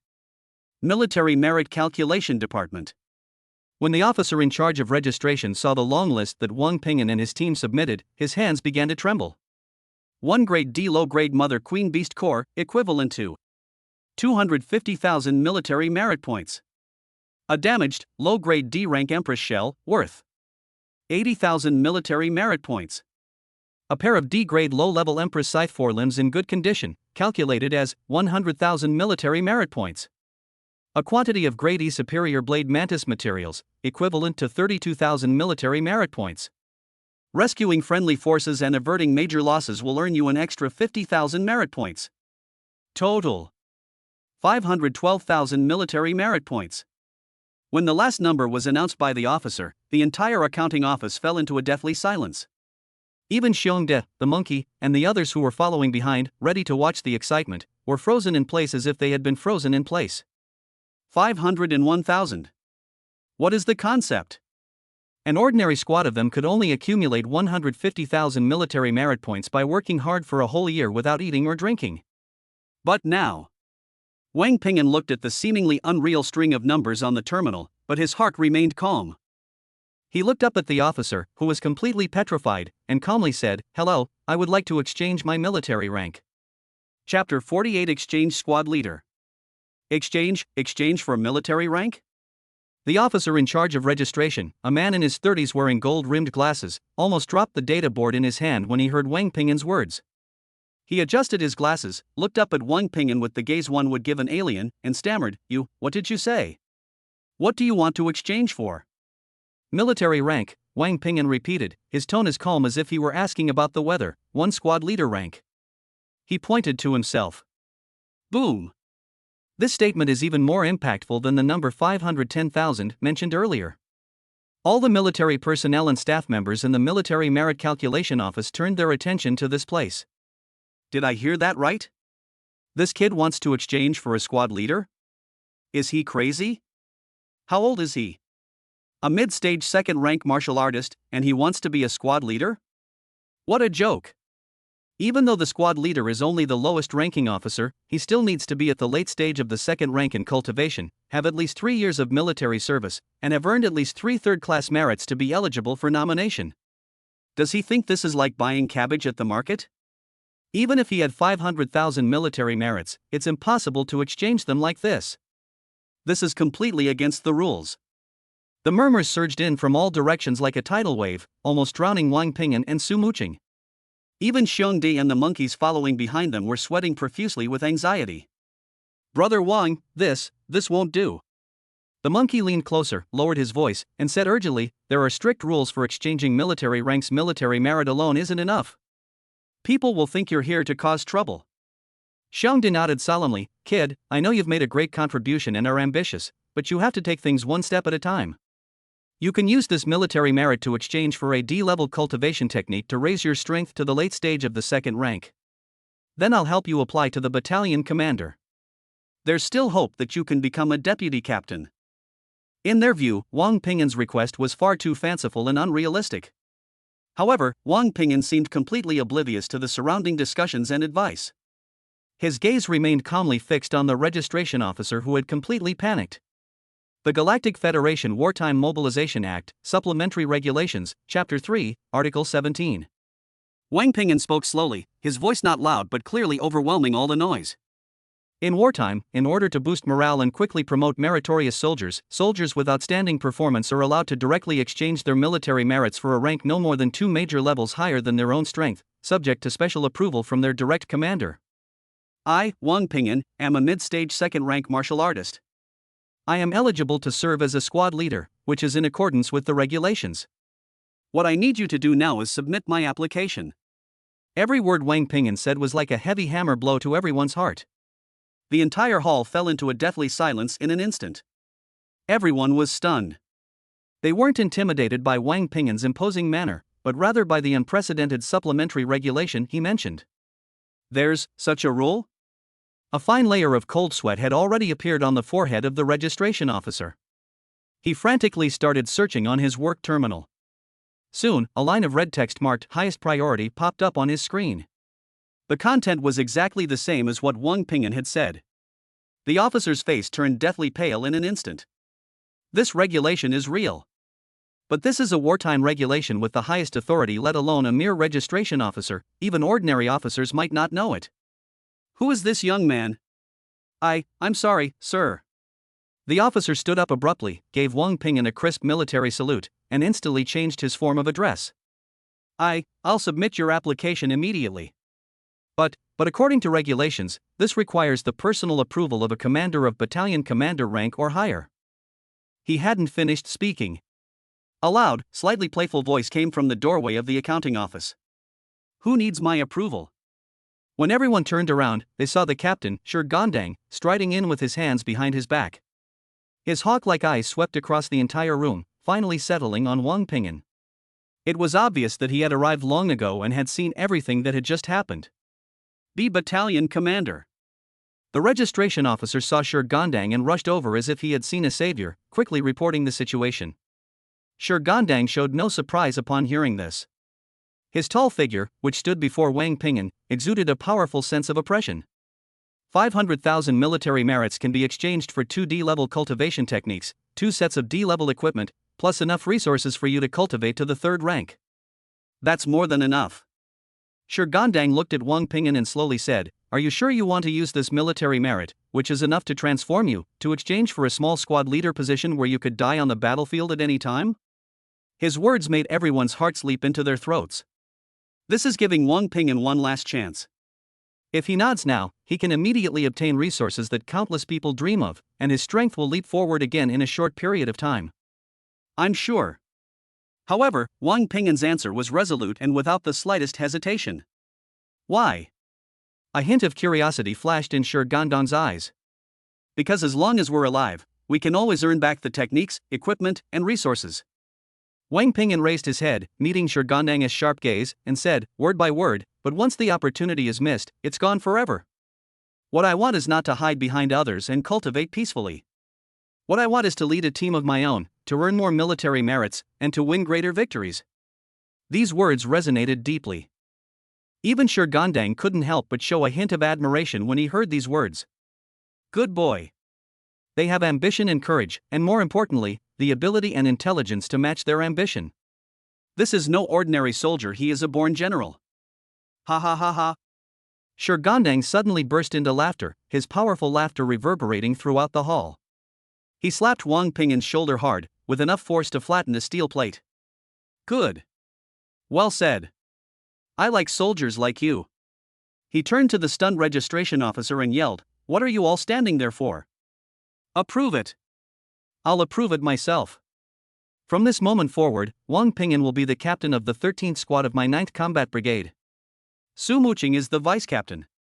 The registration officer was startled and quickly started operating the terminal. Chapter 49: The Garbage Squad? This is a test. Soon, a brand new silver badge representing the squad leader's identity was printed out. Shurgandang personally handed the badges to Wang Ping'an and Su Muqing. Kid, don't let me down. He looked at Wang Ping'an, his eyes becoming meaningful. This squad leader position isn't easy to hold. He paused and added, especially the 13th Squad. The 13th Squad? Wang Ping'an took the heavy silver badge, and a slight thought crossed his mind. He noticed that when Shurgandang uttered the words 13th Squad, the expressions on the faces of the martial artists watching the spectacle instantly turned strange. That expression wasn't one of envy or jealousy. Rather, it was a complex expression that mixed sympathy, schadenfreude, and a sense of anticipation. Even Xiongde, who had been following behind them, turned pale upon hearing the code number. Captain, this. Xiongde seemed to want to say something, but seeing Shurgandang's unquestionable gaze, he swallowed his words. What? Is there a problem? Shurgandang glanced at him. No. No. Xiongde stood at attention and answered loudly. If you don't have one, go back and lead your team. Shurgandang waved his hand, as if shooing away flies. Then he looked at Wang Ping'an again, a fox-like smile appearing on his resolute face. Kid, your appointment will be announced to the entire battalion in half an hour. Now, take your deputy captain and report to the barracks in Sector C9. Remember, I'm giving you 3 days.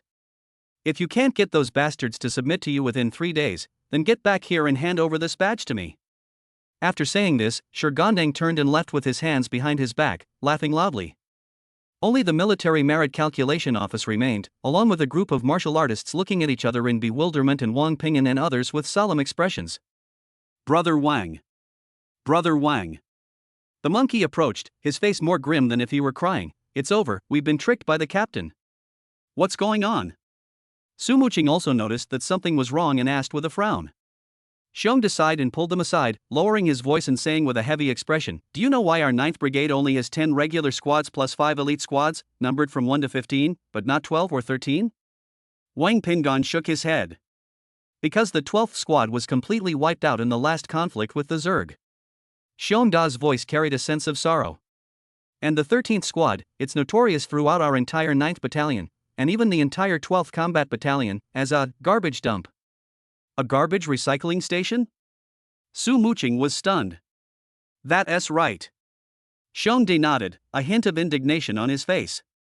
All the troublemakers who made mistakes in other teams, those who were disobedient, those who were considered to have no value for training, or those who were simply shoved in through connections, were all thrown into the 13th squad. That team wasn't a fighting force at all, it was a complete mess. Monkey chimed in, "Yeah, Brother Wang. I heard that the 13th squad doesn't listen to orders at all. Last week, they even got into a brawl with the 2nd squad in the canteen and broke their captain's leg.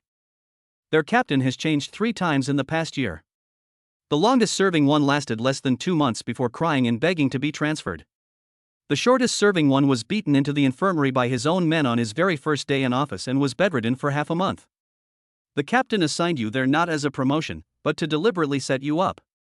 After listening to what Xiong Di and the monkey said, Su Muqing's expression also became serious. She finally understood what Shi Gandong's meaningful smile meant at the end. This is a test. An extremely harsh, even malicious, test. If they can keep those lawless thugs in check, then they will have truly established themselves in the 9th Brigade, and Shi Gandong will look at them with new respect. But if it can't be controlled, they would not only become the laughingstock of the entire brigade, but they might even lose their lives. "Brother Wang, how about we go talk to the captain and put in a good word for you?" Monkey said anxiously. "With the merits you've made this time, even if you don't go to the 13th squad, you'd be more than qualified to be the vice-captain of our 7th squad." "Yeah," Xiong Di also advised, "there's no need to get involved in that mess. Those guys are just a bunch of good-for-nothing scoundrels. It's not worth it." Wang Pinyin fell silent.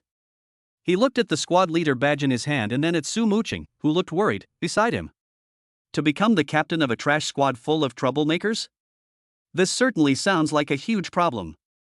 But, however, a completely opposite thought popped into Wang Pingyin's mind. This might be the best option for him. He could certainly integrate quickly into a well-established team, such as the 7th squad. But that team was Xiong Da's team. But the 13th squad is different. It was a blank sheet of paper. A piece of white paper that is dirty and smelly, but has never been written on.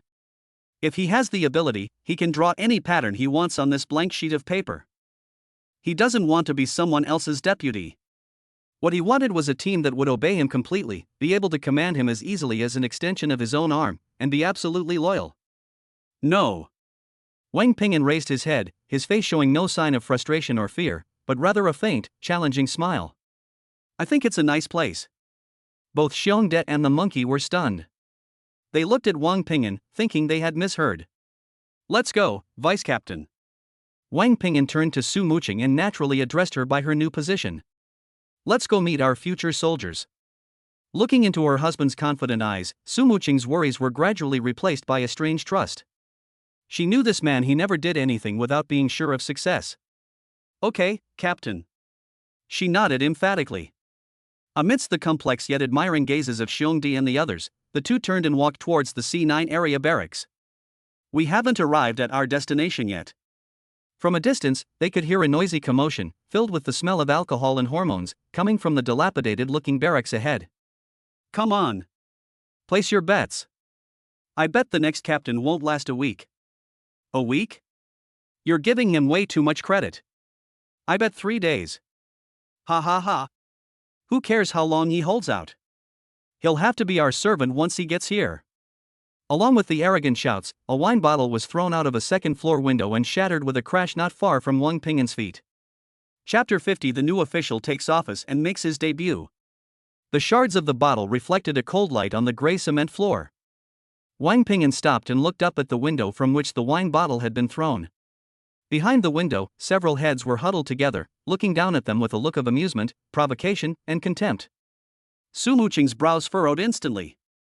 She could sense that the steely resolve and discipline emanating from that dilapidated barracks did not belong to soldiers. Rather, it's a scoundrel's aura, a mixture of depravity, violence, and disregard for all rules, belonging to thugs and rogues. It seems that Team Bear and the others were right. Su Muqing's voice was somewhat cold. Just a bunch of unruly stray dogs. Wang Ping'an's tone remained calm and undisturbed. He seemed oblivious to the shards of glass beneath his feet, or the provocative gazes from upstairs. He simply took Su Muqing's hand and led her straight to the open alloy door of the barracks, its hinges half broken off. Bang! He neither knocked on the door nor called out. He simply lifted his foot and gave the rickety alloy door a light kick. A dull, loud bang stood out starkly in the noisy barracks. The entire barracks fell silent instantly. All the sounds of gambling, shouting, and boasting ceased abruptly at that moment. Dozens of eyes turned towards the entrance from every corner of the barracks. Wang Ping'an, holding Su Muqing's hand, slowly walked inside, bathed in the scrutinizing, curious, and hostile gazes. The barracks were in worse shape inside than they looked from the outside. Empty bottles and food scraps were scattered all over the ground, and the air was filled with a strong, rancid smell of sweat and alcohol. A dozen or so grotesque-looking soldiers were sprawled on their beds in twos and threes, or gambling around a table made of ammunition boxes. Their combat uniforms were worn haphazardly, and some were even shirtless, revealing chests covered in scars and cheap tattoos. Upon seeing Wang Ping'an and Su Muqing walk in, the group of people were taken aback for a moment. Immediately, a playful smile appeared on their faces. Oh, a new person has arrived? TSK, too still. One's a pretty boy, and the other, damn, this chick's got a hottie. A man with a full beard and a burly build, like a bear, sat at the card table.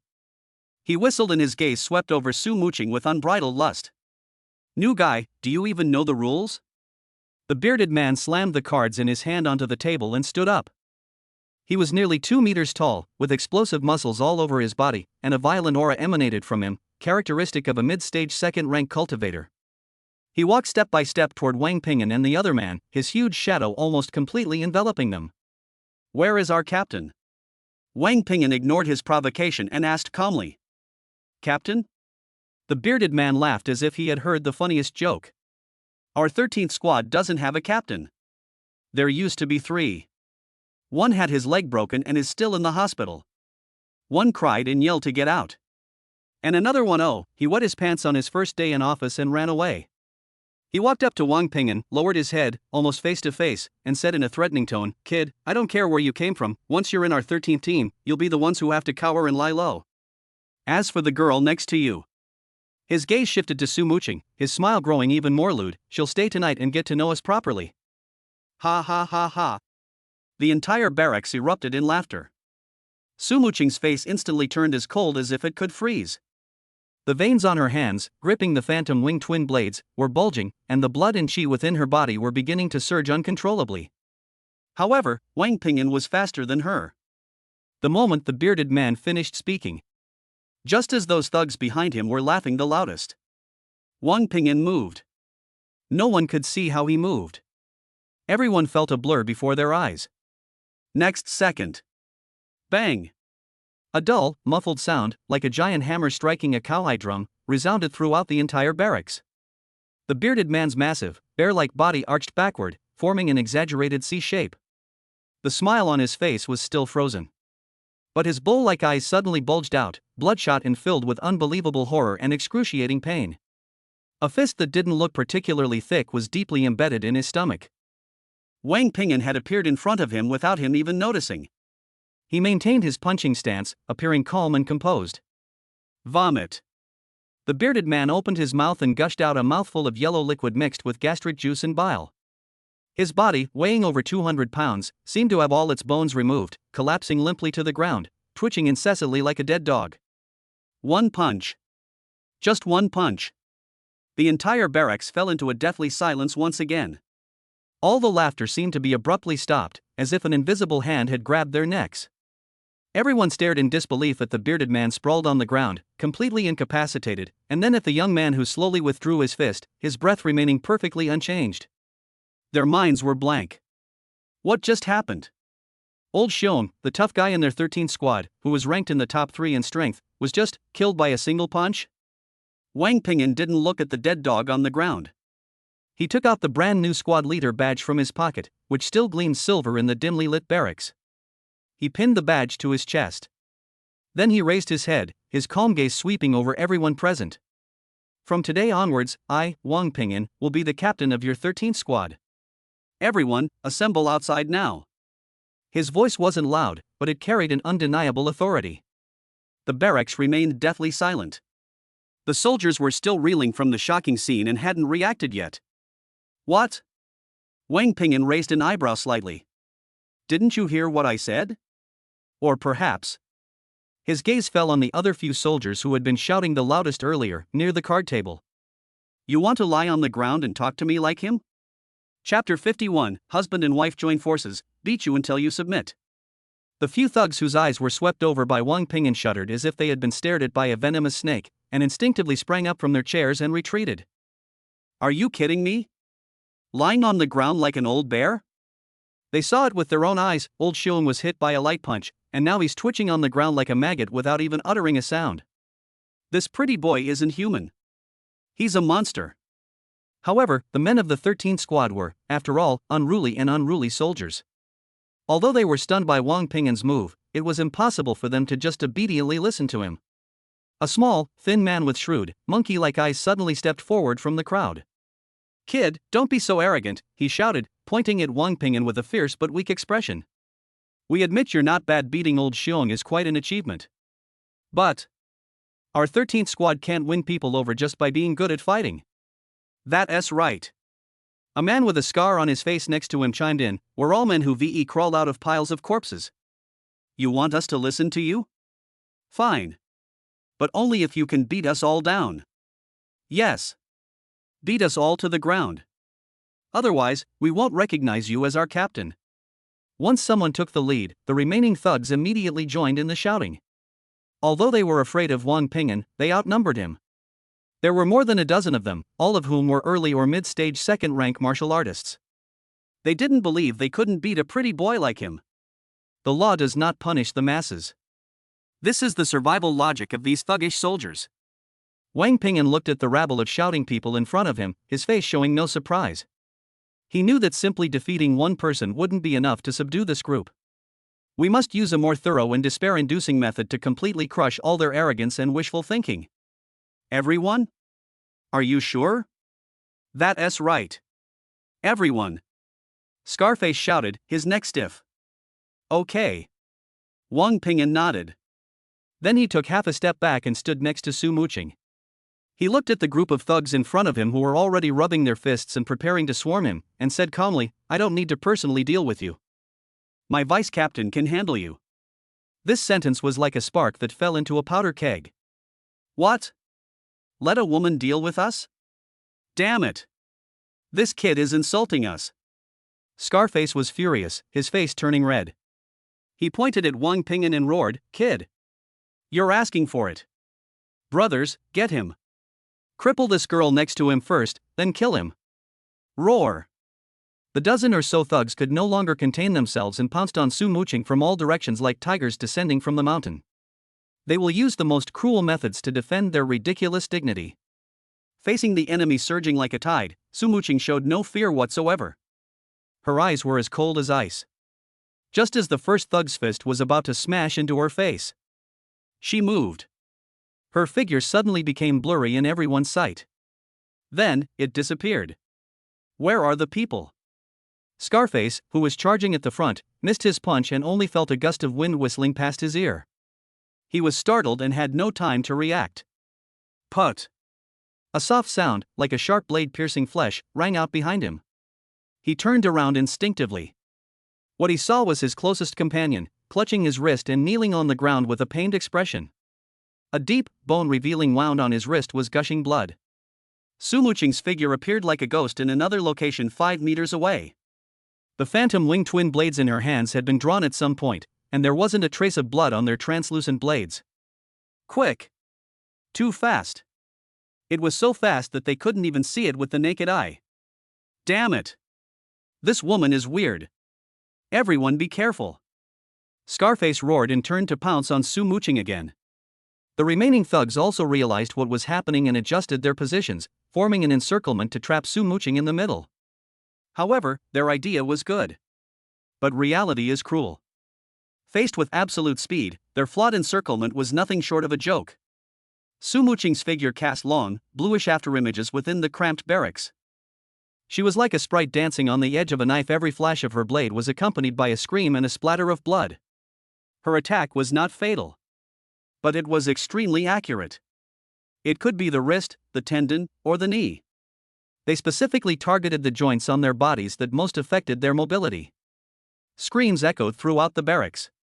Those soldiers who were just moments ago so arrogant were now like a group of monkeys being toyed with. They couldn't even touch Su Muqing's clothes before being knocked to the ground one by one. The whole process was utterly swift and decisive. In less than a minute, the battle is over. Apart from Wang Ping'an and Su Muqing, there was no one else standing in the barracks. A dozen or so thugs were lying on the ground, clutching their wounds and howling in pain. The arrogance and disdain they had shown before were gone from their faces, replaced by a deep, unyielding fear and despair. Monster! These two people aren't human. They're two complete monsters. Wang Ping'an slowly walked up to the scarred man who had first provoked him. He crouched down, looked at the other person's terrified face, and calmly asked, "Now, do you submit?" Scarface shuddered. Looking at the young man in front of him, who had a calm smile on his face from beginning to end, he felt a chill run from the soles of his feet to the top of his head. He had no doubt that if he dared to say no, the next second, your head will separate from your neck. We surrender. Captain. We surrender. Scarface squeezed out these words through gritted teeth, using all his remaining strength. You're convinced? Wang Ping'an smiled and stood up. He looked around at the soldiers lying on the ground, who didn't even dare to look at him, and his voice suddenly rose a few decibels. I can't hear you. We're convinced. We're convinced. This time, it was a dozen people, who used all their strength to let out a roar filled with fear and submission. Very good. Wang Ping'an nodded in satisfaction. He took a bag out of his storage backpack and casually threw it on the ground. Clang, clang. A pile of high-quality healing pills, exuding a rich medicinal aroma, rolled out of the bag. Take care of the injury, Wang Ping'an said calmly. Everyone, gather at the training ground outside in half an hour. Anyone who dares to be even a second late. His gaze turned icy and chilling. I will personally break his other leg as well. Chapter 52 Devilish Training, a Complete Transformation. Half an hour later. The training ground outside the C9 barracks was overgrown with weeds and riddled with potholes. The dozen or so thugs from the 13th squad were all bruised and battered, standing crookedly, but in the end, they all arrived and no one dared to be late. They looked at the tall, calm young man standing at the front of the line, their eyes filled with complex emotions. There was fear, there was resentment, but more than anything, there was a sense of bewilderment. They had no idea what the new captain was going to do to them next. Wang Ping'an's gaze swept across everyone's face. He had already thoroughly investigated the backgrounds of these people through internal military documents. Old Bear, whose real name is Xiong Zhan, is a mid-stage second-rank cultivator. He possesses superhuman strength but has a volatile temper. He was exiled here for assaulting his superior during a mission. Scarface, whose real name is Li Si, is a mid-stage second-rank official. He is skilled in swordsmanship but is addicted to gambling. He is heavily in debt and ran away to the 13th squad to escape his debts. The monkey's real name is Sun Ji. He is a second-rank cultivator at the early stage. He is fast and agile, but he is timid by nature and likes to shrink back when he enters the battlefield. It's fair to say that everyone on this team has their own flaws. They were like a pile of discarded, rusty parts. But Wang Ping'an knew that they were not useless. None of those who can become second-rank martial artists are truly useless. They just lack a craftsman who can rework them and put them back together. Wang Ping'an wanted to be that craftsman. From today onwards, you must forget all your old bad habits. Wang Ping'an spoke, his voice not loud but clearly reaching everyone's ears. Here, I am the rule. My words are commands. Now everyone, run 100 laps around this training field with weights on. No dinner if you don't finish running. After Wang Ping'an finished speaking, he pointed to a pile of weighted vests that had been prepared in advance, each weighing 200 kilograms. What? 100 laps? And with a 200-kilogram weight? Are you kidding me? This could kill someone. The soldiers immediately erupted in uproar. This training field is at least 1 kilometer long. 100 laps is 100 kilometers. Still carrying a load of 200 kilograms. This isn't training anymore, this is deliberately torturing them to death. What? You have a problem with that? Wang Ping'an's eyes turned cold. Captain. Scarface Li Si was the first to step forward, his neck stiff as he said, "We admit you're strong, we can't beat you. But you can't torture us like this. This kind of training is completely meaningless." Yes. We disagree. If you've got the guts, then kill us all. The other thugs also joined in the commotion. They had just been beaten into submission, and the resentment in their hearts hadn't subsided yet. Now that Wang Ping'an has pulled this stunt, it has instantly ignited their rebellious sentiments. No point? Wang Ping'an laughed. He walked slowly to Li Si, looked at the scarred man who was half a head taller than him, and calmly asked, "What kind of training do you think is meaningful?" Of course it's sparring. It's learning martial arts. Li Si said confidently. Martial arts? Wang Ping'an shook his head. With your loose lower body and weak chi and blood, even the most advanced martial arts techniques are just for show. You're talking nonsense. Li Si was hit where it hurt and immediately flew into a rage. Whether it's farting or not, you'll know once you try it. Wang Ping'an beckoned to him with his finger. Come on, use your best swordsmanship to cut me. If you can make me back even half a step, all training today will be cancelled. Li Si was stunned. The surrounding thugs were also stunned. Stand still and let him chop you up? Can't we even take a single step back? This is too crazy. You said it yourself. A ruthless glint flashed in Li Si's eyes. He felt that Wang Ping'an was humiliating him, but at the same time, it was also an opportunity. A chance to get revenge. I said it. Wang Ping'an nodded. Good. Brothers, did you all hear that? Li Si roared, drawing his battle sword from behind his back. He poured all his vital energy into it without reservation, and a faint red glow appeared on the blade. Watch this. With a roar, he unleashed a powerful and heavy strike, like splitting a mountain, which whistled through the air as it slammed down towards Wang Ping'an's head. He used all his strength in that strike, holding nothing back. However, faced with this earth-shattering strike, Wang Ping'an didn't even blink. Just as the blade was about to touch his scalp, he moved. He neither dodged nor blocked. He simply raised his right hand and extended two fingers. Index finger and middle finger. Then, under everyone's gazes as if they had seen a ghost, he effortlessly caught the rapidly descending sword with his two slender, fair fingers. Clang! A piercing clang of metal rang out. Li Si's battle sword, imbued with all his strength, was abruptly halted in mid-air, unable to advance even an inch further. A tremendous force rebounded from the blade, causing Li Si's tiger's mouth to split open and bleed profusely. He was forced to stagger back 7 or 8 steps before collapsing to the ground.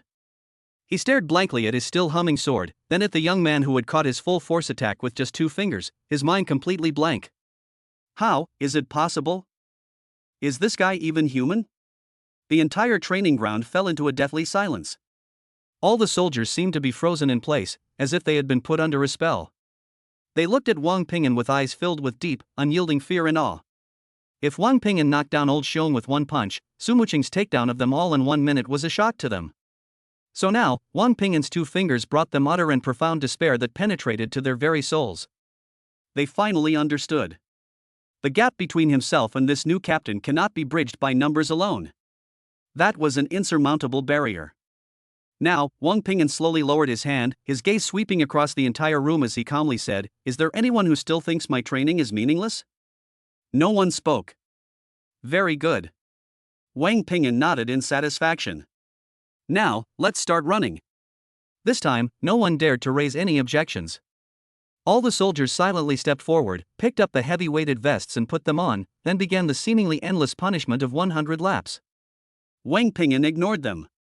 He walked to Su Muqing's side and said softly, "Keep an eye on them." Then he picked up a weighted vest and put it on. Moreover, there are 2 items. 400 kilograms. Amidst everyone's astonished gazes, he strode forward, running at a steady pace, taking the lead in the group. Su Muqing watched her husband's retreating figure, a gentle smile appearing on her lips. She knew this man was conquering this group of unruly soldiers in his own way. He didn't want them to fear him. Instead, it's about making them admire you from the bottom of their hearts.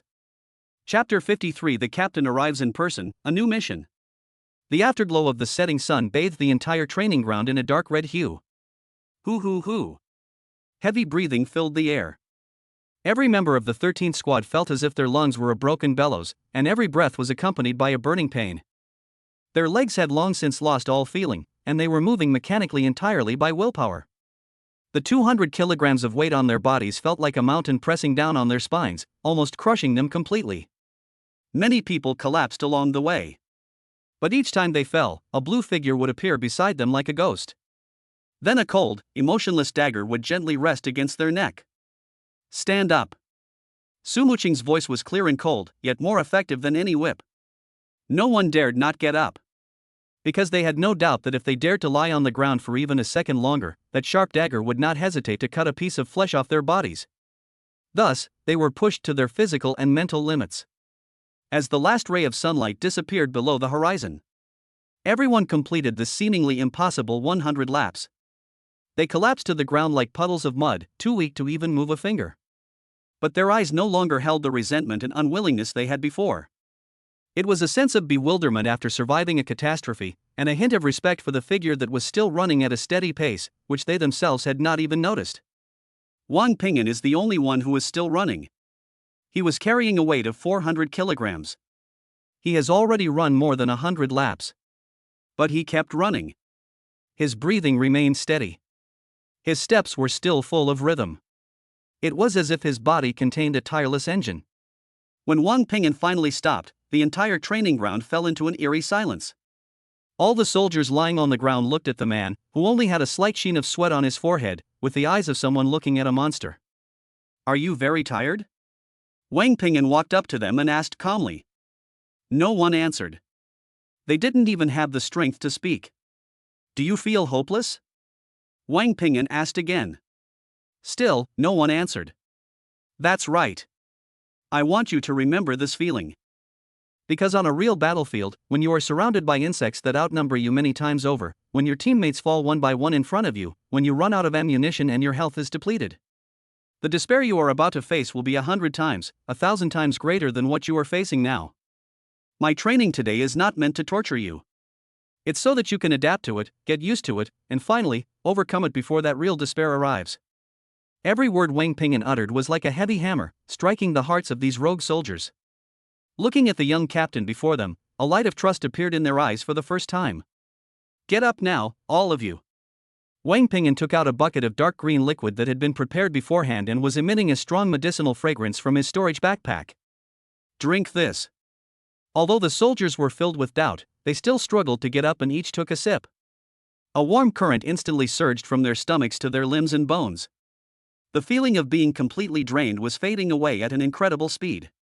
The muscle soreness and the stinging pain in the meridians gradually subsided under the nourishment of this warm current. This is a top-grade E-level life essence?" Scarface Lee C exclaimed in shock. This expensive recovery potion costs thousands of credits for a small bottle, and they usually wouldn't even dare to glance at it. But now this new captain is making them each drink a huge gulp as if it's free. Everyone's eyes changed. If the previous grueling training and the experience of holding the sword between two fingers had instilled fear in them, now, this valuable barrel of life essence made them feel the sincerity of this new captain for the first time. Give a beating, then give a sweet treat. The simplest and most effective way to manage subordinates. Starting tomorrow, the daily training volume will be doubled. Wang Ping'an dropped another bombshell. The soldiers trembled, but this time none of them dared to utter a single complaint. Whoever can persist for a month and meet the target in the end-of-month assessment. Wang Ping'an looked around and slowly said, "Personally, I will reward him with 20,000 military merits. Whatever you want to exchange for, I will give it to you." Boom! This sentence completely ignited everyone's enthusiasm. 20,000 military merits. That was something they never dared to even dream of before. In an instant, everyone's eyes lit up with a bright green light. Just then, pa pa pa. A series of crisp applause sounds came from one side of the training field. When everyone turned around, they saw that the captain, Shurgandang, had been standing there at some point. Several other squad leaders followed behind him. They looked at the 13th squad before them, who, though disheveled, had a completely renewed spirit, with eyes filled with shock and disbelief. Good. Well done, Wang Ping'an. Shi Gandang strode over, his face filled with undisguised admiration. I knew I hadn't misjudged you. He walked up to Wang Ping'an and patted him heavily on the shoulder.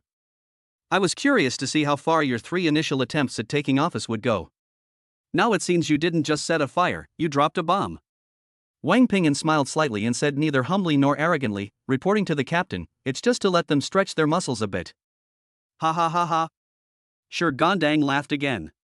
He turned around and nodded with satisfaction at the 13th squad members who had gotten up from the ground and were standing straight. Not bad, at least they're starting to look like they have some troops. Then his expression suddenly turned serious. Now that you're no longer useless, it's time for me to give you some proper work. He accessed his personal terminal and sent a file to Wang Ping'an's device. A nest of mutated shadow cats has recently appeared in the underground sewer system in the west of the city. Shi Gandang's voice became serious. They attacked our logistics pipelines, resulting in the deaths of 3 maintenance soldiers. The 8th and 10th squads had both gone to clear out the enemy before, but they returned empty-handed with 1 dead and 3 wounded. Now I'm handing this task over to you. He looked at Wang Ping'an with eyes as sharp as knives. The mission requires that all threats there be completely eliminated within 3 days. The estimated mortality rate for this mission is 40%. Do you dare to accept? Chapter 54. Deeper into the lair, another battle with the Shadow Cat. Do you dare to accept? Shi Gandang's words were like a boulder thrown into a calm lake. Everyone present was deeply shocked. Mutant Shadow Cat. Underground waterway. A 40% mortality rate. These 3 words together represent a near-death experience. The 8th and 10th squads were the elite of the 9th Brigade. Their captains were both late-stage second-rank experts, and their members were all battle-hardened veterans. Even they returned defeated, so why should we send our notorious, garbage squad, which had just been integrated, to fight?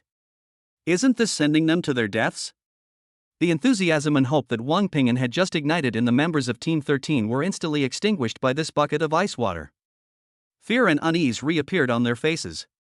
Even Scarface Lee Si, the tough guy who had just been clamoring to fight Wang Ping'an one-on-one, was now pale-faced and trembling, unable to utter a single word. However, there was no surprise or fear on Wang Ping'an's face. He simply stared calmly at the detailed mission briefing on his personal terminal. Shadow Cat is a rank F social beast that is extremely fast and adept at launching sneak attacks in the dark. The mutated Shadow Cats are rated as early stage E level, possibly even mid-stage. They not only inherit all the advantages of ordinary Shadow Cats but have also evolved stronger stealth abilities and more lethal claws. The mission takes place in the underground water system in the west of the city, a complex and labyrinthine dark world. How about it? Scared? Shi Gandang looked at the silent Wang Ping'an, a playful smile playing on his lips. It's not too late to regret it now. You can refuse, I won't blame you. After all, I can't let my soldiers go to their deaths in vain. His words sounded like he was concerned, but Wang Ping'an could hear the undisguised provocation in them. He knew this was Shi Gandang's second test for him. The first time was to test his ability to subdue this group of thugs. This time, however, it was a test of his courage to lead this group of ruffians, whom he had just subdued, into a battle they were destined to lose. Reporting to the captain.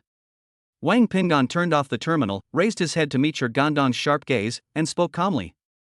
Our 13th squad will take on this mission. His words sent a chill down everyone's spine. Even Shi Gandang's eyes flashed with surprise. He didn't expect Wang Ping'an to agree so readily. Team leader. You can't accept it, Captain. This is sending us to our deaths.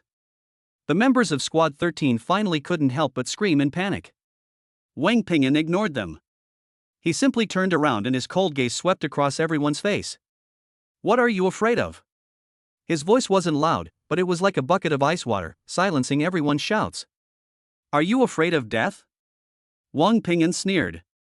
Do you think you can stay here, just eating and waiting to die, and avoid dying? I'm telling you, the Level 1 war mobilization order has been issued. Nobody knows how long this war will last. If you don't die under the claws of the Shadow Cat today, you might die under the blades of the insects tomorrow. No one is safe here. Since you're going to die anyway, why not choose a way that makes your death more meaningful and dignified? His gaze became intense. What is that place? That's the underground sewers. It's Shadowcat's territory. Why did the 8th and 10th squads fail? Because they weren't familiar with the terrain, and because they were arrogant and underestimated their opponents. But we are different. Wang Ping'an's voice suddenly rose. Because you're captain, I once personally slaughtered 10 times more Shadowcats than this in a place like that. These are mutated Shadowcats. I know their weaknesses, I know their habits, and I know how to find them one by one in the dark and crush their throats. Now, I only have one question for you. Wang Ping'an looked around and said, word by word, are you willing to follow me and take down those tough nuts that even the so-called elite squads can't crack, so that the whole brigade will look at us with new eyes? Or are you still willing to continue being a bunch of despised trash who don't even have the courage to go to war? Dead silence. The entire training ground was deathly silent. Every member of the 13th squad stared blankly at Wang Ping'an, looking into his eyes, which were burning with fierce flames. Their breathing gradually became heavy. Their blood began to boil. Yes. Rubbish. This word is like a poisonous thorn, deeply embedded in the hearts of each and every one of them. They don't want to be trash anymore. Done. I don't know who was the first to roar out. Damn it. It's just a mutated Shadowcat. Let's fuck it. The captain is right. Either way, we're going to die.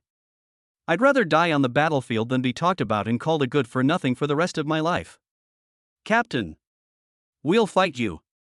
Sure. Sure. Sure. The crowd was immediately agitated. In everyone's eyes, the flames of fighting spirit and hope were rekindled. Shirgandang stood aside, watching this dramatic scene unfold before him. He was deeply shocked to see the young man who had managed to incite the morale of a group of ruffians to its peak with just a few words. This kid. He was not only a talented general. He's also a natural leader. An hour later. The entrance to the western sewer system.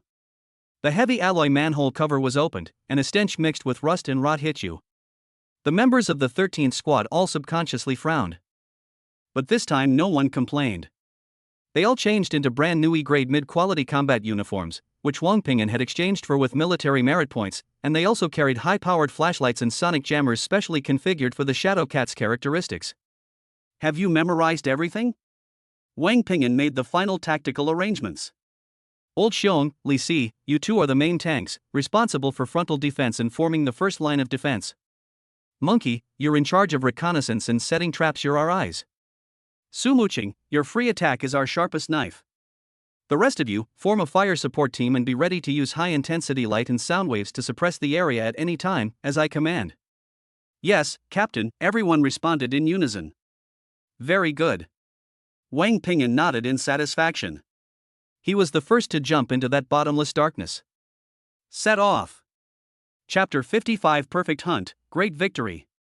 The world was swallowed up by endless darkness and deathly silence the moment the manhole cover was closed. Slap. Slap. Slap. More than a dozen blinding beams of light lit up at the same time, like sharp swords tearing through the thick darkness and illuminating the narrow, slippery passage ahead. The walls were covered with sticky moss, and murky sewage flowed slowly underfoot, emitting a nauseating stench. Damn, this place is really something. Scarface Li Si pinched his nose and muttered under his breath. Shut up and keep quiet. Wang Ping'an's voice rang out in the team's communication channel, cold and clear. From now on, no one is allowed to make any unnecessary noise except me. Everyone felt a chill and immediately shut their mouths. Led by Wang Ping'an, the team advanced cautiously into the depths of darkness in a standard combat formation. Everyone's nerves were on edge. In such an environment, the slightest disturbance could mean death. Captain, there's something in the ventilation duct at the 3 o'clock position, 30 meters to the left front. Monkey Sun Ji's voice suddenly rang out in the channel, tinged with tension. On the detector in his hand, 3 faint red dots were flashing rapidly. Everyone, stop. Wang Ping'an immediately ordered. The team instantly stopped all gun barrels and searchlights, pointing them all at the dark ventilation duct opening. Dead silence. The only sound was the drip-drip of water droplets falling from the top of the pipe. Time passes by every second. Just when everyone was wondering if the monkey's detector was malfunctioning. Let's do it. Wang Ping'an's voice rang out without warning. Boom. Almost at the moment he finished speaking, The 5 fire support team members behind Lao Xiong and Li Si simultaneously pressed the switches on their high-intensity stun grenades. 5 extremely dazzling orbs of light roared and shot precisely into the ventilation duct. Next second, there was no sound. A blinding white light suddenly burst forth from the pipe opening. Immediately afterwards, hiss! 3 piercing screams, so shrill they seemed inhuman, echoed from deep within the pipe. 3 black figures, as if drunk, stumbled and rolled out of the pipe, crashing heavily to the ground. These were 3 mutated shadow cats that resembled cheetahs in size. Their eyes were bleeding black blood, clearly indicating that they had been instantly blinded. They rolled and roared wildly on the ground, completely disoriented. Now, before Wang Ping'an could give the order, a figure in blue had already darted out from the flank of the group like a ghost. It's Su Muqing. In the dim light, the twin blades of her phantom wing drew 2 cold, deathly arcs. Put! Put! Put! 3 soft sounds of sharp blades piercing flesh rang out almost simultaneously.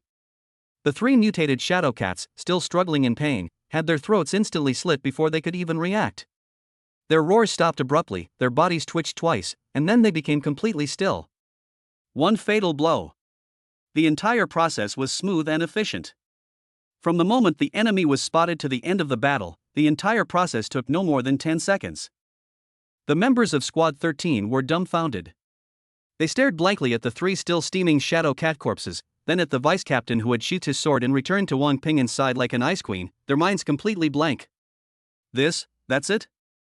Is this the mutated shadow cat that caused the 8th and 10th squads to suffer heavy losses? Why does it feel like, even easier than killing a chicken? What are you all standing there for?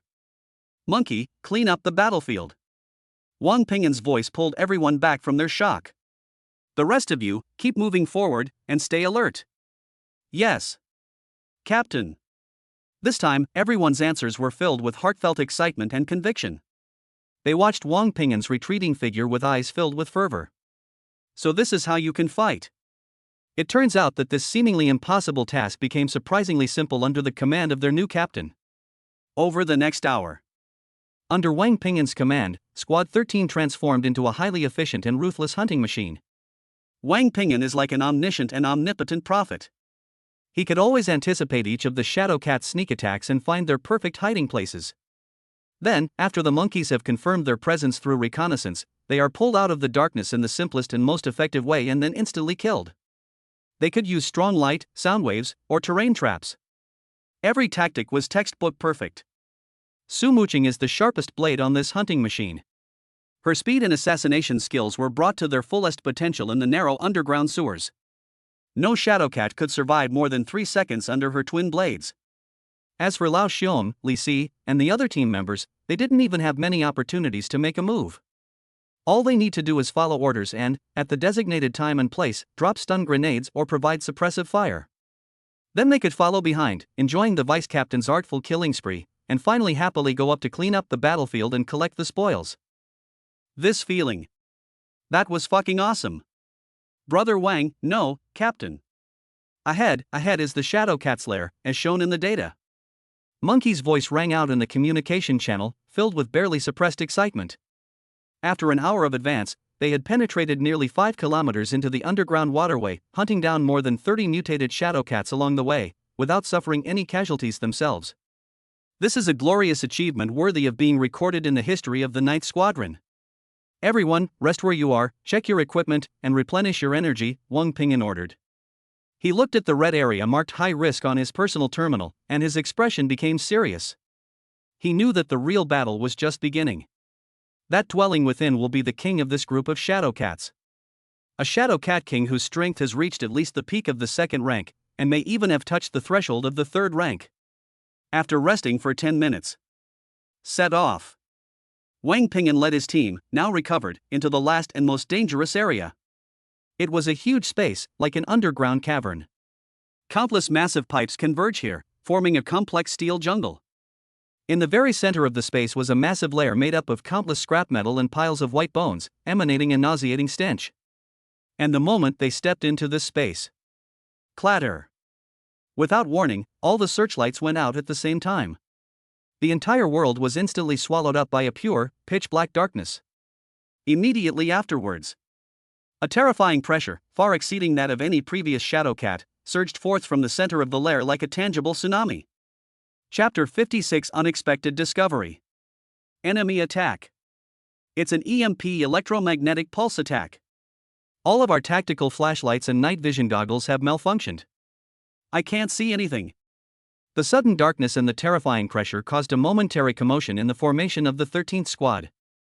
In this environment, losing one's sight is tantamount to a death sentence. Shut up, all of you. Wang Ping'an's roar was like thunder, exploding in the communication channel and instantly suppressing all the panic. What's the panic? Without electricity, you won't be able to fight? Everyone, form a circular defensive formation back to back. Old Xiong and Li Si, you two will be on the outermost edge. Su Muqing, move out and keep watch. Wang Ping'an's command was concise and powerful, like a stabilizing force, quickly calming everyone's minds.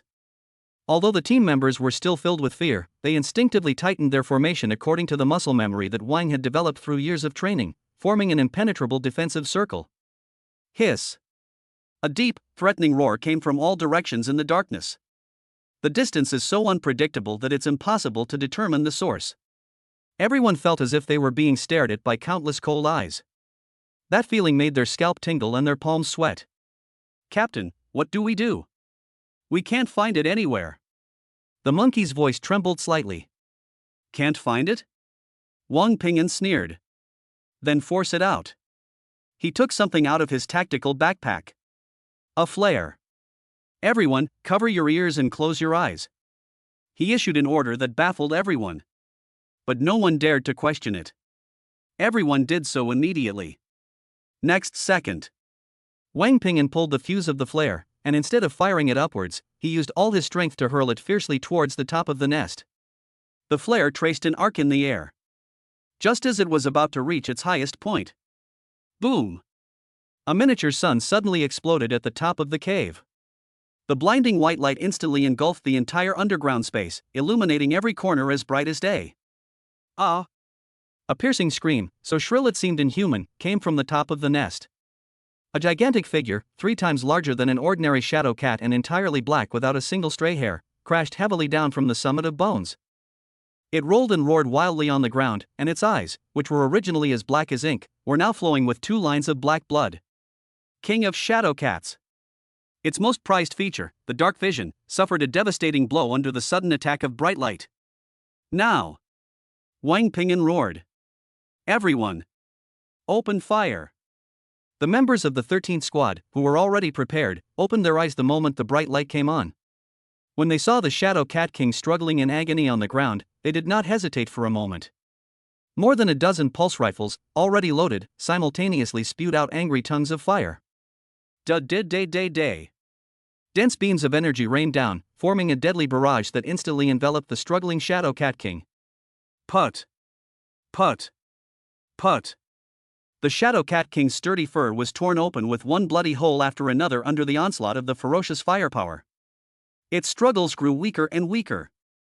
Its roars gradually turned into powerless wails.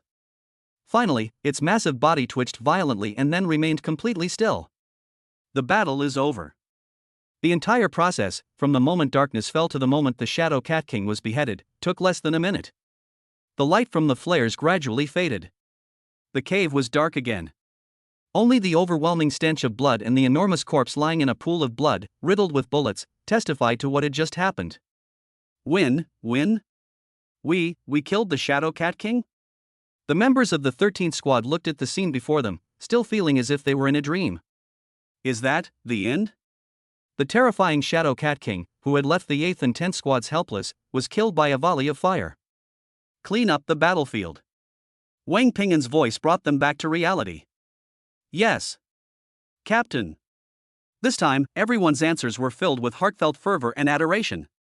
As they watched Wang Ping'an's retreating figure, their eyes were filled with nothing but divine reverence. Strategic planning leads to victory from afar. In their eyes, their new captain was simply a god of war descended to earth. Everyone happily began cleaning up the battlefield. The corpse of the Shadow Cat King is a treasure trove. Its core is a peak E-grade energy crystal. Its fur is the best material for making advanced stealth combat suits. Its claws and teeth can be used to forge incredibly sharp weapons.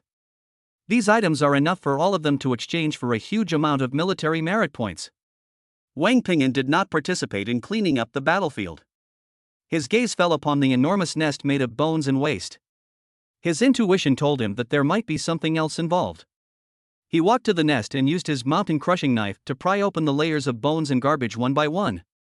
Soon, something gleaming with a metallic sheen, hidden deep within the layer, came into view. That's not a treasure. Instead, it was a military-grade sealed data storage device that had been forcibly broken open.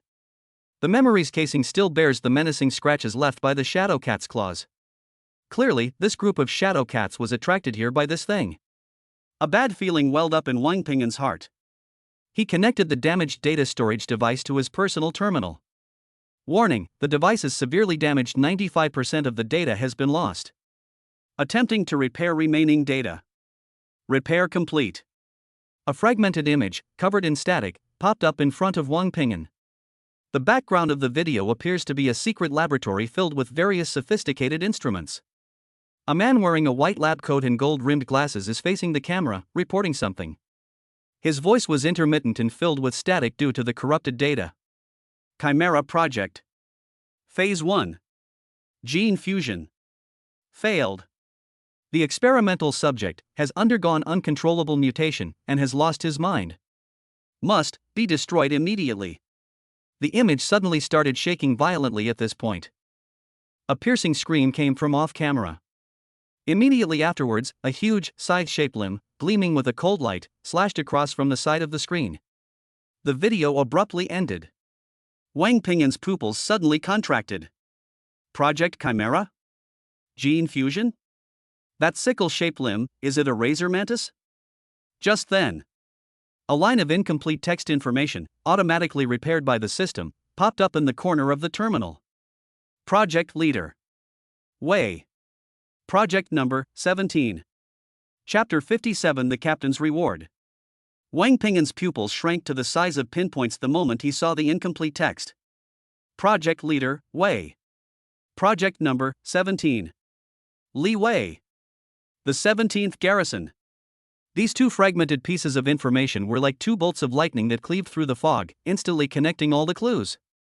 The death of Su Muqing's father, the gene fusion project called Chimera, and these mutated shadow cats that are clearly the product of a failed experiment. All of this points to the same person. He always believed that Li Wei betrayed Su Jinshan back then simply for some kind of trophy. But now it seems that the truth is far more complicated and dark than he imagined. This Li Wei is definitely more than just a greedy military officer. There is likely a huge secret hidden behind him, involving forbidden military experiments. Captain, what's wrong? The monkey Sun Ji's voice pulled Wang Ping'an back from his shock. He saw Wang Ping'an standing alone in front of the nest, staring blankly at a broken iron box, his expression changing constantly, and he couldn't help but feel curious. Nothing. Wang Ping'an instantly composed himself, his face regaining its composure. Without making a sound, he unplugged the damaged data storage device from his personal terminal and threw it into the deepest part of his storage backpack. This matter cannot be known to anyone yet. Especially Su Muqing. Given her current personality, if she found out about this, she would definitely go after Li Wei and fight him to the death. For them to seek out a high-ranking third-grade martial artist with potentially huge secrets behind them, given their current strength, would be tantamount to suicide. This secret must remain buried in my heart, Wang Ping'an told himself. I must not act rashly until I have the absolute strength to kill him in one blow. All the spoils have been counted. Captain, we've really struck it rich this time. Scarface Li Si ran over, carrying the huge head of the Shadow Cat King, grinning from ear to ear, his face filled with undisguised elation. Let's go back. Wang Ping'an nodded and didn't say anything more. When the entire 13th squad, laden with a mountain of spoils, returned to the surface through the dark sewer entrance, the members of the 8th and 10th squads, who were waiting outside, were completely dumbfounded. They stared wide-eyed as if they had seen a ghost at the dozen or so mutated Shadow Cat corpses, especially the Shadow Cat King, which was riddled with holes like a small mountain. I'm not seeing things, am I? That's the King of Shadow Cats? They actually succeeded? And not a single one of them was lost? How the hell is this possible? Last time we went in, 3 of our men were crippled in a single encounter. The captains of the 8th and 10th squads, both late-stage second-rank experts, had their faces flushed and paled in turns, their expressions extremely complex. They stared in disbelief at the young man walking at the front of the group, still bearing the scent of blood, yet with a calm expression. They couldn't figure it out. How did this ragtag team of losers and troublemakers manage to do all this? Wang Ping'an ignored the shocked and questioning gazes around him. He simply led his team members straight to the transport vehicle that had come to meet them. Squad leader Shi Gondang was leaning against the car door, smoking a cigar.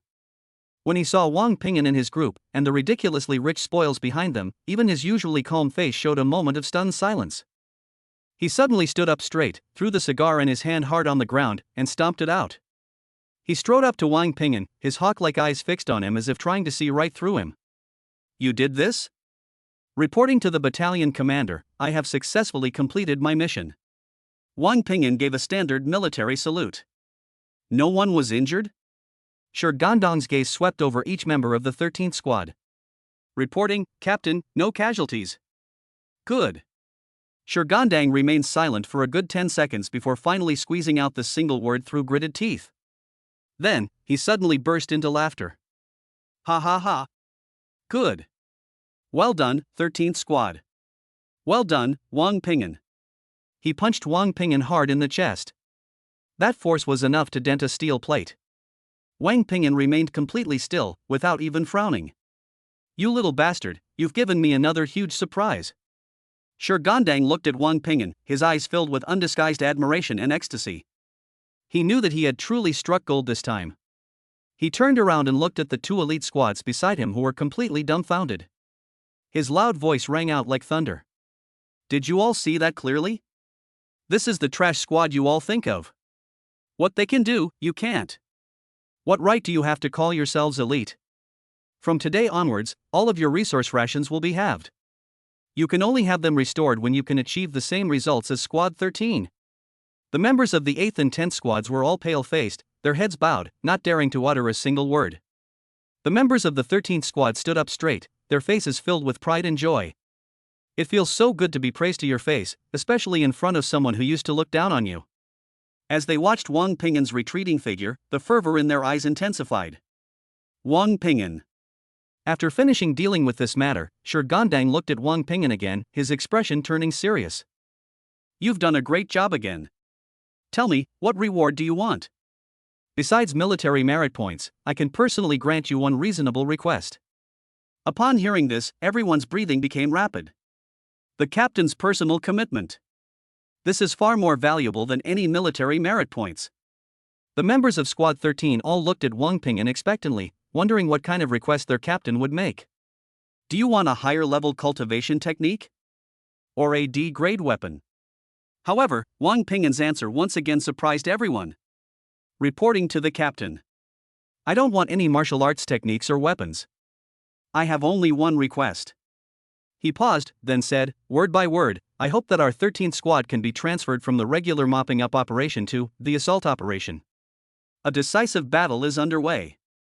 That's a sequence that only elite teams composed entirely of martial artists at the mid-stage of the second rank are qualified to enter. They carried out the most dangerous, most crucial, and of course, most meritorious tasks in the entire campaign. Shi Gondang was stunned. He looked into Wang Ping'an's eyes, which burned with fierce ambition, and fell silent. He knew that the fledgling eagle in front of him was no longer content with running on the ground. What he wanted was a wider, more dangerous sky. "Good." After a long while, Shi Gondang nodded heavily. "I approve." Chapter 58 Loyalty forged through military merit. What? The captain actually agreed? Holy crap! Our 13th squad is going to be part of the assault team? On the transport vehicle returning to base, the members of Squad 13 erupted in a thunderous cheer after a brief moment of shock. They were all so excited that their faces turned red, as if they had been injected with chicken blood. A decisive battle is underway. That was a place they never even dared to dream of before. Of the hundreds of martial artists in the entire 9th Brigade, only the 5 most elite squads were qualified to enter. Being selected for the key task force is itself a symbol of strength and honor. Captain is awesome. Long live the captain. It's unclear who was the first to shout it out, but soon the entire carriage was filled with the same unified slogan, brimming with fervent worship. They looked at the young captain sitting in the corner, eyes closed as if he didn't care about anything, and their eyes were filled with godlike reverence. Wang Ping'an ignored their cheers. His brain was working at lightning speed. Entering the critical phase was only the first step in his plan. Next, he will face even more powerful enemies and more dangerous missions. While his team had good morale, their strength was far from sufficient. Although Lao Xiong and Li Si were at the mid-stage of the second rank, their skills were crude and their fighting style relied entirely on instinct, leaving them with many flaws. Sun Ji the monkey is fast enough, but he is too timid. He tends to shrink back when faced with a tough battle. The other team members were only at the early stage of the second rank, and would be no different from cannon fodder in the upcoming battle. We must elevate their strength to a new level in the shortest possible time. Wang Ping'an opened his eyes and turned on his personal terminal. At the military merit calculation department, their gains from this mission were transformed into a string of dazzling figures. 270,000 military merit points. This is a huge sum of money that would make any small team envious. Everyone, come here. Wang Ping'an's voice drowned out the cheers inside the carriage. Everyone immediately quieted down and gathered around him. Without wasting any words, Wang Ping'an projected the military's internal exchange list from his personal terminal onto the holographic screen in the carriage. The dazzling array of martial arts techniques, elixirs, and equipment left the crowd dazzled and drooling. Captain, what is this? Scarface Li Si looked at the treasures on the screen that cost tens of thousands of military merit points each and asked uncertainly. Dividing the spoils. Wang Ping'an only said 2 words. Then his fingers began to tap rapidly on the light screen. Xiongzhan, Li Si, you two are both practicing the E-grade low-level Savage Bull strength, which is too weak. I will use 100,000 military merits to exchange for 2 E-grade high-level rock-solid techniques, which are best suited for you to focus on defense and strength. Sun Ji, you've been practicing the Ghost Shadow Step, which is not bad. I'll use another 30,000 military merits to exchange for a matching assassination skill called Silent Blade. From now on, your mission will not only be reconnaissance, but also learning how to kill. Everyone else will receive 20,000 military merits, all of which will be used to exchange for chi and blood pills and bone-tempering liquid. The goal is for everyone to reach the mid-stage of the second rank within half a month. In one breath, Wang Ping'an distributed all 270,000 military merit points. The entire carriage fell into a deathly silence. Everyone stared at Wang Ping'an in disbelief, as if he were a madman. What did they hear? The captain wants to distribute all the military merits from this mission, all of them? He doesn't want a single penny for himself? Captain. Old Xiong's rough voice trembled slightly. This won't do. You were the one who commanded the entire mission from beginning to end. We were just following behind, cheering and waving flags, and picking up some spoils. This military merit should belong to you and the vice-captain. That's right. Captain. We can't accept it. Li Si exclaimed anxiously. Although they were scoundrels and greedy, they were not fools, nor were they without conscience. Wang Ping'an's actions were completely beyond their comprehension. Shut up, all of you. Wang Ping'an frowned slightly.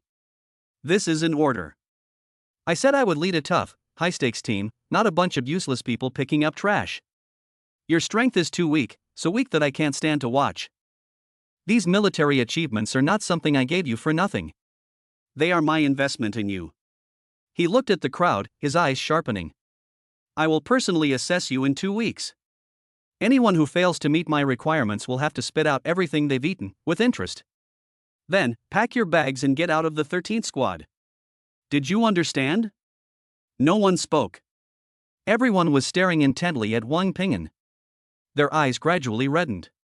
Their chests heaved violently.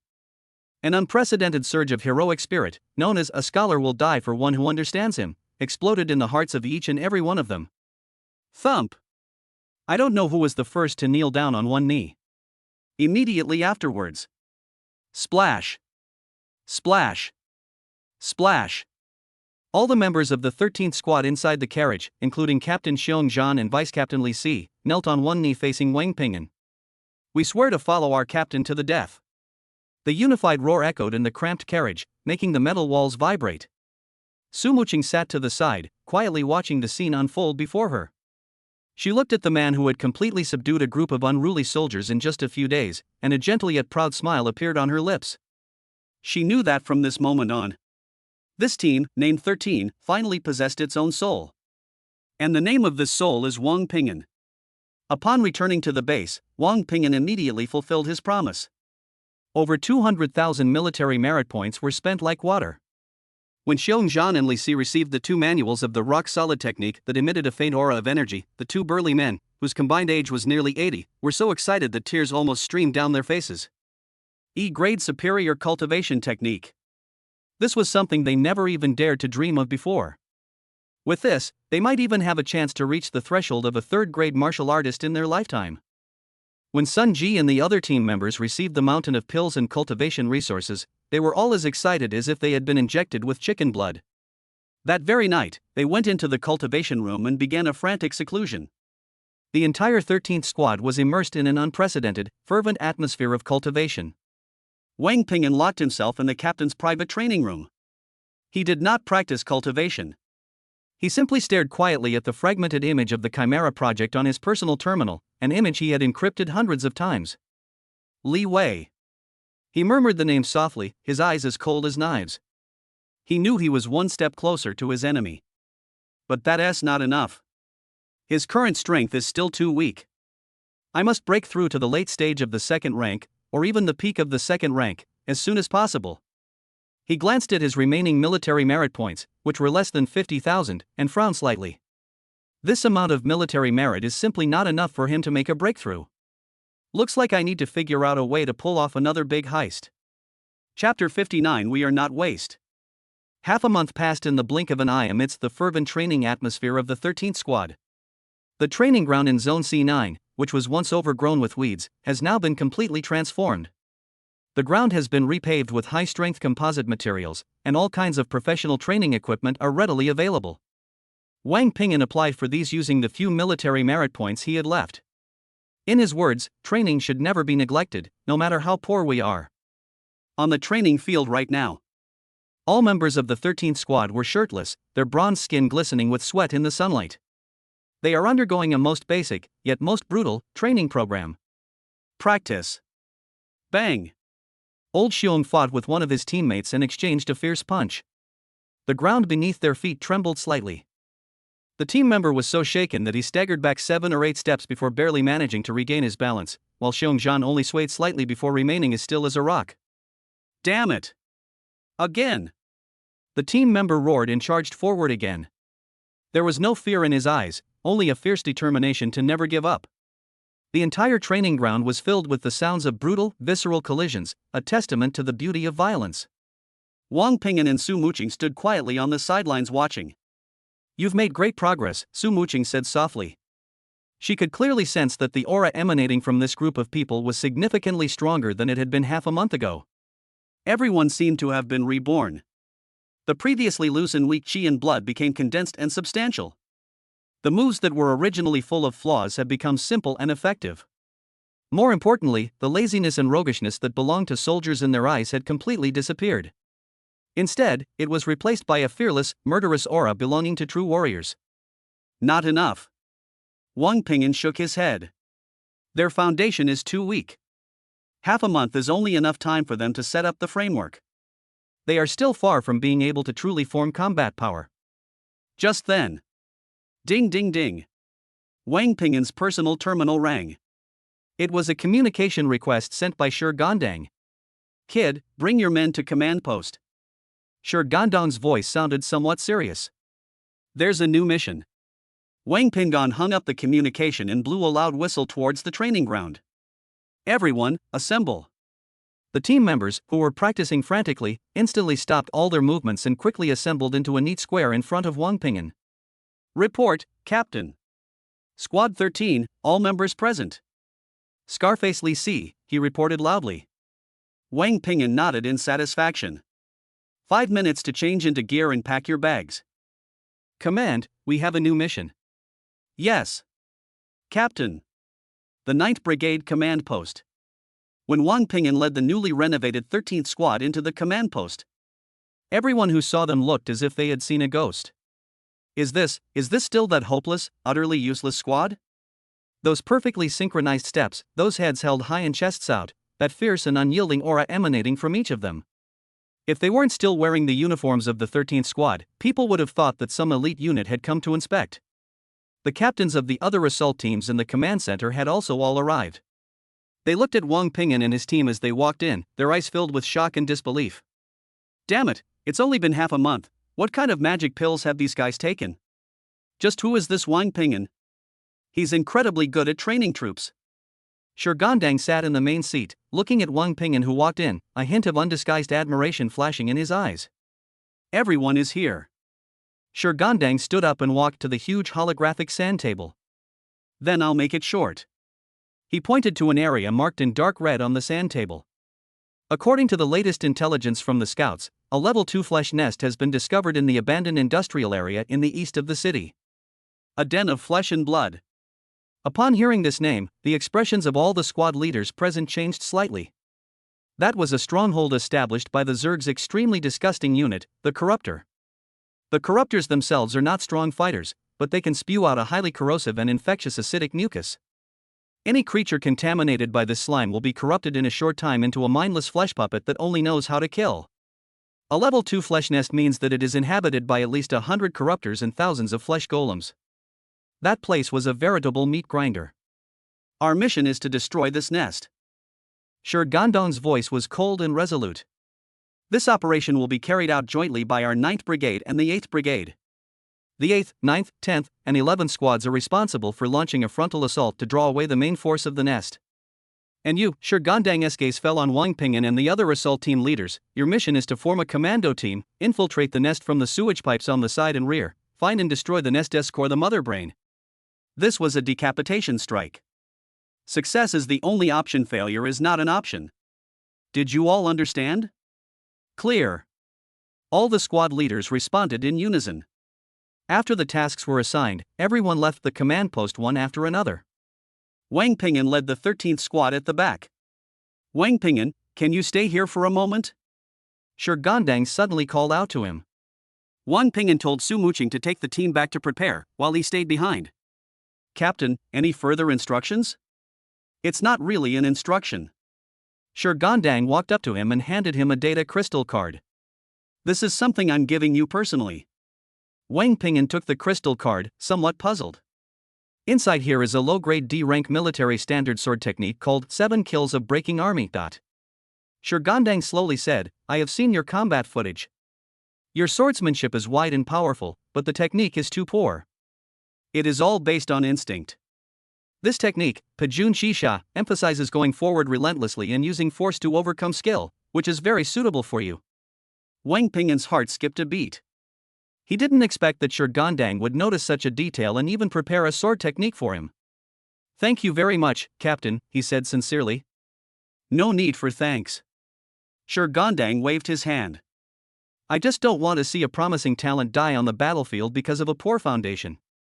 He paused, looked at Wang Ping'an, and his eyes became meaningful. This mission is very dangerous. There is a high possibility that more than one rank 3 elite monster is hiding in that flesh and blood lair. Although your 13th squad seems to have undergone a complete transformation, it is still weak in foundation and this is the first time you have carried out a high-level attack mission. So, I hope you can put your personal safety first. If it's necessary to abandon the mission and save yourself, I won't blame you. Wang Ping'an fell silent. He knew that Shurgandang was giving him a hint. It's also about protecting him. Reporting to the captain. Wang Ping'an raised his head, looked at Shurgandang, and said solemnly. The 13th squad has no cowards. We are not useless. After saying that, he gave a standard military salute, turned around, and strode away. Shurgandang looked at his tall, straight back and sighed deeply after a long while. That brat has quite the stubborn temper. Although he said that, the admiration in his eyes grew even stronger. Chapter 60 Provocation in the Cafeteria. The news that the 13th Squad was about to carry out an assault mission spread like wildfire throughout the entire 9th Brigade. Immediately, various discussions arose one after another. Did I hear that right? Squad 13? They're going to attack the flesh nest? Has the captain gone mad? Sending a bunch of trash on a mission with a near certain death rate? Hey, you guys don't know yet, do you? I heard that Wang Ping'an, that kid, somehow bewitched the captain and volunteered to join the assault team. Volunteered? Who does he think he is? A third-rank martial artist? He's really courting death. Voices of envy, jealousy, and resentment echoed throughout every corner of the base. The 8th and 10th squads, in particular, were eager to see the 13th squad wiped out in that den of flesh and blood, having been thoroughly humiliated by the 13th squad in the sewer mission. In the cafeteria, Wang Ping'an was leading the members of the 13th squad in enjoying their last hearty meal before the battle. The food standards of the task force are significantly higher than those of regular teams. Large chunks of roasted alien meat emitted a rich aroma, while various high-energy vegetables and fruits were piled up like mountains. The members of the 13th squad wolfed down their food, their mouths greasy with oil. 2 weeks of grueling training had already made their appetites bigger than an ox's. Just then, a group of young people, dressed in brand new combat uniforms and looking arrogant, walked to their table with trays in their hands. The leader was Zhao Zixuan, a Class B citizen who had been saved by Wang Ping'an but seemed to have learned nothing from the experience. His injuries have almost healed thanks to the family's lavish treatment. At this moment, he was looking down at Wang Ping'an with a condescending gaze and a playful sneer on his face. "Hey, isn't this our 9th Brigade's hero, Captain Wang?" Zhao Zixuan said sarcastically, "I heard you're going to attack the flesh nest?" "That's great news." The team members behind him also burst into laughter. The members of the 13th squad immediately stopped what they were doing. The old bear suddenly stood up, its bear-like physique exuding a powerful sense of oppression. "Zhao Zixuan, what the hell do you want? Looking for trouble? Looking for trouble?" Zhao Zixuan curled his lip, his face full of disdain. "You think you're worthy?" He didn't even bother to glance at Xiong Zhan, his gaze remaining fixed on Wang Ping'an. "Captain Wang, I'm just here to kindly remind you. The flesh nest is not like the mining area. The monsters there are mindless and won't show you mercy just because you saved someone's life. You'd better buy yourself a coffin in advance." These words were full of blatant threats and curses. Bang! Scarface Li Si slammed his hand on the table and stood up abruptly. "Zhao Zixuan, don't you dare push your luck. If it weren't for our captain last time, you'd be a piece of shit by now. And you still dare to bark like a dog here?" "Exactly. You ungrateful wretch." The members of the 13th squad also stood up, each glaring angrily. They now wholeheartedly support Wang Ping'an. Anyone who dares to insult their captain is slapping the face of all of them.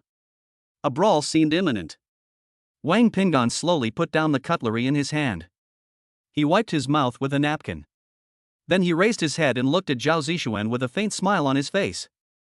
"Captain Zhao, are you finished?" He emphasized the words Captain Zhao very heavily. Zhao Zixuan's expression changed slightly. He is still the captain of the first squad. But everyone knows that in the last mission, their first squad was almost completely wiped out, and he only managed to escape with his life by using a forbidden weapon.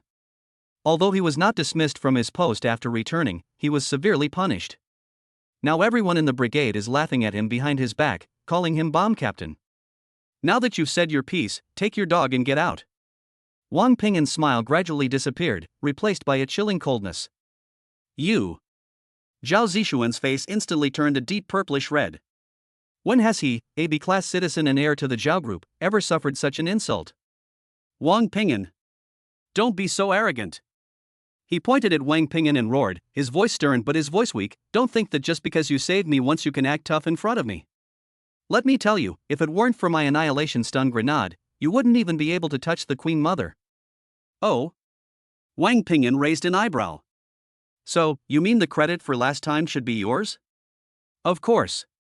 Zhao Zixuan said matter-of-factly, "Without me, you would all be dead." "Ha ha ha ha." Wang Ping'an suddenly burst into laughter. He laughed so hard he almost fell over, as if he had heard the biggest joke in the world. Zhao Zixuan, I always thought you were just stupid. I didn't expect you to be not only stupid, but also blind." He stopped laughing, looked at Zhao Zixuan as if he were looking at an idiot. "Do you really think that everything that happened at the refinery that day was just a coincidence?" Zhao Zixuan was stunned. "What do you mean?"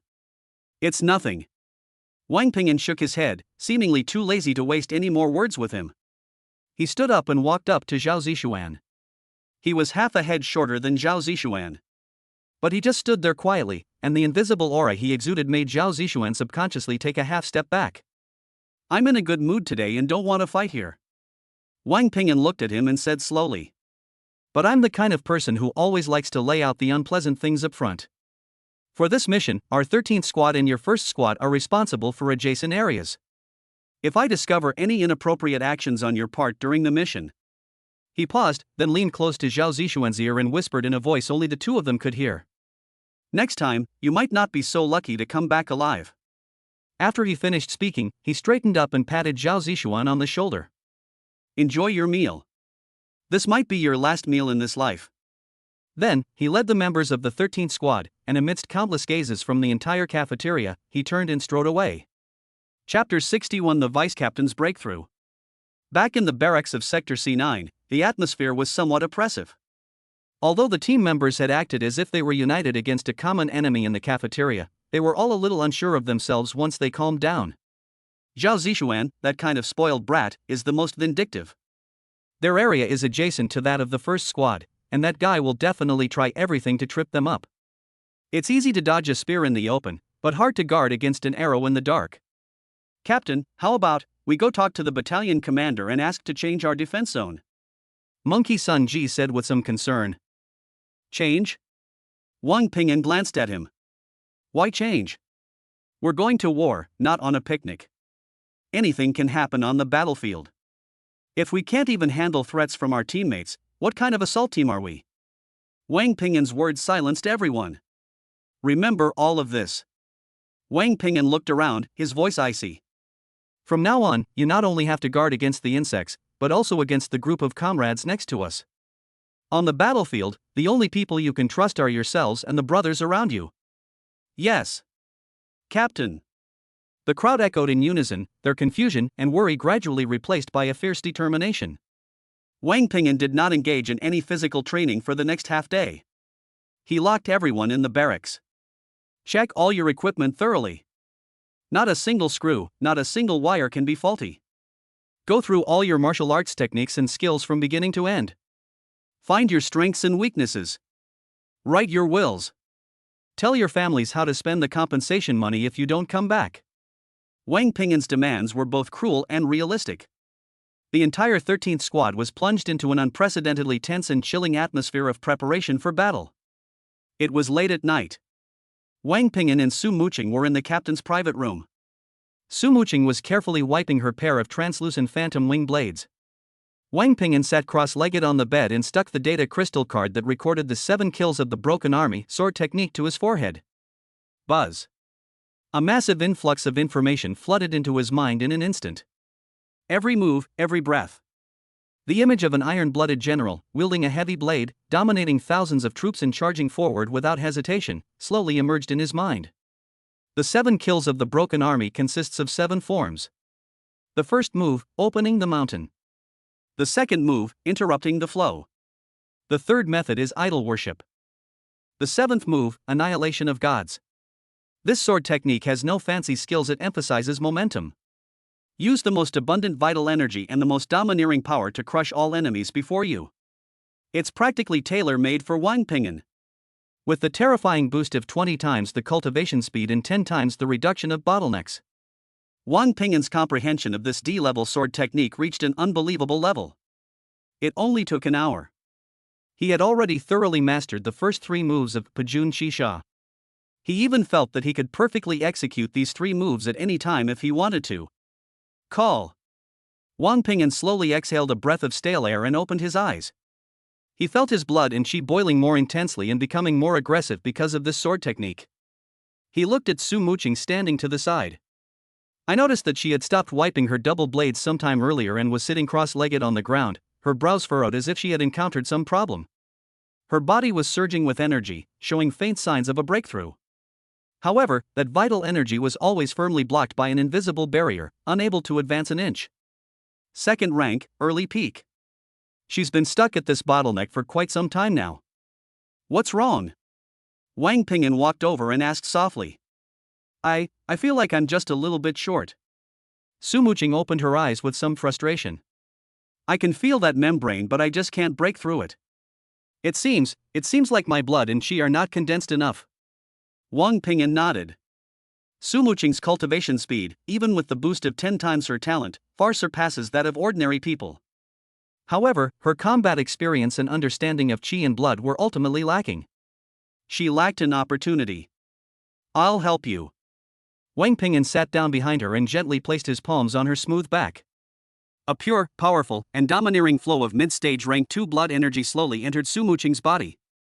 Su Muqing's body trembled slightly. She felt a warm current instantly flow into her already somewhat parched meridians. Don't resist feeling it carefully. Wang Ping'an's voice seemed to possess a magical power, ringing in her ears. Your mysterious origin technique follows a light and agile approach, emphasizing breaking through the surface with a single point. Your problem isn't that your point isn't sharp enough, but that the force you're using to propel that point is too scattered. As Wang Ping'an spoke, he guided his own qi and blood, forcibly integrating and compressing the scattered qi and blood within Su Muqing's body. Imagine them as water droplets. What you need to do now is not to let more water droplets hit that dam. Instead, it condenses all the water droplets into a single icicle. Use the sharpest edge to pierce that weakest point. Wang Ping'an's explanation went straight to the heart of the matter. Su Muqing's body trembled violently. An unprecedented light burst forth from her clear, cool eyes. The bottleneck that had been troubling her for days suddenly became clear at this moment. I understand.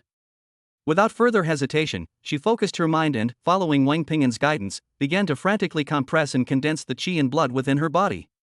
Time passes by every second. A fine layer of sweat appeared on Su Muqing's forehead. Her face turned somewhat pale due to the severe depletion of her vital energy. But her eyes grew brighter and more determined. Finally, as the first hint of dawn appeared on the horizon. Buzz. A soft buzzing sound, seemingly emanating from the depths of her soul, exploded within her body. That seemingly indestructible barrier was pierced through by the ice cone formed from all her will and blood. A brand new, immense power, several times stronger than before, swept over her entire body in an instant, like a river bursting its banks. Done. The middle stage of the second grade. Su Muqing suddenly opened her eyes, and 2 sharp beams of blue light flashed by. She felt an unprecedented, explosive power within her, and a bright yet slightly weary smile appeared on her face. I did it. Wang Ping'an slowly withdrew his hand, a relieved smile appearing on his face. I knew my vice-captain was the best. Su Muqing blushed and was about to say something. Boom! A deafening assembly call suddenly resounded throughout the entire military base. The time to depart has come. Chapter 62 Into the Underground Insect Nest. The massive heavy armored transport vehicles, like steel behemoths, kicked up clouds of dust on the rugged terrain. The atmosphere inside the carriage was extremely oppressive. Every member of the 13th Squad remained silent, repeatedly checking their weapons and equipment. The previous nonchalant attitude was gone from their faces, only a chilling, frost-like solemnity remained. Wang Ping'an and Su Muqing sat at the very front of the line. Su Muqing's blood and qi were still surging after her breakthrough, and she was trying her best to adapt to this new power. Wang Ping'an closed his eyes and mentally rehearsed the first 3 moves of Breaking Army 7 kills over and over again. He must thoroughly etch these 3 sword techniques into his very bones before the battle begins. An hour later, the convoy of transport vehicles stopped in front of a vast, abandoned industrial area that resembled a scar on the city. This is the location of the Level 2 flesh and blood lair. The air was filled with a strong, nauseating stench, a mixture of rust, rotting flesh, and strong acid. All assault teams, disembark. The voice of Captain Shi Gondang rang out on the public channel. Wang Ping'an opened his eyes. He led Squad 13 and 4 other elite squads as they jumped out of the vehicle. I'll repeat your task one more time. Shi Gondang pointed to a huge underground sewage system entrance that looked like a gaping abyss not far away. Infiltrate from here, traverse the 3-kilometer main pipeline, locate the core of the nest, the mother brain, and then destroy it at all costs. On the main battlefield, we will draw at least 80% of the troops away from you. But the remaining 20% is enough to kill you 10 times over. Everyone, perk up. Yes, Captain. The captains of the 5 teams responded in unison. Wang Ping'an noticed that Zhao Zishuan's first squad was also among them. Zhao Zishuan met his gaze, his eyes filled with resentment and provocation. Wang Ping'an merely glanced at him indifferently before looking away. The clown is not worth mentioning. Set off. Shi Gondang gave the order. Led by their respective captains, the 5 assault teams swiftly and methodically plunged into the unfathomable darkness, like 5 arrows released from a bow. The underground sewage pipes are much more spacious than the previous sewer system. It is large enough to accommodate 3 armored vehicles driving side by side. But the environment is even worse. The walls and the ground were covered with a thick, foul-smelling, dark purple fungal carpet. In some places, there are still fleshy sacs hanging like hearts, pulsating slightly. Damn, this place is disgusting.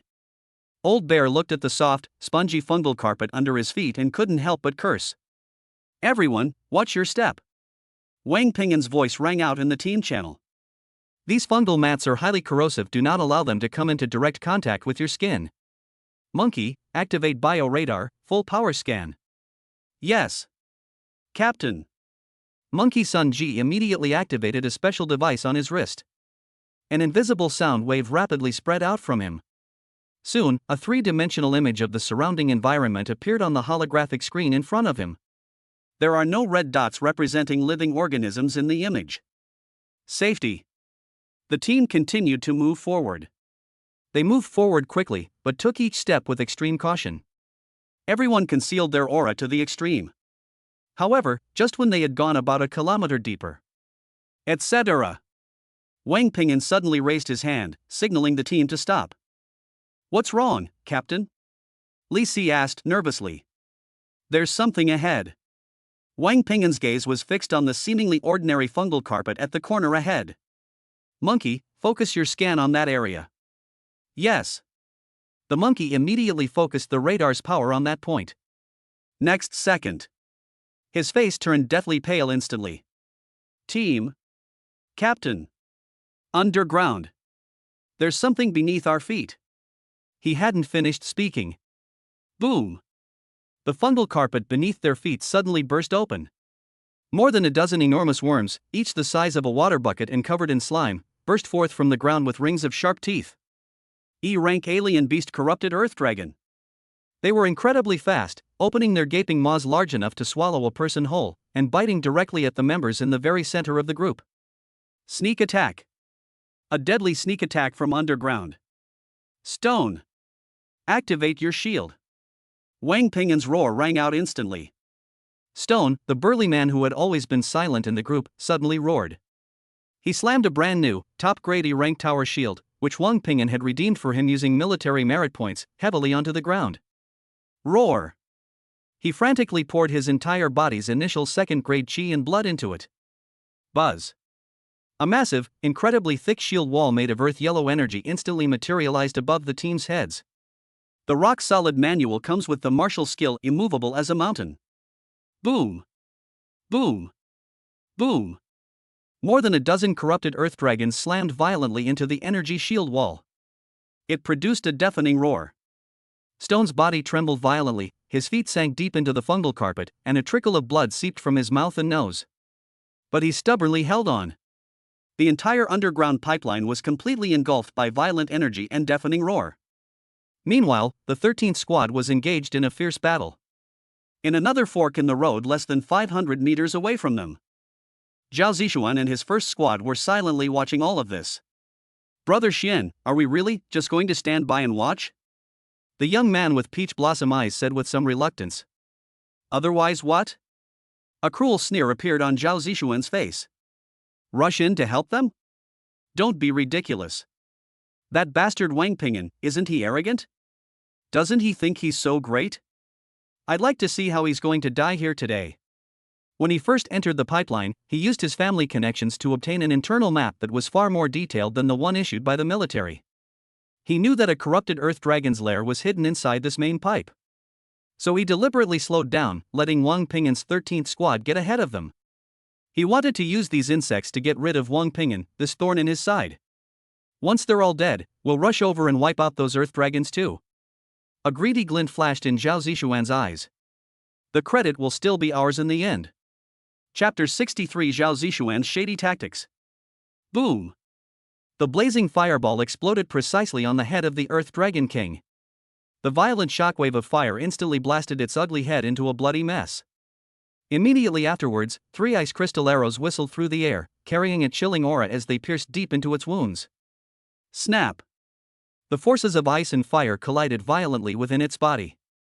The mid-stage second-rank Earth Dragon King didn't even have time to let out a scream before collapsing heavily to the ground. Its body twitched twice before it became completely still. Well done. Wang Ping'an gave a compliment. Although the remaining ordinary Earth Dragons were numerous, they posed little threat to the prepared 13th squad. Old Xiong and Li Si were like two mobile fortresses, wielding their heavy weapons with great skill, smashing the attacking Earth Dragons into mincemeat one by one. Su Muqing's figure moved like a ghost, darting across the battlefield at high speed. With each swing of her phantom wing twin blades, a dragon's vital points would be precisely sliced open. The battle was over in less than 5 minutes. There were more than a dozen decaying Earth Dragon corpses lying on the ground. Apart from Stone, who was the main tank, suffering a minor concussion injury, the entire 13th squad was unharmed. Quickly! Clean up the battlefield. We don't have much time. Wang Ping'an issued the order. The team members immediately rushed forward excitedly and began skillfully cutting the most valuable materials from the Earth Dragon's body. The materials from these E-level alien beasts are all worth a lot of military merit points. And just as they were cleaning up the battlefield, at the fork in the road, 500 meters away, Zhao Zishuan's face looked ashen, as if he had eaten shit. How is this possible? He stared in disbelief at his tactical screen as the dozen or so red dots representing the corrupted Earth Dragons disappeared within minutes. They actually wiped out that entire nest of Earth Dragons? The young man with peach blossom eyes also looked incredulous. Those were more than a dozen corrupted Earth Dragons. Among them was a mid-stage second-rank Earth Dragon King. Even if their first squad were at their peak, they would still be in serious trouble in this situation. But how did that rabble of a squad of 13 manage to wipe them all out unscathed? What kind of monsters are these guys? For the first time, Zhao Zishuan felt a sliver of fear toward Wang Ping'an that he himself was unwilling to admit. Brother Xian, what do we do now? The young man with peach blossom eyes asked. Zhao Zishuan's expression shifted between light and dark. The original plan to use someone else to do the dirty work has completely failed. Rushing out now will not only not bring any advantage, but will also expose your intentions. Let's go. Zhao Zishuan gritted his teeth and made a decision. Let's take another route. I refuse to believe they can keep up this good luck. He led his first squad away, looking rather dejected, via another side road. Captain, the first squad has left. The voice of Sun Ji, the monkey, rang out on the communication channel. His bioradar constantly monitors the surrounding activity. Wang Ping'an's answer was very calm. It was as if everything was within his expectations. Captain, those bastards were hiding on the sidelines watching the show. They were definitely waiting for us and the Earth Dragon to fight to the death before coming out to plunder. Li Si cursed angrily. Ignore them, Wang Ping'an said calmly. They're just a bunch of clowns. Let's move on. After clearing the battlefield, Squad 13 continued their rapid advance deeper into the lair. The rest of the journey went exceptionally smoothly. They encountered no further significant resistance. Clearly, most of the manpower in this level 2 flesh and blood nest had been drawn away by the sounds of artillery fire from the main battlefield. Soon, they arrived at the core area of the lair, marked on the map.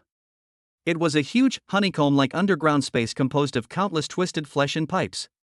The walls of the space were covered with sacks of flesh and blood that were pulsating slightly. An extremely strong smell of blood and sour stench was almost suffocating. And in the very center of the space, a massive, tumor-like mass of flesh, over 20 meters in diameter and composed of the remains of countless humans and strange beasts, was pulsating rhythmically.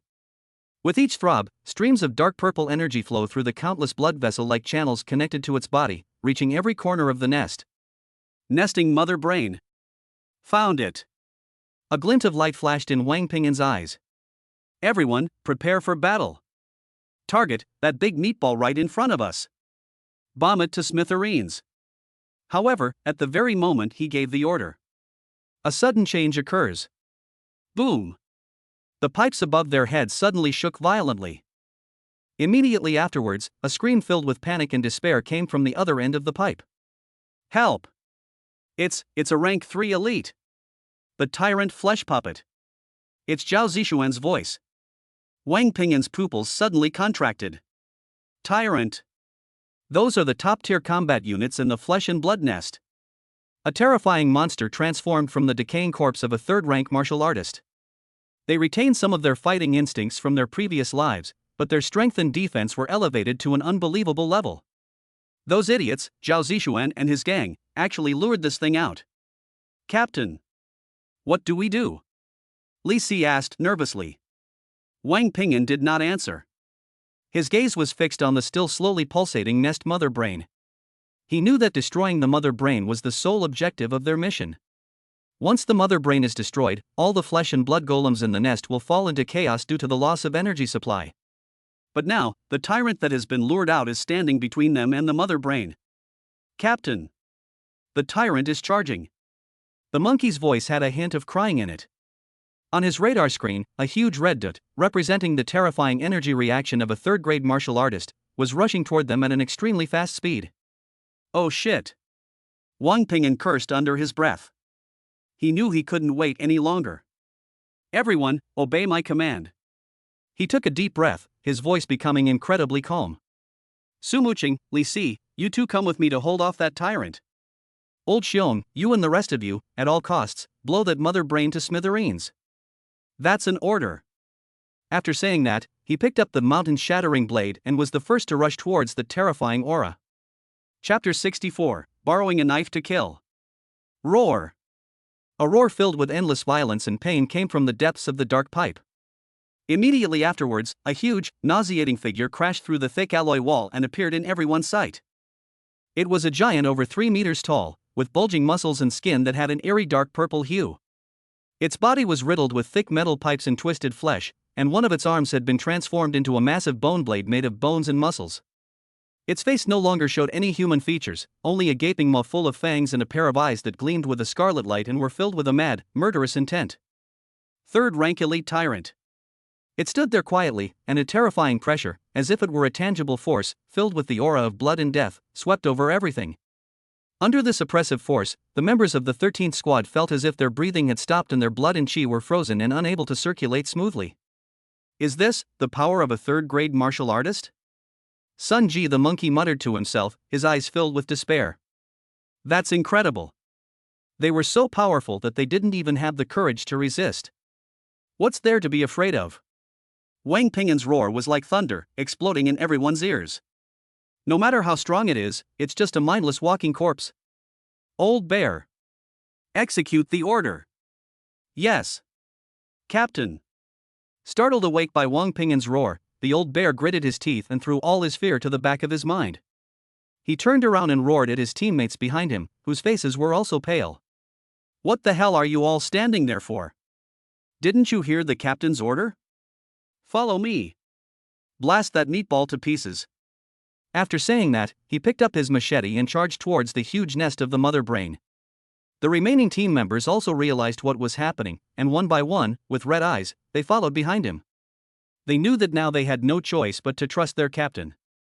The tyrant seemed to have realized their intentions.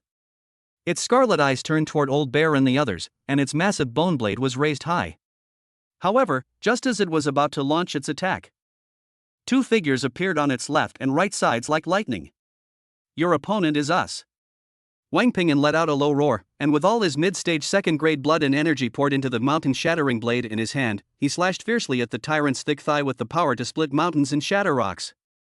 The first move of Pajun Shisha Mountain Opening. On the other side, Li Si also roared, and the battle knife in his hand transformed into a sharp streak, slashing towards the tyrant's other leg. Dang! Dang! Two piercing metallic clangs rang out. Wang Ping'an and Li Si's all-out attack struck the tyrant's dark purple skin, but only left two shallow white marks, failing to even break through its skin. A terrifying recoil force emanated from the blade. Both of them were thrown backward by the shock. Such tough skin. Wang Ping'an forcibly twisted his body in mid-air and landed steadily on the ground, only to feel a burning pain in the mouth of his hands. This thing's defensive capabilities are even more terrifying than he imagined. Roar! The first attack failed, and the tyrant was thoroughly enraged. It abandoned Old Bear and the others, turned around and slashed down at Li Si, who was closest to it, with a sharp shriek that tore through the air. The speed was so fast that Li Si didn't have time to react at all. He was about to be cleaved in two by a single blow. Call out! A figure in blue, like a ghost, suddenly appeared behind the tyrant. It's Su Muqing. The twin blades of phantom wing in her hands, like two deadly venomous snakes, silently pierced the tyrant's back.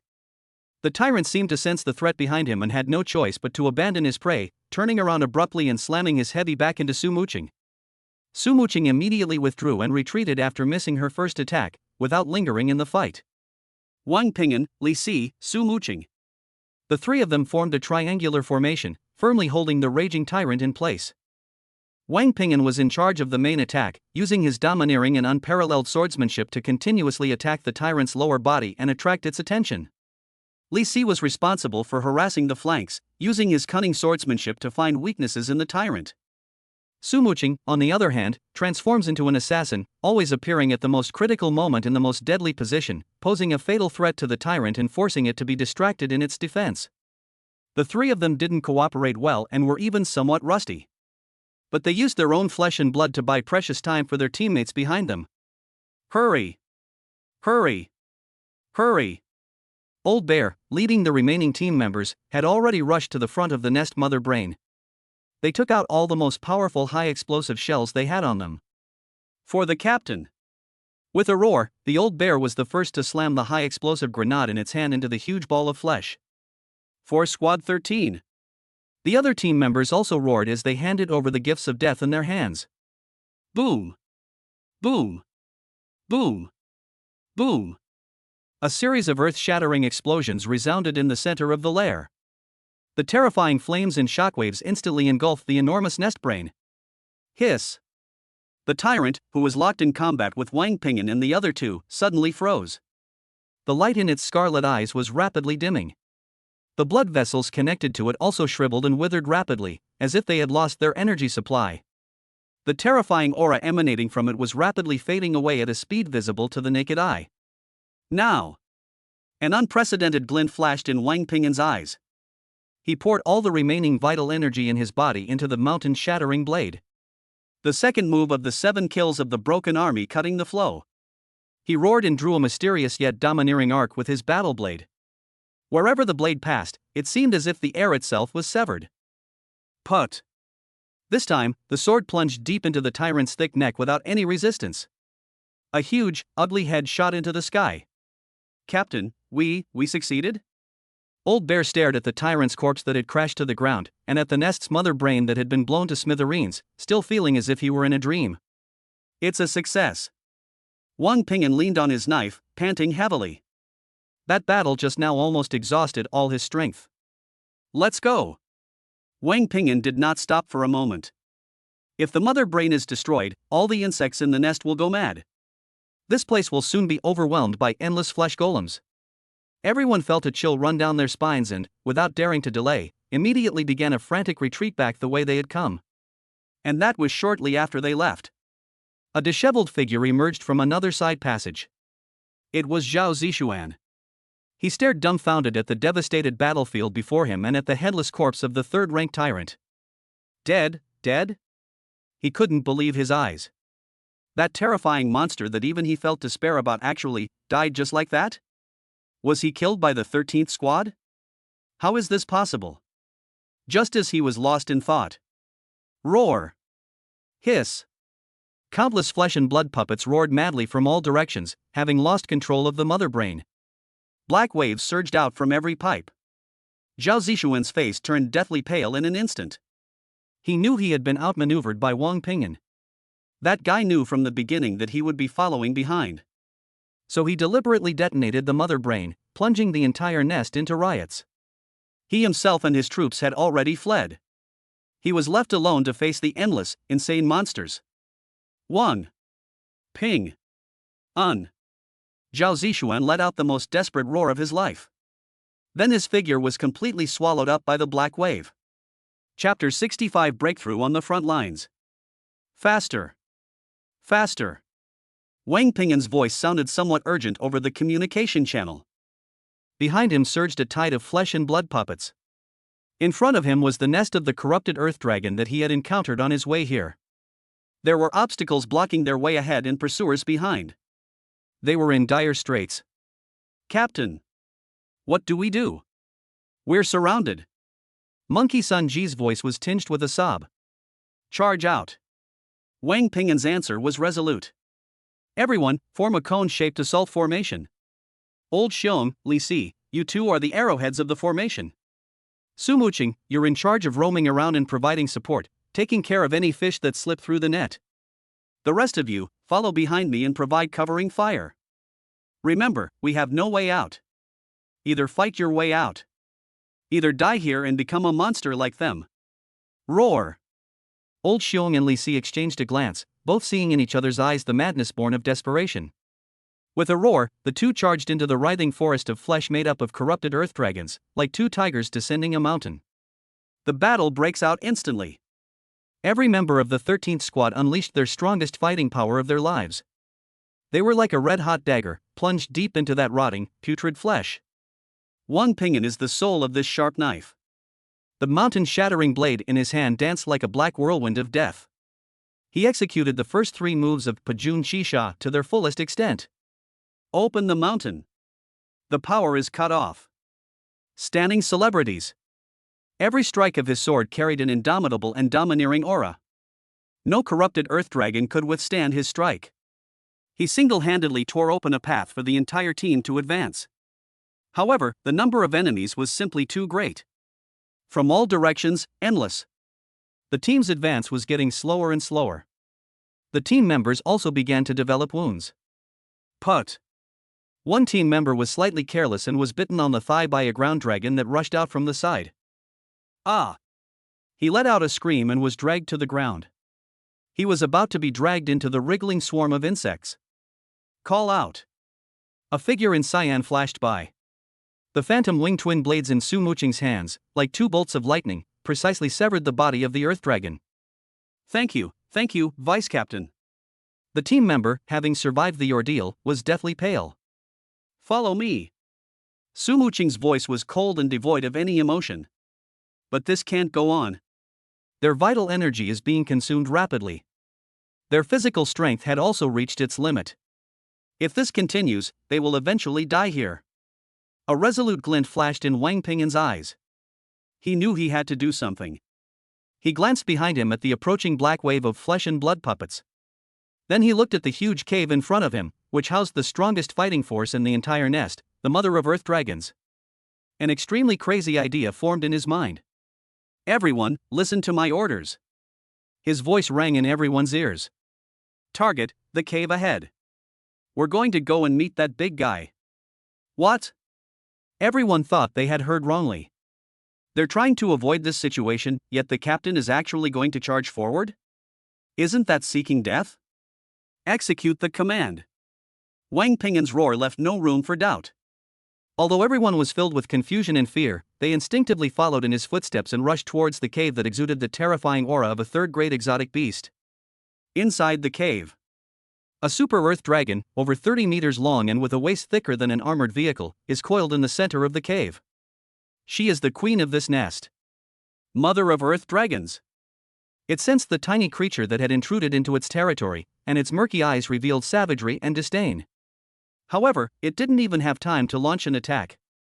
Another, more violent and chaotic aura emanated from the entrance of the cave. It's those flesh and blood puppets that have lost control of the mother brain and have completely gone mad. They've caught up with us. Two equally destructive torrents collided violently in this narrow cave. The mother of earth dragons and the group of flesh golems were tearing each other apart in a frenzy. The entire cave instantly turned into a blood and flesh mill. Meanwhile, Wang Ping'an led his 13th squad and, taking advantage of the chaos, quietly circled around to the other side of the cave. Kill with a borrowed knife. He used the same tactic again. By exploiting the conflicts between different Zerg populations, they created a way for themselves to survive. Captain, you're a monster. Monkey Sun Ji looked at the bloody battlefield behind him, his voice trembling. However, there was no sign of relief on Wang Ping'an's face. Because he knew they were not truly out of danger yet. Just as they were about to burst out of the cave. Roar! A roar filled with boundless rage came from behind them. The Mother Earth Dragon tore those hundreds of flesh puppets to pieces in just a few dozen seconds. Its cloudy eyes were fixed on Wang Ping'an's back. It had clearly recognized the culprit who had used it as a weapon. Boom! Its massive body suddenly moved.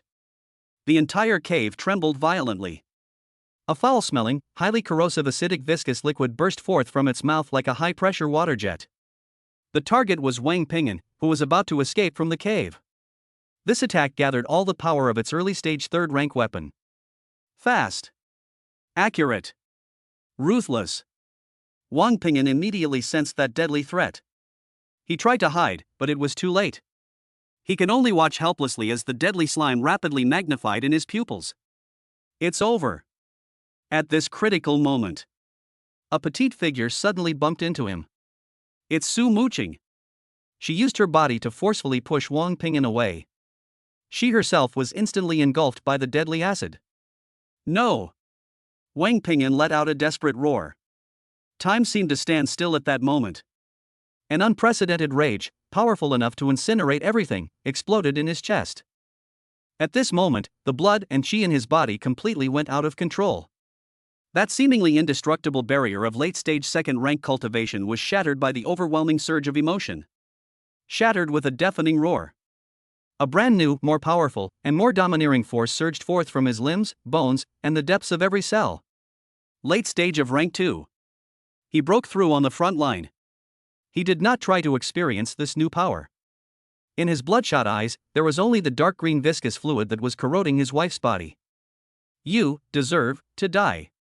A hoarse, inhuman roar squeezed out from deep within his throat. The mountain-shattering blade in his hand emitted a mournful cry that seemed to come from the ancient wilderness. He poured all his newly acquired power, now at the late stage of the second rank, into it without reservation. The fourth form of the 7 killings techniques. Burning Sky. Chapter 66 famous throughout the camp. A knife slashed out. There was no flash of swords, no clashing of ribbons. Only a single, intensely red flame, seemingly capable of igniting the entire space, erupted from the blade of the mountain-shattering blade. That flame was no ordinary flame. Rather, it was Wang Ping'an's powerful late-stage second-rank blood and qi that was compressed and condensed to the extreme under the urging of the domineering 7 kills of the Broken Army sword technique, resulting in a form of energy. The air was distorted and hissed wherever the flames passed. The cave walls melted rapidly under this terrifying heat, turning into scalding lava.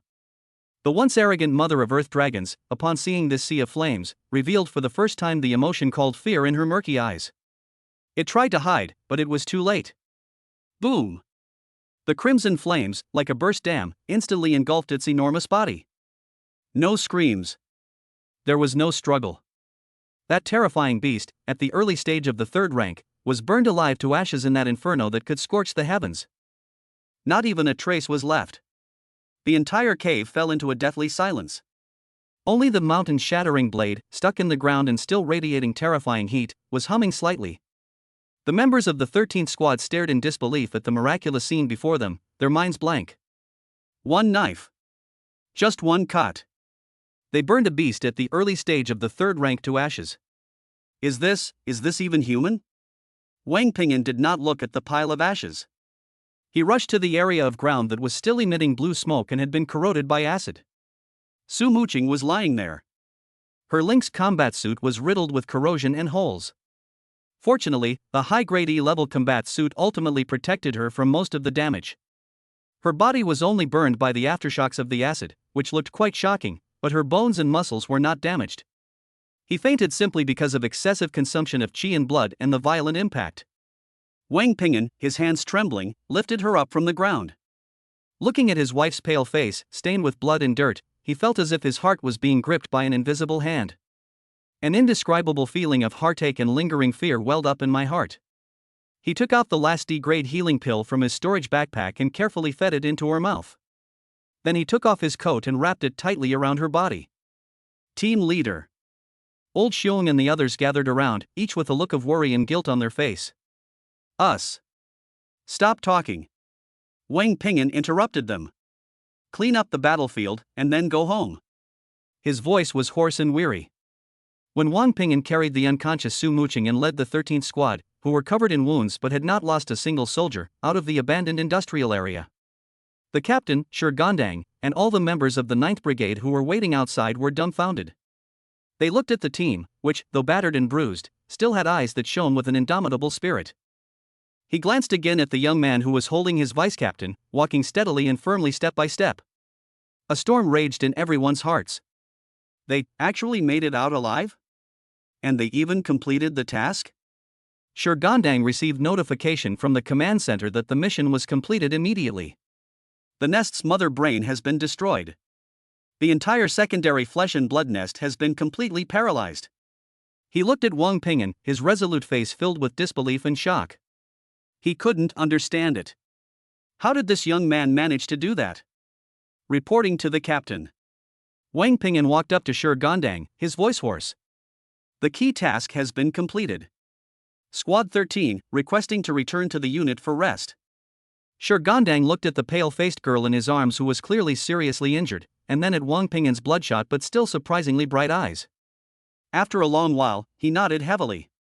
I approve. He waved his hand. Someone. Bring me the best medical team. Assign the 13th squad to the best Class A barracks. All their losses and all their expenditures will be borne by the battalion. Yes, Captain. 3 days later. In the special care ward of the base. Su Muqing slowly woke up. The moment she opened her eyes, she saw Wang Ping'an's face, which was very close to hers, looking slightly haggard but full of gentleness. You're awake? Wang Ping'an's voice was somewhat hoarse. For the past 3 days, he has stayed by her bedside almost every step of the way. Just as Su Muqing was about to speak, she felt a warm finger gently pressing against her lips. Don't talk. Wang Ping'an looked at her, his eyes filled with lingering fear and heartache. You almost died, do you know that? Su Muqing looked at him, her eyes reddening, and nodded. Don't do such a foolish thing again. Wang Ping'an's voice carried an undeniable air of dominance. Did you hear that? Looking into his domineering yet caring eyes, Su Muqing felt a warmth in her heart and nodded again. Just then, there was a knock on the door of the ward. Shurgandang walked in. His face wore a complex expression. You two are now heroes of our entire 12th Combat Battalion. He looked at the two people on the hospital bed and spoke slowly. Hero? Wang Ping'an raised an eyebrow. That's right. Shurgandang nodded. Although that idiot Zhao Zishuan almost killed you, he also unintentionally recorded the battle footage of you in the lair. That video has now been circulated among the top ranks of the entire army group. Especially you, Shurgandang looked at Wang Ping'an, broke through on the battlefield and killed the mother of the 3rd rank Earth Dragon with a single strike. You're now the hottest rising star in our 7th Army Group. The Army Group headquarters has personally issued a commendation order. He accessed his personal terminal and sent a file to Wang Ping'an. In recognition of the heroic conduct, outstanding command, and remarkable ability to turn the tide of battle demonstrated by Class C citizen Wang Ping'an in Operation Pure Land Mission No. 03, he is hereby commended. First, a reward of 1 million military merit points. Second, Wang Ping'an is promoted to Deputy Battalion Commander of the 9th Combat Battalion, an exceptional promotion. Rank, Captain. Thirdly, he is granted special permission to enter the Army Group's S-level resource pool and choose one C-level cultivation technique. Looking at the rewards displayed on the screen, rewards that would drive anyone crazy. Wang Ping'an's heart remained calm. His gaze was fixed only on the words Deputy Battalion Commander. He knew he had taken another big step closer to Li Wei. From a small, temporary squad leader to now a full-fledged Deputy Battalion Commander. It only took him less than a month. The name Wang Ping'an resounded throughout the entire 12th Combat Battalion on this day. His fame resounded throughout the entire camp. Chapter 67: Choosing a Cultivation Method. The atmosphere in the special care ward was warm and peaceful. Sunlight streamed through the window and fell on Su Muqing's face, casting a soft golden halo over her slightly pale complexion. Are you really sure? Su Muqing leaned against the headboard, looking at Wang Ping'an peeling an apple for her, and asked softly, 1 million military merits, plus the position of Deputy Battalion Commander, that's no small sum. There was a hint of worry in her voice. Wang Ping'an's promotion was too fast, so fast that even she, his wife, felt it was somewhat unreal. The tallest tree in the forest catches the most wind. She understood this principle. Fast? I think it's a bit slow. Wang Ping'an held a small piece of apple to her lips and said calmly, in this world, the strong are respected. If I don't climb up the ranks quickly, how can I protect you and our family? His words warmed Su Muqing's heart, but her worry remained undiminished. But, Deputy Captain, aren't you in too much danger? Don't worry. Wang Ping'an noticed her worry and gently stroked her hair. I know what I'm doing. For me, the higher my position, the more resources I can mobilize, and the safer we'll be. He knew very well what he lacked most right now. It is time, but also a top-level skill. While the mysterious origin technique was good, it could only be cultivated to the 4th rank at most. Moreover, as his cultivation level increased, the rank of this technique gradually became unable to keep up with his terrifying 20-fold cultivation speed. He urgently needed a stronger technique to support his continued rapid breakthroughs.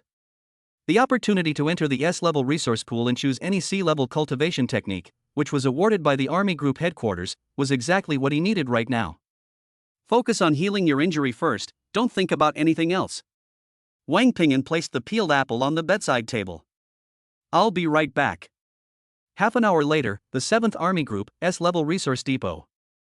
Led by the captain of the guard, and after 3 verifications, Wang Ping'an entered this enormous dome space, beyond imagination.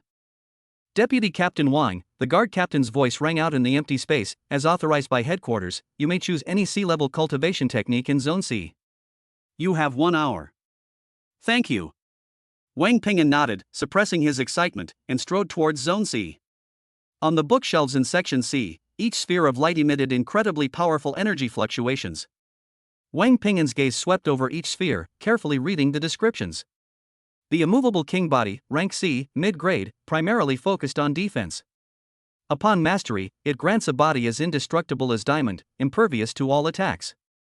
Required military merit, 6.8 million. The Azure with Longevity Scripture, a mid-grade C-rank text, possesses the power to continuously generate life force, ensuring abundant blood and energy, and boasts unparalleled recovery capabilities among its peers. Required military merits for exchange, 5 million. These techniques were all extraordinary, but Wang Ping'an skipped over them one by one. What he pursued was the ultimate offensive power, the sharpest spear, not the strongest shield. Finally, he stopped on a bookshelf at the very back of Section C. His gaze was drawn to a purple orb that flashed with blinding electric light and was filled with an aura of rage and destruction. Thunderclap Blade, Grade C, High Rank.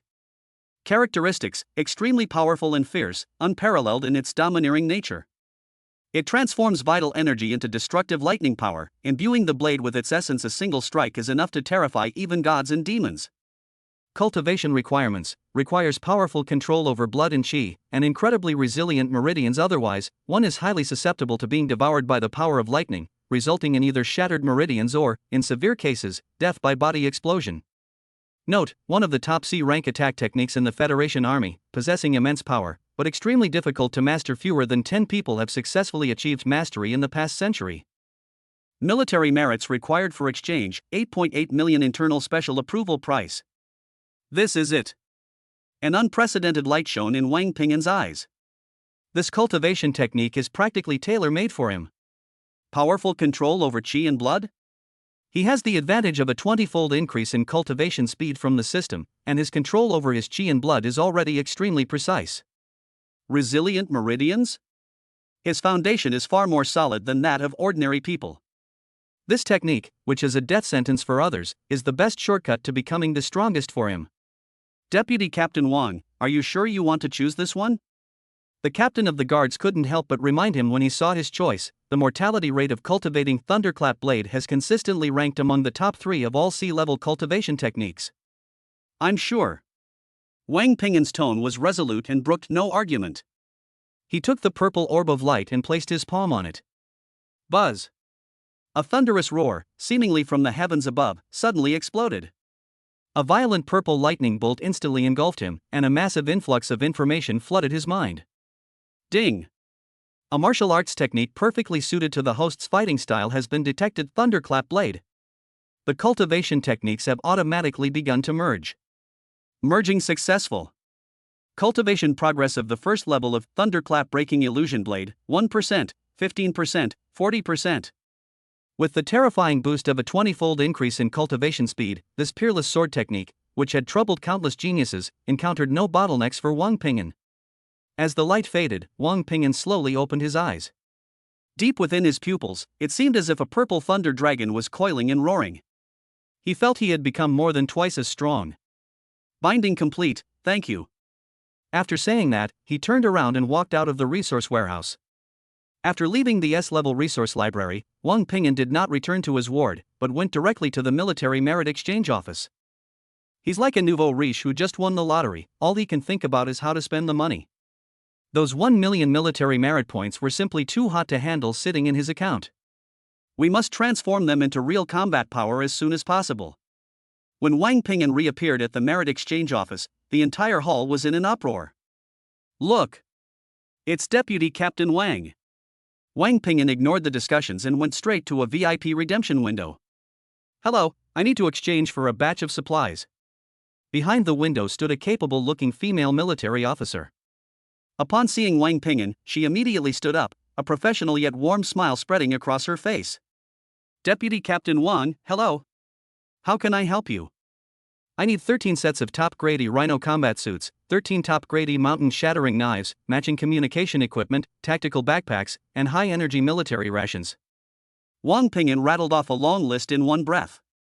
The first thing he had to do was to arm his 13 squads from head to toe. The female officer was making notes rapidly on her terminal while secretly marveling to herself. This is an incredible deal. This is absolutely the largest personal order she has ever seen in her career. The total price of these 13 sets of top-tier equipment alone exceeds 600,000 military merit points. Finally, I also need chi and blood pills and bone-tempering liquid worth 200,000 military merit points, and they must be of the highest quality, Wang Ping'an added as a final note. Okay, Deputy Captain Wang, please wait a moment, I'll calculate the total price for you right away. The female officer's voice trembled slightly. Soon, an astonishing number appeared on the screen. Total, 873,000 military merit points. Confirm payment. Wang Ping'an didn't even blink before clicking on his personal terminal. With a soft ding, the dazzling 1 million in his account instantly shrank to only 127,000. But Wang Ping'an felt no pity whatsoever. Using these 800,000 military merits to acquire a well-equipped and absolutely loyal iron-blooded army is a deal that's a huge win no matter how you look at it. Deputy Captain Wang, your supplies will all be delivered to the barracks in Sector C9 within 1 hour. Please check and confirm receipt, the female officer said respectfully. Okay. Wang Ping'an nodded, then turned and left the exchange counter. Chapter 68 The new official takes office. When the heavy truck, fully loaded with top-tier equipment and massive amounts of cultivation resources, stopped at the entrance of the C9 area barracks, the entire 13th squad erupted in excitement. Holy shit! Holy shit! Holy shit! This is a top-grade E-rank Rhino combat suit? Am I dreaming? And there's a mountain-shattering blade. The same mountain-shattering blade as the captain.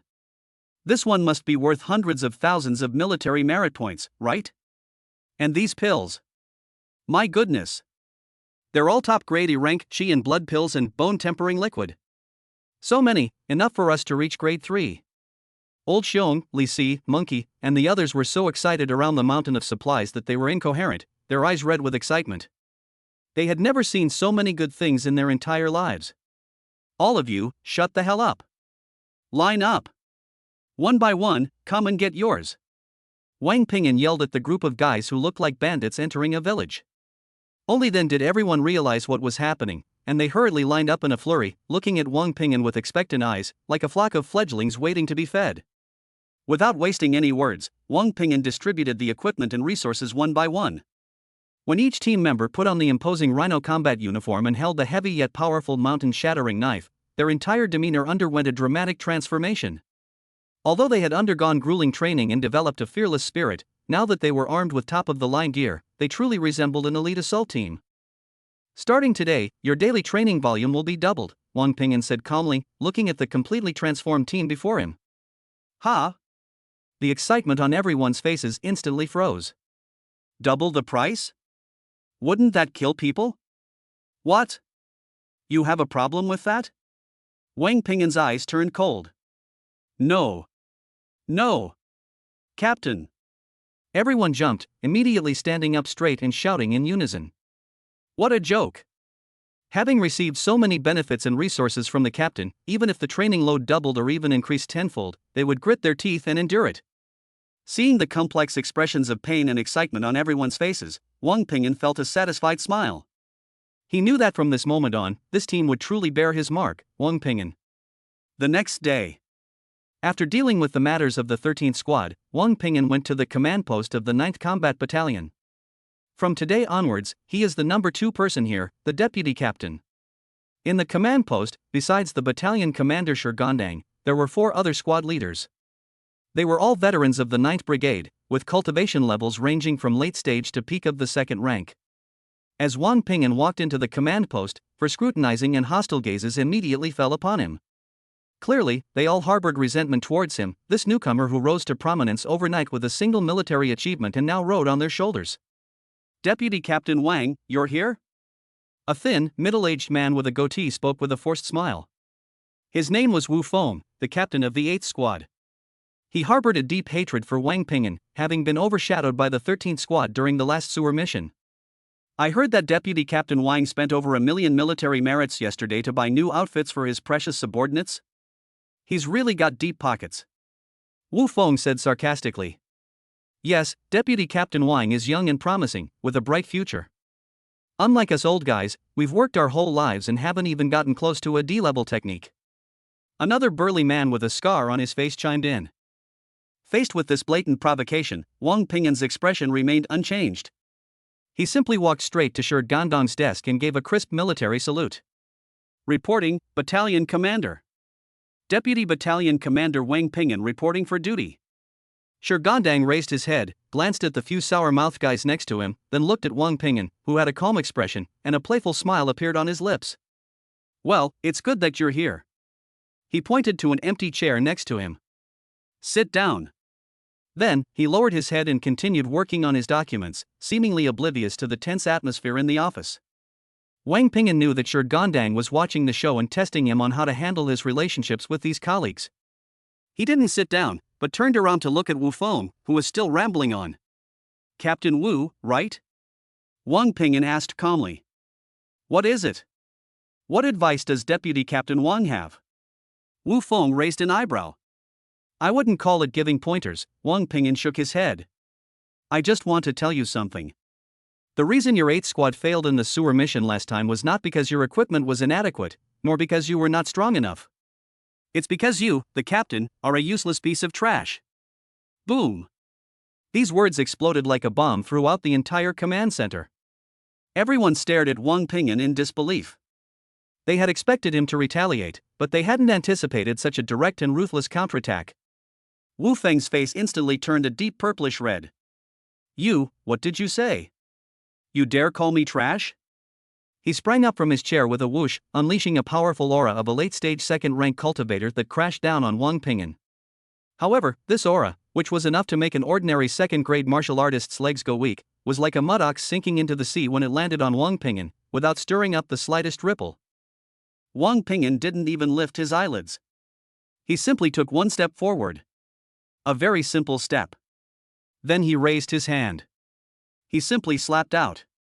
This palm strike looked light and effortless, without any force whatsoever. Bang! A dull thud, like a giant hammer striking a chest, echoed throughout the command post. Wu Feng felt as if he had been hit by a high-speed armored vehicle. His combat uniform shattered on his chest, and he was sent flying backward, crashing heavily into an alloy wall 7 or 8 meters away with a loud bang. He then slid to the ground like a lump of mud, spitting out blood, and immediately lost consciousness. The entire command post fell into a deathly silence. The other 3 squad leaders, who had originally wanted to watch the show, were now frozen in place as if they had been struck by a spell. They watched the young man slowly withdraw his hand, a calm smile still on his face.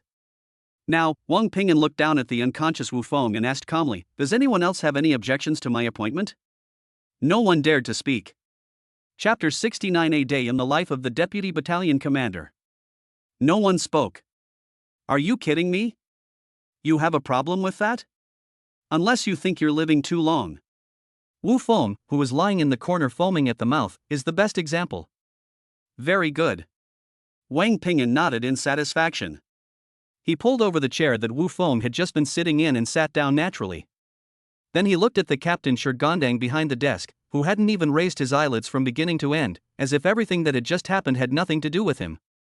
"Captain, may I sit down now?" Shirgandang finally put down the documents in his hand. He raised his head and his hawk-like eyes lingered on Wang Ping'an for a good 10 seconds. His face showed neither shock nor anger, only an increasingly intense light of admiration. Ha ha ha ha. Shurgandang suddenly burst into laughter, his powerful laughter so loud that dust fell from the ceiling of the entire command post. Good. Well done, Wang Ping'an. Well done, Deputy Captain. He slammed his hand on the table, stood up abruptly, walked up to Wang Ping'an, and looked down at him. Kid, you're just my type. We soldiers don't do any of that nonsense. Might makes right. If anyone disagrees, we'll beat them until they do. That piece of trash Wu Feng, I've had my eye on him for ages. He's always using his seniority to pull stunts behind people's backs, he's got no manly qualities at all. That slap you gave me today was well done. It felt so good. Shurgandang became more and more excited as he spoke, and patted Wang Ping'an's shoulder heavily with his large, fan-like hand. From today onwards, I accept you as my deputy battalion commander. He turned around and roared at the three guys who were still standing there dumbfounded. What the hell are you all standing there for? Didn't you see that Deputy Captain Wu? Oh no, Captain Wu is injured? Hurry up and call the medics to carry him out. Don't let him die in my office, that's bad luck. The three squad leaders snapped out of their daze and rushed over in a flurry, carrying Wu Feng's limp body as they scrambled out of the command post. In an instant, only Wang Ping'an and Shurgandang remained in the entire office. Boy, sit down. Shurgandang's tone softened, even becoming somewhat friendly. He then sat back down in the main seat, took out two specially supplied cigars from the drawer, and tossed one to Wang Ping'an. Wang Ping'an took it but didn't light it, he just played with it in his hand. Did you already know that I would let you deal with them?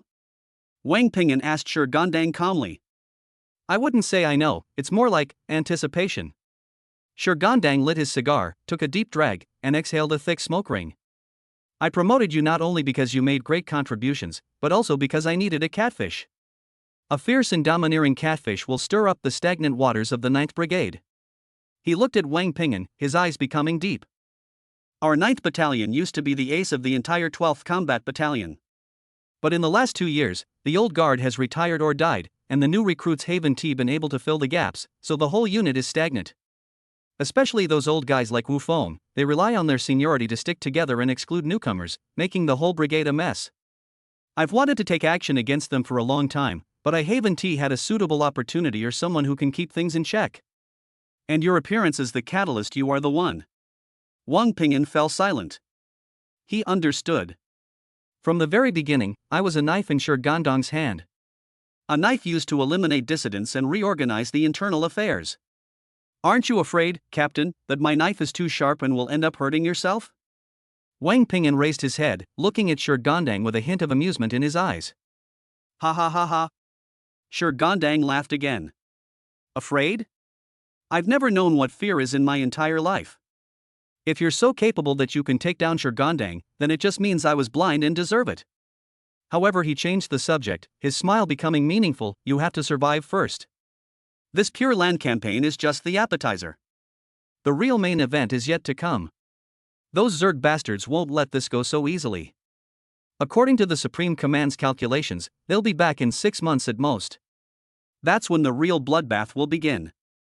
I need the 9th Battalion to recover to its peak combat strength within 6 months, or even stronger. And you, Wang Ping'an, are my greatest hope. Wang Ping'an didn't say anything, but silently lit the cigar in his hand. The pungent smoke filled his lungs, gradually calming his blood and qi, which had been somewhat agitated due to his recent breakthrough.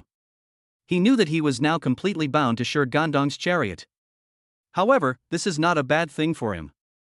Having a strong boss who appreciates you is always better than fighting alone. Captain, I understand. Wang Ping'an took a drag of his cigarette and said slowly, in the next 6 months, I will show you a brand new iron-blooded 13th team that will make the entire 12th Combat Battalion take notice. No, Shurgandang shook his head. It's not Team 13. What I want you to do is turn the entire 9th Battalion into your 13th Battalion.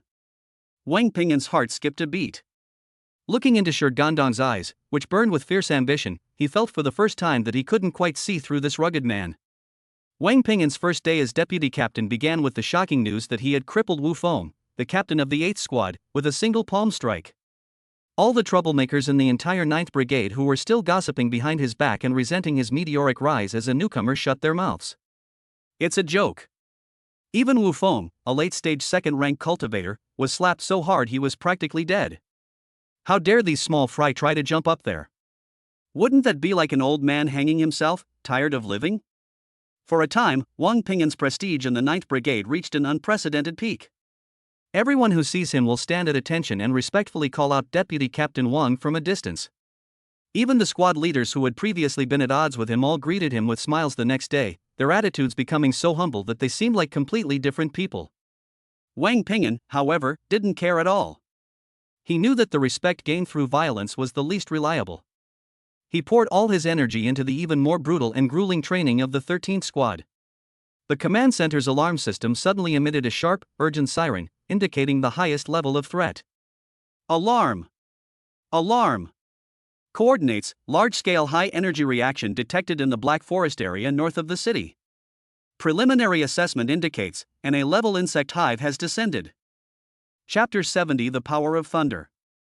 A level Zerg hive has arrived. These 5 words were like a nuclear bomb, exploding throughout the entire Anvil military base. The piercing alarms sounded in every corner of the base, instantly turning the once relatively peaceful base into a high-speed war machine. Countless soldiers rushed out of the barracks and headed to their respective battle stations.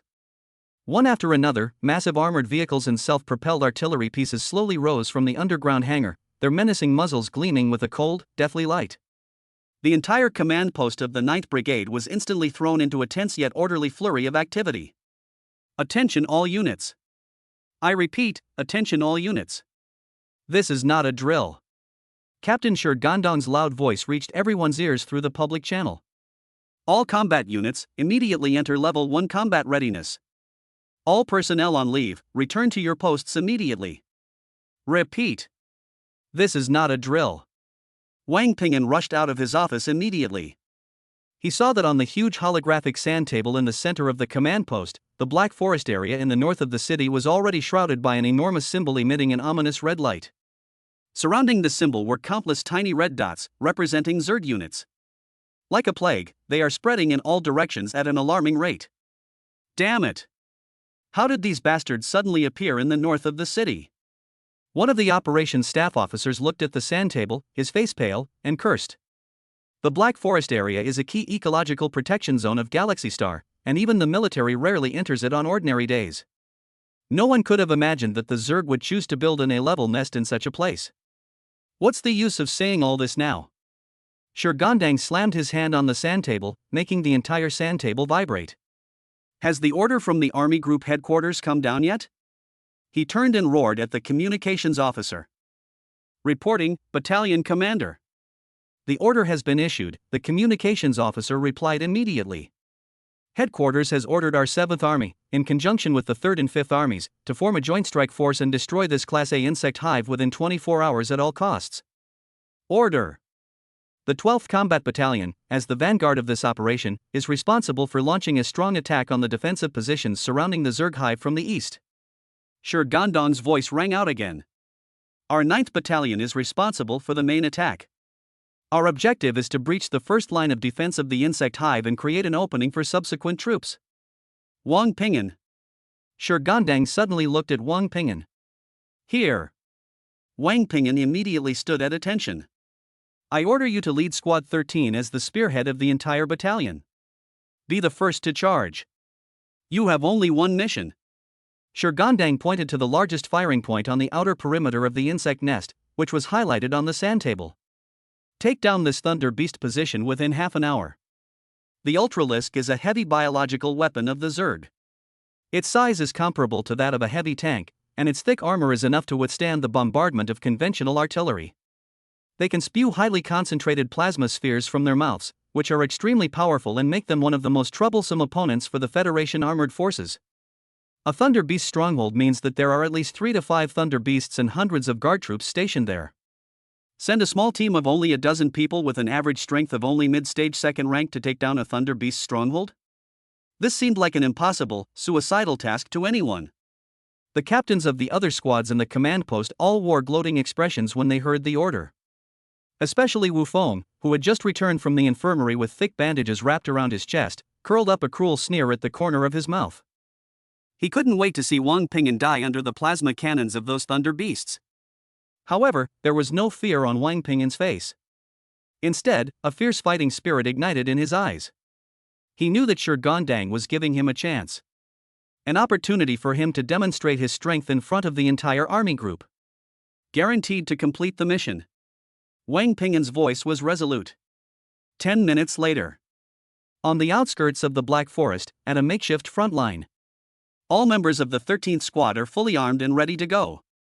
Each of them wore a resolute expression of fearlessness. Are you all scared? Wang Ping'an asked calmly, looking at his team members. Report to the captain. Don't be afraid. Old Xion was the first to shout. What's there to be afraid of? My head will be shattered, but I'll be a hero again in 18 years. Li Si shouted back. Very good.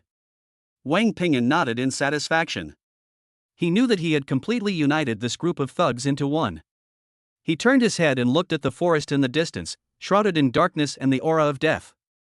He could sense that deep within the forest, powerful and malevolent auras were constantly rising. He took a deep breath and slowly drew the jet-black mountain-shattering blade from behind his back. Then, he began to circulate the chi and blood in his body according to the methods of the thunderclap, breaking the illusion blade. Buzz. Tiny, almost invisible purple arcs of electricity began to quietly appear and leap on his blade. An aura of extreme strength, ferocity, and domineering power surged from his body into the sky. The members of the surrounding 13th Squad instinctively took a half step back the moment they sensed this aura. A look of horror appeared on their faces. Is this the captain's true strength?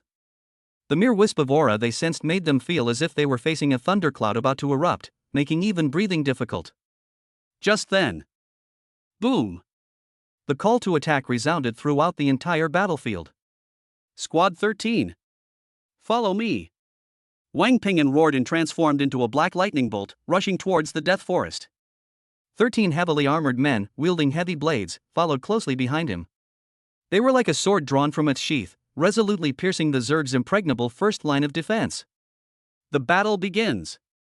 As soon as they rushed into the forest, bone spikes rained down from the darkness on all sides. Stone. Activate your shield. Wang Ping'an roared without turning his head. Roar. Stone roared and slammed the tower shield in his hand heavily onto the ground. Stand still like a mountain. A huge, earthen yellow energy shield wall instantly enveloped the entire squad. Jingle bells. Countless bone spikes struck the shield wall, producing a series of crisp sounds, yet they failed to create even the slightest ripple. Now. Counterattack. Wang Ping'an gave the order. 13 mountain-shattering blades were drawn simultaneously. 13 condensed, almost tangible blade beams intertwined to form a vast net of death, which then coiled back towards the hidden hydraulic snakes in the darkness. Put. Put. Put. The sounds of flesh being torn apart rose and fell. More than 20 hydralisks were killed on the spot in a single encounter. However, this is only the beginning. More insects emerged from the darkness. There are incredibly fast velociraptors that move like ghosts. There are enormous tunnel worms that are like mountains of flesh. They are fearless and come in waves, one after another. The 13th Squad was like a small boat in a stormy sea, which could be completely submerged at any moment. Everyone! Stay close to me. In Wang Ping'an's eyes, the purple lightning grew stronger and stronger. The mountain-shattering blade in his hand also began to emit a series of low, thunderous sounds. The first form of the thunderclap blade. Thunderous roar. He roared and slashed out with his sword. Boom! A massive, purple blade of pure lightning energy shot out from the blade. Wherever the blade's light passed, whether it was a swift beast or a tunnel worm, it was instantly blasted into charcoal by the violent power of the thunder. Chapter 71: Breaking the Thunder Beast's Formation. On the battlefield. Wang Ping'an's single strike completely stunned the entire audience. The members of his 13th Squad behind him were all like they'd been injected with adrenaline, roaring and charging wildly after him. As they watched their captain's retreating figure, all their fear and unease were replaced by a fervent adoration. With a captain like that leading the way, let alone a thunder beast stronghold, they would dare to venture into the core of an A-level insect hive. Everyone, form a cone formation with me as the arrowhead. Break through it. Wang Ping'an's roar rang in the ears of every team member. The mountain-shattering blade in his hand had completely transformed into a purple lightning bolt. The second move of the thunderclap blade thunderclap. His figure left trails of purple afterimages amidst the swarm of insects. Each strike of the blade was accompanied by a violent burst of lightning that blasted the surrounding insects to pieces. He was like an indestructible icebreaker, tearing a huge gap in the Zerg's steel-like lines. Old Xiong and Li Si followed closely behind him, protecting his flanks. The two of them, having recently learned the rock manual, made them like two unshakable mountains. Countless bone spikes and sharp claws fell on their heavy rhinoceros combat suits, producing only a series of clanging sounds, but they couldn't even break through their defenses. Su Muqing, on the other hand, transformed into the most deadly shadow, moving at high speed around the team. With each flash of her phantom wing twin blades, a swift beast attempting to flank her would have its throat silently slit. The other team members formed the most solid position, providing continuous fire support with their pulse rifles. Under Wang Ping'an's leadership, the entire 13th squad transformed into an indestructible spear forged from thunder and steel. Unstoppable. Undeterred and unstoppable. They were moving forward at an increasingly faster pace. They were getting closer and closer to the firing position occupied by several thunder beasts. Roar! Finally, the several thunder beasts, whose size was comparable to heavy tanks, noticed this audacious little bug. They let out angry roars. 5 enormous blue plasma spheres, radiating an aura of destruction, rapidly converged within their mouths. They're here. Wang Ping'an's pupils suddenly contracted. Stone. Are you ready? Reporting, Captain. We're ready anytime. At the very back of the group, the burly man Stone, who had been silent all along, slammed his somewhat tattered tower shield heavily onto the ground, letting out the loudest roar of his life. For Squad 13. For the captain. Immovable as a mountain. Buzz. A deep, muffled hum echoed throughout the entire battlefield. Amidst the Stone's furious roar, he poured his immense, mid-stage second-grade blood and energy into the high-grade E-rank alloy tower shield in front of him without reservation. The energy light on the tower shield, which was originally just an earthy yellow color, suddenly took on a heavy, mountain-like metallic texture. A massive energy shield wall, more solid and thicker than ever before, rose from the ground, like an unshakable mountain, standing in front of everyone in the 13th squad. The pinnacle of the Rock-Stone Manual. After 2 weeks of grueling training and the accumulation of massive resources, this taciturn and burly man unknowingly mastered this top-grade E-level defensive technique. Next second. Boom. Boom. Boom. Boom. Boom. Boom. 5 blue plasma spheres, each over 2 meters in diameter and radiating an aura of destruction, slammed heavily into the thick energy shield wall, leaving long trails behind them. The earth shook violently. A terrifying energy storm instantly swept across an area of hundreds of meters. The raging plasma energy, like a burst dam, crashed wildly against the seemingly crumbling shield wall. Violent ripples spread across the shield wall, and countless fine cracks spread rapidly across the shield surface like a spider web.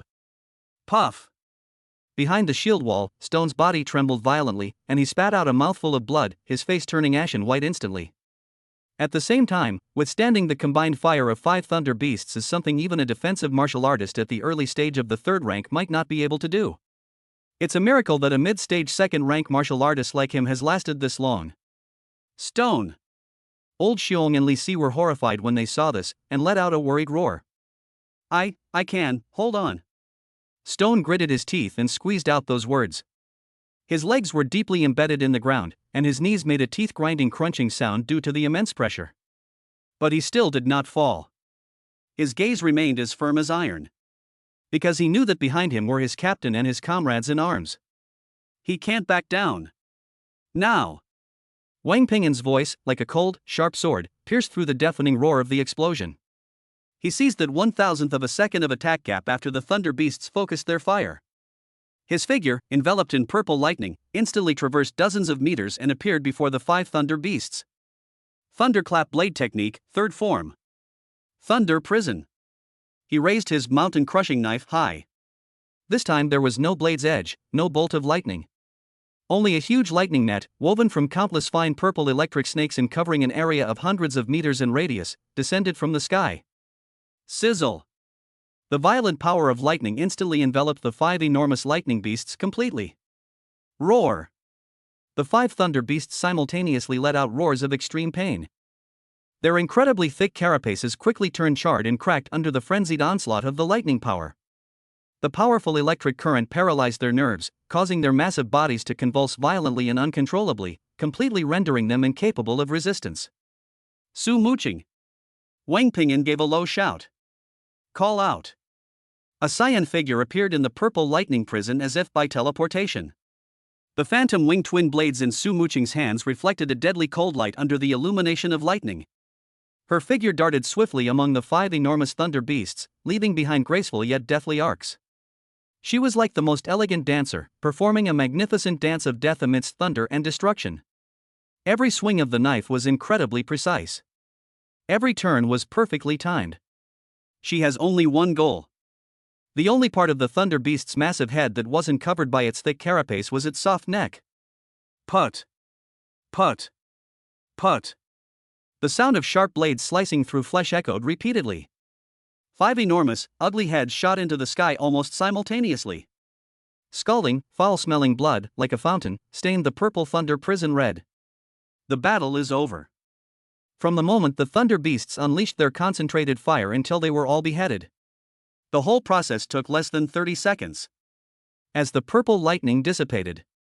When Su Muqing's petite figure stood quietly in the center of the 5 headless corpses that looked like small mountains, holding twin blades, the entire battlefield fell into a deathly silence once again.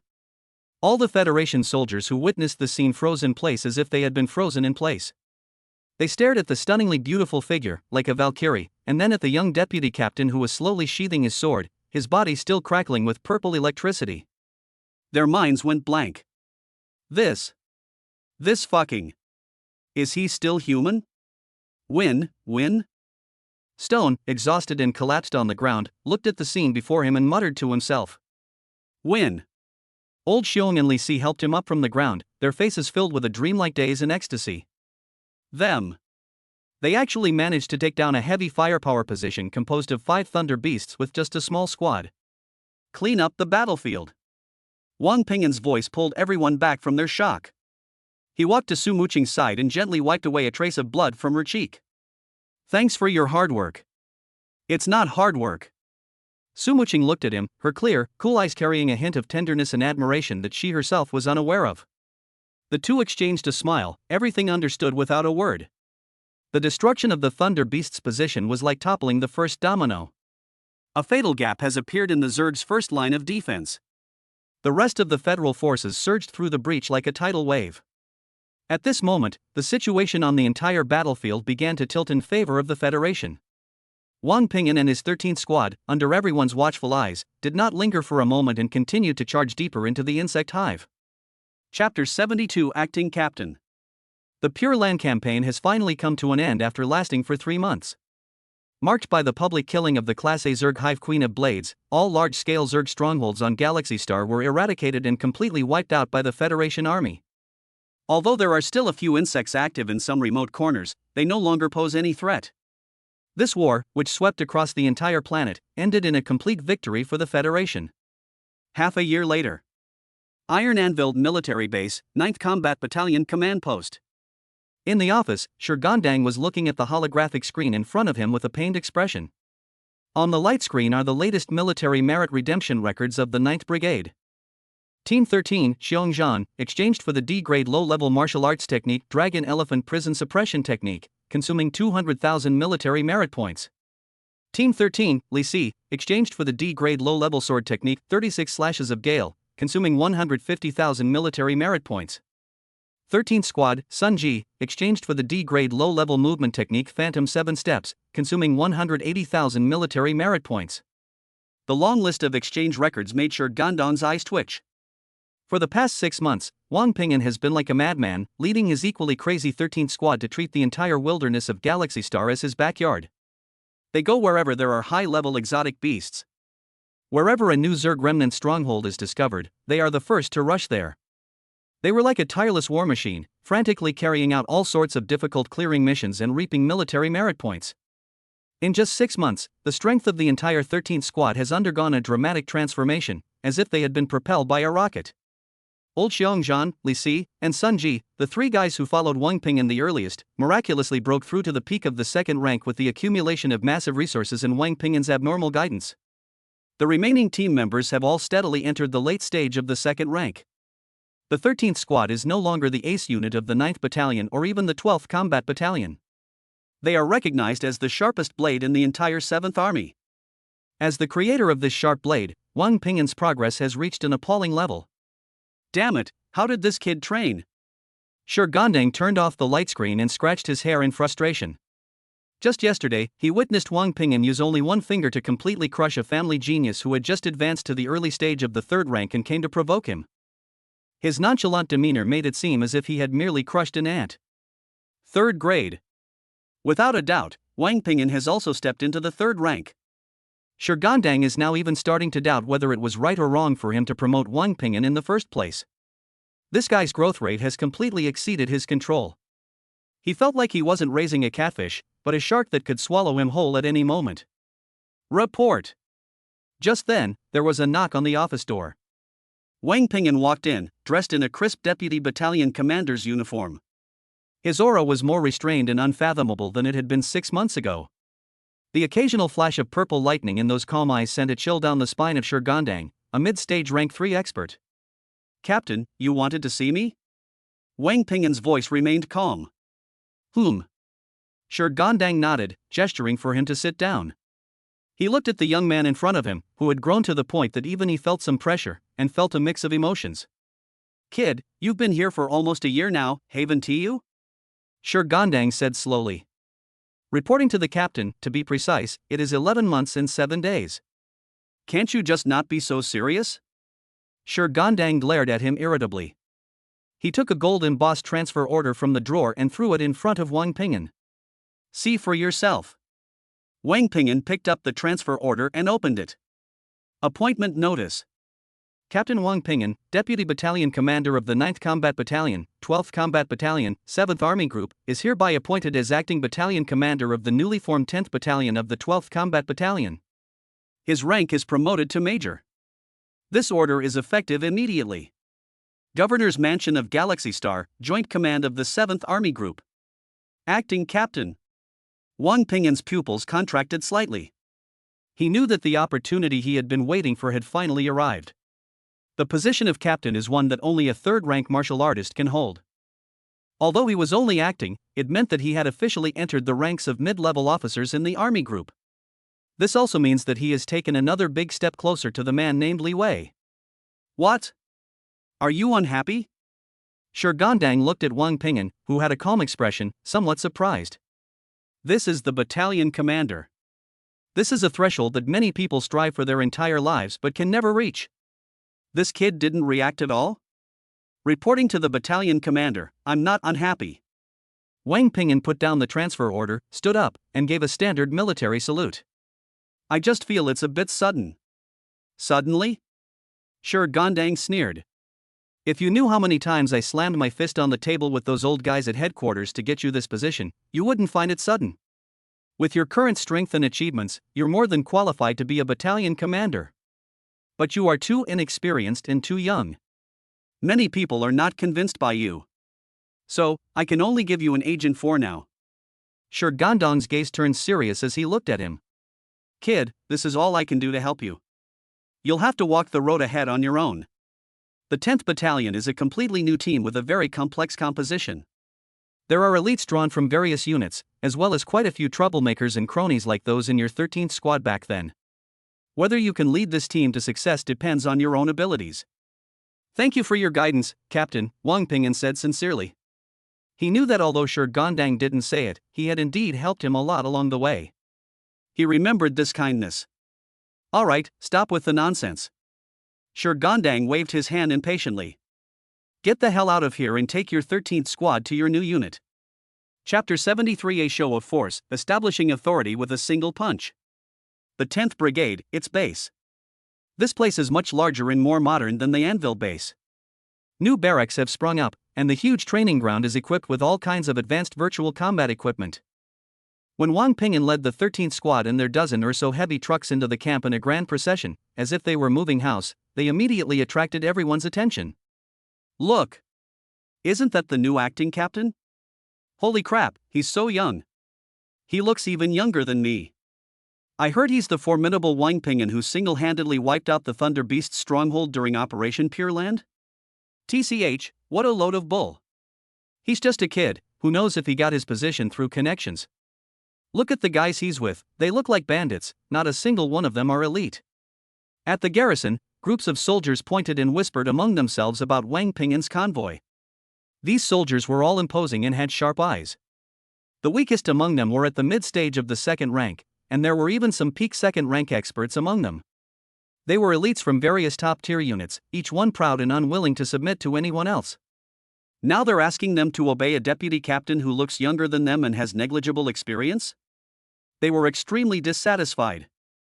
Get out of the car, all of you. Old Xiongzhan leaned out of the window of the first truck with his huge head and shouted at the top of his lungs at the soldiers pointing and gesturing outside. One by one, the members of the 13th Squad jumped out of the vehicle.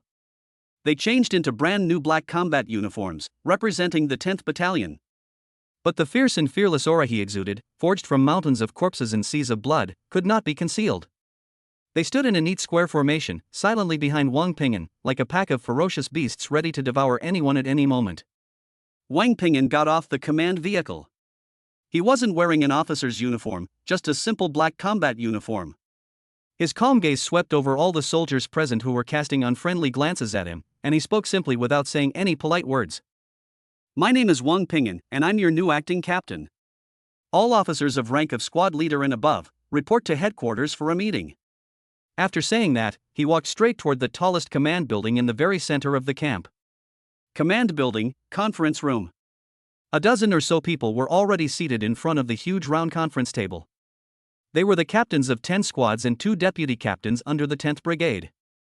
Each and every one of them is at the peak of the second rank, or even a half step into the third rank.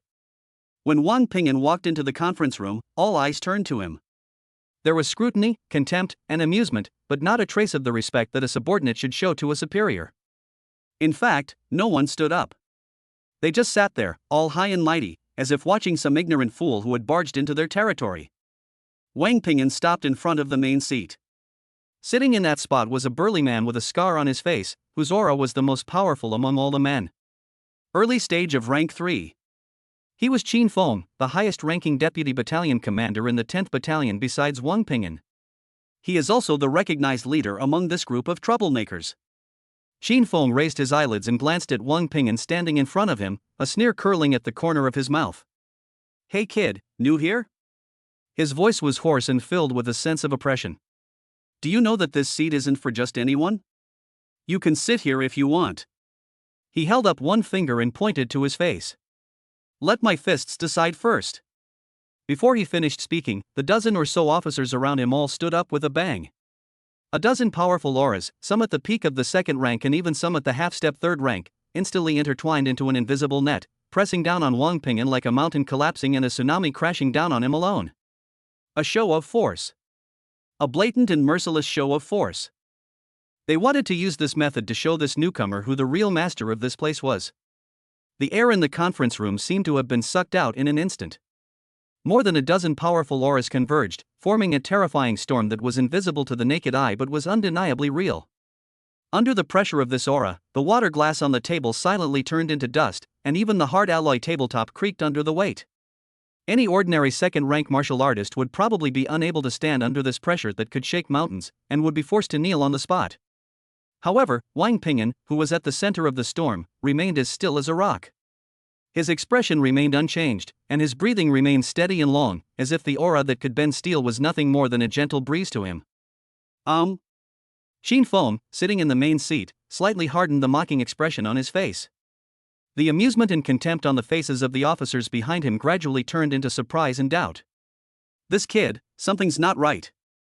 They could clearly feel that when their aura approached within half a meter of Wang Ping'an's body, it vanished like a muddox sinking into the sea, silently dissolved by a deeper and more vast force. Is that all you can do? Wang Ping'an finally spoke. His voice wasn't loud, but it struck like a heavy hammer, hitting the hearts of everyone present hard. If this is all the intimidation you've got? He raised his eyes and calmly swept his gaze across the face of everyone present. Then I can only say that I am very disappointed. Arrogant. A short, stocky squad leader with a fiery temper could no longer contain himself and roared as he was the first to move. His name is Chen Hu, and he is the captain of the first squad. He is famous for his unparalleled, fierce tiger fist and is considered a number one figure in the entire 12th Combat Battalion. Kid, get down on your knees. With a roar, Chen Hu caused the ground beneath his feet to explode. Like a tiger unleashed from its cage, he instantly covered several meters and unleashed a powerful punch, gathering all the strength of his peak second-grade power, which, accompanied by a howling gale, aimed straight for Wang Ping'an's face. He wanted to punch this arrogant brat so hard he'd be knocking his teeth out. Faced with this earth-shattering punch, Wang Ping'an didn't even change his posture. He neither dodged nor blocked. Just a split second before that fist, as big as a clay pot, was about to smash into his face. He moved. He simply raised his right hand. Then he punched out. This punch looked ordinary, lacking the fierce punch style of Chen Hu's, and without any dazzling chi and blood effects. It was as if he had just casually waved his hand. However, Xin Feng, the only third-rank martial artist present, suddenly had his pupils shrink to the size of pinpoints the moment he saw this punch. Not good. He wanted to speak up and warn them, but it was too late. Amidst the horrified gazes of everyone present, two fists of completely disproportionate size collided with each other so casually. There was no earth-shattering noise. It didn't even make a sound. Time seemed to stand still at this moment. Then, snap. A sickeningly loud, bone-crushing sound, a series of sharp cracking bones, rang out clearly in the deathly silent conference room. Chen Hu's face, contorted with rage, froze instantly. Instead, there was an extreme, unbelievable horror and pain. He looked down at his fist. His iron fist, powerful enough to pierce a 3-inch steel plate, began to collapse and deform inch by inch from his finger bones, like a crushed biscuit. A destructive, terrifying force with a spiraling, penetrating power surged wildly into his body along his arm. Destroy with overwhelming force. Unstoppable. Puff. Chen Hu could no longer hold back and spat out a mouthful of blood mixed with fragments of internal organs. His short, stocky body flew backward like a kite with a broken string, crashing into 3 or 4 alloy chairs before finally slamming heavily against the conference room wall with a thud, and then sliding to the ground like a lump of mud. He was convulsing, blood and foam gushing from his mouth, and his once proud iron fist had been completely turned into an irregular mass of minced meat. One punch. Just one punch. A peak second-grade expert is now useless. The entire conference room fell into a deathly silence. The air seemed to freeze. The remaining officers were all frozen in place as if they had been frozen in place. They stared blankly at Chen Hu, who was lying in the corner and had completely lost his fighting ability, and then at the young man who was slowly withdrawing his fist without even a change in his breathing. Their minds went completely blank. Is this even human? A peak second-grade expert was instantly killed by a single punch in a single exchange? Who else? Wang Ping'an slowly lowered his hand, his calm gaze sweeping across the entire room once more. Does anyone else have objections to my appointment? No one dared to speak. Everyone instinctively lowered their heads, not daring to meet his gaze. They finally understood.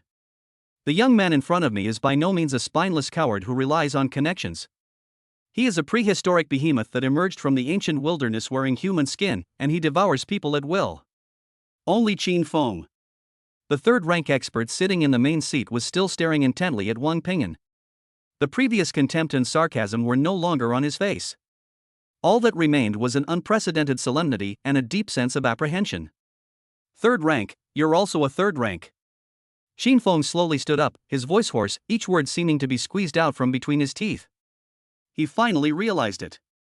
Although that punch just now did not use the external release of qi and blood that is the hallmark of a third-grade martial artist, the essence of that power, that extremely refined quality that is enough to crush everything, definitely belongs to the category of a third-grade martial artist. And it's not just an ordinary early-stage rank 3. So? Wang Ping'an looked at him. Deputy Captain Xin, do you have a problem with that? Xin Feng's expression shifted between light and dark. As the deputy captain of the 10th Brigade, he was nominally the number 2 person here. If he is overshadowed by a new kid today, how will he ever establish himself in the team again? Can be hit. He glanced at Chen Hu, who was still convulsing in the corner, and felt completely uncertain. Just as he was caught in a dilemma, Wang Ping'an spoke again. Since no one has any objections. He looked around, his voice not loud but clearly reaching everyone's ears. Then I will announce my first order. Starting today, the 10th Brigade will abolish all its original squad structures. Disorganize everyone and regroup. What? This statement shocked everyone even more than that punch. Abolish all organizational structures? Completely reorganize and dismantle them? Qin Feng's pupils constricted sharply, and he was the first to step forward, shouting in a deep voice, "Captain Wang! What do you mean by this?" The squad leaders behind him also changed their expressions, their faces filled with astonishment and confusion as they recovered from their shock and fear. The military places the greatest emphasis on organization and succession. The combat effectiveness of a squad depends not only on the individual strength of its members, but also on the tacit understanding and camaraderie they develop through long-term joint operations. Now, Wang Ping'an, the newly appointed captain, has given the following order on his first day in office: to dismantle the team that has already been formed and integrated. This is utter nonsense. Do you know that our teams are all elite units drawn from various combat battalions? Our men are brothers who have been through life and death together. And now you're going to tear us apart with just a word? That's right. We refuse to accept this. A team without teamwork is just sending itself to its death on the battlefield. You're playing with all our lives. Captain Wang, we admit you are very capable, but leading troops into battle isn't just about being good at fighting. What you're doing is completely an amateur commanding professionals. After a brief silence, the conference room erupted in chaos. Those squad leaders who had just been subdued by Wang Ping'an's punch now had an outlet for their anger, and they all stood up indignantly to express their opposition. This matter has touched upon their core interests. Their team was the foundation upon which they depended for survival in this newly formed brigade. If the team were to fall apart, they would be left without any real power or influence, and their voice and power would be greatly diminished. So even at the risk of being knocked down with one punch by Wang Ping'an again, they had to stand up and oppose it. Wang Ping'an ignored their clamor. His gaze simply fell calmly on Qin Feng, the deputy captain who had led the opposition. "Deputy Captain Qin, what do you mean?" he asked calmly. He knew that among these people, only Qin Feng truly held the reins. As long as Qin Feng was suppressed, the rest were nothing but clay chickens and earthen dogs. Qin Feng met Wang Ping'an's gaze, his face so gloomy it was almost dripping with water. He took a deep breath, suppressing his anger, and said in a calm tone, "Captain Wang, I understand your desire to establish authority as a new leader. But disrupting and reorganizing is no small matter. Although our 10th Battalion is newly formed, each squad was transferred from the original units as a whole. Their cooperation is already superb. If you forcibly break them up now, it will only make our overall combat effectiveness drop by more than one level. I suggest we take this matter more seriously. We should wait until we've completed a few missions and you have a thorough understanding of each squad before making a decision." Qin Feng's words were well reasoned and watertight. This both clarified their stance and gave Wang Ping'an a way out. In his opinion, as long as Wang Ping'an wasn't a fool, he should have taken the opportunity to back down. However, Wang Ping'an's answer once again surprised everyone. "I refuse." Those three simple words instantly froze Qin Feng's forced kind smile on his face. Chapter 74: Disruption and Reorganization. You have no right to choose. What did you say? Qin Feng's voice suddenly turned cold. I said I reject your suggestion. Wang Ping'an stood up, placed his hands on the table, leaned forward slightly, and slowly released an invisible, powerful aura belonging to a third-grade martial artist. This time it's not just about power. Rather, it is a kind of condescending, absolute pressure belonging to those in power. Deputy Captain Qin, and everyone here, it seems you've made a mistake. Wang Ping'an's gaze was like two sharp knives, slowly scraping across everyone's face. I have not gathered you here today to discuss anything with you. It's not so that I can inform you. Your opinions mean nothing to me. Here, I, Wang Ping'an, am the only rule. My orders are the supreme command. There's only one thing you need to do. He paused, then spoke clearly, word by word. Obey. You. Qin Feng trembled with anger at Wang Ping'an's extremely domineering words. He was a dignified third-rank expert and the deputy captain of the 10th Brigade. When had he ever suffered such humiliation? Wang Ping'an. Don't be so arrogant. He slammed his hand on the table, and a powerful aura belonging to a third-grade martial artist erupted, colliding fiercely with Wang Ping'an's aura. Boom! The air in the conference room seemed to be ignited. Two invisible forces collided and clashed violently in the air, producing muffled sonic booms. Tables, chairs, and windows trembled violently under the impact of this force, as if they were about to shatter into pieces at any moment. The other squad leaders, under the oppressive force of these two forces that resembled a battle between gods, turned pale and retreated repeatedly, feeling as if they were a small boat in a raging storm, about to be torn to pieces at any moment. Qin Feng, you want to fight me? Wang Ping'an looked at the other man's face, which was flushed with anger, and a cold smile appeared on his lips. The qi and blood in his body began to circulate at high speed according to the methods of the thunderclap-breaking illusion blade. Fine, purple arcs of electricity began to quietly emerge deep within his pupils. A power, even more domineering and destructive than Qin Feng's violent aura, slowly rose from his body. Qin Feng's heart skipped a beat. He sensed a deadly threat emanating from Wang Ping'an. The feeling was like being stared at intently by an ancient thunder dragon, making the hairs on his entire body stand on end. He had no doubt that if he really started a fight, he would likely be one of the people lying in the corner today. What kind of monster is this kid? Why is his technique so domineering? Just as Qin Feng's mind trembled and his aura began to waver slightly, Wang Ping'an's momentum was like a flood that had found an outlet, suddenly pressing forward. Puff! Qin Feng felt as if an invisible hammer had struck his chest, causing him to stagger backward 3 steps uncontrollably. He felt a sweet taste in his throat and almost spat out a mouthful of blood. In a pure contest of momentum, he actually lost. A clean and decisive defeat. The entire conference room fell into a deathly silence once again. Everyone looked at the young man who remained standing still, without even moving a muscle, as if he were a god.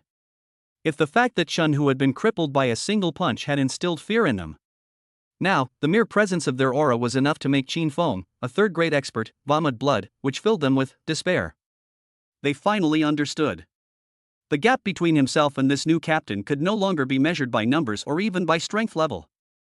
That's an absolute crushing on a life level. Now, Wang Ping'an slowly withdrew his aura, and the terrifying pressure in the conference room instantly vanished. He looked at Qin Feng, whose face was deathly pale and whose eyes were filled with horror and resentment, and calmly asked, "Deputy Captain Qin, do you have any further objections?"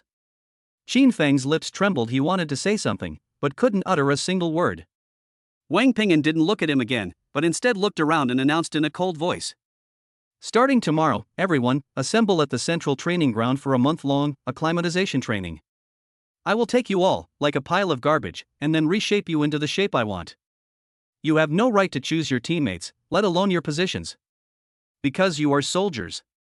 And I am your king. Want to be a thug in the military? Then get out of the army." Wang Ping'an's words, like a divine decree from the heavens, echoed in the deathly silent conference room. Every word carried an undeniable authority, striking the hearts of every proud and arrogant officer present. Qin Feng's face alternated between pale and flushed, his chest heaving violently. He clenched his fists so tightly that his nails dug into his flesh, drawing a trickle of blood. He wanted to argue, he wanted to roar. But he didn't dare. The terrifying pressure, like the arrival of Thor, still lingered in his mind, making him unable to even muster the courage to look Wang Ping'an in the eye. He knew he had lost. They lost completely and utterly. What? Does anyone have a problem with this? Wang Ping'an's gaze, like that of a lion surveying its territory, slowly swept across the entire area. No one dared to speak. Those squad leaders who had been shouting the loudest before were now all like wilted eggplants, drooping their heads and not daring to even breathe. Very good. Wang Ping'an nodded in satisfaction. This is exactly the effect he wanted. Any attempt at appeasement with these unruly soldiers would be a waste of time. Only by using the most direct, brutal, and unreasonable methods can we completely crush all their pride and illusions. Only then will they understand what reverence means. Assemble at the central training ground at 5 a.m. tomorrow. Anyone who dares to be even a second late. A cold smile curled at the corners of Wang Ping'an's lips. You will suffer the consequences. After saying that, he ignored the group of dejected people, turned around, and strode out of the conference room. Until his figure completely disappeared through the doorway. The stagnant air in the conference room seemed to begin to flow again. Hoo-hoo! Suppressed gasps rose and fell. Several squad leaders looked as if they had just been pulled out of the water, their bodies soaked in cold sweat. Brother Qin, what do we do now? A squad leader who was closest to Qin Feng approached, his voice trembling. What should I do? Qin Feng chuckled self-deprecatingly and slowly loosened his already bloodied and mangled fist. He glanced at Chunhu, who was still unconscious in the corner, then looked at his own trembling hands, a deep sense of helplessness flashing in his eyes. What else can we do? Do as he says. The next day, at 4:50 a.m. 10th Battalion, Central Training Ground. Before dawn, the icy wind stung people's cheeks. However, the training ground was already packed with people. The 10th Battalion, with 1,200 soldiers, not one more and not one less, has all assembled here. They stood in loose formations, following their original squad structure, whispering and discussing amongst themselves. Have you heard? Yesterday in the conference room, Deputy Captain Sheen and that new Captain Wang almost got into a fight. It was more than just a near fight. I heard from my buddy that Captain Chen, who of the first squad, was crippled by Captain Wang with a single punch in one exchange. He's still in the intensive care unit. Holy crap. Really? Captain Chen, who was a peak second-grade expert. What's so special about that? It's said that even Deputy Captain Sheen, that third-grade expert, lost to Captain Wang in a contest of aura, and was even shaken to the point of vomiting blood. Hiss. Gasps of astonishment rose and fell among the ranks. Everyone's face was filled with shock and disbelief. They initially looked down on the new young captain with disdain and contempt. But now, they only have one thought in their minds. This new captain seems to be a ruthless person. Just as everyone was discussing it. Quiet. A roar erupted, as loud as thunder. Sheen Fong led a dozen or so squad leaders to the front of the group. His face was still somewhat pale, but his eyes had regained their calm. He looked at the disorganized group of soldiers in front of him and frowned deeply. These are his soldiers? They had no proper posture, whether standing or sitting, and they chattered away like a market. He didn't think anything of it before. But now, just thinking about Wang Ping'an's 13th squad yesterday, which, although small in number, was disciplined and as solid as iron, makes him feel uneasy. A sense of shame inexplicably rose in his heart. All of you, stand up straight. Sheen Fong roared again. The soldiers were startled by his sudden outburst of anger and hurriedly straightened up. Just then, Wang Ping'an, along with Su Muqing and the members of the 13th squad, walked over from a distance at a leisurely pace. He was still wearing a simple black combat uniform, his hands in his pockets, looking like a friendly boy next door taking a stroll on the playground. But when his gaze swept across the entire room, every soldier who met his gaze instinctively straightened their backs and stopped fidgeting. The entire training ground fell silent in an instant. Wang Ping'an walked to the front of the line and stood next to Qin Feng. He glanced at his watch. 4 hours 59 minutes and 50 seconds, that's right, no one is late.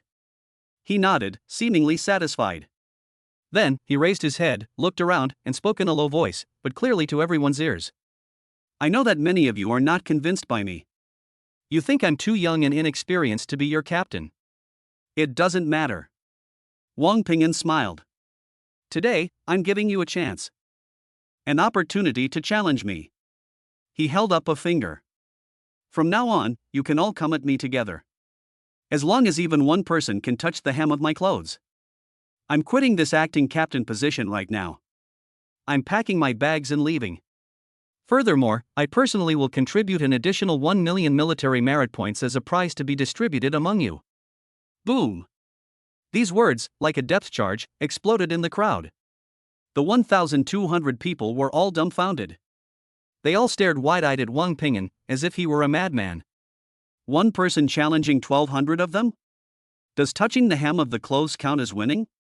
And there's a bonus of 1 million military merit points? Is this a windfall? After a brief silence, the crowd erupted in cheers. Holy crap! Did I hear that right? He's going to take on over 1,000 of us all by himself? That's too arrogant.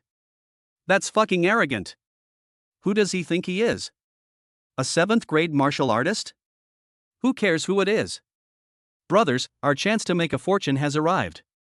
1 million military merit points. If we each take a little, it'll be enough to exchange for several E-grade cultivation techniques. Get him. Take him down. Today we must teach him a lesson he can't run wild in our 10th brigade. A greedy green light gleamed in the eyes of every soldier. The slight awe they felt was instantly swept away by the enormous temptation of 1 million military merit points. Even the squad leaders behind Qin Feng were all eager to get started. Only Qin Feng, looking at Wang Ping'an's calm face, felt a strong sense of unease welling up inside him. He always felt that things weren't that simple. Did you all hear that? Wang Ping'an looked at the group of soldiers who had completely gone mad, and the smile on his face gradually disappeared. Instead, there was a cold, indifferent silence, like ancient ice. Then, let's get started. Before he could finish speaking, he moved. His figure vanished from everyone's sight in an instant. Next second. Ah! A blood-curdling scream, so shrill it was almost inhuman, rang out from the outermost edge of the crowd. One of the soldiers who had been shouting the loudest was struck as if by an invisible hammer. He flew backward, spitting out a mouthful of blood mist in midair, and crashed heavily more than 10 meters away, instantly losing consciousness. No one had yet reacted. Bang! Bang! Bang! Bang! A series of dull, visceral blows, like a rapid drumbeat, resounded wildly through the crowd. A black, ghostly figure darted through the crowded throng at high speed. Every time he made a move, a soldier would inevitably be sent flying backward with a scream. No one could see his movements clearly. No one can stop his punch. In fact, no one could stand in front of him for even a second. That wasn't a battle. It was a one-sided, bloody massacre. What the hell are you all standing there for? Get him together. Surround him. Qin Feng finally snapped out of his shock, his eyes wide with rage, and let out a furious roar. He knew he had been tricked by Wang Ping'an. This kid never intended to give them any chance from the very beginning. He wanted to use this most tyrannical and unreasonable method to completely trample on the confidence and dignity of all of them. However, it was too late. Wang Ping'an's speed is too fast.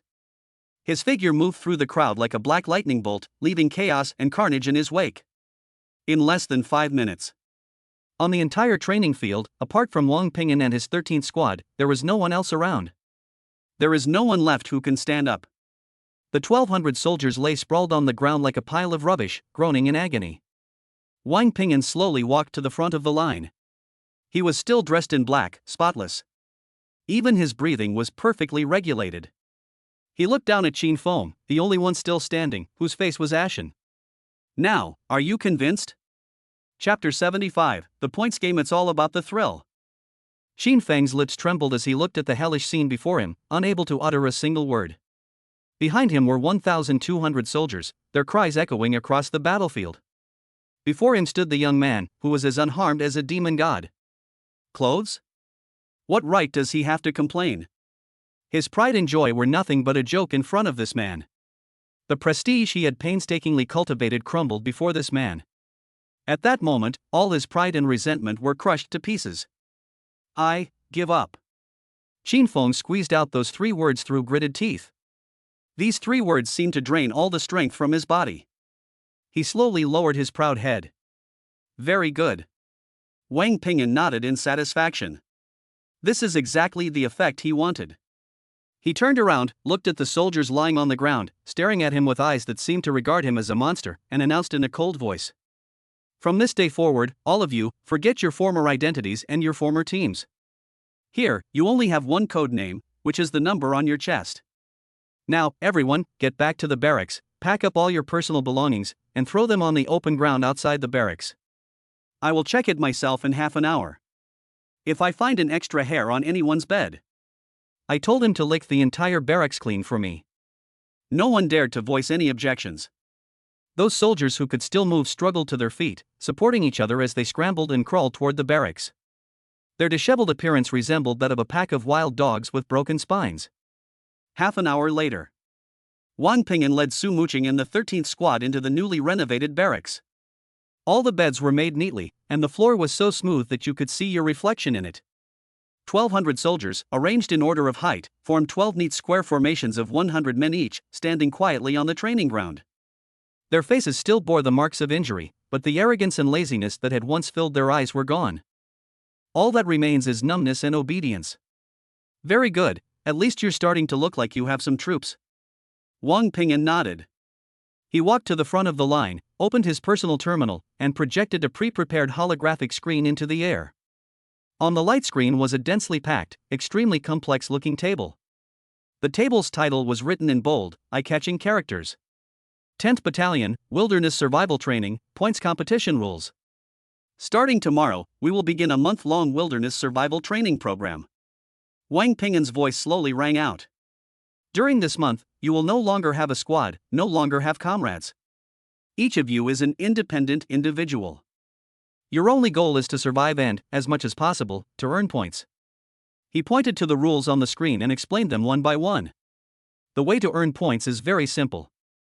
Hunting exotic beasts. An early stage F rank beast, 1 point. Mid stage, 2 points. Late stage, 5 points. Peak, 10 points. An early stage E rank beast, 100 points. A mid stage 1, 200 points. A late stage 1, 500 points. A peak 1, 1000 points. No upper limit. All the spoils you hunt must be handed over to the logistics personnel I designate, who will then calculate them into points. Upon hearing this, a slight commotion arose in the crowd. Many people frowned. Isn't this just a disguised way of making them work as laborers for the brigade for free? I know what you're thinking. Wang Ping'an seemed to see right through them and sneered. Do you think I'm exploiting your labor? Wrong. He switched the screen to another page. That page contained a dazzling list of rewards, enough to drive anyone crazy. Points rewards redemption list. 1000 points can be exchanged for 1 low-grade E rank weapon or 1 low-grade E rank cultivation technique. 5000 points can be exchanged for 1 mid-grade E weapon or 1 mid-grade E cultivation technique. 10,000 points can be exchanged for 1 high-grade E weapon or 1 high-grade E cultivation technique. 50,000 points can be exchanged for a low-grade D rank weapon or a low-grade D rank cultivation technique. And you will receive reserve officer qualifications. 100,000 points can be exchanged for a mid-grade D weapon or a mid-grade D cultivation technique. And you will be directly promoted to second lieutenant and appointed as a squad leader. Boom! When they saw the last line of text, the entire training ground erupted in cheers. Everyone's eyes turned red. My breathing became rapid. 100,000 points. He's promoted directly to second lieutenant and appointed squad leader. What does this mean? Many of them are veterans who have served in the army for 7 or 8 years. They worked themselves to the bone and made countless contributions before barely managing to climb to the position of squad leader. Becoming a squad leader is harder than climbing to heaven. But now, this new captain is telling them that as long as they get 100,000 points, they can become squad leaders directly? Is this true? I know you don't believe me, Wang Ping'an's voice rang out again. He took out a document from his pocket, bearing the bright red seal of the 7th Army Joint Command, which was a document of supreme authorization. This is the headquarters they granted me this special authorization. During this past month, every word I, Wang Ping'an, have uttered has represented military law. If I say you can become a squad leader, you definitely can. A storm raged in everyone's hearts. They looked at Wang Ping'an, and for the first time, a glint of fervor appeared in their eyes. Of course, Wang Ping'an changed the subject, a cold smile curving his lips. There are rewards, and naturally there are punishments. He switched the screen to the last page. Punishment rules. This training will last for 30 days. After 30 days, the bottom 100 people in the points ranking will be. They will be directly eliminated, stripped of their military status, and removed from the 10th Battalion. What? These words were like a bucket of ice water poured over everyone's heads. The soldiers, who had just been immersed in ecstasy and fantasy, instantly came to their senses. Strip him of his military status. Remove him from the unit. For a soldier, this is a punishment worse than death. This means that all their previous efforts will be in vain. They will be reduced to ordinary citizens again, or even worse, despised by everyone and discarded by the military as trash. Now, do you have any questions? Wang Ping'an looked around and asked casually. No one spoke. Somber expressions were written on everyone's faces. They finally understood. The new captain wasn't joking with them. He's serious. He wanted to use this most brutal and direct method to select the soldiers he wanted. Either you rise to the top in one step and become a superior person. Or, you fall into the abyss and never recover. There is no third way. Very good. Wang Ping'an nodded in satisfaction as he looked at the complex expressions of excitement and fear on everyone's faces. We'll set off at 5 o'clock tomorrow morning. Training location. He pointed to the black area on the sand table that was marked extremely dangerous. Black Forest. Chapter 76 First Steps into the Wilderness. This is the motley crew. The Black Forest. One of the most primitive and dangerous forbidden zones on the Milky Way. This place is shrouded in a strange black miasma year-round, with towering ancient trees blocking out the sunlight completely. The forest floor is covered with a thick layer of decaying leaves, accumulated over countless years. One step on it can reach above the knees. The air was filled with a strong, foul stench, a mixture of rotting plants and the bodily fluids of an unknown organism. This is a paradise for strange beasts and a hell for humans. When the 1,200 soldiers of the 10th Battalion arrived at the outskirts of the Black Forest in more than a dozen heavy armored transport vehicles, somber expressions were written on everyone's faces. Listen up! Wang Ping'an stood on the roof of the first car, and his loud voice, amplified, reached everyone's ears. From now on, you will no longer have a team, no longer have comrades in arms. Each of you is an independent hunter. Your backpacks contain enough food and water to last you 3 days. After 3 days, whether you starve to death or find food in this forest on your own will depend on yourselves. I only have one piece of advice for you. Don't trust anyone here. Because your companion could stab you in the back at any time for the sake of the points you have. Dismissed. Wang Ping'an gave the order. After a brief hesitation, 1,200 soldiers surged into the dark forest, which resembled the maw of a giant beast, like a tidal wave. Some people choose to act alone, disappearing silently into the depths of the dense forest. Some people, however, formed temporary alliances in small groups, cautiously exploring in the same direction. Some people, from the very beginning, never intended to hunt any exotic beasts. They lurked in the shadows, their eyes, like those of vultures, filled with greed and malice, fixed intently on the seemingly weaker prey. Under the cruel rules set by Wang Ping'an, in an instant, this dark forest transformed into a real, bloody arena, a gladiatorial arena governed by the law of the jungle. Captain, what do we do now? Inside the command vehicle, Deputy Battalion Commander Qin Feng frowned deeply as he looked at the dots of light representing soldiers darting around aimlessly in the forest on the tactical screen. Are we just going to let them go and die on their own? Otherwise what? Wang Ping'an leaned back in his chair, holding a steaming cup of coffee in his hand, his tone as calm as if he were watching a movie. Deputy Captain Qin, you must remember this. Soldiers are not made on the training ground. He crawled out from a pile of dead bodies. What I give them is rules and opportunities. Whether they can catch it or not is their own business. Qin Feng fell silent. Although he still disagreed with Wang Ping'an's almost ruthless training methods, he was powerless to refute them. Because what Wang Ping'an said was true. Su Muqing. Wang Ping'an put down his coffee cup and turned to look at his wife beside him. Here. Su Muqing stood up, wearing a specially made black bodysuit that blended perfectly into the darkness, and holding the pair of semi-transparent phantom wing blades in her hands. You take Squad 13 and go in too. Your mission is not to hunt down alien beasts. Instead, it's law enforcement. Wang Ping'an pulled up a map and marked more than a dozen red dots on it. These dozen or so people are the most unstable factor in this training. Some of them are habitual criminals, and some are outlaws.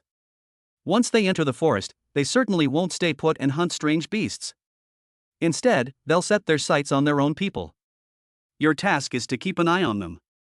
Once they are found to have violated any rules, such as robbery or murder of a fellow member, no need to report to me.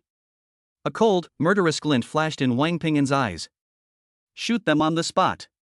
Yes, Captain. Su Muqing nodded without the slightest hesitation.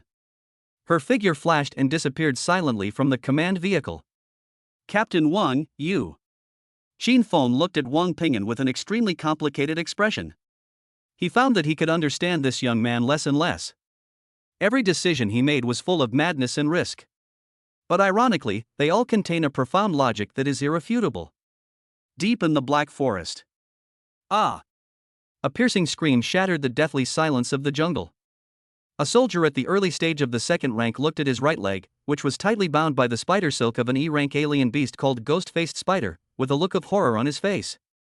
The spider silk carried a potent paralyzing toxin. He felt his entire right leg rapidly losing sensation. Before him stood a gigantic spider, its body the size of a millstone, its face resembling a human ghost, which was slowly approaching him. Its 8 compound eyes, gleaming with an eerie light, were fixed on its prey, and foul-smelling mucus flowed from its mouthparts. Help! Help me! In despair, the soldier reached out his hand for help to the few comrades who had just been calling him brothers and teaming up with him not far away. However, those people were already terrified the moment they saw the ghost-faced spider. Without the slightest hesitation, they turned and fled frantically into the depths of the forest. Not a single person turned around to look at him. No, don't. The soldier's eyes were filled with despair. He watched as the ghost-faced spider raised its forelimbs, which resembled two sharp sides, high in the air. At this critical moment, call out. A figure in blue, like a ghost, descended from the sky. Two cold, emotionless flashes of light disappeared in an instant. Put. The arrogant ghost-faced spider didn't even have time to react. Its ugly head was instantly severed. A foul-smelling green liquid gushed out. The rescued soldier stared blankly at the stunningly beautiful figure who had saved his life, a figure as beautiful as a fairy descending to earth, his mind completely blank. Yes, it's the vice captain. Su Muqing didn't even glance at him. She simply walked to the corpse of the ghost-faced spider and, with the tip of her knife, picked out an early-stage E-rank beast core from its head. Then, she turned around, looked at the soldier still sprawled on the ground, and said coldly, "Your leg is poisoned. If it's not treated immediately, it will become completely necrotic within 3 hours. I have an antidote here." She took out a vial that emitted a faint blue glow from her tactical backpack. A flame of hope instantly ignited in the soldier's eyes. Vice Captain, please, save me." "Okay." Su Muqing nodded. "But there's no such thing as a free lunch." She pointed to the beast core in her hand. "I killed this ghost-faced spider. Its score is 100 points. This antidote is worth 500 military merit points on the military's exchange list, which is equivalent to 50 points. I can save you. However, from now on, half of the points you earn from hunting any strange beasts will belong to me. Until you pay back these 150 points. Do you agree?" Chapter 77 The Law of the Jungle, A Hunt Begins. The Black Forest, just as its name suggests, is a world shrouded in darkness and death. When the 1,200 soldiers of the 10th Battalion disappeared into the boundless, dark forest like grains of sand poured into an ink bottle, a most primitive and bloody survival game officially began. "Damn it, this godforsaken place doesn't even have a road." A soldier named Wang Wu trudged through the thick layer of rotting leaves, cursing under his breath. He was tall and strong, with a cultivation level of the early second rank. He was considered a minor leader in his former unit and was used to being domineering and arrogant. Beside him were 4 equally sleazy guys. The 5 of them had stayed together from the beginning and weren't in a hurry to search for any strange beasts. "Brother Wang, what's the rush?" A soldier with a pointed face and a monkey-like appearance chuckled, revealing a mouthful of yellow teeth. "Do we need to risk our lives fighting those beasts? That would be beneath us." "What does the monkey mean?" Wang Wu stopped and looked at him. "Brother Wang, think about it. The captain set the rule that we can exchange points for hunting exotic beasts. But he didn't say we can't exchange points from other people." The monkey rubbed his hands together, his eyes gleaming with greed. "There are plenty of rookies in this forest who just came out of basic training and don't know their place. We just need to find one that's alone." He made a gesture of wiping his neck. Wang Wu's eyes lit up instantly. "Yes. How dangerous is hunting exotic beasts? One wrong move and you could lose your life. But what if you hunt down your own kind? Those rookies with low skill levels are no different from lambs to the slaughter in front of these veterans." "Damn it, you're the smartest kid." Wang Wu slapped the monkey on the back of the head and laughed loudly. "Let's do it. Let's find a place to hide first, and after those idiots have worked so hard to hunt their prey, we'll go out and wipe them out, people and their spoils." Brother Wang is wise. The 5 men hit it off immediately and found a secluded tree hollow. Like a few hyenas waiting for their prey, they concealed their presence and lay in wait. Another part of the jungle. A young soldier who looked to be only in his early 20s, with a hint of childishness on his face, was carefully parting the bushes in front of him. His name was Lu Ming. He had just been selected from the regular army to join the 10th Battalion because of his outstanding performance. Unlike Wang Wu and his ilk, who were scoundrels, he still harbored dreams of making contributions and protecting his country. He felt fear towards Wang Ping'an's brutal points system, but he was also excited about it. This is an opportunity. An opportunity for a common soldier like him with no background to rise to the top in one step. Russell. A slight, unusual noise came from the bushes to his left. Lu Ming's heart skipped a beat, and he immediately gripped his standard-issue combat knife tightly, holding his breath. The grass was swaying more and more violently. Here we come. Lu Ming slightly bent his knees and began to circulate his internal energy, ready to strike at any moment. Just then, a Class F porcupine-like beast, resembling a wild boar but covered in sharp bone spurs, suddenly leaped out of the bushes. Good opportunity. A glint flashed in Lu Ming's eyes. He pushed off with his feet and shot forward like an arrow. His battle blade drew a sharp arc and slashed down fiercely at the neck of the porcupine beast. Put! Blood splattered everywhere. The porcupine didn't even have time to let out a scream before he beheaded it with a single blow. Success! 10 points earned. Lu Ming looked at his victory with excitement, a bright smile spreading across his face. However, he did not notice. Not far behind him, in the canopy of a towering ancient tree, 5 pairs of eyes, filled with greed and malice, were fixed on him. Brother Wang, look, we've got some business. Monkey's voice carried a hint of barely suppressed excitement. TSK, still a novice, look how happy he is. Wang Wu licked his lips, a cruel glint in his eyes. One person, early stage of second rank, and he even has materials for a porcupine beast. Not bad, this is a good start, I'll take it. Make a move? No rush. Wang Wu shook his head. We'll go out after he has finished processing the materials and his energy is almost depleted. Let him do the work for us first. Lu Ming knew nothing about this. He was happily and carefully processing the porcupine's carcass with the skinning knife he carried with him. Its fur and the longest bone spurs can be exchanged for points. Just as he had packed all the materials and was preparing to leave. Shoo! 5 figures slowly emerged from the surrounding woods and surrounded him. Brothers, who are you? Lu Ming was startled when he saw the person who came, but he still tried to remain calm and asked. What are we doing here? Wang Wu grinned maliciously, approaching him step by step. Kid, we're here to collect rent. Hand over everything you have, including the materials you have and that knife you're carrying. Then, break your own leg and get out. Lu Ming's face turned deathly pale in an instant. He never expected that he would encounter such a thing. These are comrades in arms who have been together day and night. You can't do this. Captain Wang said it's forbidden. Go to hell, Captain Wang. Wang Wu spat a mouthful of phlegm on the ground and cursed disdainfully, the emperor is far away, and in this black forest, I'm the law. Kid, I'm giving you one last chance. To pay, or not to pay? Lu Ming's body trembled violently with anger and fear. He glanced at the 5 thugs surrounding him, their faces contorted in a sinister grin, then looked at the cold blade in his hand, a resolute glint in his eyes. He is a soldier. He has the pride of a soldier. Even if it means death, he will never yield to these scumbags. I'm going to fight you. Lu Ming roared, grabbed his knife, and charged toward Wang Wu. Overestimating yourself. Wang Wu snorted coldly. Although they were both at the early stage of the second rank, his combat experience as a veteran who had crawled out of piles of dead bodies was far superior to that of a greenhorn like Lu Ming. He simply turned to the side and dodged Lu Ming's powerful slash. Then, he kicked Lu Ming in the knee. Snap! A crisp sound of bone cracking rang out.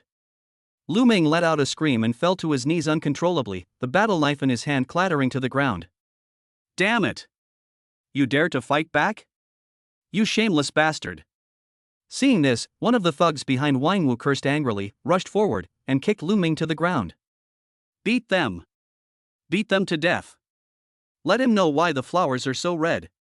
4 or 5 burly men surrounded Lu Ming, who was lying on the ground, and began to beat him wildly with punches and kicks. Bang! Bang! Bang! The dull thuds and Lu Ming's suppressed screams sounded particularly jarring in the deathly silent jungle. Wang Wu stood aside, arms crossed, watching all this with a cold smile. He enjoyed the feeling. The thrill of trampling on other people's dignity and lives. Just when he felt it was about time and was about to order his men to stop, a cold, emotionless female voice, seemingly from the deepest hell, rang out behind them without warning. What are you doing? Wang Wu shuddered and turned around abruptly. Not far away, on a tree branch, stood a petite figure wearing a black, tight-fitting combat suit and a silver mask. She stood there quietly, as if she had become one with the surrounding darkness. If she hadn't spoken up, they wouldn't have even noticed her presence. It's the deputy captain who's always with Captain Wang. Who are you? Trying to meddle in other people's business? Although Wang Wu was startled, he still shouted fiercely, relying on his superior numbers. Su Muqing did not answer him. Her gaze passed over them and landed on the young soldier who had fallen into a pool of blood and was on the verge of death. Then, she slowly raised the pair of translucent, butterfly wing-like short blades in her hands. Those who break the rules. Her voice was as cold as a knife. Die. Chapter 78 The Grim Reaper of the Night, the Lieutenant's Judgment. Die? Wang Wu acted as if he had heard the funniest joke in the world. He exaggeratedly picked at his ear, then winked at his men and said, "Brothers, did you hear that?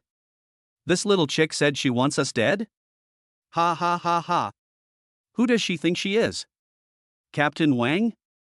Little girl, you're pretty, but not so bright. My advice is, mind your own business and get lost. Otherwise..." The monkey licked his lips, a lewd glint in his eyes. "Otherwise, after we deal with this blind fool, it'll be your turn.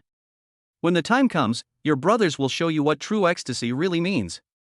The language was foul and offensive, and it was unbearable to hear. Lu Ming, lying on the ground, heard these words and his eyes filled with despair and anger. He struggled to get up, but a thug stomped hard on his back again.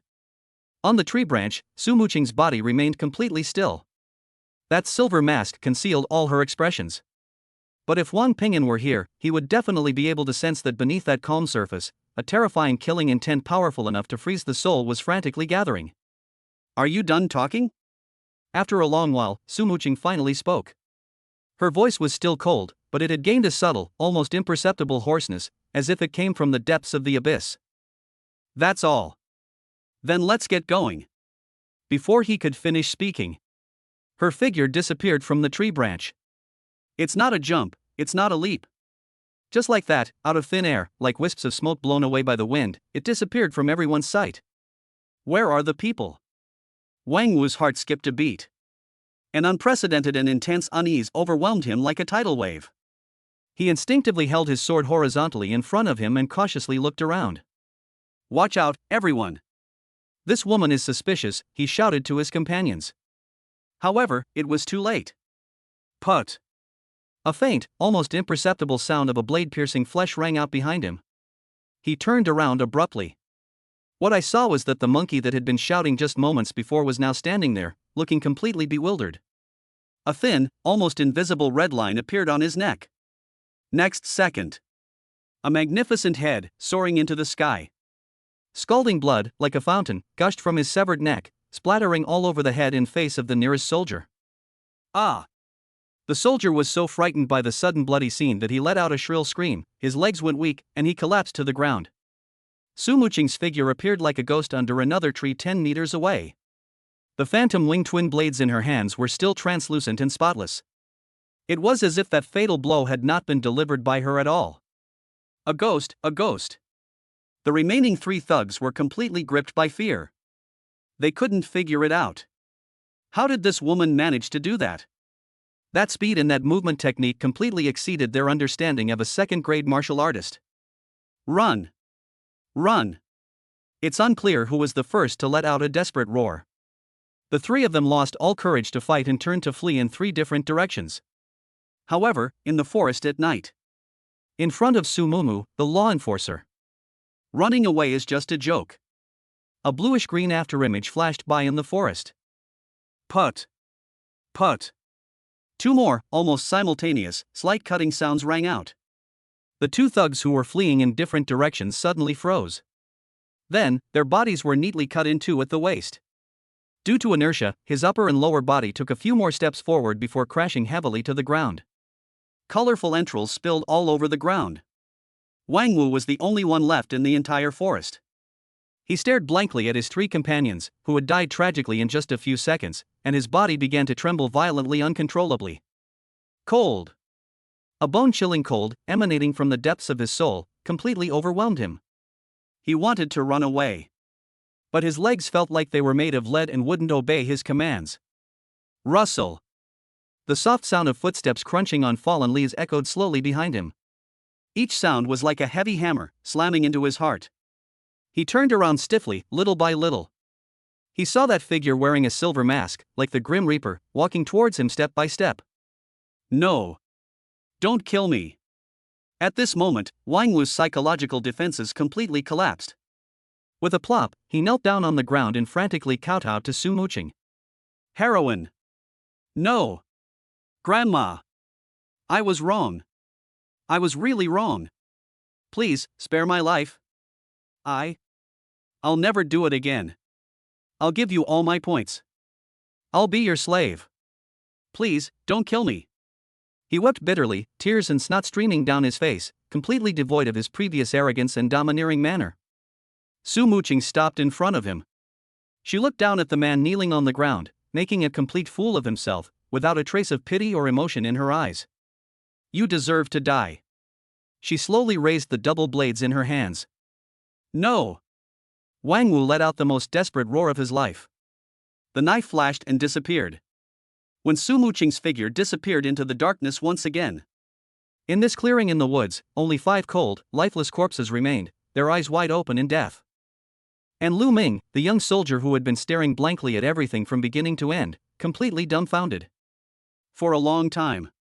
He seemed to wake up from a dream, and a jolt ran through his body. He glanced at the 5 gruesome corpses, then at the direction where Su Muqing had disappeared, his eyes filled with indescribable shock and awe. Then, as if he remembered something, he frantically opened his personal terminal. In the public communication channel of the 10th Brigade, a trembling, tearful voice recounted everything that had just happened. Holy crap! Really?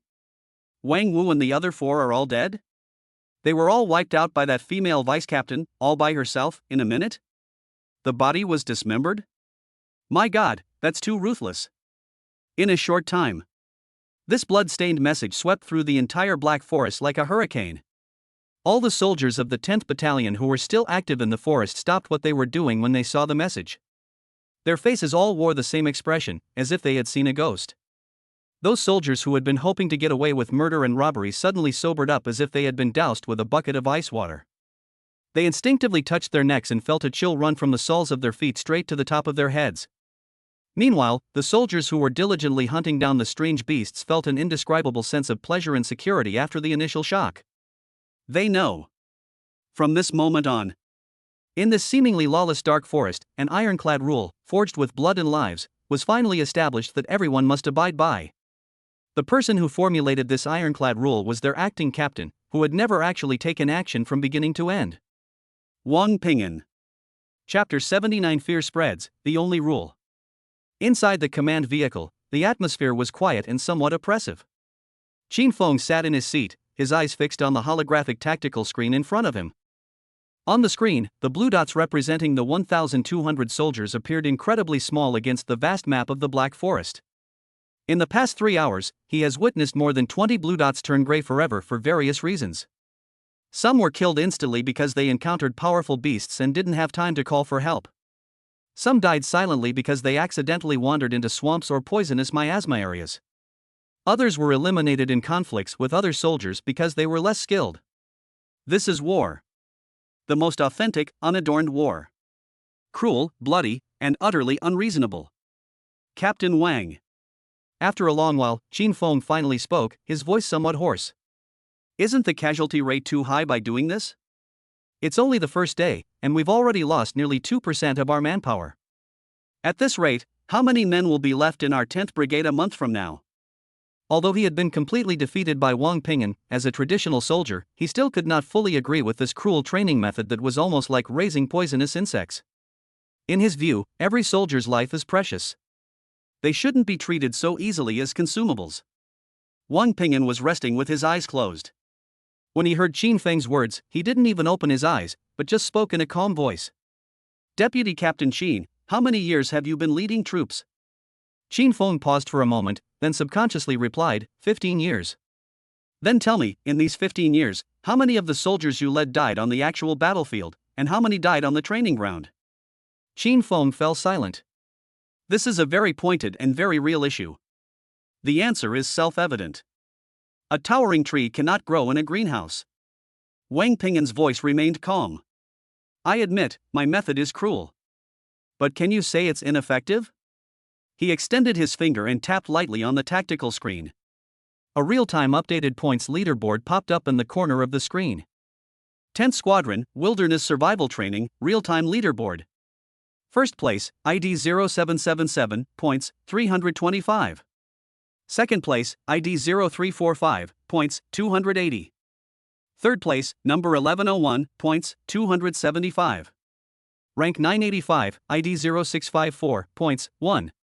Rank 986, ID 0821, points, 0. Look, Wang Ping'an pointed to the leaderboard. Only a few hours have passed, and the kid ranked first has already got more than 300 points. This means that he has independently hunted at least 2 mid-E level alien beasts, or more than 30 F level alien beasts. Do you think a rookie fresh out of boot camp could do something like that in just a few hours? Qin Feng's gaze fell on the ranking list, and his expression became complicated. He knew that Wang Ping'an was right. Under the threat of death and the lure of huge sums of points, the potential and combat power unleashed by these soldiers have far exceeded his previous expectations. They are adapting to the forest and its cruel rules at an alarming rate. They are rapidly transforming from a rabble into true hunters who know how to survive and fight. But Qin Feng still hesitated. That news about Wang Wu and the others has spread throughout the entire team. Now everyone is in a state of panic. They dare not easily trust anyone anymore, and they don't even dare to form temporary teams. If this continues, their survival rate will only decrease. Popular panic?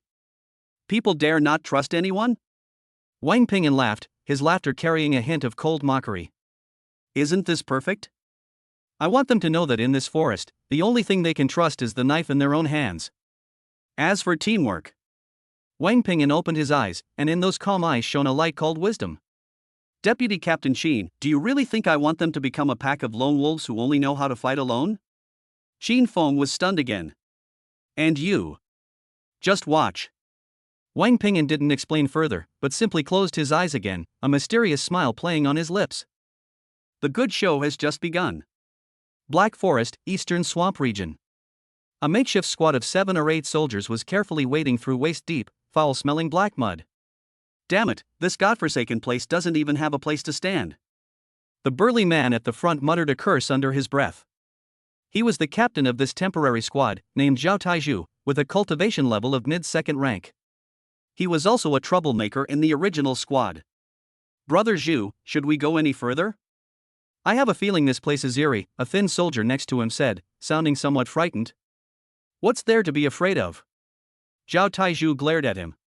The more godforsaken the place, the more good stuff you'll find. Didn't you see that the top 10 on the leaderboard are all active in the swamp and the poisonous miasma forest? If we don't produce something truly impressive soon, we'll be eliminated by the end of the month. Hearing the word elimination made everyone's heart skip a beat. They stopped complaining, gritted their teeth, and continued to grope their way deeper into the swamp. Just then, a soldier at the very back of the column suddenly lost his footing and uncontrollably sank into the mud. Ah! Help! Something is pulling on my foot. He let out a terrified scream and struggled desperately. What's going on? Zhao Taizhu suddenly turned around. The soldier's lower body was completely submerged in the mud, with bubbles rising to the surface. Quick! Grab him! Zhao Taizhu roared and, along with 2 other team members who were nearby, rushed forward to try and pull the soldier out of the mud. However, the force underwater was astonishing. No matter how hard they tried, they couldn't move the soldier an inch. On the contrary, because they exerted too much force, the mud under their feet began to loosen, and their bodies gradually began to sink. Splash! At this critical moment, a huge, mountain-sized black head suddenly burst out of the mud in front of the soldier. It was a giant leech, over 10 meters long, covered in thick mud armor. E-level peak alien beast deathworm. Its enormous mandibles, which resembled chrysanthemums and were covered with ring-shaped sharp teeth, opened to an exaggerated angle and swallowed half of the still struggling soldier's body in one gulp. Snap! The sound of bones being crushed echoed clearly in the deathly silent swamp. Blood instantly stained the black swamp red. Ah! The remaining team members, witnessing this bloody and horrific scene, were all terrified and let out desperate screams. Run! Run! Zhao Taizhu was the first to react. He threw away the half of his arm, still attached to its internal organs, and turned to flee frantically toward the shore. However, the death worm was faster than him. Its massive body moved through the mud like a fish in water, with a sudden flick of its tail. Boom! A giant wave of mud and sewage rose up from the ground and slammed hard into Zhao Tieju's back. Puff! Zhao Taiju felt as if he had been hit by a speeding armored vehicle. He spat out a mouthful of blood and flew forward uncontrollably, crashing heavily into the swamp. Immediately afterwards, the maw, like the gaping maw of an abyss, rapidly enlarged in his pupils. It's over. These two words flashed through Zhao Tieju's mind. He closed his eyes, awaiting death. However, the expected excruciating pain did not come. He heard only a crisp sound, as if something had been cut. Call out. He suddenly opened his eyes. What he saw was a black figure, like a demon god, which had appeared in front of him at some point.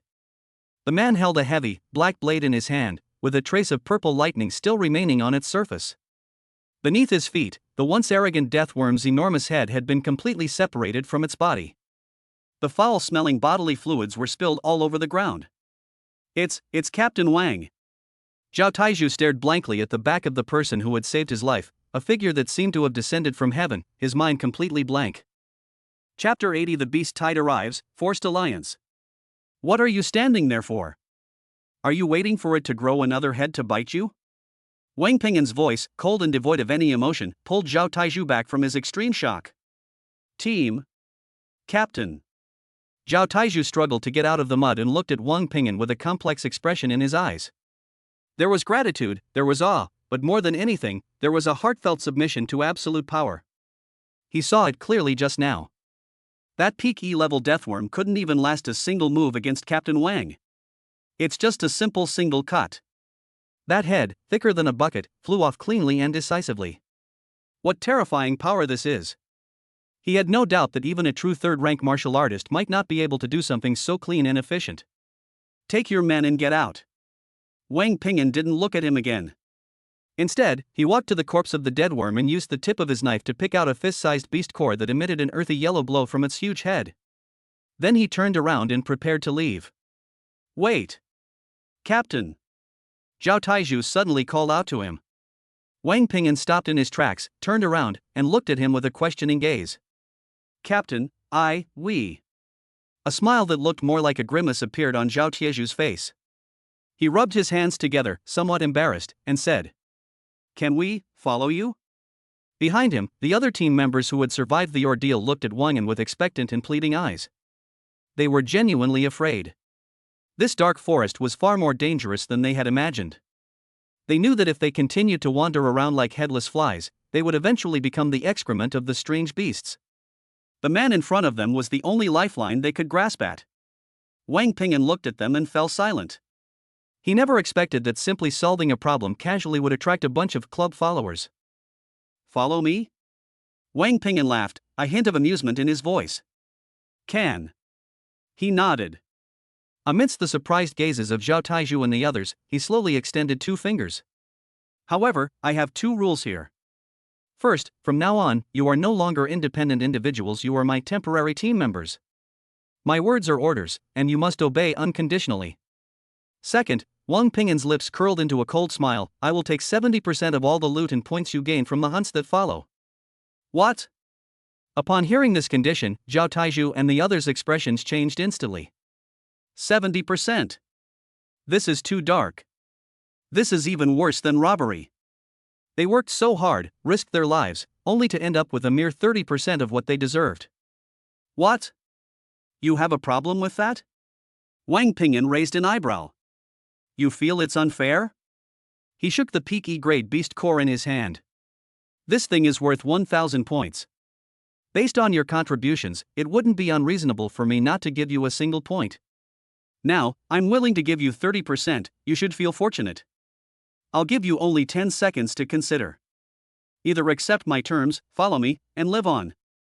Either get out of here now and figure out how to survive the remaining 29 days in this man-eating forest. Wang Ping'an's words were like a cold knife, piercing into everyone's heart. Zhao Tieju's expression shifted between light and dark. He was torn between his conscience and his inner turmoil. Reason told him that this condition was simply an unfair contract and could not be accepted at all. But the instinct for survival was screaming at him, urging him to agree. He glanced at his companions behind him, whose faces were also deathly pale. He glanced again at the bottomless black swamp, which exuded an aura of death. Finally, his gaze fell on Wang Pingin's calm, expressionless face. He knew he had no choice. Good. He gritted his teeth and squeezed out the word through gritted teeth. We agree. Very good. Wang Pingin nodded in satisfaction. This is exactly the effect he wanted. He knew that before long, more and more wanderers like Zhao Taizhu and his group would appear in this forest, desperate and forced to rely on the strong in order to survive. And he, Wang Pingin, will become the strongest king who can attract all the wanderers. He intended to use this method to reintegrate these 1,200 unruly soldiers. It wasn't done through administrative orders. Instead, it relies on the most primitive and direct law of the jungle. Just as Wang Pingin had won over his first batch of followers and was preparing to make a big splash. Woo woo woo woo. A mournful roar, as if from an ancient ferocious beast, came from the depths of the forest without warning. The sound was filled with endless savagery and hunger. Immediately afterwards. Boom! Boom! Boom! The entire black forest began to tremble violently and rhythmically. It was as if some enormous creature was charging towards them with unstoppable force. What's going on? Zhao Taizhu and the others' expressions changed drastically. Inside the command vehicle, Xin Feng stared at the massive, densely packed red dots that suddenly appeared on the tactical screen, surging like a tidal wave, and jumped up from his chair. His face was filled with disbelief and horror. Beasts, beast tide. It's an A-level alien beast, a clan of brutal demon apes. Their numbers exceed 300. Moreover, at least 3 of them are rank 3 ape kings. Their target seems to be Captain Wan's location. Xin Feng's voice was trembling. A beast tide composed of more than 300 Class A alien beasts. Among them were 3 ape kings of the 3rd rank. What a terrifying force this is. Let alone Wang Pingin, even an entire 1,000-man combat battalion, without any heavy firepower support, would only meet the same fate if it were to be directly attacked by this beast tide. Completely annihilated. Captain Wang. Retreat! Retreat! Xin Feng frantically connected to Wang Pingin's emergency communication channel and roared.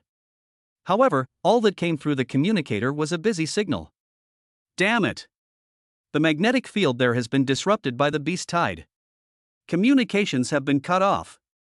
Xin Feng slammed his fist hard on the control panel, his eyes filled with despair. It's over.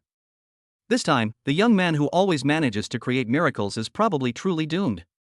Captain! It's a beast tide. Let's run!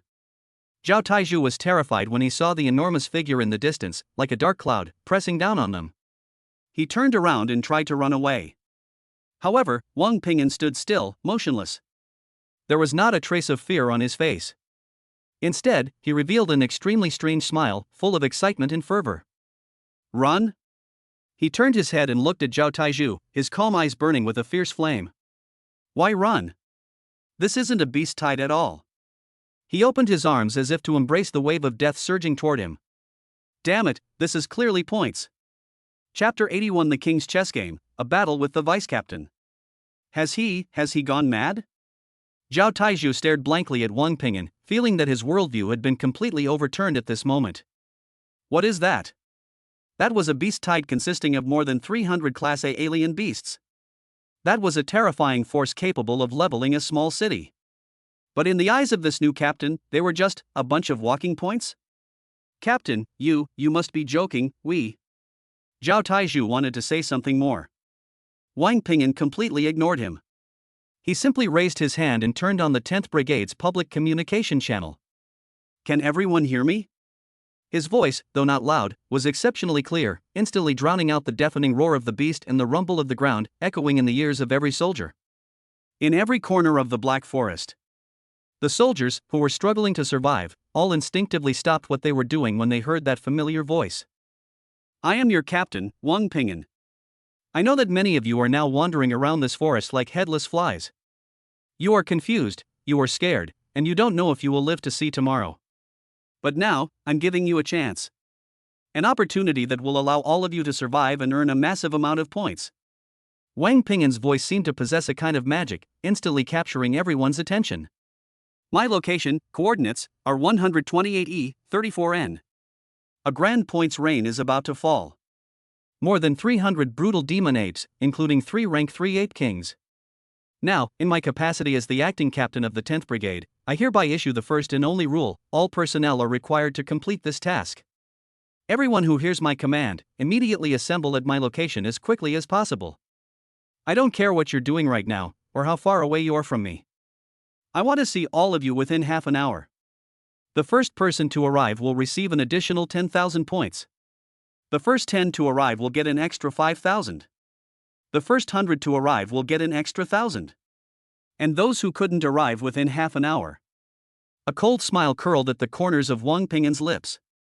They will be directly recorded as deserters. You should be well aware of the consequences. After saying that, he hung up the call immediately.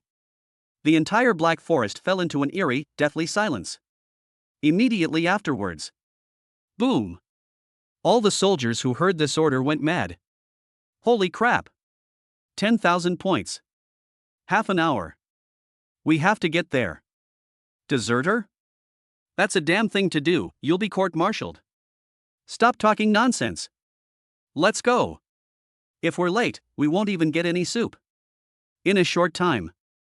In the Black Forest, the thousands of soldiers who had been fighting independently and wary of each other suddenly surged forward from all directions in the same direction, like sharks that had smelled blood. There was no longer any confusion or fear in their eyes. All that remains is the most primal desire for points and the fear of punishment. Inside the command vehicle, Xin Feng stared in disbelief at the tactical screen, where the thousands of previously chaotic blue dots had, in just a few dozen seconds, coalesced into more than a dozen clear torrents, sweeping wildly toward the red area submerged by the beast tide. His mind was blank. He couldn't understand it. He couldn't understand it at all. How exactly did Wang Ping'an manage to do that? He simply gave a brief, even somewhat harsh, command. How did they manage to unite these 1,000+ unruly soldiers into one? What on earth does he want to do? Xin Feng muttered to himself, feeling a dryness in his throat. He's not planning to lead these people to their deaths, is he? He is fighting a war. A cool, clear female voice sounded behind him. Xin Feng looked back. Suddenly, Su Muqing appeared behind him. She was also looking at the tactical screen, and in her clear, cold eyes, there was a light that Xin Feng couldn't understand. There was worry, there was trust, but more than anything, there was a deep-seated pride. Fight a war? Xin Feng frowned. This rabble? Going to fight over 300 ferocious demonic apes? They are now, perhaps, a mob. Su Muqing slowly shook her head. But, after this battle is over, they will become a true, iron-blooded army. She looked at the screen, at the most dazzling blue dot representing Wang Ping'an, surrounded by countless red dots yet still standing firm, and said softly, "Because their king is there." Xin Feng fell silent. He looked at the point of light, and then at the torrents that were frantically converging towards it. A strange feeling, which he couldn't quite explain, suddenly welled up in his heart. Perhaps. Can this young man, who always manages to create miracles, really lead this rabble to victory in this seemingly impossible war? For the first time, he began to doubt his own judgment. For the first time, he felt a sliver of anticipation for Wang Ping'an's insane plan. Captain! You're insane! You're sending us all to our deaths. As Zhao Taizhu watched the approaching army of apes, resembling a black mountain range and exuding an aura of endless savagery, his legs trembled with fear. He couldn't understand why Wang Ping'an would make such a crazy decision. Shut up! Wang Ping'an didn't even bother to look at him. His gaze was fixed intently on the forefront of the beast tide. Among the surging army of apes, there were 3 terrifying figures, much larger than their peers, resembling small mountains. Their bodies were covered in long black fur, their muscles were bulging, and their blood-red eyes were filled with a madness that wanted to destroy everything. Third Great Ape King. They are the core and brain of this beast tide. As long as we can kill all 3 of them in the first instance, the seemingly invincible beast tide will instantly collapse, turning into a mob that is not worth fearing. But the problem is, how can one take the head of a general amidst a vast army? Wang Ping'an's brain was working frantically. He glanced behind him at the other temporary team members who were also pale with fright. Then I looked into the distance and saw countless blue dots of light rushing toward us at high speed. An extremely bold, even outrageously crazy, plan slowly took shape in his mind. He turned his head, looked at Zhao Taizhu, and a chilling smile appeared on his face. Do you want to live? I want to. Zhao Taizhu nodded subconsciously. Very good. Wang Pingan patted him on the shoulder. Wait a minute, I'll give you a chance to redeem yourself. An opportunity for you to become a hero. Chapter 82 First Battle Against the Beast Tide, the King's Command. Burn the heavens. A single slash. There was no flash of swords, no clashing of ribbons. Only a single, intense, crimson flame, seemingly capable of igniting the entire space, erupted from the blade of the mountain-shattering blade. That flame was no ordinary flame. Instead, it was Wang Pingan's powerful blood and chi at the early stage of the third rank that, under the impetus of the domineering sword technique 7 kills of the broken army, was compressed and condensed to the extreme, resulting in a pure energy form. The air was distorted and hissed wherever the flames passed. The rotting leaves and damp soil on the ground were instantly evaporated into a charred, blackened layer under this terrifying heat. Roar! The frozen and blinded Ape King felt a deadly threat from the deprivation of his senses. It let out a roar filled with fear and resentment, and its massive body recoiled violently as it tried to escape the flames of death. But it was all too late. Boom! The crimson flames, like a burst dam, instantly and completely engulfed its massive, mountain-like body. No screams. There was no struggle. That arrogant third-rank Ape King was burned alive to ashes in that inferno that could scorch the heavens. Not even a trace was left. Dead silence. The entire battlefield fell into a deathly silence for 3 seconds because of this miraculous scene. Whether it was the Federation soldiers who were charging wildly or the savage demonic apes that were fearless of death, they all subconsciously stopped what they were doing. They stared blankly at the figure, illuminated by the flames and appearing as if a demon had descended, their minds completely blank. One knife. Just one cut. They burned a third-rank Ape King to ashes. Is this even human? Team. Captain. Zhao Taizhu and his men collapsed in the muddy water not far away, their teeth chattering wildly as they stared at the unimaginable scene before them. They were the closest to the camera and had the clearest view. They could even feel the terrifying heat that the flames brought as they swept over their heads, a heat so intense it could melt their very souls. If that stab had been aimed at them, they had no doubt that their fate would be even more miserable than that of the Ape King. Roar! Just as everyone was still immersed in extreme shock, a roar more violent and furious than ever before pulled them back to reality. They are the remaining 2 Ape Kings. They witnessed the gruesome death of their companions, and their blood-red eyes were instantly filled with endless madness and murderous intent.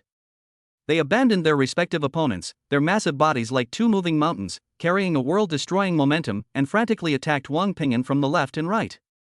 They wanted to tear this tiny human who killed their companion to pieces.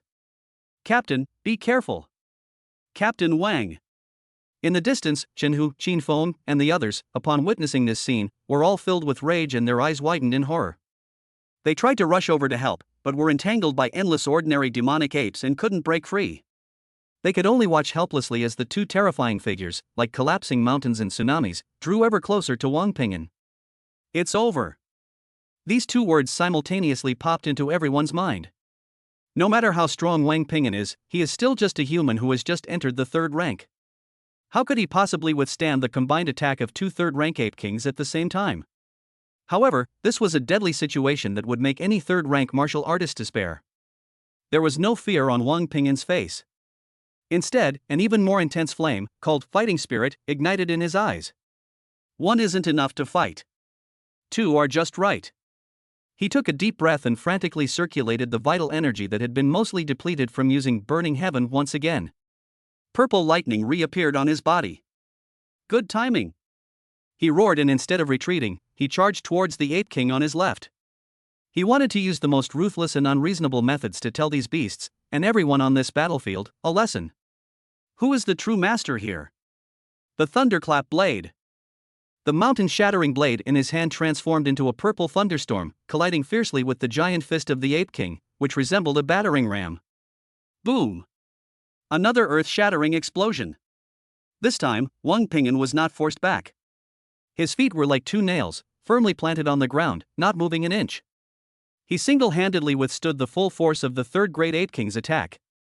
And just as he and the Ape King on his left were locked in a stalemate, the Ape King on the right has also arrived. Its enormous, fan-like hand, accompanied by a piercing shriek that seemed to tear through the air, slammed down fiercely toward Wang Ping'an's back. A pincer attack from both sides. There's no way to avoid it. Die. The Ape King on the right let out a roar full of joy. However, just as its palm was about to strike Wang Ping'an's back, a blue, ghostly figure appeared before it without warning. It's Su Muqing. She had silently circled around to the back of the Ape King without anyone noticing. At this moment, the phantom winged twin blades in her hands shone with an unprecedented, dazzling cyan light. She poured all her peak second-grade blood energy into her twin blades without reservation. Your opponent is me.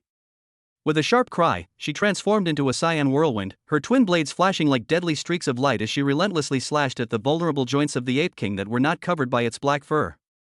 Put! Put! Put! A series of sharp sounds of blades piercing flesh rang out rapidly. Before the Ape King could even react, it was covered in more than a dozen deep, bone-revealing wounds. Although these wounds were not fatal to its massive body. But the excruciating pain drove it completely insane. Roar! It abandoned its attack on Wang Ping'an, turned around abruptly, and slapped the tiny figure that was buzzing around it like a fly. Seeing this, Su Muqing did not linger in the fight. With a flick of her body, she appeared dozens of meters away as if by teleportation, narrowly avoiding the fatal blow. She succeeded. She used her own strength to hold back another third-rank Ape King. Chapter 83 Flesh and Blood Grinder, Iron Army takes shape. Well done. Wang Ping'an felt relieved to see that Su Muqing had successfully restrained a Monkey King. He no longer had any worries and focused all his attention on the Ape King he was wrestling with. Now, it's our turn. He looked at the beast in front of him, which was becoming increasingly enraged because its companion was being restrained, and a cold smile curled at the corner of his mouth. The blood and chi in his body surged wildly and unreservedly into the mountain-shattering blade in his hand, like a river bursting its banks. Buzz! A high-pitched sword cry resounded through the sky. On that jet-black heavy blade, the purple lightning surged to an unprecedented and terrifying level. Roar! The Ape King, who was confronting him, felt the terrifying power that was capable of destroying everything. For the first time, the emotion called fear appeared in his blood-red eyes. It wants to retreat. But it was too late. The fifth form of the Thunderclap Blade. Thunder Dragon Break. Wang Ping'an roared, and the mountain-shattering blade in his hand transformed into a purple thunder dragon, carrying a world-destroying power, and slashed down at the Ape King. Boom! A violent burst of lightning power erupted in an instant. That arrogant third-rank Ape King, with its enormous fist that looked like it was made of refined steel, was as fragile as paper in front of that purple thunder dragon. Snap! A crisp sound of bone cracking rang out. Its entire arm, starting from its fist, was completely crushed inch by the violent power of lightning, turning into charcoal. Immediately afterwards, the purple lightning dragon, with its momentum undiminished, slammed into its chest. Put! Its incredibly thick chest, as if struck head-on by a battering ram, suddenly collapsed inward. A huge, gaping hole appeared on its body. Through that bloody hole, you could even see the devastated battlefield behind it. Ha, ha! The Ape King lowered his head, staring incredulously at the huge hole in his chest, making a hissing sound as if air was leaking out. Its massive body shook violently. Finally, it collapsed to the ground with a thud. There was no more sound. Another rank 3 Ape King has fallen. The entire battlefield fell into a brief silence once again because of this shocking scene. All the soldiers of the 10th Battalion, who were fighting fiercely, instinctively turned their gazes to the figure who stood proudly in the center of the battlefield, like a thunder god descending. There was no longer any doubt or resentment in their eyes. All that remains is the purest, most fervent worship, like a believer looking up at a god. Long live Captain Wang! It's unclear who was the first to let out that roar, using all their strength. Immediately afterwards. Long live Captain Wang! Long live Captain Wang! Thousands of soldiers roared in unison. That soaring roar converged into an invincible torrent, even overwhelming the deafening roars of beasts and the sounds of battle. At this moment, morale was pushed to its peak. The formation, which had become somewhat scattered due to the impact of the beast tide, has now become stable again and even more aggressive. Kill! For Captain Wang! Kill all these beasts! Charge! All the soldiers, as if injected with chicken blood, with bloodshot eyes, launched the fiercest counterattack against the tyrannical demonic apes that were still putting up a last-ditch resistance. They were no longer the disorganized mob that fought their own battles and whose morale was low. Under Wang Ping'an's godlike absolute strength and iron-fisted methods, and through repeated life and death trials and triumphs, he achieved his goals. They have truly transformed into an invincible, iron-blooded army with a soul. On the battlefield, the balance of power has been completely reversed. The soldiers of the Federation, led by their respective squad leaders, formed small but deadly battle formations. They no longer charged blindly as they had before. Instead, they learned to cooperate, to cover for each other, and to achieve the greatest results with the least cost.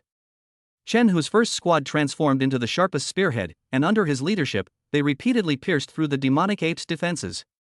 Old Xiong and Li Si's 13th squad acted like the strongest shield, firmly standing at the forefront of the entire battle line, creating the safest output environment for their teammates behind them. This dark forest, which was originally thought to be the burial ground of the 10th Brigade, has now become a meat grinder. A flesh mill specifically designed to harvest the lives of alien beasts. On the other side, the last remaining third-rank ape king on the battlefield had completely lost all will to fight after witnessing the tragic deaths of his two companions. Its blood-red eyes were filled with fear and despair. It doesn't want to die. It just wants to escape. It let out a terrified roar, ignoring Su Muqing, who was constantly harassing it like a ghost, and turned to flee madly into the depths of the forest. However, how could Su Muqing possibly let it have its way? Trying to run? A cold, murderous glint flashed in her eyes. She poured all her peak second-grade blood and energy into the Phantom Wing's twin blades in her hands, without reservation and with fervor. Too late. With a delicate shout, she transformed into an incredibly fast streak of azure light, instantly catching up with the Ape King, who was fleeing for its life. Her figure drew a beautiful yet deathly arc in mid-air. The twin blades in his hands, like two intersecting bolts of lightning, slashed fiercely down towards the Ape King's thick, unguarded neck. Put! The sound of a sharp blade piercing flesh was dull yet clear. The Ape King, which was frantically fleeing, suddenly froze. Its enormous head shot skyward. Hot blood, like a fountain, sprayed across the sky. The enormous headless corpse, propelled by immense inertia, lurched forward for dozens of meters before crashing heavily to the ground. So far, the three arrogant third-rank ape kings were all beheaded. Chapter 84: The Thunderblade makes its first appearance, one-on-one battle against the Ape King. Ouch! With the fall of the last Ape King, the entire tyrannical demon ape clan descended into utter chaos. Without their leader's command, they were like a swarm of headless flies, running around aimlessly on the battlefield, some even attacking each other. The terrifying beast tide, which was originally unstoppable and resembled a black mountain range, crumbled at this moment. Now! Wang Ping'an's voice, like a cold command, rang in the ears of every soldier. All personnel, listen to my command. Attack freely. Sweep away the remaining enemy. Leave no one alive. Roar! The soldiers of the 10th Battalion, already bloodthirsty, let out a deafening roar. Like tigers descending from the mountain, they charged into the completely chaotic army of apes, unleashing the bloodiest, most exhilarating, one-sided massacre. The outcome of the battle is no longer in doubt. Wang Ping'an did not participate in the massacre again. He slowly sheathed the still slightly humming mountain-shattering blade back into its sheath on his back. He glanced at the distant figure, a stunningly beautiful woman wielding twin blades, standing silently atop the Ape King's corpse, like a Valkyrie under the moon, and a smile of satisfaction appeared on his lips. His wife has also matured to the point where she can stand on her own. He walked to the Ape King's corpse, whose chest had been pierced by his Thunder Dragon Strike, and skillfully dissected its massive head with a military dagger. A mid-grade D-level beast core, about the size of an adult's fist, with a crystal-clear, blood-red color and wisps of electric light crackling around its surface, lay quietly inside. Wang Ping'an took out the priceless beast core. It feels warm and heavy to the touch.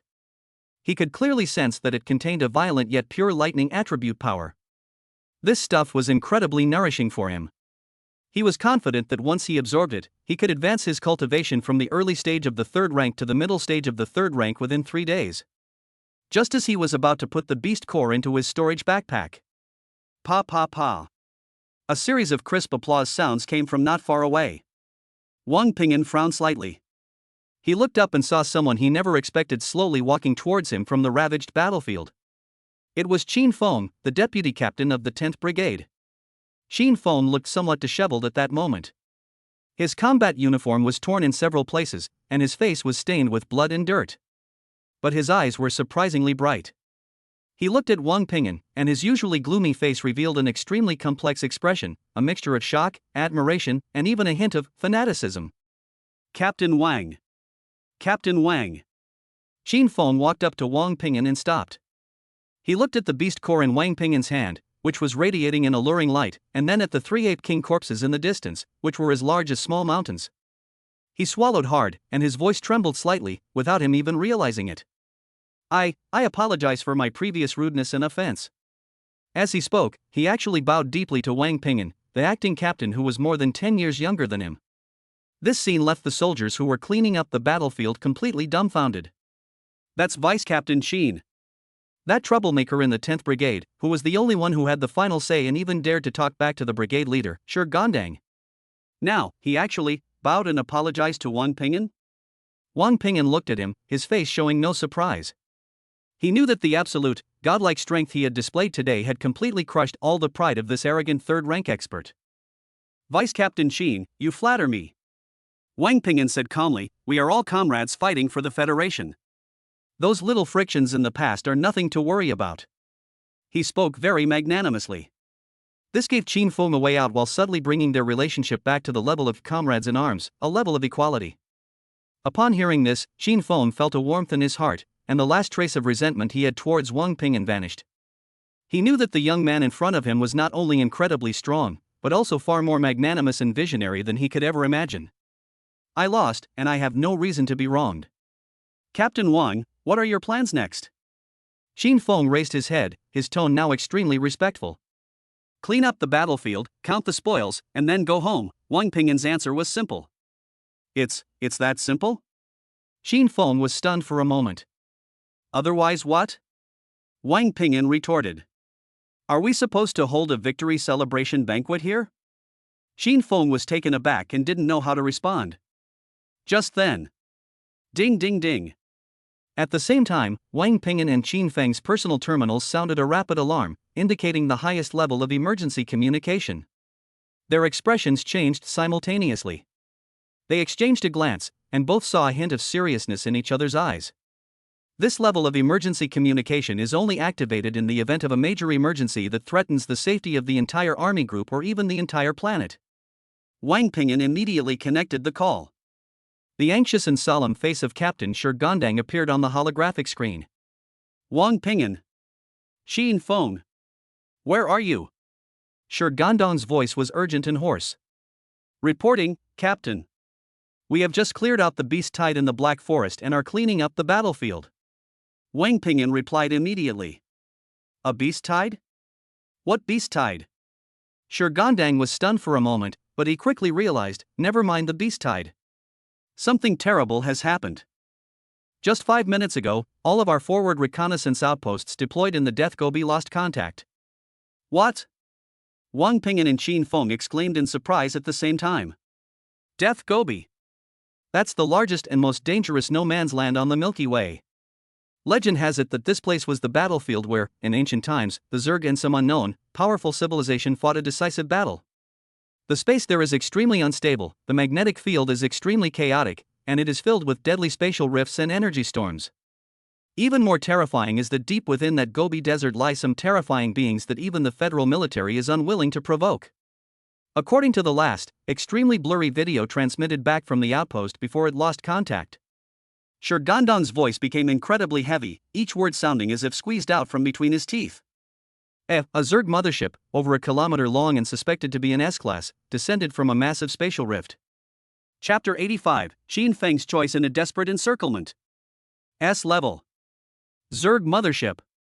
These two words, like two bolts of lightning from the heavens, struck Wang Ping'an and Shin Feng's minds, shattering all their reason. What does that mean?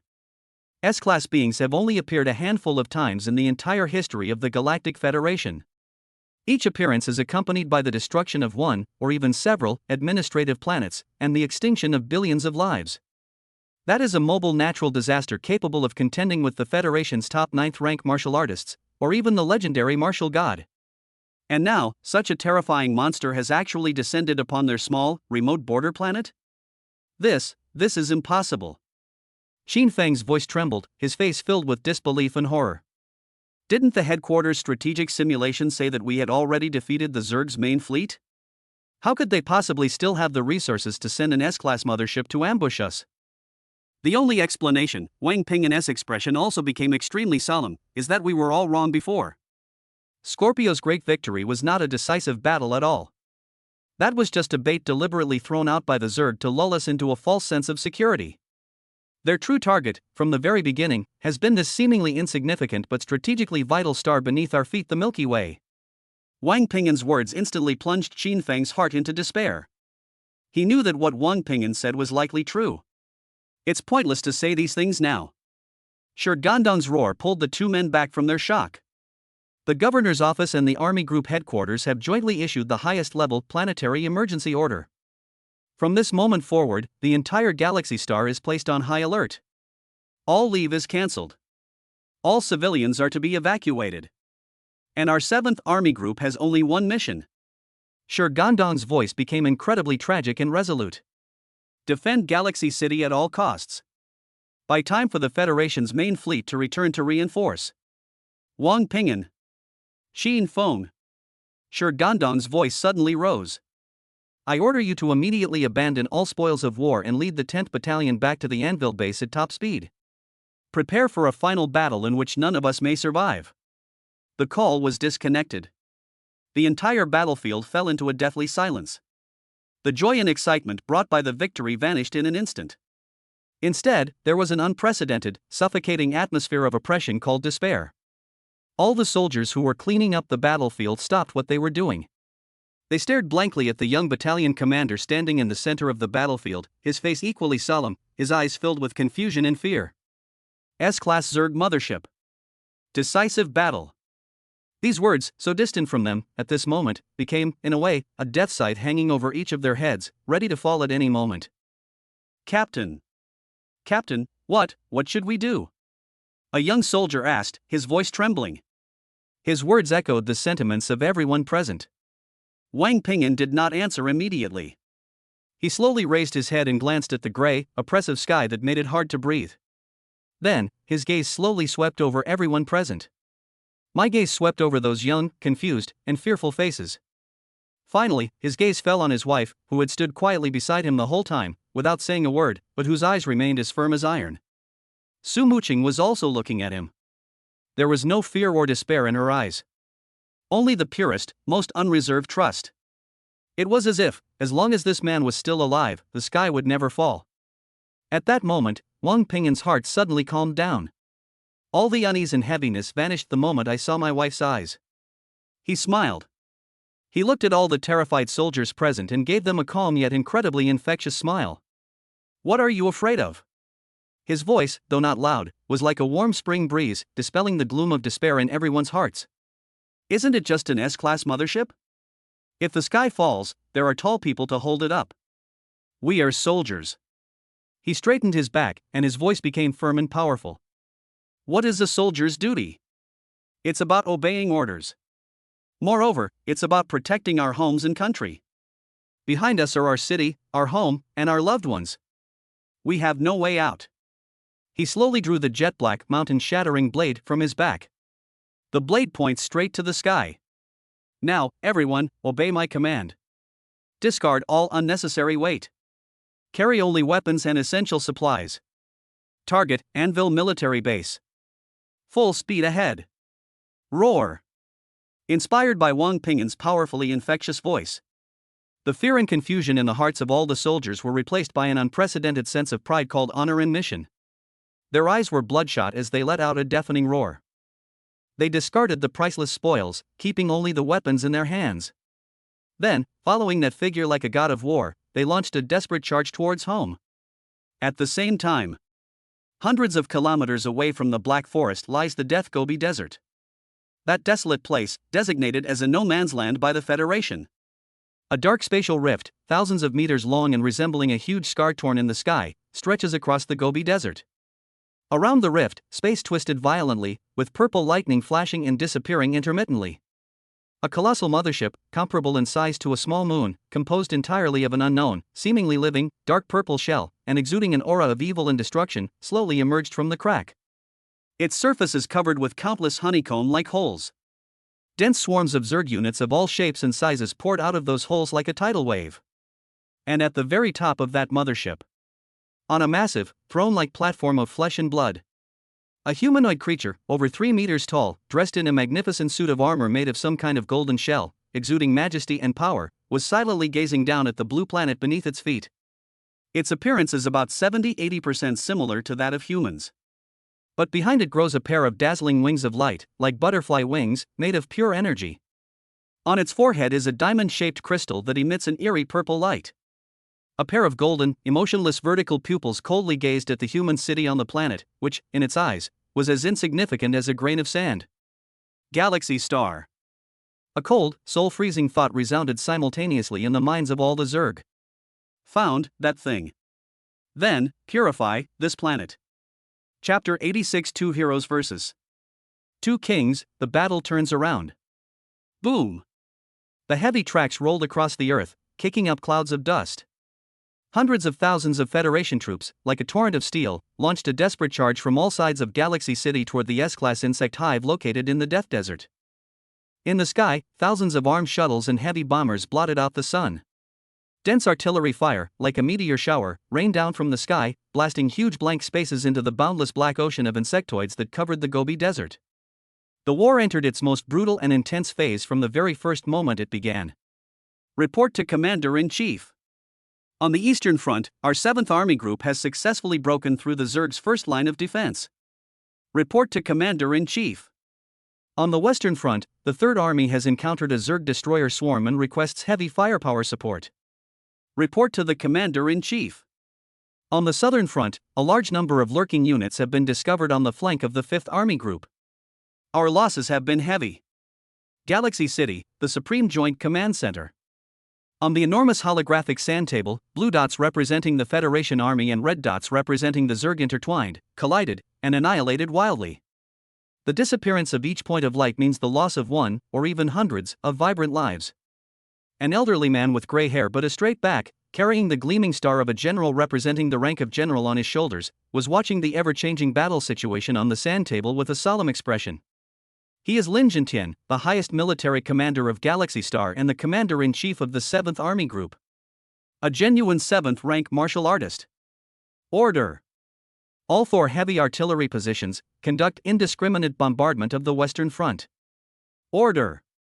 The space carrier Dawn is to immediately dispatch the Ghost Special Operations Team to the Southern Front to eliminate those damned lurkers. Order. Reserve Force, 12th Combat Battalion, immediately deploy to the Eastern Front.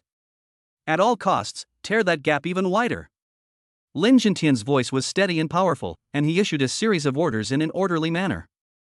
However, his brows remained tightly furrowed.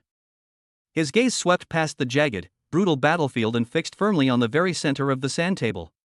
That enormous, ominous red, terrifying symbol representing the S-class Zerg mothership. He knew that the seemingly fierce battle before him was just an appetizer. The real key to victory lies in whether they can find a way to eliminate that S-class mothership, which hangs like the sword of Damocles over everyone's heads, before the Federation's main fleet returns to reinforce them. But, how can we take down an S-class mothership? Even as a 7th rank martial artist, he was as insignificant as an ant before that terrifying creation that resembled a moving natural disaster. Commander-in-Chief, a combat staff officer beside him said, his voice trembling as he looked at the increasingly unfavorable battle situation on the sand table, we can't hold on much longer. There are just too many insects, we simply can't kill them all. Moreover, according to the energy radar scan, there is an even more terrifying energy reaction hidden inside that mothership. Shouldn't we consider activating the final contingency plan? The final plan is the highest level of confidentiality agreement for Galaxy Star. Its content is singular. Detonate all the annihilation bombs buried deep within the planet's core. The entire planet, along with all life on it and that S-class mothership, will be completely wiped out of this universe. Perish together. Shut up. Lin Jintian turned around abruptly, his cloudy but still sharp eyes staring intently at the operations staff officer. As long as I, Lin Jintian, still have a breath left, we would never issue such an order. The Milky Way is our home. Even if we fight to the last man, we will never retreat. Pass on my orders. Lin Jintian's voice resounded throughout the entire command center at that moment. All martial artists of rank 4 and above form a decapitation squad. Target. His finger struck the huge red symbol heavily. Zerg Hive Mothership. Eastern Front. This is the area on the entire front where the fighting is most intense and the advance is fastest. The 10th Squadron, like a red-hot dagger, fiercely pierced the seemingly impregnable defenses of the Zerg. Wang Pingyan and his 13th Squad are the sharpest point on this knife. The Thunderclap Blade. Thunder Prison. Wang Pingyan roared, and the mountain-shattering blade in his hand transformed into a purple ocean of lightning. The raging power of thunder instantly enveloped the dozens of enormous thunder beasts in front of him. Immediately afterwards, kill. The 13 squad members behind him, like tigers descending the mountain, charged into the horde of lightning-paralyzed beasts, their mountain-shattering blades dancing like a black whirlwind of death. Put. Put. Put. Huge heads shot into the sky. In a single encounter, they forcefully breached a heavy defensive position composed of dozens of thunder beasts. Pretty. Sheen Foam, the deputy captain following behind them, couldn't help but let out an excited roar upon seeing this scene. Over the past 6 months, he has been completely and utterly impressed by Wang Pingyan's superb command skills and his terrifying, almost supernatural, strength. He is now Wang Pingyan's most loyal supporter. Everyone, follow Captain Wang's lead. Charge! Sheen Fong roared and led the main force of the 10th Brigade, closely following the steps of the 13th Squad, to widen the gap that had been torn open. However, just as they were about to completely breach the Zerg's first line of defense, buzz! A strange, almost soul-stirring mental fluctuation swept in from the depths of the insect hive without warning. All the Federation soldiers who were charging frantically felt a sudden, sharp pain in their brains, as if they had been stabbed hard by an invisible needle. The movement froze for a fraction of a second. And at that very moment, hiss! 3 terrifying figures, each over 10 meters tall, covered in streamlined, shimmering metallic bone carapaces, and with a pair of enormous, side-like wings on their backs, shot out from the depths of the insect hive like 3 black lightning bolts. D-tier elite unit Shadow. The top-tier assassin unit among the Zerg. Their speed was so fast that they even left visible sonic boom clouds in the air. They have only one goal. The one who shone brightest on the battlefield and posed the greatest threat to the Zerg defenses was Wang Pingyan. Chapter 87. A moment between life and death, the Vice Captain's breakthrough. 3 black bolts of death lightning, from 3 completely different and extremely tricky angles, instantly crossed a distance of hundreds of meters and appeared in front of Wang Pingyan. Their side-like bony wings drew 3 deadly arcs in the air, filled with the aura of death. Quick! Too fast! So fast that even Wang Pingyan, a third-rank martial artist, only had time to hold the mountain-shattering blade horizontally in front of his chest. Clang! Clang! Clang! 3 extremely piercing metallic clangs, seemingly capable of shattering eardrums, exploded almost simultaneously. Wang Pingyan felt 3 overwhelming and terrifying forces, with strong penetrating power, emanating wildly from the blade. Puff! He could no longer hold back and spat out a mouthful of blood. He was struck head-on by a cannonball and flew backward uncontrollably. The mountain-shattering blade in his hand almost slipped out of his grasp. Team leader, Captain Wang. Upon witnessing this scene, all the soldiers of the 10th Battalion were filled with rage and their eyes widened in horror. In their hearts, Wang Pingyan is an invincible war god and an unbeatable faith. But now, their faith has been utterly defeated in a single encounter, leaving them spitting blood and flying backwards. Roar! The 3 shadows struck without hesitation.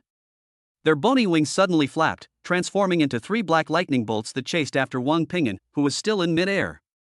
They wanted to eliminate this human commander, who posed the greatest threat to them, as quickly as possible. It seemed that Wang Pingyan was about to be slowly sliced to death by those 3 death sides. At this critical moment, your opponent is me. A clear, cold, yet resolute shout rang out on the battlefield. A cyan figure appeared without warning, as if teleporting, between the 3 shadows and Wang Pingyan. It's Su Muqing. She had somehow managed to break away from the formation of the 13th Squad. In her clear, cold eyes, as calm as autumn water, burned a flame called anger, a flame powerful enough to incinerate everything. Looking at the man who was seriously injured while protecting her, she felt as if her heart was being gripped tightly by an invisible hand. An unprecedented, indescribable rage and heartache exploded in her chest. At this moment, the blood and chi in her body completely went out of control. That seemingly indestructible third-grade barrier, which had troubled her for months, was broken by this extremely violent emotional surge. Shattered with a deafening roar. Buzz. A brand new, immense power, more than 10 times stronger than when she was at the peak of the second rank, surged forth from her limbs and the depths of every cell, like a river bursting its banks. Behind her, it seemed as if a vast and boundless starry sky had appeared. Countless stars are born and die within it. Third grade. She broke through on the front line.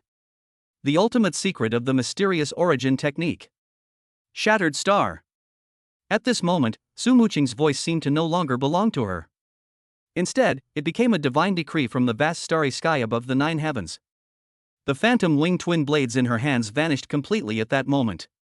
Instead, there were 2 orbs of light composed of pure, ultimate stellar power, so dazzling that they were impossible to look directly at. She slowly pushed the 2 orbs of light forward. There was no earth-shattering noise. It lacks the power to destroy the world. There was only one extreme, seemingly all-consuming, profound, and silent space.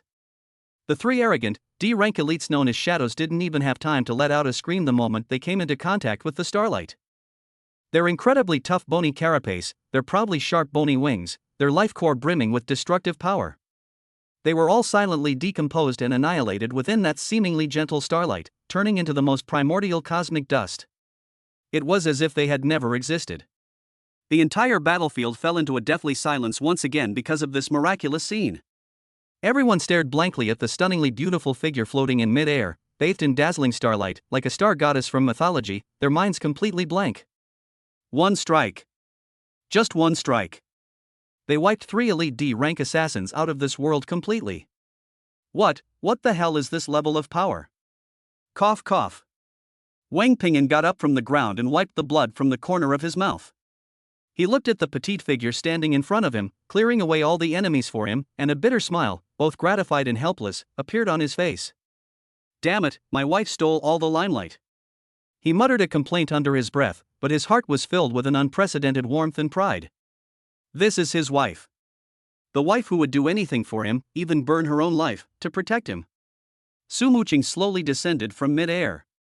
After breaking through to the 3rd rank, she was able to briefly walk on air. She rushed to Wang Ping'an's side and helped him up, her clear, cold eyes filled with worry and self-reproach. I'm sorry I'm late. Not too late, just in time. Wang Ping'an smiled, reached out, and gently stroked the tip of her smooth nose. Congratulations, Vice Captain Su, you are now a rank 3 expert. Su Muqing's pretty face flushed slightly. But her gaze remained resolute. From now on, it's my turn to protect you. She looked at Wang Ping'an and said it solemnly, word by word. The two exchanged a smile, everything understood without a word. And just then. Drop.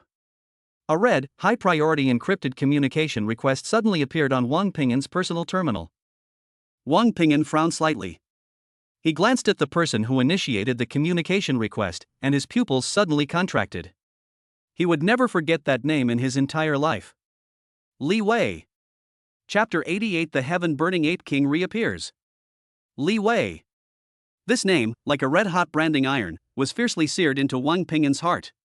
Why would he contact me at this time? A strong sense of unease welled up in Wang Ping'an's heart. He glanced at Su Muqing beside him. Su Muqing also saw that name. Her eyes, which had just become bright and lively due to her breakthrough, instantly turned cold, filled with undisguised, icy killing intent. Calm down. Wang Ping'an grasped her hand, which trembled slightly with anger, and said in a low voice. Then, he took a deep breath and connected the call. A holographic image appeared in front of the two of them. He was a middle-aged man wearing a crisp, sharp uniform with the rank of Major General. He looked to be in his 40s, with a refined and scholarly appearance. Behind his gold-rimmed glasses were a pair of deep, ancient eyes. He is Li Wei. The one who killed Su Muqing's father is also the enemy that Wang Ping'an must personally kill in this lifetime. Wang Ping'an, Captain Wang, I've long admired your name. Li Wei looked at Wang Ping'an and gave him a kind, warm smile. But behind that smile, Wang Ping'an sensed a chilling, venomous coldness. General Li, what can I do for you? Wang Ping'an asked calmly. I wouldn't call it giving pointers. Li Wei smiled, his gaze passing over Wang Ping'an and landing on Su Muqing behind him. When he saw Su Muqing's pretty face, which bore a striking resemblance to her father Su Jinshan, he was deeply moved. A subtle, complex emotion flashed in his deep eyes. There was surprise, there was nostalgia, but more than anything, there was a sense of superiority, as if examining something that belonged to oneself, a kind of savoring. I just want to get to know our 7th Army Group's 2 most recently emerging geniuses. Li Wei's words made Wang Ping'an's heart sink. He already knew, as expected. He learned about his and Su Muqing's identities, as well as their strength. Speaking of which, I am an old acquaintance of your wife's father, Su Jinshan. Li Wei's tone was full of emotion. Back then, we were brothers who fought side by side and crawled out of mountains of corpses and seas of blood. It's a pity that the heavens are jealous of talent. Brother Jinshan died young, which is truly regrettable. As he spoke, a sorrowful expression appeared on his face. His acting skills were enough to win the Federation's highest film award, Best Actor. Looking at his hypocritical and pretentious face, Su Muqing felt a wave of nausea wash over her. She clenched her fists so tightly that her nails dug into her flesh. If it weren't for Wang Ping'an holding her hand tightly the whole time, channeling a gentle flow of energy into her body to soothe her volatile emotions, she would have been completely overwhelmed. She had no doubt that she would rush up right now and tear this hypocritical man to shreds. General Li, if you have something to say, please speak frankly. Wang Ping'an's voice turned cold. He didn't want to act with this man anymore. Captain Wang, you really are a man of few words. Li Wei smiled, his sorrowful expression vanishing, replaced by that chillingly kind smile. I've come here today to discuss a deal with you too. Trade? That's right. Li Wei nodded. I heard that you two have a fragmented document about the Chimera project. Wang Ping'an's pupils suddenly contracted. How could he know? He had clearly encrypted the document hundreds of times and hidden it deep inside his storage backpack. Captain Wang, there's no need to be so nervous. Li Wei seemed to read his mind and said with a smile. That storage backpack of yours was a gift from me to Shi Gondang. Naturally, I also left a little back door inside. Wang Ping'an's heart sank to the bottom in an instant. He knew that he had underestimated the man's cunning and treachery. From the very beginning, he had already fallen into the other party's trap. That document is very important to me. Li Wei's tone became unquestionable. Now, I give you 2 choices. First, hand over that document to me intact. Then, I'll act as if nothing ever happened. I can even use my connections to ensure that both of you have smooth sailing in your military careers. Second. A cruel smile appeared on Li Wei's face. You rejected me. Then, I will show you what it means to be worse than dead. I will make you rot and die slowly in endless pain and despair, just like that fool Su Jinshan did back then. You. Su Muqing could no longer hold back, and the 3rd-grade qi and blood in her body suddenly erupted. However, before she could even make a move. Boom! A deafening explosion, more terrifying and massive than ever before, erupted without warning from the depths of the earth beneath their feet. At that moment, the entire battlefield shook violently, the earth trembled violently. What's going on?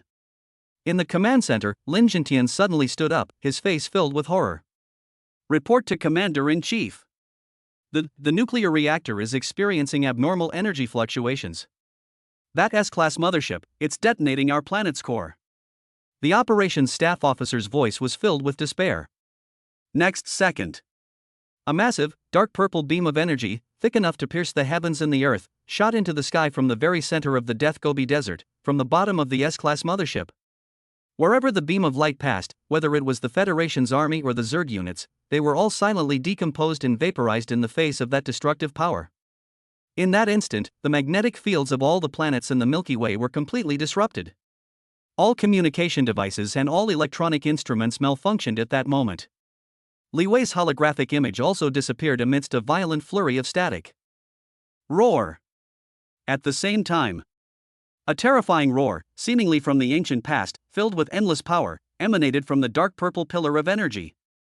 A gigantic, despair-inducing head, composed entirely of pure destructive energy, slowly emerged from the pillar of light. Its eyes, burning with a fierce purple flame like 2 stars, coldly surveyed the land beneath its feet, which was heading towards destruction. The final form of the S-class mothership. It is also its true form. Catastrophe-level biological weapon. Void Ripper. Chapter 89, Inventorying the Spoils, Fanatical Worship. It's over. When they saw that terrifying head that resembled a god or demon, those two words simultaneously popped into everyone's mind.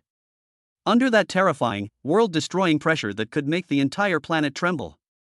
Whether they were battle-hardened Federation soldiers or fearless Zerg units, they were all frozen in place as if under a spell. Their bodies were trembling violently and uncontrollably. Their souls are uttering the most primal, desperate cries. That wasn't a battle. That was a one-sided divine punishment from a higher dimensional being against a lower being. Could it be that we're really going to have to take that step? In the command center, Lin Jintian looked at the huge red symbol representing the Void Ripper on the sand table, which had expanded to an unbelievable size, and his face showed deep exhaustion and powerlessness. He knew that with humanity's current strength on this planet, it was impossible to defeat the monster before him. The only solution is to activate the final contingency plan. To be buried with it by the destruction of the entire planet. But he glanced out the window at the still bustling city. There lies his home, his family, and billions of innocent civilians. His hands were trembling. Just when everyone was plunged into the deepest despair, awaiting the arrival of the final judgment. A calm, yet exceptionally clear voice, without warning, rang in his ear through a separate, encrypted special channel that even he, the commander-in-chief, did not have access to. "Old man, do you need any help?" Lin Jintian shuddered, and his cloudy eyes suddenly flashed with an unprecedented sharp light. This voice.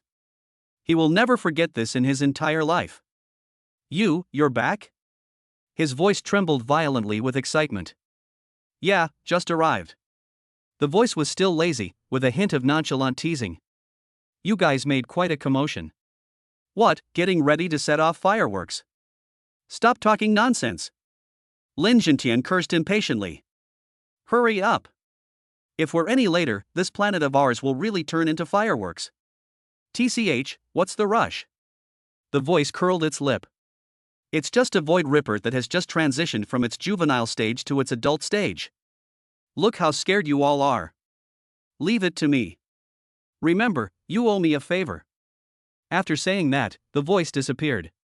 Lin Jintian was stunned for a moment, and then a smile that looked more like a grimace appeared on his face. "Damn it, that bastard." He cursed, but at that moment, the anxiety that had been hanging over him finally subsided completely. He knew that as long as that man came back, the sky won't fall down. He suddenly raised his head and let out the loudest roar of his life at all the soldiers in the command center who had fallen into despair. "Everyone, cheer up. Reinforcements have arrived." On the battlefield, Wang Ping'an and Su Muqing stood back to back, their faces solemn, watching the terrifying, godlike being slowly emerging from the pillar of energy in the sky. "Peace," Su Muqing's voice trembled slightly. She is not afraid of death. But she feared that she wouldn't be able to avenge her father with her own hands before she died. "Don't be afraid."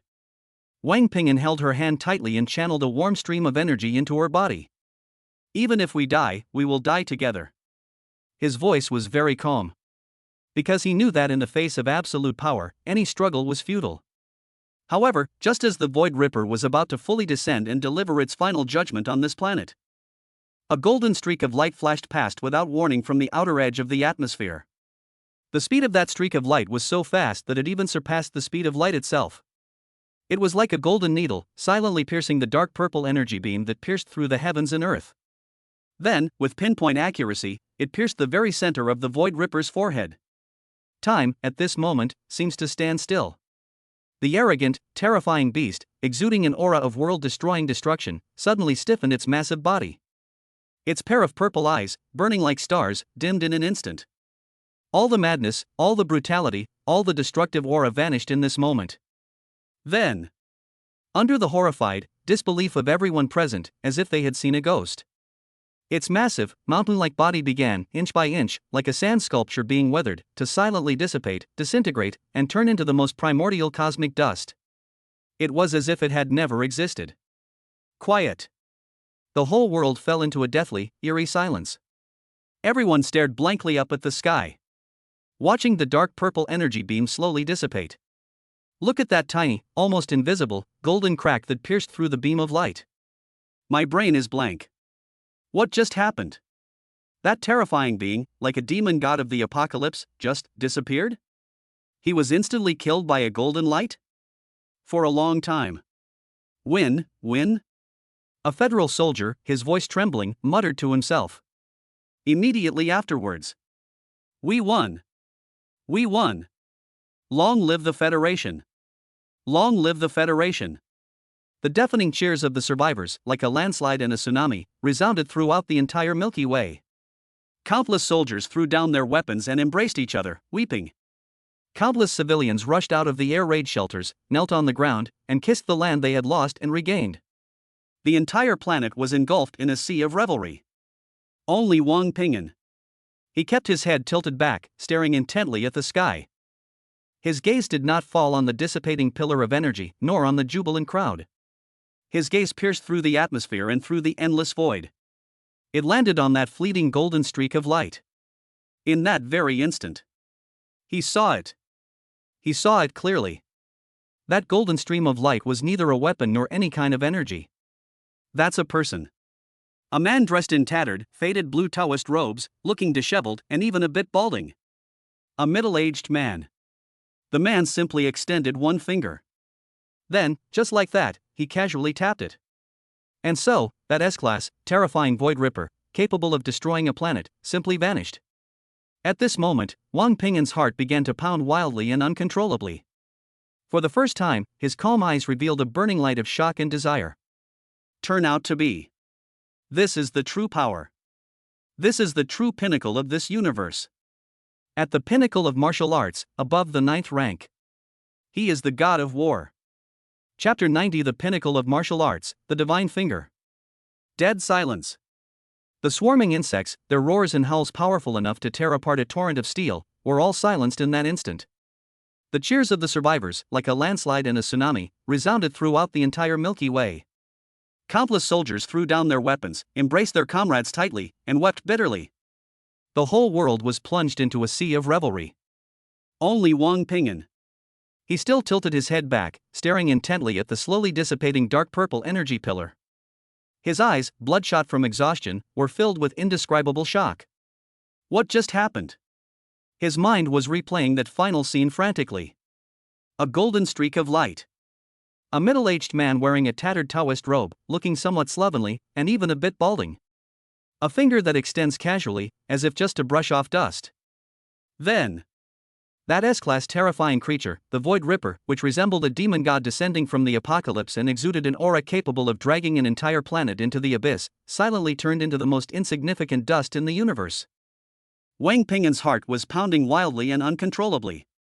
That's not fear. Rather, it is an ultimate yearning for a higher level of power that originates from the deepest part of life. He always thought that being reborn with the support of a system, he had transformed from a D-level trash into a third-grade martial artist in less than a year, and was even able to kill an ape king of the same level. This was already a miracle he could be proud of. He always thought that all he wanted was to have enough power to protect his wife, build a stable and wealthy home, and then crush that scum named Li Wei under his feet, so that he would never be able to rise again. But now, before that finger, so casually pointed as if by a god, he then realized how insignificant and laughable his so-called strength, achievements, and hatred were. Like an ant that has just learned to dig a hole, proudly showing off its new home to its companions, it is completely unaware that outside its world, there is a giant who can flatten an entire continent with a single step, strolling by. So, this is true power? Wang Ping'an muttered to himself, his voice hoarse. The image of the disheveled Taoist priest involuntarily surfaced in his mind. That casualness, that indifference, that composure as if the S-level natural disaster were nothing. That is the true, absolute power that transcends all living beings. At the pinnacle of martial arts, above the 9th rank, one becomes the martial god. An unprecedented, blazing flame ignited within his chest. He wants to become that kind of person too. He too would one day be able to be like that man, able to shatter stars with a single finger and determine the fate of the world with a single thought. Only that kind of power could allow him to truly grasp his own destiny and the destiny of his family firmly in his own hands. Safety? A soft, warm hand gently grasped his. It's Su Muqing. She had walked up to him without him even noticing. Her clear, star-like eyes also reflected the slowly dissipating pillar of energy, filled with an indescribable shock. Did you see that? Her voice trembled slightly, a tremor she herself was unaware of. Mum. Wang Ping'an turned his hand over and tightly wrapped her slightly cool little hand in his palm. He could feel his wife's hands trembling slightly. He knew that she, like him, was completely shocked by that power that exceeded the limits of imagination. Can we reach that level? Su Muqing's voice was very soft, as if she were asking him, or perhaps asking herself. Able. Wang Ping'an's answer was resolute and without any hesitation. He turned his head and looked at his wife's beautiful face, which was filled with shock and confusion. He said solemnly, word by word, as long as we are alive, as long as we are together, one day we will be able to stand at that height and look down on this vast sea of stars. Su Muqing looked at him. Looking into his eyes, which burned with a fierce flame and were filled with powerful confidence. Her heart, which had been filled with confusion and unease because of the unknown, suddenly found peace at that moment. She nodded heavily. Ding. Host and spouse detected. A new and more ambitious martial arts school has been established. The Many Children, Many Blessings system has issued its ultimate mission, ascend the divine staircase. Mission objective, to become the supreme being standing at the pinnacle of the universe. Task reward? Punishment for mission failure, none. Friendly reminder, young man, it's good to look up at the stars, but keeping your feet on the ground is more important. You can barely even beat your wife right now, so why think so much? Hurry up and go home to have a baby, activate your pregnancy halo, that's the key. In his mind, the system's familiar, cheeky voice rang out at just the right moment. Wang Ping'an's lips twitched involuntarily. Damn it, this damn system never forgets to urge me to have a baby. However, what it said seems to make some sense. He glanced at Su Muqing beside him. His wife had just broken through on the battlefield and entered the third rank. Although she was only at the early stage of the third rank, the power of her move, Shattering Star, was completely beyond reason. Wang Ping'an had no doubt that if he were to fight Su Muqing right now, I might not be able to win on my own. It seems I need to hurry up and start practicing the thunderclap blade technique, Wang Ping'an thought to himself. Just then. Beep beep. A series of urgent communication requests interrupted his thoughts. It is Shi Gandang. Wang Ping'an. Where are you, kid? As soon as the call connected, Shi Gandang's booming voice came through, filled with the excitement of surviving a close call. Damn it! Did you see that? That golden light just now. That was definitely the martial god. The legendary martial god made his move. Reporting to the captain, I saw it, Wang Ping'an replied calmly. Can't you get a little more excited? Shi Gandang cursed irritably. Fine, I'm not going to waste my breath on you. The commander-in-chief has ordered all troops to immediately clean up the battlefield, count the casualties, and then return to base in batches. We won. The last three characters of Shi Gandang are filled with endless emotion and joy. Wang Ping'an hung up the communication and glanced around at the battlefield, which had completely turned into a sea of revelry. He knew that the war that had swept across the entire planet was finally over. And his and Su Muqing's new journey has only just begun. He turned his head, looked at Su Muqing, and gave her a gentle smile. Let's go, Vice Captain. Let's go home. Chapter 91 Heroes Return in Triumph, Undercurrents Rage. When Wang Ping'an and Su Muqing returned to the Anvil military base in a specially approved military shuttle, they were greeted with thunderous cheers and applause. Heroes. They are heroes. Captain Wang. Deputy Captain Su. Long live the 10th Battalion. At the base, all the soldiers and logistics personnel who remained on duty spontaneously lined up on both sides of the road, welcoming the two young commanders who had created miracles on the Eastern Front with the warmest and most respectful gaze. Qin Feng led the remaining soldiers of the 10th Battalion to stand at the very front of the helipad. When he saw Wang Ping'an and Su Muqing step off the shuttle, this burly man, nearly 2 meters tall and as imposing as an iron tower, straightened his back abruptly and gave them a perfectly standard military salute. Reporting to the battalion commander. The 10th Battalion was supposed to have 1,200 men, but only 972 are present. All personnel are here, awaiting your instructions. His voice was loud and powerful. Behind him, the nearly 1,000 soldiers who had just crawled out of the mountains of corpses and seas of blood all stood up straight. Their faces still bore scars and exhaustion, but their eyes shone with an astonishing brightness, filled with a fierce and fearless aura. Morale is available. No, this is no longer simply a matter of morale being available. This is a truly iron-blooded army that has been tempered by blood and fire and possesses its own military soul. Wang Ping'an's gaze swept across everyone's face. He could clearly sense that the way these people looked at him was completely different from how they looked a month ago. There was no dissent, no doubt. Only the purest, most fervent worship and faith, like a believer looking up to a god. He knew that from this moment on, this 10th Brigade would truly and completely bear his mark, Wang Ping'an's. At ease. Wang Ping'an raised his hand and returned a military salute, his voice calm yet carrying an undeniable air of authority. Deputy Captain Xin, you did a great job. It's what I should do. Xin Feng put his hand down and a simple, honest smile appeared on his face. After experiencing that brutal battle against the beast tide, he was completely convinced of Wang Ping'an's superiority. Now, he is Wang Ping'an's most loyal supporter. Brothers, you've all worked hard. Wang Ping'an looked around and said slowly, I've applied to the battalion commander to double the merit points for all soldiers who participated in the Black Forest battle. Furthermore, all the families of the fallen brothers will receive the highest level of compensation. I, Wang Ping'an, assure you. I will never let any of my brothers who have shed blood and risked their lives for the 10th Brigade be disheartened. Roar! Wang Ping'an's words were like a spark thrown into a powder keg, instantly igniting the enthusiasm of all the soldiers.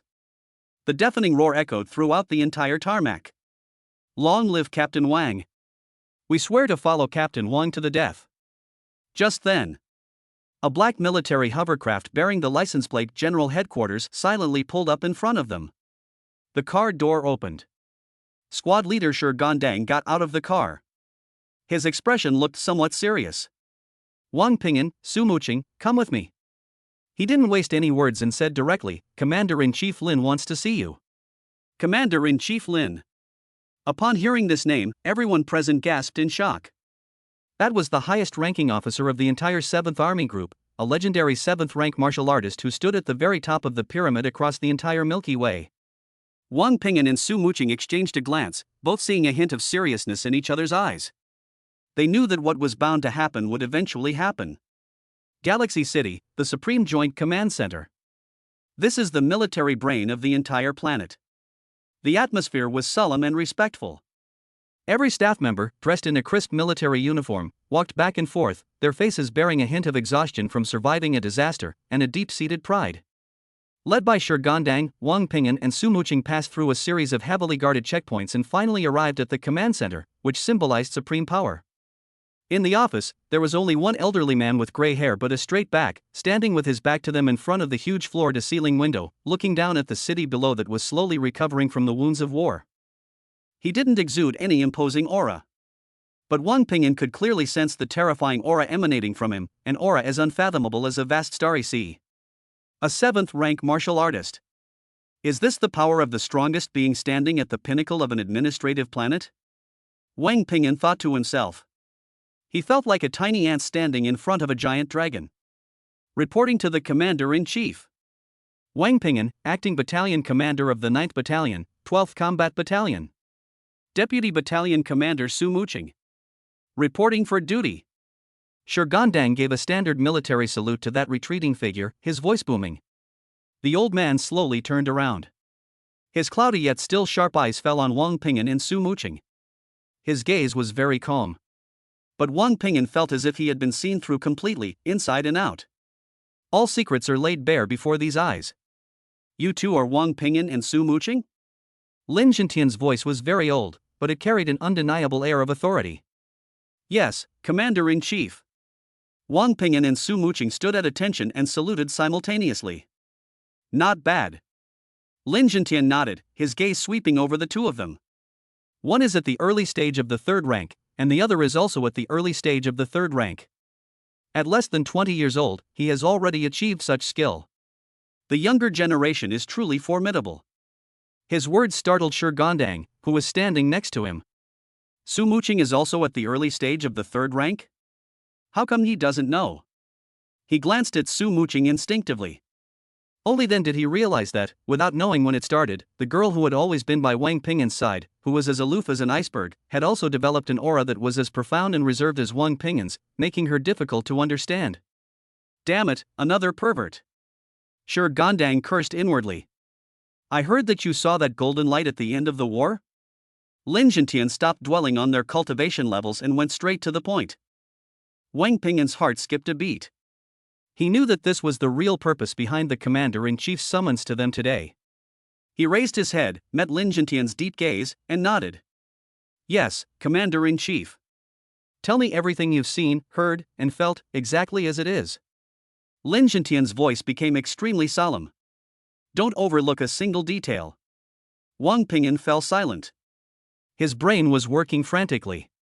He knew that this matter was far too complicated. That slovenly Taoist priest, that being who seemed to be a god of war, was completely beyond his current comprehension. If he tells everyone what he has seen, will this cause unnecessary trouble for myself and Su Muqing? Could I be used as a guinea pig, captured and taken to some secret laboratory, where I'd be dissected and studied? Before we can figure out the attitude of the commander-in-chief and the federal high command behind him toward this matter, he must be careful with his words and actions. Reporting to the commander-in-chief, Wang Pingyan took a deep breath and said in a deep voice, the situation at the time was extremely chaotic. All we saw was a dazzling golden light that cannot be described in words, descending from the sky. That golden light was filled with holiness, majesty, and an irresistible, supreme will.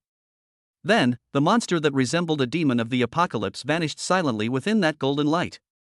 As for the rest, we didn't see anything. Wang Pingyan's words were half true and half false. He only described the feeling, but did not say that he saw a person. This was the last line of defense he had left for himself. Lin Jintian remained silent after listening. His sharp eyes were fixed on Wang Pingyan, as if trying to see through his very soul.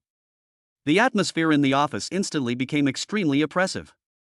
Shi Gandang stood aside, not daring to even breathe loudly. He knew that every word Wang Pingyan uttered could determine his future fate.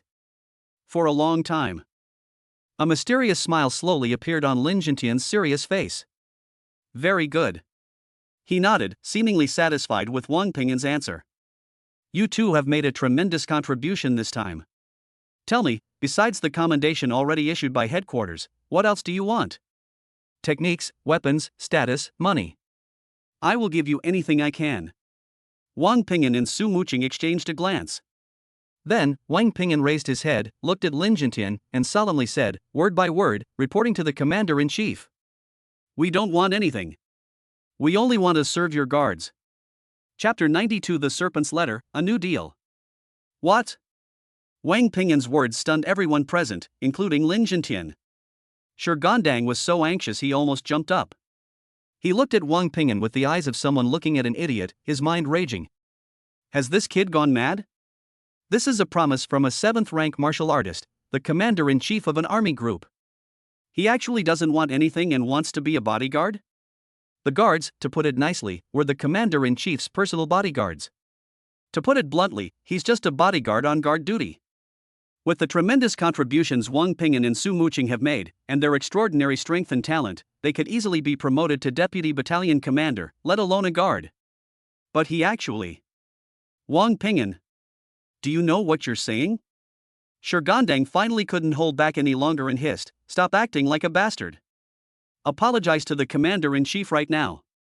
Wang Pingyan, however, seemed not to have heard his words. He simply met Lin Jintian's astonished and scrutinizing gaze with composure and dignity. Su Muqing stood beside him. Although she didn't understand why Wang Pingyan would make such a decision, she didn't ask or question it. Because she believed in him. Believe unconditionally.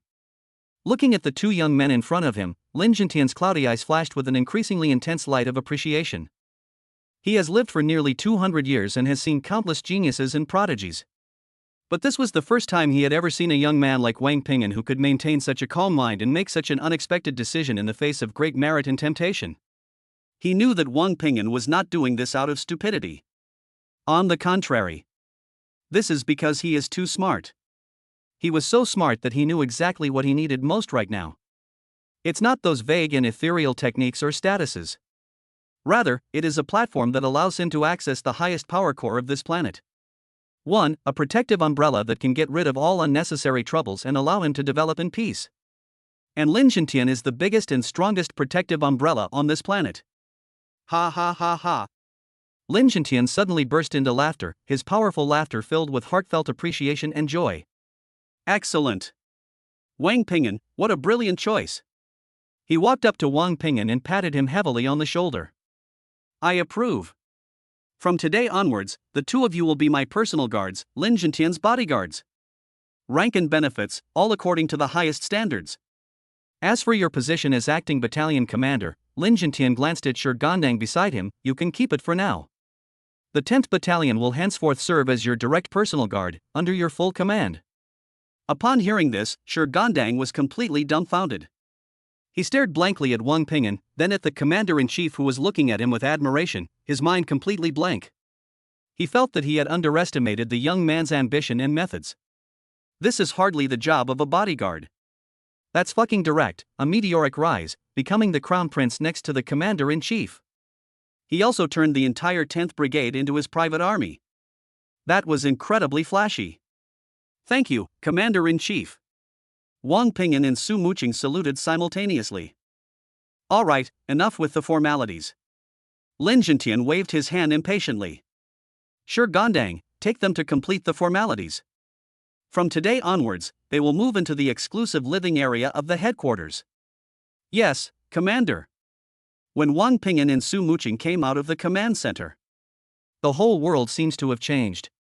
The gazes that had previously been filled with jealousy and hostility towards them now turned into awe and flattery. Everyone who sees them will make way for them from a distance. This is the taste of power.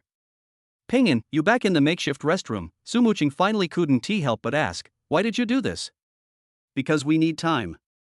Wang Ping'an closed the door, walked to her side, and gently embraced her. Our enemy is too powerful. His voice became somewhat low. That Li Wei is just a pawn on the surface. The real big boss is the force behind him, the so-called Chimera Project. We are like two fledgling eagles that have just hatched. Although we have a little ability to fly, we are still no match for those real dragons. Therefore, we need the safest and most stable nest so that we can grow up safely and securely. And Commander Lin is our best refuge right now. Su Muqing leaned against him, listening to his steady and powerful heartbeat, and all her unease vanished.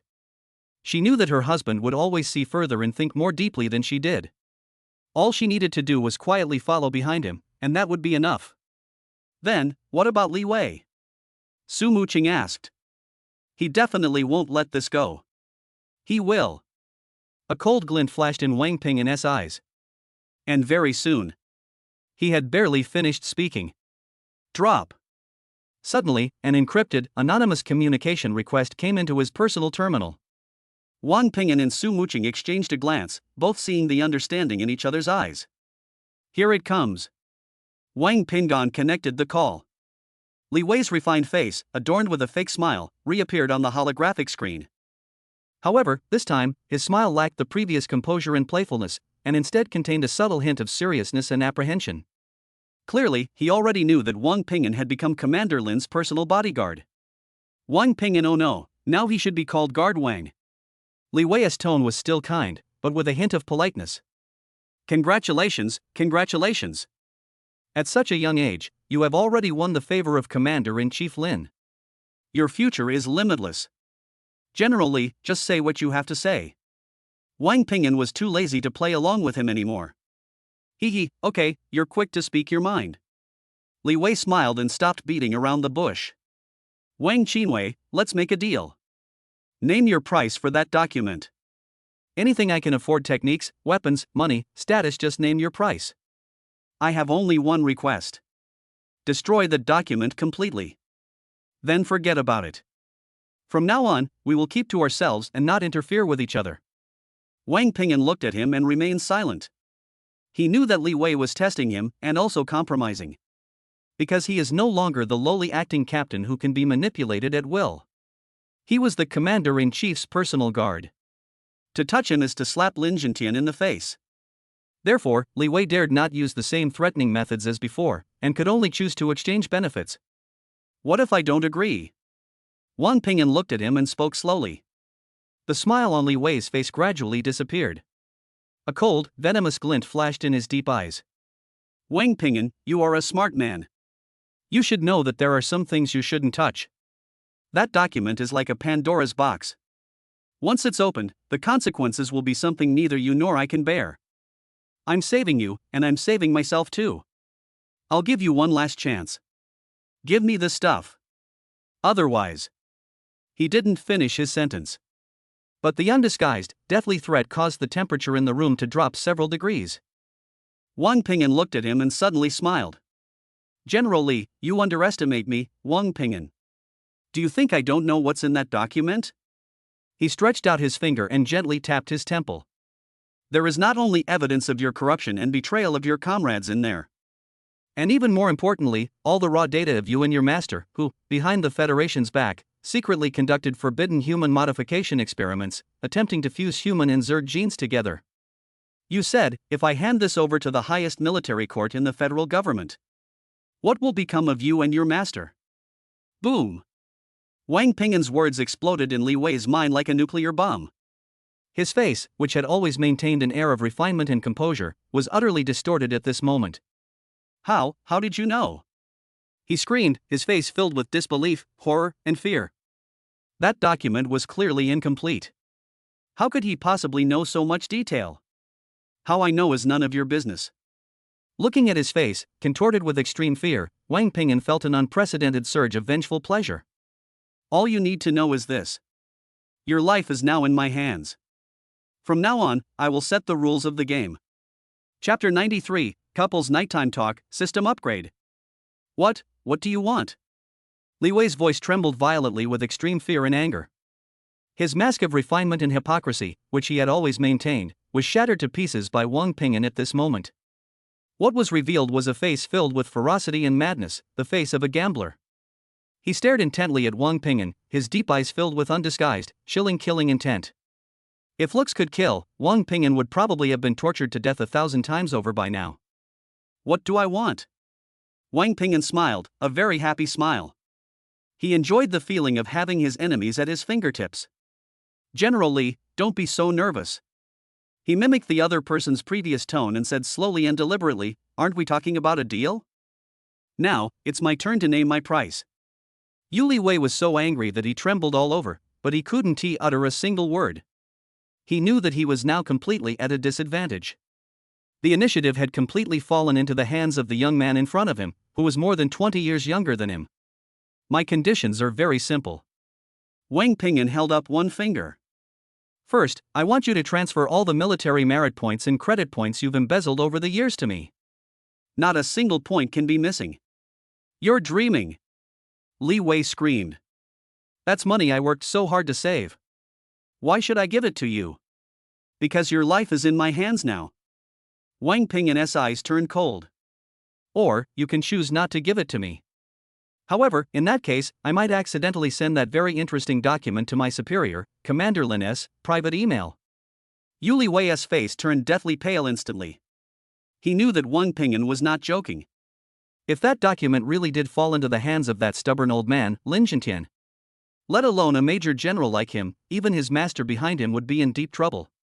"Well, General Li, have you made up your mind?" Wang Ping'an looked at him leisurely, like a cat playing with a mouse. Li Wei's chest heaved violently. He was torn between his conscience and his inner turmoil.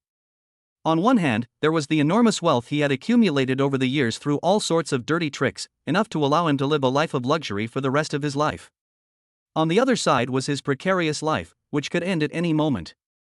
Ultimately, the will to survive prevailed over greed. "Good." He squeezed out the word through gritted teeth. That voice was filled with endless resentment and bitterness. "I'll give it to you." He frantically started operating his personal terminal. Soon. Bite. Wang Ping'an's personal terminal vibrated. A number so long it made him dizzy popped up. Federal First Bank notification, your account earned 12,750,000 credits on June 12, 3078 at 1742. Federal Military Merit System notification, your personal military merit point account received 3,500,000 military merit points on the same day. More than 12 million credits. 3.5 million military merit points. Even with Wang Ping'an's strong will, his heart skipped a beat when he saw the string of numbers. He knew that Li Wei must have made a lot of money over the years. But he never expected to make so much money. This guy is nothing short of a giant rat. A supergiant rat that has hollowed out the foundation of the Federation. Su Muqing, who was standing next to her, was also completely stunned when she saw the string of numbers. Her small mouth was slightly open, and she couldn't close it for a long time. She felt like she was dreaming. Very good, General Li, you are indeed a straightforward man. Wang Ping'an suppressed his excitement and regained his composure. Now, the second condition. From now on, I want you to be my dog. You have to do whatever I tell you to do. No questions are allowed, and no disobedience is permitted. Otherwise, Wang Ping'an did not continue speaking. But that chilling threat made Li Wei feel as if he had fallen into an ice cave. Wang Ping'an, don't go too far. Li Wei couldn't hold back any longer and roared. He agreed to hand over all his assets. But now, they actually want him to be their dog? This is simply an utter disgrace. Is it too much? Wang Ping'an laughed. I think it's just right. General Li, you are a smart man. You should know that only the dead can truly keep a secret. The reason I'm sparing your life now is not because I am kind. It's because you still have value to me. A dog that bites, if used well, can sometimes be more useful than a knife. Wang Ping'an looked at him, his calm eyes flashing with a cold yet wise light, like a demon. So, you choose to be a dog that can survive? Or choose to be a corpse, which will soon grow cold? Li Wei fell silent. He looked at Wang Ping'an, that young face that filled him with immense fear. For a long time. He slowly lowered his once proud head. Woof. A syllable filled with endless humiliation and resentment, yet exceptionally clear, escaped from his mouth. Wang Ping'an smiled. He knew that from this moment on, he had completely trampled the venomous snake under his feet. He hung up the call. The entire room fell silent. Safety. Su Muqing looked at him, her clear, cold eyes filled with complex emotions.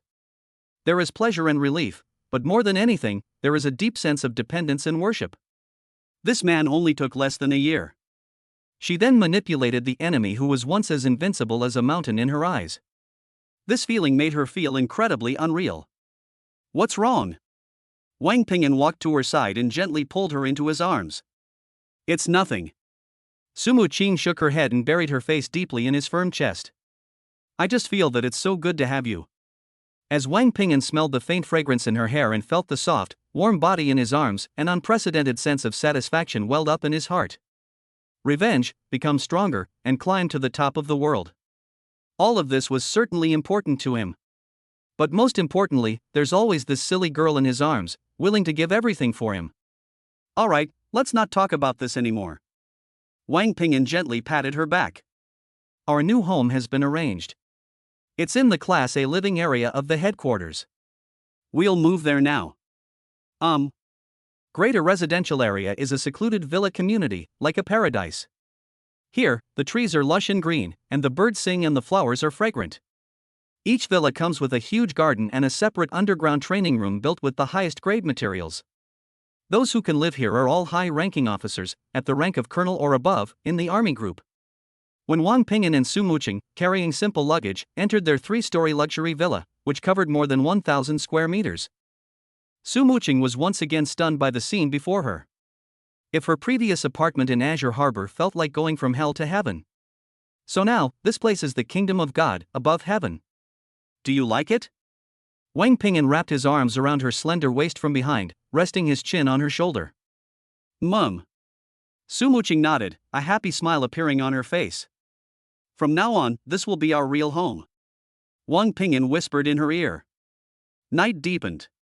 The atmosphere in the spacious bedroom became somewhat ambiguous. Looking at his wife on the bed, whose pretty face was slightly flushed and whose eyes were sparkling after her bath, Wang Ping'an felt his mouth go dry and a surge of lust rising from his lower abdomen to the top of his head. He slowly pressed down on that alluring, delicate body. Just then. Ding! Host and spouse detected, experiencing physical and mental well-being, achieving unity of body and soul, fulfilling the prerequisites for activating the pregnancy aura. Host, would you like to expend some energy now to plant the seed for the next generation? Note, upon successful seed implantation, the born aura will be officially activated. The cultivation speed of the host and their spouse will double again. The system's voice rang out in Wang Ping'an's mind without warning. Wang Ping'an's movements froze instantly. Chapter 94 Extraterrestrial Visitors, the Vast Expanse of Stars. What's wrong? Su Muqing sensed Wang Ping'an's unusual behavior and opened her watery eyes with some confusion, her voice carrying a hint of lazy charm.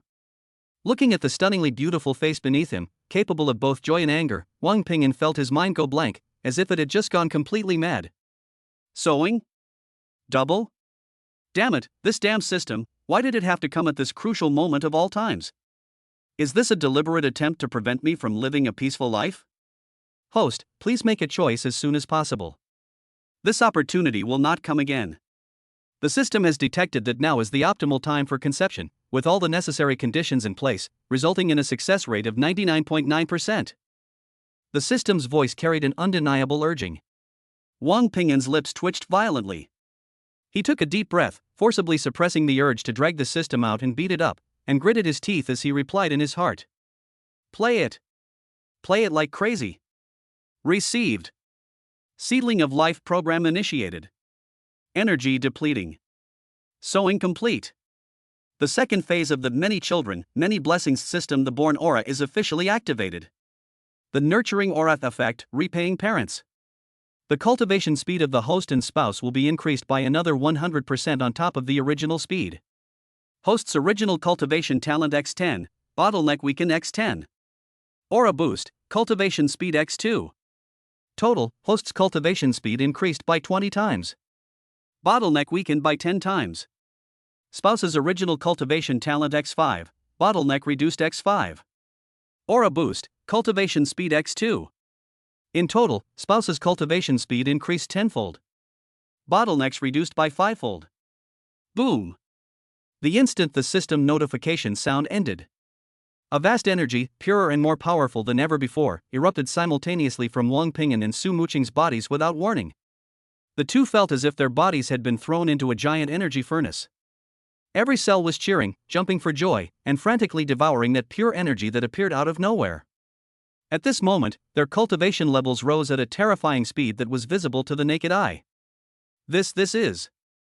Su Muqing felt the unprecedented, surging power within her body, and her clear, cold eyes were filled with disbelief and horror. She could clearly feel that her realm barrier, which had just broken through to the early stage of the third rank, was actually beginning to loosen under the impact of this enormous energy. How is this possible? She just broke through in less than a week. On the other side, Wang Ping'an's feelings were 10 times stronger than hers. If Su Muqing's body were a surging river, then, inside his body was a boundless ocean, where raging waves were surging. 20 times the cultivation speed. What is the concept? He felt that even if he did nothing but lie in bed and sleep, he could live a long, peaceful life. His cultivation level will rise rapidly, like a rocket. His newly stabilized early-stage third-rank cultivation level couldn't even withstand the impact of this violent energy for a second before being instantly shattered into pieces. Middle stage of third grade. Late stage of rank 3. Peak of the third rank.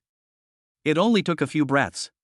His cultivation level was like that of someone who had boarded an interstellar spaceship, advancing with unstoppable momentum and directly reaching the threshold of the peak of the third rank. He's just one step away from reaching the fourth rank. Call. After a long while, the energy storm within the two of them gradually subsided. Wang Ping'an slowly exhaled a breath of stale air. That turbid breath actually condensed in the air into a faint, dragon-shaped phantom emitting purple lightning, which hovered for a moment before slowly dissipating. He looked down at his hands, which seemed to contain endless thunder, and felt the unprecedented, terrifying power within him, enough to move mountains and fill seas. An indescribable sense of pride welled up in his heart. Powerful. Unprecedentedly powerful.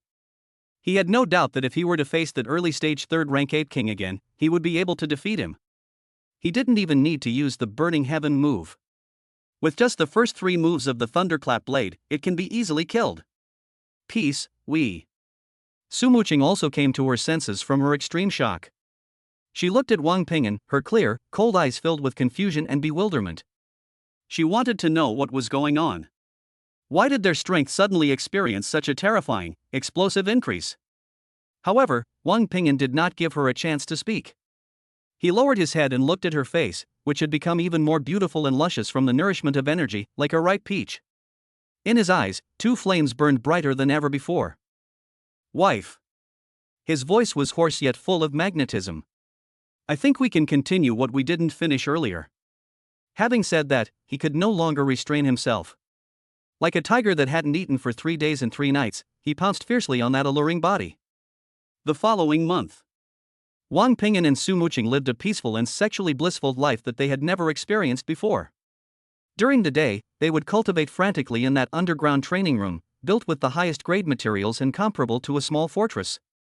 With the terrifying boost of 20 times and 10 times the cultivation speed, their strength was undergoing earth-shattering changes almost every moment. Wang Ping'an successfully broke through the 4th rank barrier in just half a month and officially entered the ranks of intermediate-level martial artists. A month later, Su Qing successfully stabilized her cultivation at the mid-stage of the 3rd rank. But then it got dark. On that luxurious bed, big enough to accommodate 7 or 8 people rolling around freely, they were engaging in the most primal and profound harmonious exchange of life.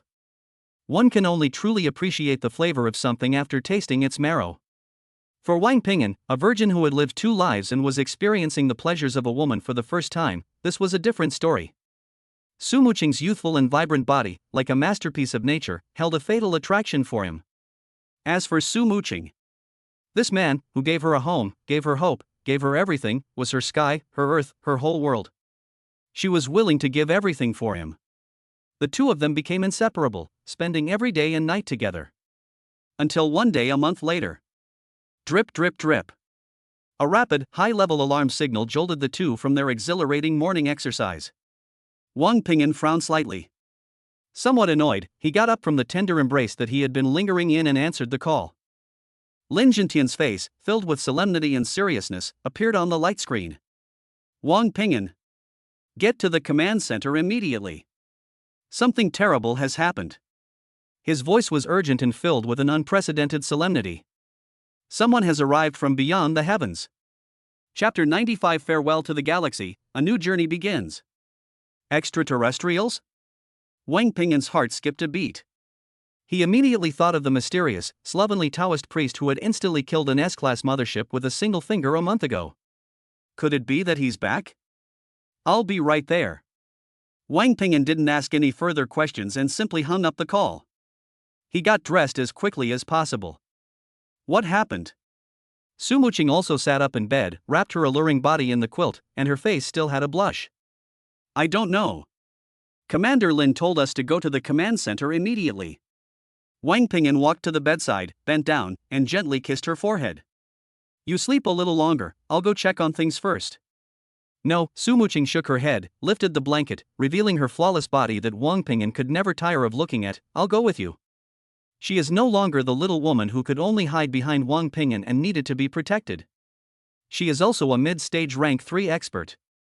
She is qualified and capable of fighting alongside him, facing all unknown dangers. Wang Ping'an looked at her determined eyes, smiled, and did not refuse again. Okay, let's go together. 10 minutes later. Supreme Joint Command Center. The atmosphere was extremely oppressive.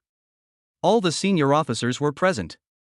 Their faces were solemn as they stared intently at the enormous holographic star map in the very center of the command center.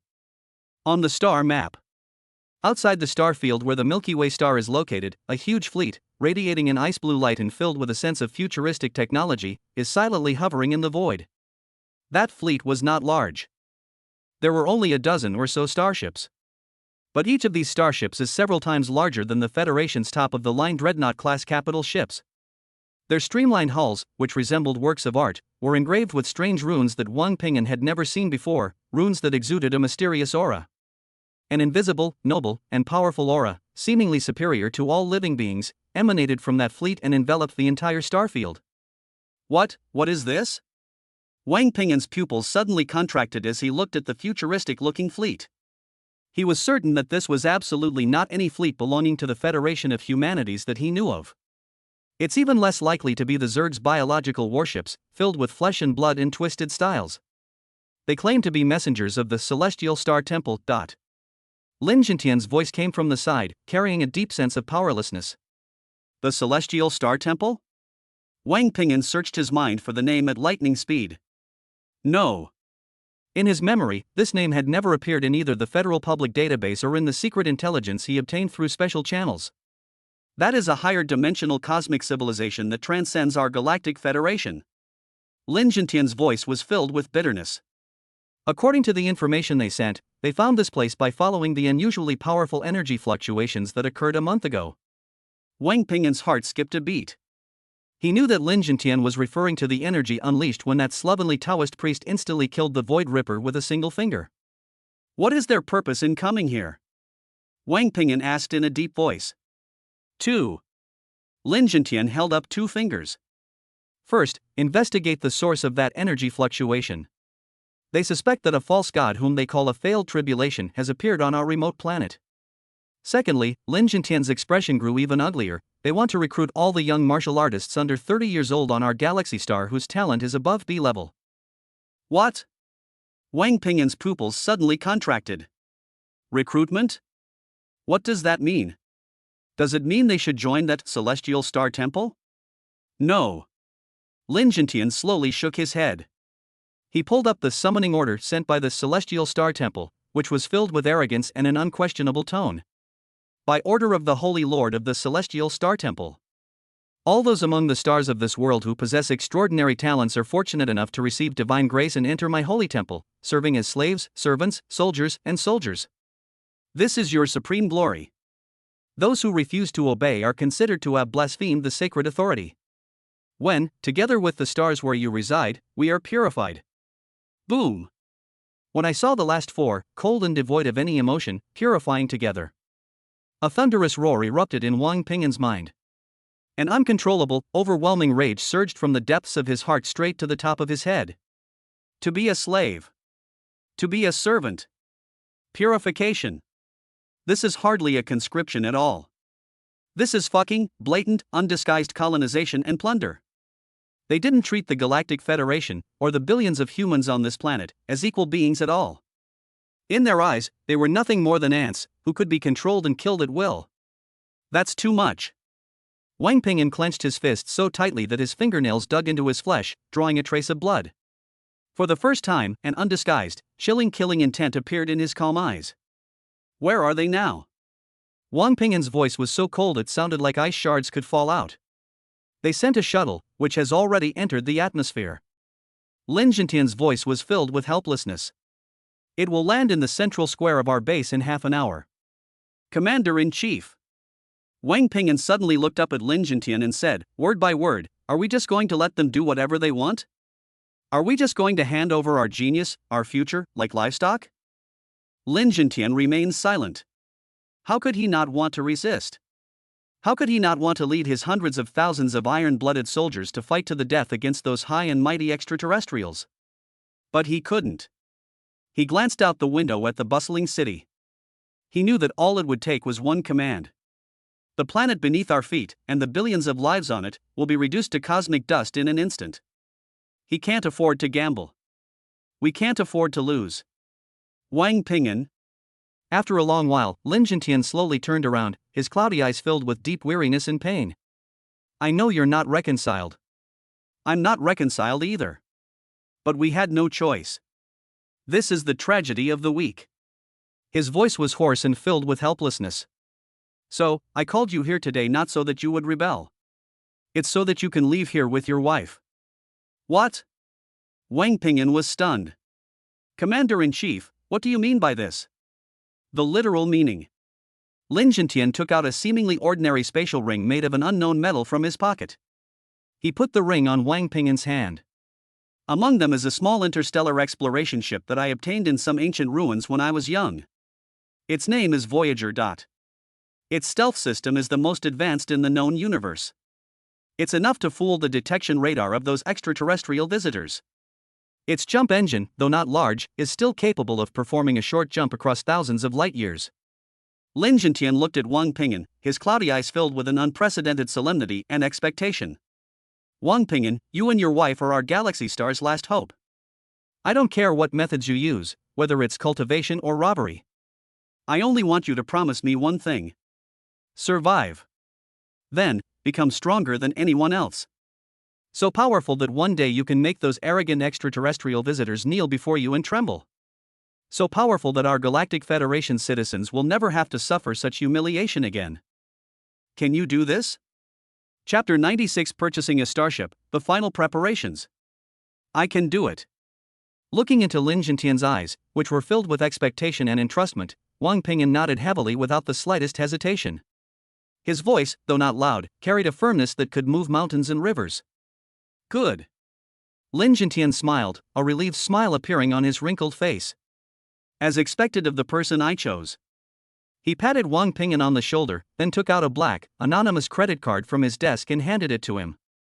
There are 1 billion credits in here. It's all my savings from all these years. Your password is your enlistment date. Take this, go to the black market, go anywhere you can, and buy everything you need. Remember, the vast universe is far more dangerous than you can imagine. Only with sufficient strength and good enough equipment can you survive longer. Looking at the heavy crystal card in his hand, Wang Ping'an felt a surge of complex and indescribable emotions. He knew that this old man had staked the future of the entire planet on him and Su Muqing. This trust is as heavy as Mount Tai. Commander-in-Chief. He wanted to say something. Lin Jintian waved his hand, interrupting him. No need to say anything more. Time is running out. That shuttle will be landing in less than 20 minutes. You must leave here before that. He turned around and looked out the window again at the city he had protected his whole life. His voice became somewhat desolate. Let's go. The farther you go, the better. Never come back. Unless you possess the power to change everything. Looking at his slightly hunched but still upright back, Wang Ping'an bowed deeply. Then, he took Su Muqing's hand, said no more, turned around, and strode out of the office that symbolized the highest power on Galaxy Star. Are we really going to leave? Leaving the command center, Su Muqing's voice carried a hint of confusion. Her mind was in turmoil. She didn't want to leave. This is her home. This is everything that she and Wang Ping'an painstakingly built. But she also knew that they had to leave. Because they are the last hope for this planet. Yes, we have to go. Wang Ping'an's answer was very firm. He knew better than anyone else. Staying means certain death. Whether facing the unfathomable Li Wei, or the even more terrifying Tianqing Temple that viewed them as ants. With their current strength, they are like a mantis trying to stop a chariot. Only by leaving, and heading towards that vast expanse of stars and seas, full of unknowns and opportunities, can we find a way out. Only they have a glimmer of hope. Then, where are we going? Su Muqing asked. Black market. Wang Ping'an uttered 2 words. The Voyager that Commander Lin gave us was just an exploration ship. Although it had stealth and warp capabilities, its weapon and defense systems were practically non-existent. We must arm it from head to toe, until we leave. Furthermore, we also need to purchase large quantities of high-energy supplies that can be stored in the universe for extended periods. These things can't be bought through official channels. Su Muqing nodded. She knew that every administrative planet had its own gray area, which was outside the official jurisdiction. It was a paradise for outlaws, and a gathering place for wealth and opportunity. Then, shall we go now? Su Muqing asked. No rush. Wang Ping'an shook his head. He turned around and looked out the window at the city, which was becoming somewhat agitated because of the impending arrival of the visitors from outer space. A cold, razor-sharp glint flashed in his eyes. Before I leave. We still have a debt to collect. There's one more person we need to see off. Galaxy Star, East 7th District. This is the location of the most chaotic and bustling black market on the entire planet. An inconspicuous, disguised civilian cargo shuttle silently landed at an abandoned cargo port on the edge of the region. Wang Ping'an and Su Muqing stepped off the shuttle. Both of them changed into the most ordinary, cheap gray jackets that could be seen anywhere, and put on optical color-changing masks that could block most scanning and recognition. Are we really going to wait for him here? Looking around at the abandoned industrial area filled with a sense of decay and chaos, Su Muqing asked with some concern. This is the best place. Wang Ping'an's voice came from behind the mask, carrying a hint of cold calm. With so many people and so many eyes watching, the surveillance system was almost paralyzed. Here, even if 1 or 2 generals die, no one will care. Just half an hour ago. He sent Li Wei a final message through an anonymous, encrypted channel. The content of the information is very simple. East 7th District, abandoned warehouse number 3. I'm waiting for only you. I'll bring all your sincerity to exchange for your life. He knew that Li Wei would definitely come. Moreover, it will definitely not be someone coming alone. A venomous snake like Li Wei, who was inherently suspicious, treacherous, and cunning, would never entrust his life to someone else's promise. He will definitely come to the appointment with his most elite and loyal guards, capable of tearing any third-rank martial artist to shreds. What he wanted was more than just getting the document back. What he wanted even more was to completely erase Wang Ping'an, this confidant who knew all his secrets, from this world. And this is exactly the result Wang Ping'an wanted. What he wanted was never a deal. What he wanted was to completely sever the venomous snake that had plagued him and his wife for a year, along with its fangs, before leaving this planet. He's here. Wang Ping'an's gaze turned toward the entrance to the warehouse area. His spiritual power clearly sensed several powerful and murderous auras rapidly approaching them. There are 3 at the initial stage of the 3rd rank. There are 12 peak-level 2nd grade items. That's quite a grand gesture. A cold smile curled at the corners of Wang Ping'an's lips. It seems that Li Wei is truly determined to kill this time and has gone to great lengths. Are you ready? Wang Ping'an turned his head and looked at Su Muqing beside him. Su Muqing nodded, then turned and grasped the pair of semi-transparent phantom wing blades on her back. There was no fear in her clear, cold eyes, only a chilling killing intent, like ancient ice. My father's revenge is happening today, right here. Let's settle this once and for all. Soon. A dozen or so figures dressed in black special operations uniforms and wearing identical standard masks appeared silently around the warehouse like ghosts. They have blocked all escape routes. Then, a refined middle-aged man, dressed in a crisp Major General's uniform and with a kind smile on his face, slowly walked in through the main entrance. It was Li Wei. Wang Qinwei, how have you been? Li Wei looked at Wang Ping'an standing in the center of the warehouse with a smile that was both playful and composed, like a cat playing with a mouse. It seems you made the wisest choice after all. He held out his hand. Where's the stuff? Hand it over. Then, I might consider leaving you a whole corpse. Wang Ping'an looked at him and smiled. General Li, you seem to have made a mistake. What's up? Today, it's my turn to collect the debts. Wang Ping'an's voice, though not loud, struck Li Wei's heart like a heavy hammer. Instead of you coming to collect the debt. Li Wei's face instantly darkened. Wang Ping'an, what do you mean? You don't naively think that the 2 of you can escape from my dozen or so Blood Blade Guards, do you? Blood Blade Guard. That was the most elite private army bestowed upon him by his master. Every member is a true killing machine, having crawled out of mountains of corpses and seas of blood. Let alone 2 mere 3rd-rank martial artists, they could even put up a fight against a 4th-rank early-stage expert. Escape? Wang Ping'an shook his head, his smile turning somewhat pitying. General Li, don't you understand yet? Today, it's not us who should be running away. But it is you. Before he could finish speaking, Wang Ping'an moved. He did not rush towards Li Wei, nor towards the Blood Blade Guards who surrounded them. His body suddenly slammed towards the ground. Boom! An indescribable, extremely violent, and terrifying force, seemingly capable of overturning the entire earth, erupted from his right foot. At this moment, the immense blood and energy of a 4th-grade martial artist surged unreservedly and wildly into the earth beneath his feet, which he had already secretly inscribed with countless intricate array patterns using his spiritual power. The 6th move of the thunderclap blade is also an array formation. Thousands of thunders from heaven.